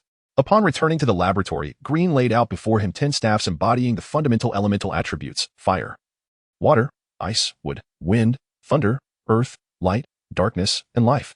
All these staffs shared a common characteristic: their sealed magical energy levels ranged from 20 to 30. Thus, excluding the immaterial mask's immunity to energy attacks below 20 degrees, Green could avoid channeling magical power into the mask, allowing him to absorb the excess energy attacks from the staffs. However, even attacks below 10 degrees could easily prove lethal to Green, whose physique was a mere 4. Hence, he had to keep a leaf from the Tree of Life in his mouth as a source of restorative energy to ensure his survival. Fortunately, energy attacks below 10 degrees could be repeatedly countered with the leaf. Today, Green's objective was to ascertain what sustenance his body craved most after the passive evolution of the fly snail's resistance to various elements. This was a crucial factor. If Green merely consumed random food to satiate his hunger, it would significantly hinder the enhancement of his body's passive evolution. Therefore, this experiment was of utmost importance and represented Green's final endeavor before embarking on an extended study under Master Polanos. As Green's body was repeatedly assailed by various elemental spells, the energy from the Tree of Life worked to restore him, while the fly snail secreted a unique substance within him, facilitating the enhancement of his elemental resistances. Gradually, Green compiled a list of foods that his body instinctively desired, each item selected subconsciously from the myriad of ingredients he had previously consumed, communicated through powerful signals of need. Much like a person suddenly yearning for certain fruits or vegetables, Green's body would reveal an intense craving for specific ingredients after repeated experimentation. Nibbling on a piece of jerky to quell his hunger, Green scrutinized the list of ingredients he had compiled, frowning. The other items were manageable, after all. As a former commoner, he had not indulged in many exotic delicacies, so his body's cravings were limited. However, during his tests on fire elemental resistance, the ingredient listed posed a dilemma. It was the exquisite beauty shell. This delicacy, revered by the Lord of Bizar and Wizard Alavaz as a culinary treasure, was certainly not something commonly found, and certainly beyond the reach of a mere apprentice wizard like Green in the short term. Pondering this, Green both noted the second most desired delicacy that enhanced his fire resistance and produced the replaced black crystal ball. Establishing a connection to the mark within the crystal, he soon received a response. "Oh, Green, it's quite a surprise to hear from you today. Have you missed me?" The voice was sweet and sultry, and within the crystal, Laffy exchanged playful banter, her demeanor likely causing envy to those who might witness it. Green smiled, for within the confines of his modest chamber, he found no need to wear the pale mask, allowing Laffy to see his expression. "Enough of that. I am currently conducting an experiment and will soon be undertaking a lengthy study with Master Polanos." Laffy's expression shifted to one of disappointment as she casually brushed aside a lock of her smooth, dark brown hair, revealing her shimmering crescent-shaped earrings, and set down the book she had been perusing. Then what do you require of me? I wish to inquire about the source of the beauty shell that your father obtained. I find myself in need of a substantial quantity for my experiment, Green inquired, rubbing his slightly darkened eye circles. That? Such matters are not ones I concern myself with. However, if you truly seek a large quantity, I suggest you post a bounty in the task hall. With your magical stones, it should not pose a problem. Laufey stretched, and it was evident she had been studying her magical tome for quite some time, appearing quite fatigued. Understood, that will suffice.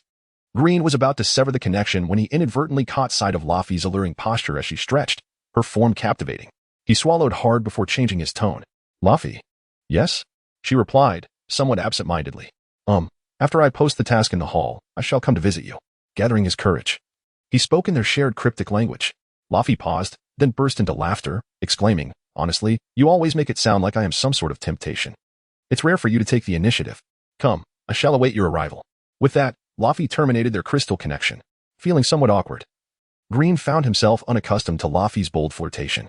The night at the Black Tower Wizard Academy was aglow with lights as Green, donning his pale mask, hurried along the path. His form beneath the voluminous robe made no sound, exuding an aura of mystery akin to a solitary specter. Suddenly, a piercing scream erupted from a nearby courtyard, a woman's voice, seemingly witnessing something horrific. A short distance ahead, two apprentice wizards paused momentarily but quickly resumed their journey, unperturbed. A pale-faced female apprentice dashed out of the courtyard, panting heavily. Glancing back with evident trepidation, she caught sight of Green, mustering a forced smile before turning to flee. At that moment, Green recalled something and turned his gaze toward the dilapidated water tower in the courtyard. He remembered that upon his arrival at the Black Tower Academy, Ben Hansen had mentioned two forbidden areas for newcomers. One was the derelict arena for apprentice wizards, and the other was this infamous ruined water tower, rumored to be haunted. Of course, the term haunted, representing ignorance and superstition, would never escape the lips of an apprentice wizard, who would rather describe the occurrence of inexplicable phenomena that even wizards could not elucidate. Curiosity piqued, Green hesitated before stepping toward the crumbling water tower, well known among apprentice wizards.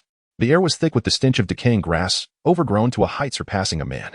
Strangely, the once bright illumination from afar failed to penetrate this courtyard, seemingly obstructed by an invisible barrier, yet devoid of any detectable energy fluctuations. Simultaneously, the surrounding silence was almost oppressive. Not only did sounds from outside fail to permeate, but even within the courtyard, there was an eerie absence of noise, the chirping of insects silenced as if this space existed in seclusion, sealed away from the world. Out of the corner of his eye, Green thought he perceived a pair of emerald eyes watching him from behind the tall, withered grass, akin to a cheetah stalking its prey. Yet, upon turning to look, he found nothing amiss. Not only was there no visual trace, but even the sense and the ultrasonic magic of his pale mask failed to register any signs of anomalous life forms. He had yet to enter the tower, and already the atmosphere felt unsettling. The amalgamation of wonder and trepidation stirred within him as he confronted the enigmatic knowledge of advanced sorcery. Overwhelmed by fear, Green halted his irrational musings and meticulously cleared the overgrown weeds and withered branches obstructing his path. The sound of his footsteps mingled with the rustling of the foliage, creating the only melody in the eerily silent courtyard, where even a sense of echo seemed to arise. Once again, from the corner of his eye, he faintly perceived a pair of eerie green eyes lurking behind the weeds. Green understood that even if he turned to look, he would see nothing. Thus, he chose to disregard it entirely and proceeded directly toward the dilapidated water tower at the center of the yard. The water tower appeared to have endured for countless years, its excessive weathering rendering it a pitiful sight, with cracks resembling the claw marks of a monstrous beast, grotesque and menacing. Standing beneath the tower, Green gazed upward into the murky sky, only to find that the heavens seemed to spiral around this decrepit structure, forming an indistinct vortex whose eerie power he could not comprehend. At the very center of this nebulous whirlpool, a narrow slit of an eye barely opened, seemingly fixated upon him from the abyss above, filling the air with an oppressive dread. Was it an illusion? Yet, the parasitic insects offered no signs of abnormality. Green remained rooted to the spot for what felt like an eternity, his gaze locked onto the enormous eye in the sky. In turn, that colossal eye seemed to scrutinize him with an intensity akin to a gargantuan creature peering through a bottle, observing the insect trapped within. No, such a being could not possibly exist. If it did, the ancient sorcerers of the realm would have long since emerged. After all, the world of sorcery is no realm of the weak. It is a civilization of immense power that subjugates numerous surrounding worlds. With these thoughts swirling in his mind, Green took a deep breath and, with a creaking sound, pushed open the decrepit wooden door of the water tower, stepping inside. The impenetrable darkness within engulfed him entirely. as if he had wandered into the maw of a monstrous creature. Chapter 54. The Tower of Ruin, Part 2. With a creak, the wooden door closed automatically. Green felt a sudden chill run down his spine and turned sharply, only to find no one there. The door remained as decayed and dilapidated as ever, appearing as though it might completely disintegrate with the next forceful push. A sense of unease washed over Green, yet he repeatedly reassured himself, it is not real. None of this is real. After a moment, his breathing steadied considerably. Huh? Unable to use magic? Green was astonished to discover that he could not summon the fire element for illumination, no matter how hard he tried. The inability of a wizard apprentice to cast spells indicated an absolute control over natural energies. Green was certain that even a level 3 archmage, despite being able to suppress their magical array's power to the utmost limits, would still be incapable of preventing their own spell casting. Since there was no way to wield magic, he decided to refrain from using any. This crumbling water tower, though notorious, had never been known to claim a life. With this thought in mind, Green lifted his gaze toward the interior of the water tower, shrouded in darkness. The ground was littered with dried grass, and numerous footprints suggested frequent visits by others. The cylindrical tower housed a wooden staircase spiraling upward. It stood approximately 50 meters tall, but he could only see the lower 20 meters of the staircase, with the upper portion obscured in darkness. Shall I ascend to the top of the tower? Perhaps I could behold that enormous eye up close. Driven by a wizard's insatiable curiosity for the unknown and a thirst for new knowledge, Green's resolve solidified as he slowly approached the staircase. His left hand grasped the decaying railing while his right foot stepped onto the staircase, producing a creak. Suddenly, a cold breeze seemed to sweep past him. Unperturbed, Green continued his ascent, step by step, the staircase creaking beneath him. After a dozen steps, however, he sensed something amiss. Wait, why do I hear 2 sets of footsteps? Is someone behind me? Green spun around abruptly, only to find himself standing on the first step, poised to take that initial stride. He was momentarily stunned. Had he not moved? No, his memory was crystal clear. Was it an illusion? It couldn't possibly be. The companion bug showed no reaction. Could it be that his turn had drawn him back through some spatial folding force? Or perhaps time itself had rewound? Both scenarios seemed improbable. As he speculated, Green's determination to continue upward rekindled. This time, he vowed that regardless of what transpired, he would reach the pinnacle of the tower. With that thought, he lifted his foot to ascend once more. After just 6 or 7 steps, his concentration allowed him to once again hear the sound of footsteps behind him. Creak. Almost simultaneously, the 2 sets of footsteps ceased. Green took a deep breath, carefully discerning the scents in the air, while employing his pale mask's ultrasonic magic to sense what lay behind. Yet, every indication told him that there was indeed no one there. He had lost count of how many times he had taken a deep breath, but with resolute eyes, he resumed his climb. Meanwhile, the footsteps behind him began to echo once more, drawing ever closer. At this point, Green had ascended about 10 meters up the water tower. And upon hearing the creaking sound of just 2 or 3 steps behind him, he halted abruptly. Creak, creak. Suddenly, a chill ran through Green, and his body instinctively tensed. He had not misheard. It was undoubtedly not an illusion. That sound from behind had indeed taken an extra step, producing 2 distinct creaks. Trembling, Green, garbed in a pale mask and loose robes, felt a surge of panic, though no one could discern his anxiety. Yet he could not deceive himself. At that moment, a palpable fear spread within him, and he truly wished to turn around and see what lurked behind. No, in a moment of madness, or perhaps in an effort to drive himself to the brink of insanity, he pressed onward, veins bulging at his temples, eyes ablaze with determination. Gradually, the footsteps behind him came to a stop, maintaining the same pace as Green as he climbed the staircase. The creaking sounds echoed in the tower, magnified 1,000-fold, resonating clearly in the stillness. Suddenly, Green felt a breath on his neck, as if someone were exhaling gently upon him. He could not only sense the sound of the breath, the movement of air, and the warmth, but even felt the moisture condensing into droplets against his skin. A bead of cold sweat trickled down his forehead, coursing down his cheek and into his collar. Green swallowed hard, gritting his teeth to suppress the trembling of his jaw, forcing his weakened legs to take one hesitant step after another. In that moment, he seemed to have resolved within himself, if something were to indeed kill him on this staircase today, he would not turn back. After climbing another 20 meters, Green found himself growing somewhat immune to the presence that had been trailing him, until, quite suddenly, it vanished completely. He exhaled deeply.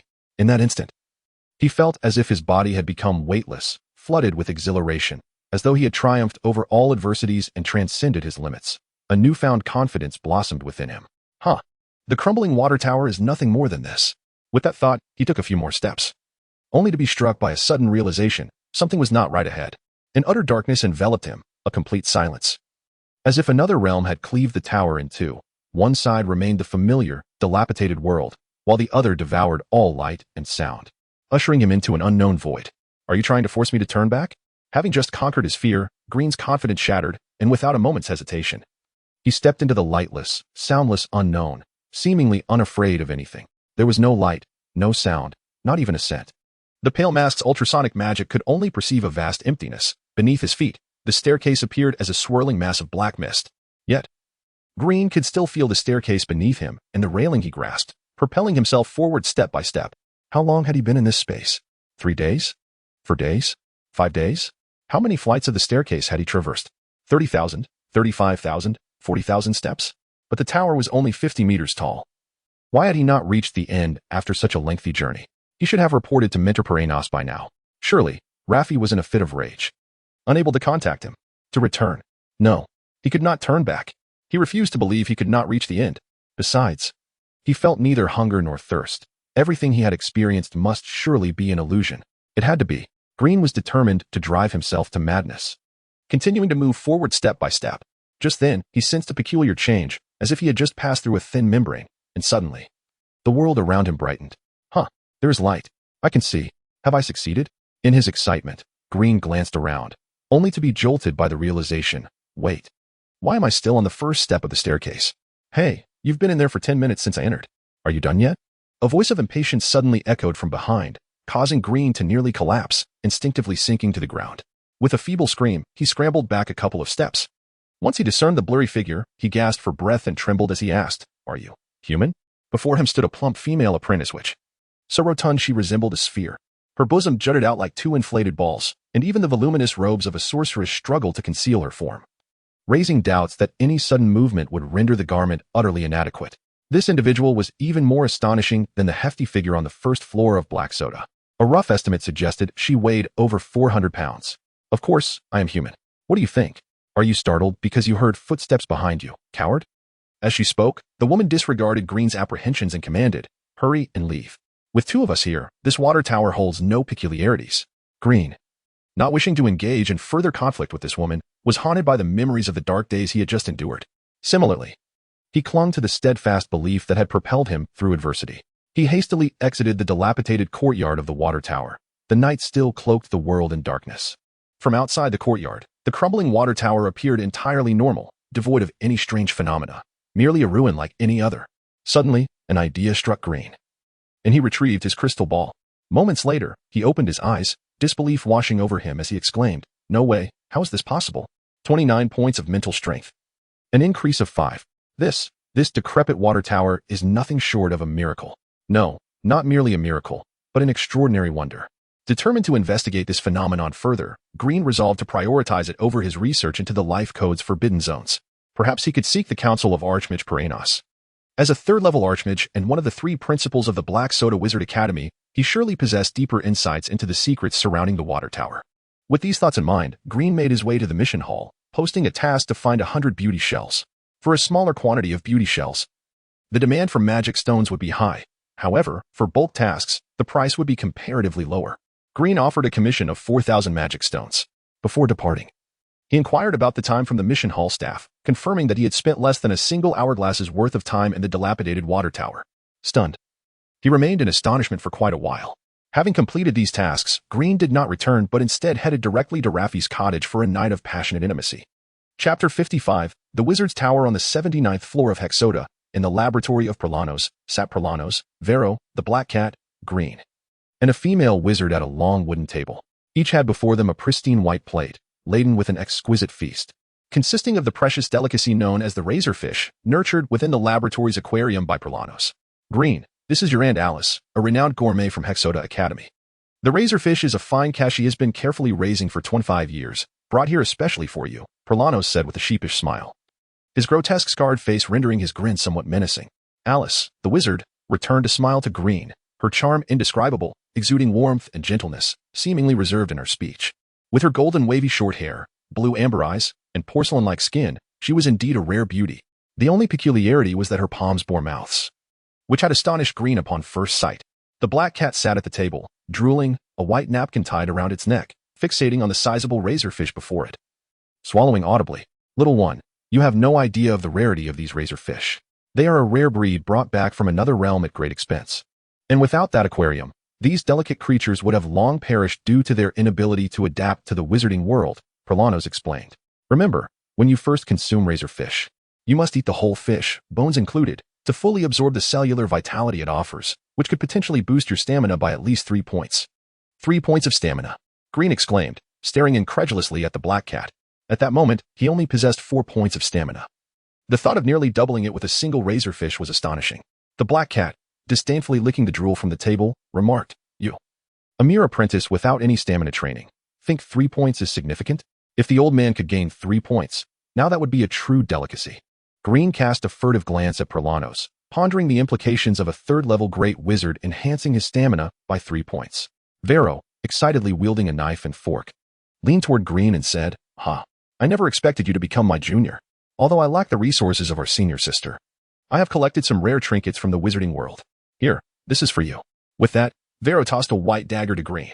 Upon catching it, Green was astounded to discover that the dagger was crafted from some extraordinary skeletal tusk, featuring an irregular shape, curved edges, and serrated teeth. This is a dagger made from the claws of a powerful creature from another realm, which I painstakingly collected. It was said that this being had reached the level of a third-level great wizard in its lifetime, Vero boasted. Claws equivalent to a third-level wizard? Green mused, channeling some magical energy into the dagger, only to find it possessed remarkable magical conductivity. He easily infused it with his power. When he attempted to activate a fire elemental magic array, flames erupted along the dagger's blade. "Vero, does this dagger have a name?" Green asked, brimming with excitement. It's a personal craft, and I forgot to name it," Vero admitted, feeling slightly embarrassed, realizing that a captivating name would significantly enhance the value of his collectible. After a moment of contemplation, Green murmured, "If it lacks a name, let us call it the harmonic tailbone dagger." The laboratory of Prolanos was unlike Green's cramped experimental space, containing a multitude of apparatuses spread across 9 distinct rooms. Within these chambers, Green had access to the library and the Voodoo Research Lab. The vast collection of tomes accumulated by a third-level great wizard was beyond measure, containing numerous exceedingly precious ancient scrolls that preserved the knowledge of ancient great wizards. Following Prolanos into the Voodoo Research Lab, they sat across from one another. After savoring a sip of rich coffee, Prolanos, with a deep and gravelly voice, inquired, "Before we delve into the art of toxic alchemy, do you have any questions or difficulties in your personal experiments that require assistance?" Green eagerly seized the opportunity, asking, Mentor, I wish to inquire about the ruined tower." Prolanos glanced at Green, asking, "Have you been there? What was your impression?" "I have thoroughly analyzed the bizarre phenomena within, and while they are undoubtedly not real, I cannot explain why they occur. Nonetheless, it was a marvelous experience," Green replied, a look of rapture crossing his face. After all, it had granted him a remarkable 5 points of mental strength. "A marvelous experience?" Prolanos exclaimed, his eyes widening with alarm. "So, you've traversed the Black Realm?" His breath quickened. "The Black Realm? That seems fitting, given the absence of any reference points. I suppose I have crossed through it. Moreover, upon emerging, I was astonished to find my mental strength had increased by 5 points. It is nothing short of a miracle. If I could unravel its mysteries." "You crossed through." Prolanos stared at Green, his expression one of utter disbelief. "Indeed, I did." "What of it?" Green responded, puzzled. After a prolonged silence, Prolanos composed himself, a hint of excitement creeping into his demeanor as he said, "This is information I could not disclose to any apprentice, known only to the 3 of US heads of the Academy. However, since you have successfully traversed the Black Realm, it is permissible to enlighten you. The ruined tower is a relic left by the master of Hexoda 1700 years ago, containing a permanent mental illusion. According to the ancient Hexoda wizards, if an apprentice unaware of this opportunity successfully crosses the Black Realm, it may aid in their ascension to a formal wizard." "The master?" Green asked, bewildered. "What position is that? The founder of Hexoda Academy?" "It seems I must impart knowledge regarding the hierarchy of power within the wizarding world," Prolanos began, his tone casual. "Wizards are divided into 3 transformative classes: 1st-level formal wizards, 4th-level stigma wizards, and 7th-level true spirit wizards.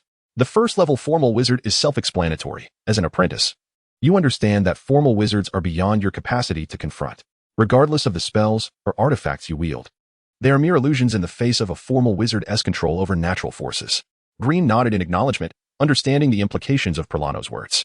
The natural force fluctuations he had sensed during the trial and the subsequent wizard's distant confinement were undeniably the domain of formal wizards, far beyond the capabilities of an apprentice. Noticing Green's agreement, Prolanos continued, "As for the 4th-level stigma wizards, their power is equally insurmountable for 3rd-level wizards. You should be somewhat familiar with the soul slave monster legions of stigma wizards, correct?" "Indeed, I possess some knowledge." According to the texts, any fourth-level sorcerer would establish a vast legion of enslaved beings in those conquered alternate realms. Records indicate that such a legion comprises no fewer than 10,000 enslaved entities. Green divulged all that he knew. It is indeed advantageous to have a disciple abundant in magic stones. Many years ago, your senior sister, despite her talents, was utterly devoid of wisdom. Complaining slightly, Anos continued, the immense strength of a fourth-level stigma sorcerer's soul, enabling the control of numerous soul servants, lies at the very core of this matter. Anos pointed above, and Green, bewildered, responded, the ceiling? Fool, I refer to the sorcerer tower. Every fourth-level stigma sorcerer must possess their own sorcerer academy within the sorcerer realm, with the sorcerer tower as its nucleus. The more prosperous the academy, the greater the number of formal sorcerers, and the more potent the stigma sorcerers become, amplified by the magical essence of the sorcerer tower. This is the origin of the Tower Master. Anos, exasperated by Green's mention of the ceiling, nearly lost his composure. Green chuckled at his earlier folly and inquired, what about the seventh-level true spirit sorcerers? Although Green feigned indifference, a chilling realization struck him. So, it is only formal sorcerers who hold significance for stigma sorcerers? No wonder. The trials and tribulations faced by sorcerer apprentices are merely to swiftly identify those with the potential to become formal sorcerers. Anos retorted, do you comprehend the concept of a fourth-level stigma sorcerer's strength? Green shook his head. He had only a vague understanding of a formal sorcerer's power, let alone the strength classification of a fourth-level stigma sorcerer. If you are unaware of the fourth-level stigma sorcerer's strength concept, why would I be familiar with the strength classification of seventh-level true spirit sorcerers? Those true spirit sorcerers are each truly magnificent beings who have existed for countless ages, far beyond the grasp of ordinary sorcerers. They are the true rulers of the sorcerer realm and even the infinite worlds. You need only to understand that only true spirit sorcerers can establish holy towers in the sorcerer realm. After a pause, Anos added, while I may not know the precise strength levels of true spirit sorcerers, you can grasp certain concepts if you ponder. Even if the great true spirit sorcerers meticulously contain their energy, they can still inadvertently slay sorcerer apprentices who venture too close. This is precisely why holy towers generally prohibit apprentices from entering. Green was left astonished. It dawned on him that the reason those holy towers barred apprentices was indeed this. With a nascent understanding of the strength hierarchy within the sorcerer realm, Green then articulated his need for living humanoid experimental materials. Anos furrowed his brow and replied, I shall visit the holy tower in 6 months and will bring back a few beings from alternate realms for you. In the meantime, focus on mastering the knowledge of toxic alchemy I have imparted to you. Later, Anos solemnly cautioned, remember, never become a dark sorcerer, for the consequences are dire. You will comprehend this when you become a demon-hunting sorcerer in 17 years. Green frowned. He now understood that the so-called opportunity for advanced studies at the Holy Tower in 17 years was merely the recruitment of the most elite sorcerer apprentices to train as demon-hunting sorcerers. The purpose of the demon-hunting sorcerers is to uphold order in the sorcerer continent, eradicate all discovered dark sorcerers, and wage wars of plunder against the realms beyond the sorcerer world, thereby maintaining the dominion of the sorcerer academies. Yet, it was disconcerting that Anos had already proclaimed Green would undoubtedly be listed among the demon-hunting sorcerers 17 years hence, even before his formal education had commenced. Chapter 56. Lymph. Before delving into the esoteric practice of toxic body refinement, it is crucial to comprehend that this arcane knowledge originates from the subterranean wizard system of alchemy, distinct from the mental force-based sorcery of the wizarding continent. Nevertheless, it also constitutes a vital component of elemental sorcery, where wisdom is wielded to manipulate the levers of reality. At this juncture, Polarnus slowly retrieved a black crystal orb from his sleeve and remarked, this is a crystal orb utilized by the subterranean wizards, capable of discerning the physical attributes of a sorcerer. It is a gift for you. Green opened his mouth, only to hesitantly produce an identical black crystal orb, awkwardly stating, Master, I already possess one. The repetition of already echoed incessantly in Polarnus's ears, had he not mastered the flow of his own blood. He might have felt an overwhelming blush of embarrassment. Clearing his throat, he replied, well, if you already have one, it saves me the trouble of providing another. Continuing, Polarnus inquired, first, tell me how you categorize toxic substances. After a moment of contemplation, Green uncertainly responded, there should be 3 main categories: toxins secreted by animals, toxins secreted by plants, and metallic elemental toxins. Are you categorizing them by the types of antidotes? Polarnus murmured, somewhat disappointed, before asking, now tell me, if animal-secreted toxins are mixed with plant-secreted toxins, would using 2 different types of antidotes in combination be effective? Green furrowed his brow and slowly shook his head. Polarnus moved to a nearby counter, opened a cabinet, and retrieved a scroll, which he gently spread across the testing table before Green. The scroll, crafted from an unknown type of paper, bore a faint green hue, reminiscent of a certain plum, yet showed no signs of deformation, creasing, or damage, possibly due to its ancient age. Examine the classification of toxins delineated on this scroll, Polarnus instructed, gesturing to the archaic script upon it. The wizarding world possesses a stark contrast between ancient and modern texts, necessitating Green's slow translation. After a substantial passage of time, he exclaimed in surprise. It categorizes toxins based on the reactions of living organisms to poisoning? According to the scroll, the poison masters classified all toxins they could encounter into 7 principal categories. The first category is septic toxins, which aim to kill, destroy, or coagulate the blood of living beings. The second is neurotoxic substances, designed to disrupt the neural responses of the organism. The third comprises detoxifying agents that incapacitate the organism's detoxification systems, thereby hindering vital functions. The fourth category includes necrotic toxins, which are aggressive substances that damage cellular structures through intense acidity. Beyond these 4 relatively conventional classifications, there exist 2 rare toxins found only in a handful of unique realms, presumably encountered by the wizard who authored this scroll. The first is a radiative toxin, which inflicts poisoning through specific light wave emissions, causing cellular degradation in nearby organisms. The substance responsible for this remarkable toxin is a rare stone formed naturally by nature, termed radiant stone by the scroll's author. The second is a parasitic toxin, which is less a toxin per se and more akin to a minuscule parasite observable only under a microscope. This parasite proliferates within the cellular barriers of the host organism, exhibiting extraordinary adaptability. It effectively converts the host cells into its habitat, siphoning energy for its reproduction until the host cells reach their threshold, while simultaneously forming a peculiar membrane to protect the cells from external harm. The final category of toxins is classified as unknown, consisting largely of rare abilities that can induce poisoning through sight, sound, or certain thoughts and intentions. These toxins straddle the realms of cursed sorcery and mysticism, yet are not acknowledged by practitioners of either discipline. Setting down the scroll, Green looked at Polarnus with a puzzled expression and asked, "Master, what is the purpose of showing me these?" Polarnus pointed to the 6th category, the parasitic toxin, and said, "The foundation of toxic body refinement sorcery is a parasitic toxin known as lymph. You should be able to envision certain implications from this." After a moment of contemplation, Green's eyes widened in realization, and he exclaimed, "Could it be that the sorcerer deliberately infects themselves with this parasitic toxin, subsequently stimulating each cell to fortify the cellular barrier, thus achieving a mutually beneficial symbiotic relationship?" "Precisely," Polarnus affirmed with a nod of satisfaction, adding, "A nuanced understanding, meticulous discernment, and boundless imagination are the wellsprings of a sorcerer's inexhaustible knowledge." Polarnus openly praised Green, who, however, responded with a wry smile.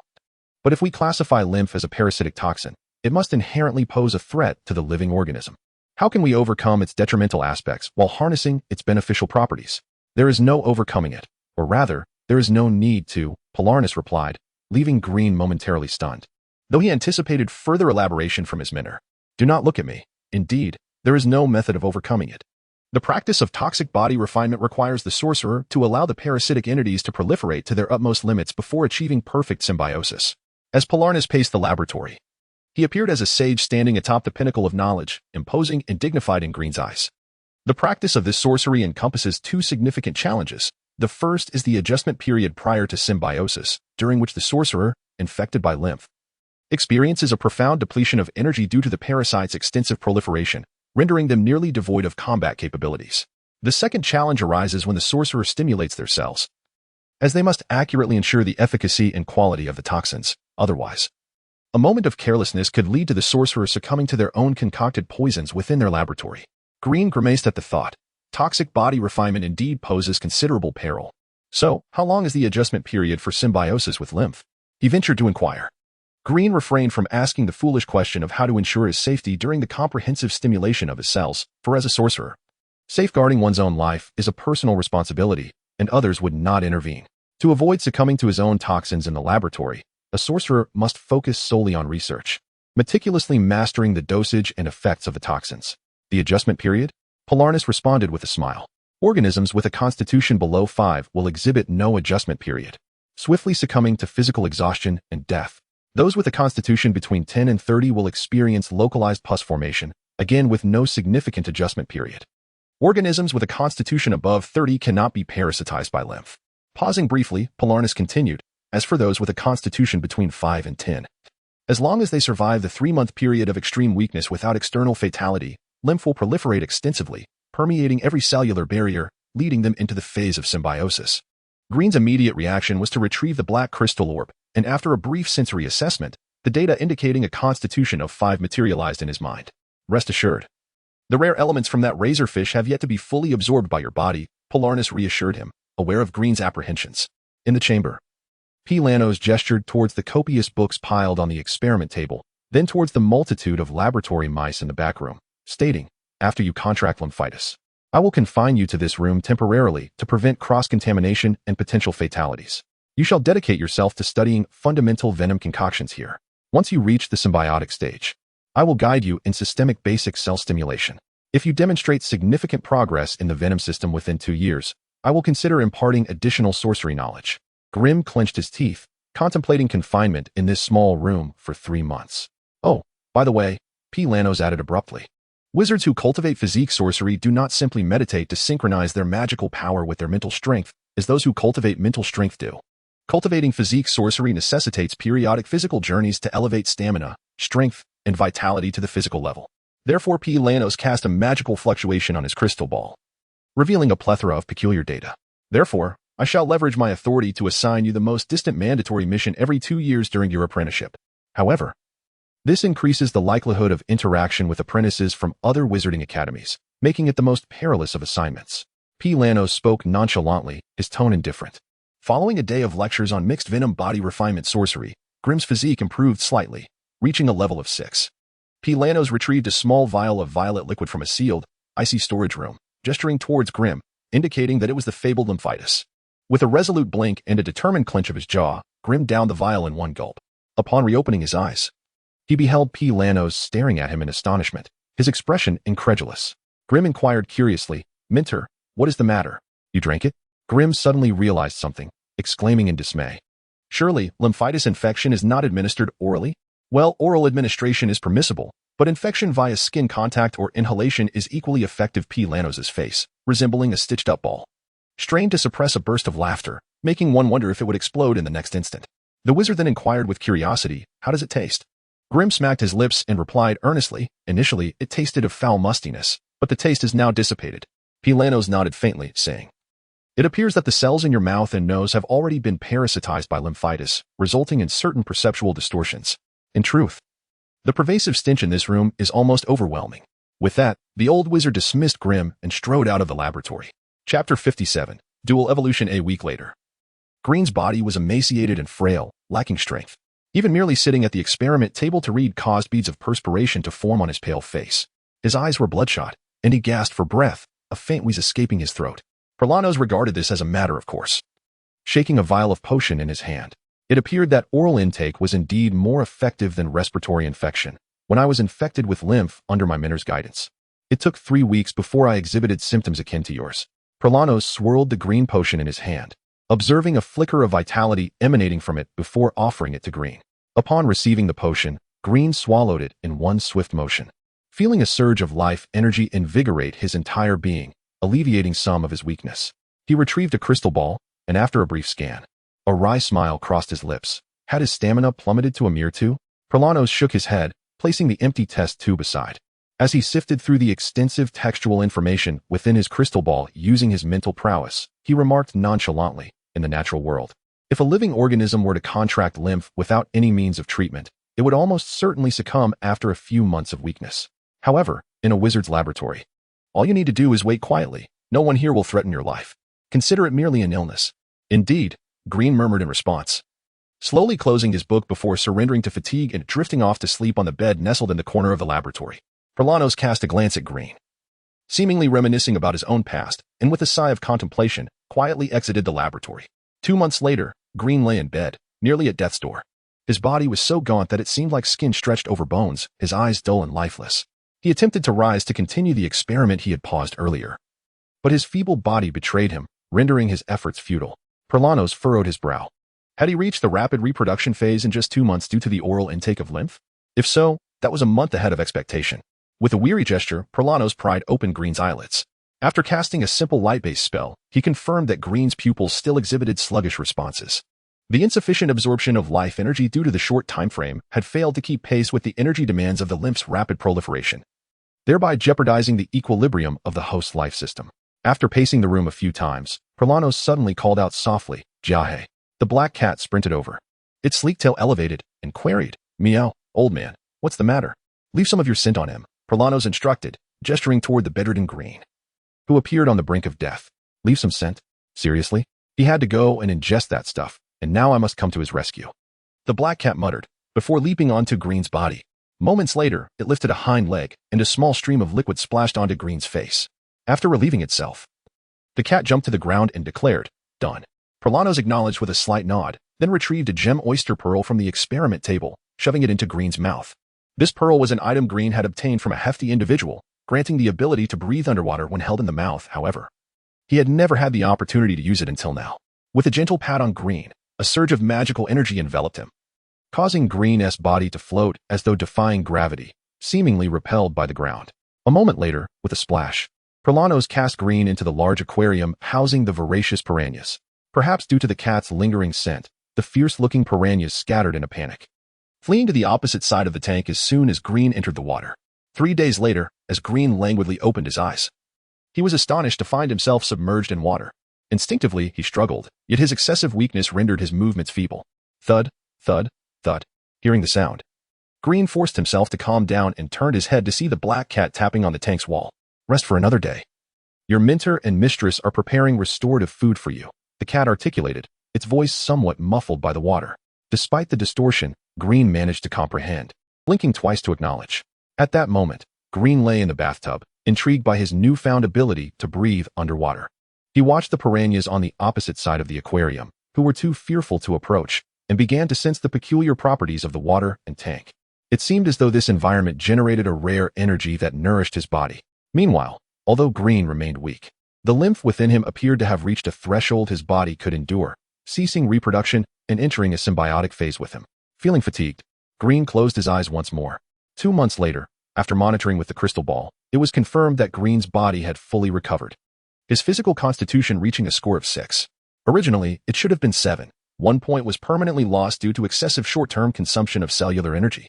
Notably, upon regaining autonomy, Green's first action was to concoct a deodorizing potion, eradicating the scent left by Jiahe, thereby restoring his completely odorless state. Prolanos nodded in approval. "You've recovered well. At this point, we can commence the formal practice of toxin-infused body refinement. However, due to your current low constitution, you may only utilize non-lethal stimulants. Typically, apprentices practicing toxin refinement under a mentor would take or inject mild toxins, but I have a superior alternative for you." To Green's astonishment, Prolanos led him into a room entirely sealed by magical barriers, from which he retrieved a fully enclosed metallic vessel. Inside lay a precious stone of weak radiation intensity. Though classified as weak, exposure in the civilian realm would result in those within a 50-meter radius experiencing debilitating weakness and death within a day, while those within 1,000 meters would exhibit varying degrees of poisoning, necessitating stringent monitoring. "This toxin," Prolanos continued, "is most suitable for your initial supportive training.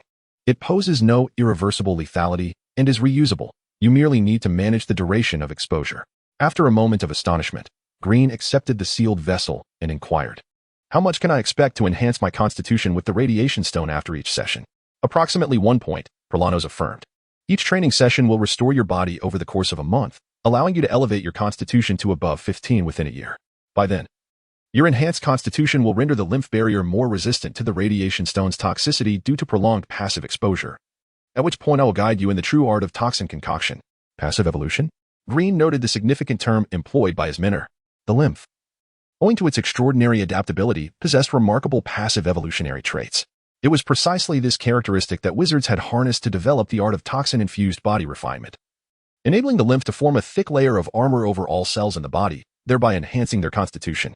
As for the human body itself, although it possesses the ability for passive evolution akin to all living beings, the adaptability and pace of evolution of human cells lags significantly behind that of the structurally simpler lymphatic cells.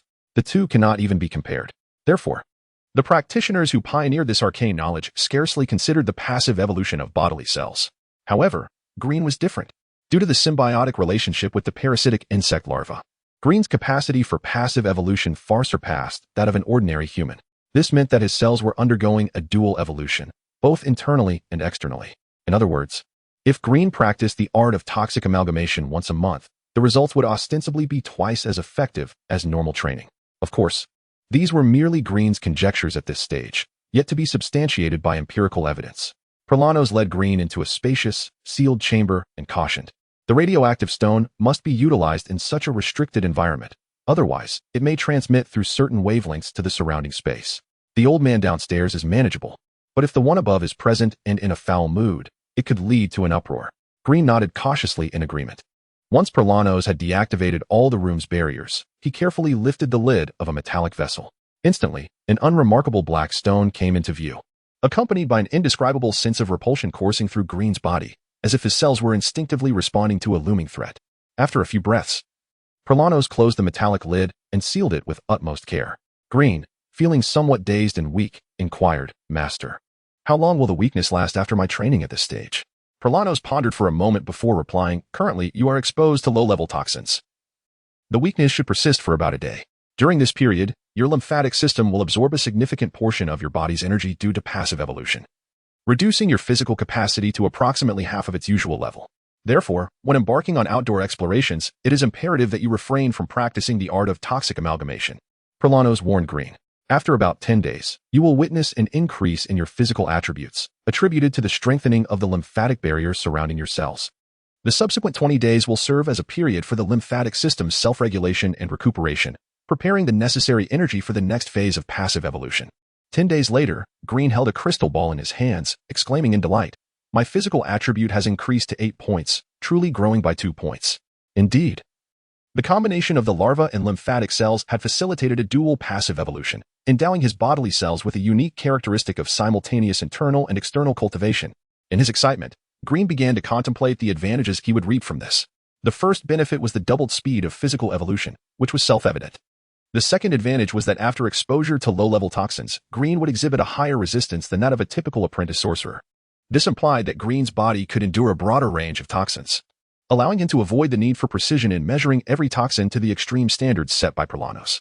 Consequently, Green would save a considerable amount of time that could be devoted to the exploration of other arcane knowledge. Chapter 58. Systemic Element Wielders. It is universally acknowledged within the wizarding world that systemic element wielders represent the most formidable discipline. This isn't to suggest that element wielders possess overwhelming power, but rather that they boast the most comprehensive and well-defined energy manipulation system. Each tier of element wielder gives rise to corresponding abilities, thereby generating a potent force capable of influencing the rules of all things.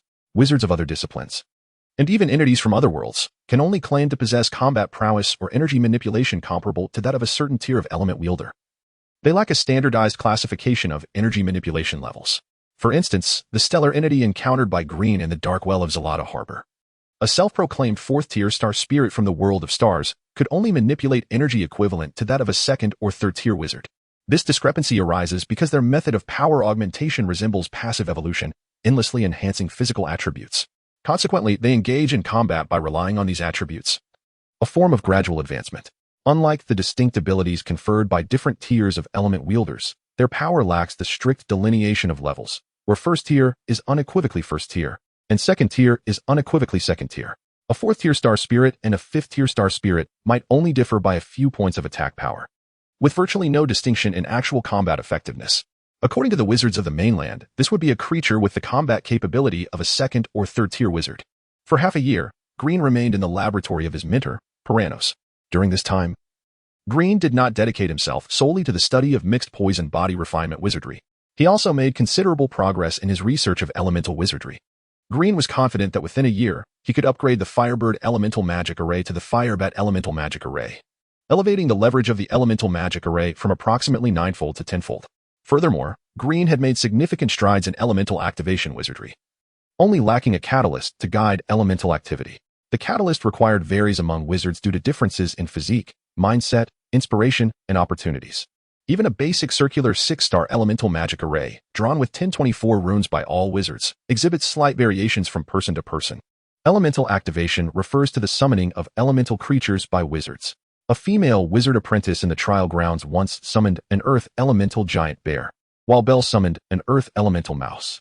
In addition, Green was repeatedly attempting to incorporate the inextinguishable fire elemental rare rune within his soul, into his basic elemental magic array, replacing certain auxiliary runes without disrupting the leverage of the elemental magic array to fully unleash the power of this inextinguishable fire elemental rune.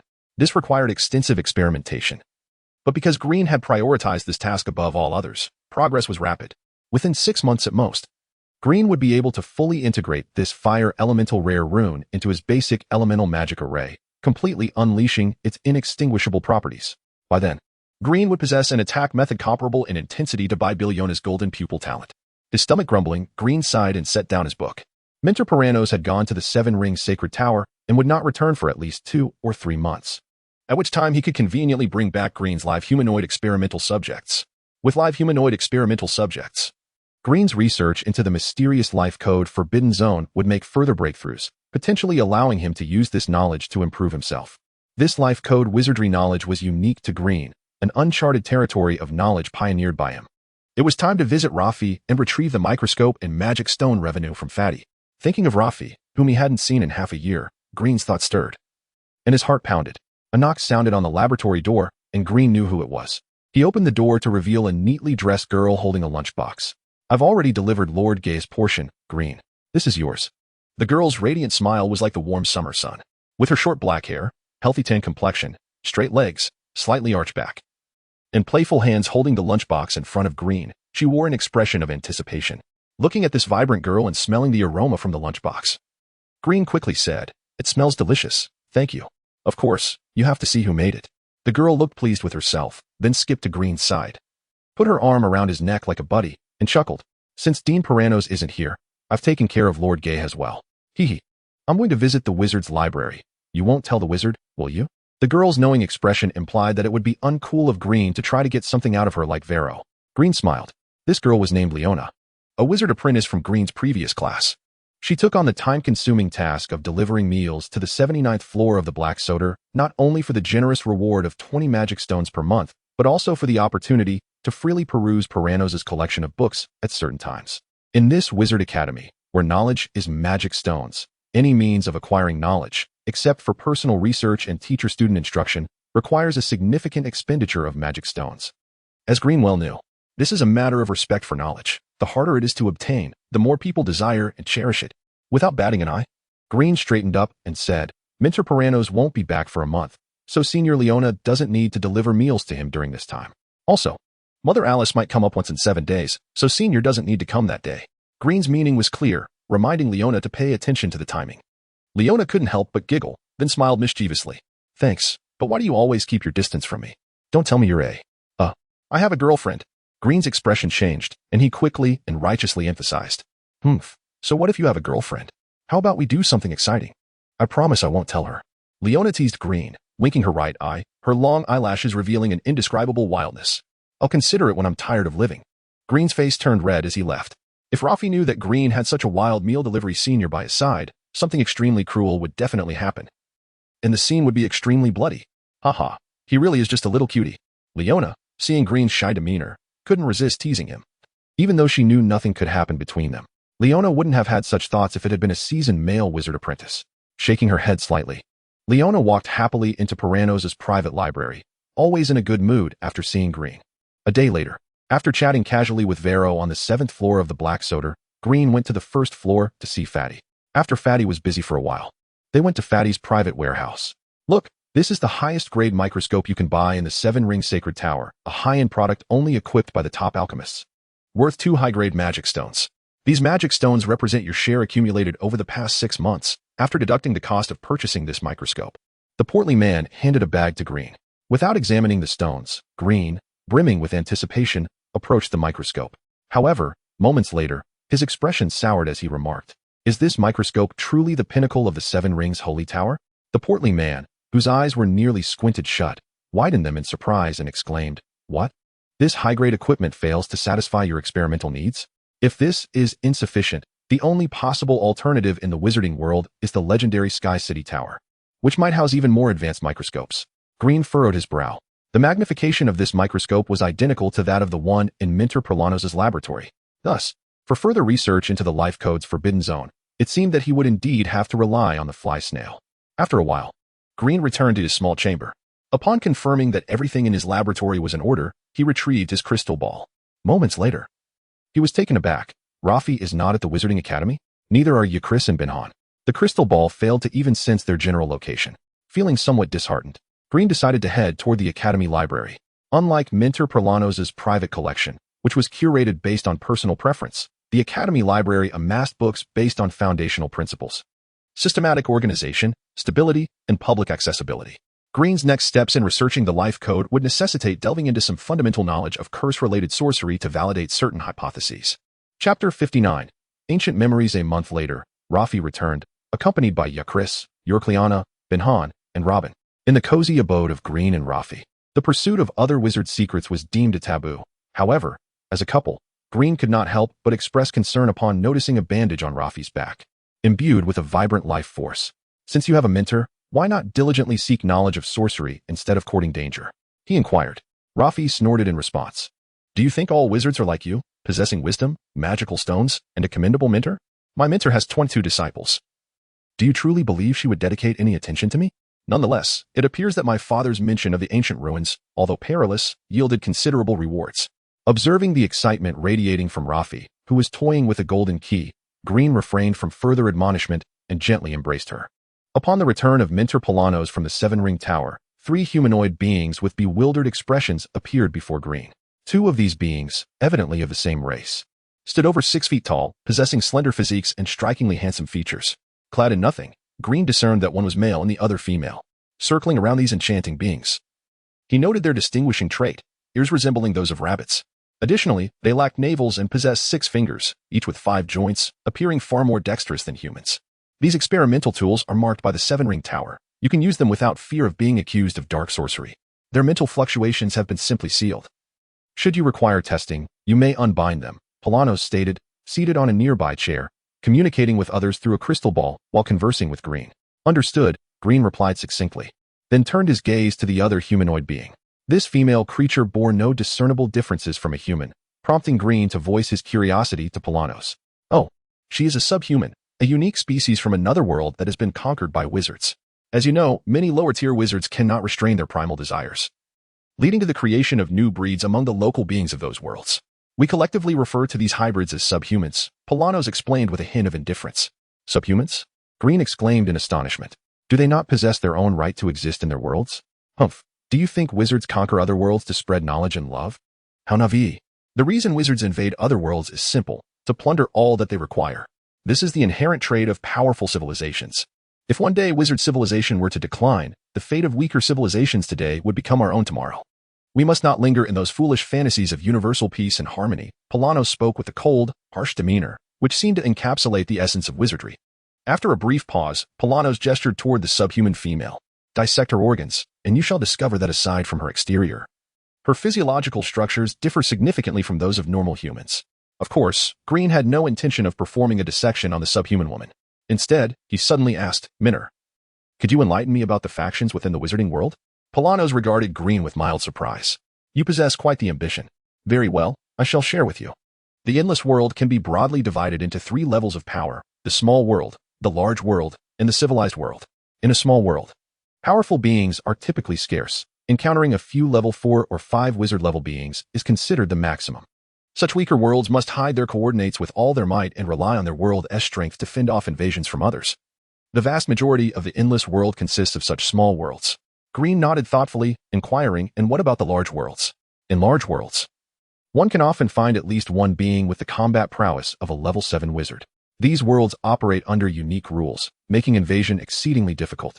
They can be seen as the initial form of civilized worlds, Polanos elaborated. He continued, within the boundaries of wizard civilization, there exist several large worlds that have established symbiotic contracts with us. As long as we do not invade their worlds, they will provide certain resources to our civilization. And the civilized worlds? Green asked eagerly. Every civilized world has, at the very least, invaded one large world, boasting vast spheres of influence over surrounding realms that exhibit centripetal tendencies. Moreover, civilized worlds possess an inevitable trajectory of development characterized by extreme aggressiveness. Polano seemed to lapse into reminiscence, his tone growing somber and grave. Since the dawn of ancient wizard civilization, we have only encountered 2 civilized worlds, and each time a cataclysmic war erupted, lasting several hundred to thousands of years. This is dictated by the invasive nature of civilized worlds. 2 wars. Green gasped, breathless. Did the wizard civilization emerge victorious? Humph, at the very least, we did not lose. Otherwise, do you think you could stand here? You would likely have been enslaved by those foreign civilizations long ago, Polanos replied with a sardonic chuckle, his voice taking on a somber tone. The first ancient war was so distant that even the records are unclear. All that is known is that following the conflict, one world surrounding the ancient wizard realm was utterly shattered into spatial fragments, which have since clung to the periphery of the wizard world. Polanos paused before continuing. However, the second war is well documented. At that time, the wizard world found itself in absolute peril, with the enemy breaching our final defenses and expanding into the boundless underground realm beneath the wizard continent. The wizard world was reduced to the last remnant of territory, the wizard continent, while the previously conquered small and large worlds had completely fallen. This was the closest the wizard civilization had ever come to extinction. Green's eyes widened in horror. How did the wizard world overcome its enemies? Overcome? Polanos shook his head slowly. No, it was never a matter of victory. The wizard world, having amassed strength from the first ancient war, was even more formidable than now. Yet there remained no glimmer of hope for triumph, for the enemies were simply too powerful. Seeing the astonishment in Green's eyes, Polanos' voice took on a sorrowful tone. In desperation, a great and wise true spirit wizard, possessing unparalleled ancient wisdom, cast a spell that transcended the limits of imagination.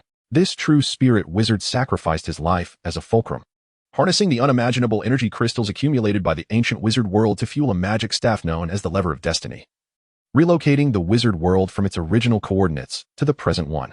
Relocated the entire wizard world. Green struggled to articulate his shock, his voice trembling and eyes wide with disbelief. There is no need for skepticism. All of this is true. The foreign civilizations of the underground world beneath the wizard continent lost their subsequent support, allowing the wizard continent to ultimately obliterate them in the prolonged conflict and give rise to the new abyssal alchemy system of wizards. As for this boundless world now under the dominion of the wizard realm, we are but outsiders. In the realm of sorcery, all the most formidable and humiliated wizards who have narrowly escaped their dire fate share a singular, resolute ambition to perpetually strengthen the wizarding world, reclaiming all that rightfully belongs to it, guided by the vestiges of long-forgotten coordinates etched in their memories, and to fulfill the sacred expedition against malevolence. Upon uttering these words, Pelarnos gazed beyond the black soda. The noble and self-sacrificing true spirit wizard who once saved the wizarding realm left behind a profound declaration that has since been immortalized within every wizard academy of the present age. Grant me boundless knowledge, and I shall leverage my very existence to elevate the infinite worlds. Green could not help but murmur these words. To think you noticed. I assumed it was only us old-timers who were aware of the true circumstances. Ha. Upon hearing Green recite this ancient wisdom, Pelarnos' grotesque visage broke into a sinister smile, as if profoundly gratified. Green gasped in astonishment, realizing that such a renowned adage originated from this very source. Simultaneously, he found himself reflecting on his own revelations from that fateful night. Once, he believed this to be a proclamation filled with confidence, yet after that night, he truly grasped its essence. Perhaps it was more a lamentation of powerlessness. In light of the circumstances then, the great wizard's final words, uttered in the face of sacrifice for the wizarding world, resonated with sorrow and helplessness. Green felt an indescribable fury welling up within him, a fervent desire igniting in his heart. Observing Green's demeanor, Pelarnos felt a blend of melancholy and anticipation, silently reflecting, he resembles my younger self so much. May he mature swiftly, for the wizarding civilization may soon face a new, cataclysmic war. Although the civilizations of the wizarding world and their adversaries only gleaned vague information through the lives of beings in other realms, the distance between them remained vast. Yet, the impetus for conquest on both sides would inevitably lead to a relentless effort to obliterate all obstacles within that distant expanse, transforming war into a tangible reality. The future of the wizarding world necessitates a new lineage born from an evolved wizarding system, destined to craft a resplendent new history. Chapter 60. The art of alienation. Two humanoid beings of the same race were placed upon the experimental table by Green. After establishing a few rudimentary safeguards to mitigate any unknown dangers, Green's expression turned grave as he retrieved his personal journal and began to leaf through its pages. Moments later, he sat silently before the experimental setup, his eyes clouded with contemplation. The previous experiment involving frogs and mice had yielded terrifying consequences due to the influence of the parasitic creature. According to his earlier hypothesis, the enigmatic, irregular, minuscule orb that interfered with the host's cellular structure was the true manifestation of the life code. This was the fundamental essence of life information at the core of each cell in the microscopic realm. Each living cell harbored its own will to survive, and the amalgamation of these wills constituted the instinctual essence of a being's soul. After a brief pause, Green gently shook his head and continued, however, it is also possible that these frail organisms were incapable of enduring the transformation induced by the parasitic creature's life information. Therefore, it is imperative to conduct human trials on humanoid beings to validate my hypotheses. Rising to his feet, Green first turned his gaze to the female humanoid on the table. He delicately extended a fingertip, and slowly, a grain-sized parasite emerged from his skin. Due to their shared spiritual connection, the parasitic entity was akin to an extension of Green's own body, causing him no discomfort as he directly inserted it into the female humanoid's body for cultivation. The consciousness of this being had been sealed, rendering it unable to resist, merely a living shell. 7 days later, having completed other experiments, Green returned to the table. Through his psychic sense, he perceived that the female humanoid's body now harbored tens of thousands of mature parasites. This quantity was sufficient to meet Green's experimental needs. First, he extracted several samples from the female humanoid for preservation. Then, he produced a medium-grade magic stone to replenish his magical energy for prolonged usage. Taking a deep breath, Green's gaze turned serious as he gently placed a hand upon the smooth abdomen of the female humanoid. Closing his eyes, he summoned the full power of the parasites residing within the experimental subject, urging their innate ability to influence the life code to its utmost potential. As Green's magical energy surged, the parasites began to emit waves of their unique, mysterious force, stimulating every cell within the host. A day later, Green, pale-faced, stepped back from the vicinity of the experimental table, his eyes wide with horror at the sight before him. The female humanoid had developed a large mouth in the palm of her hand, which bit into her own neck, shredding flesh and blood with sharp teeth until her throat was severed. Immediately thereafter, her tongue slithered out like a serpent, writhing forward, followed by her eyeballs growing legs and extending numerous tentacles, while something within her abdomen writhed and roared, and tentacles sprouted from her thighs. Indeed, the unconscious activation of the parasites had caused the collapse of the life code. Green muttered to himself, his complexion ashen. Regaining his composure, he retrieved various materials and tools for casting curse spells. Alongside the experimental samples he had collected from this being, does this not demonstrate that the ammonite possesses the ability to retain the memory of life's essence? If this is indeed the case, in a state of great urgency, Green hastened back to his humble abode, where he located the vial containing a few precious drops of the sun child's blood preserved in an icy vessel. Without a moment's hesitation, he extracted an ammonite from his own body and placed it within. The sun child Mina, as she claimed, was a being of fire, endowed with a certain innate power. According to Green's knowledge as a wizard, this so-called innate ability is merely a manifestation of unique evolutionary entities within a species, a response to the mutations necessitated by the forces of nature. However, if Green could alter certain aspects of his own biological information, aligning portions of the genetic code within his cells with the mutated essence of the sun child, would it not imply that he could likewise acquire the innate power associated with being a being of fire? Should this hypothesis hold true, it is conceivable that Green might emerge as the most formidable wizard in the realm, perhaps even achieving a level of prowess unparalleled in history. This potential stems not from mere ambition, but from the ability to claim the innate gifts of others and integrate them into his own being. Of course, these musings remain but the preliminary, audacious conjectures of Green's personal experiments, pending validation through subsequent trials. Yet, according to the laws of nature, such indiscriminate appropriation of another's innate abilities seems implausible, likely constrained by fundamental limitations. Otherwise, such actions would severely disrupt the equilibrium of species existence. At this moment, Green fails to grasp that the so-called innate abilities merely provide wizard apprentices with a higher starting point. The more advanced the wizard, the less significant such gifts become. Ultimately, it is knowledge that determines a wizard's achievements. Even Green's current endeavors to usurp and replicate the innate powers of others are, in essence, facets of knowledge that is far more vital and potent than any innate talent.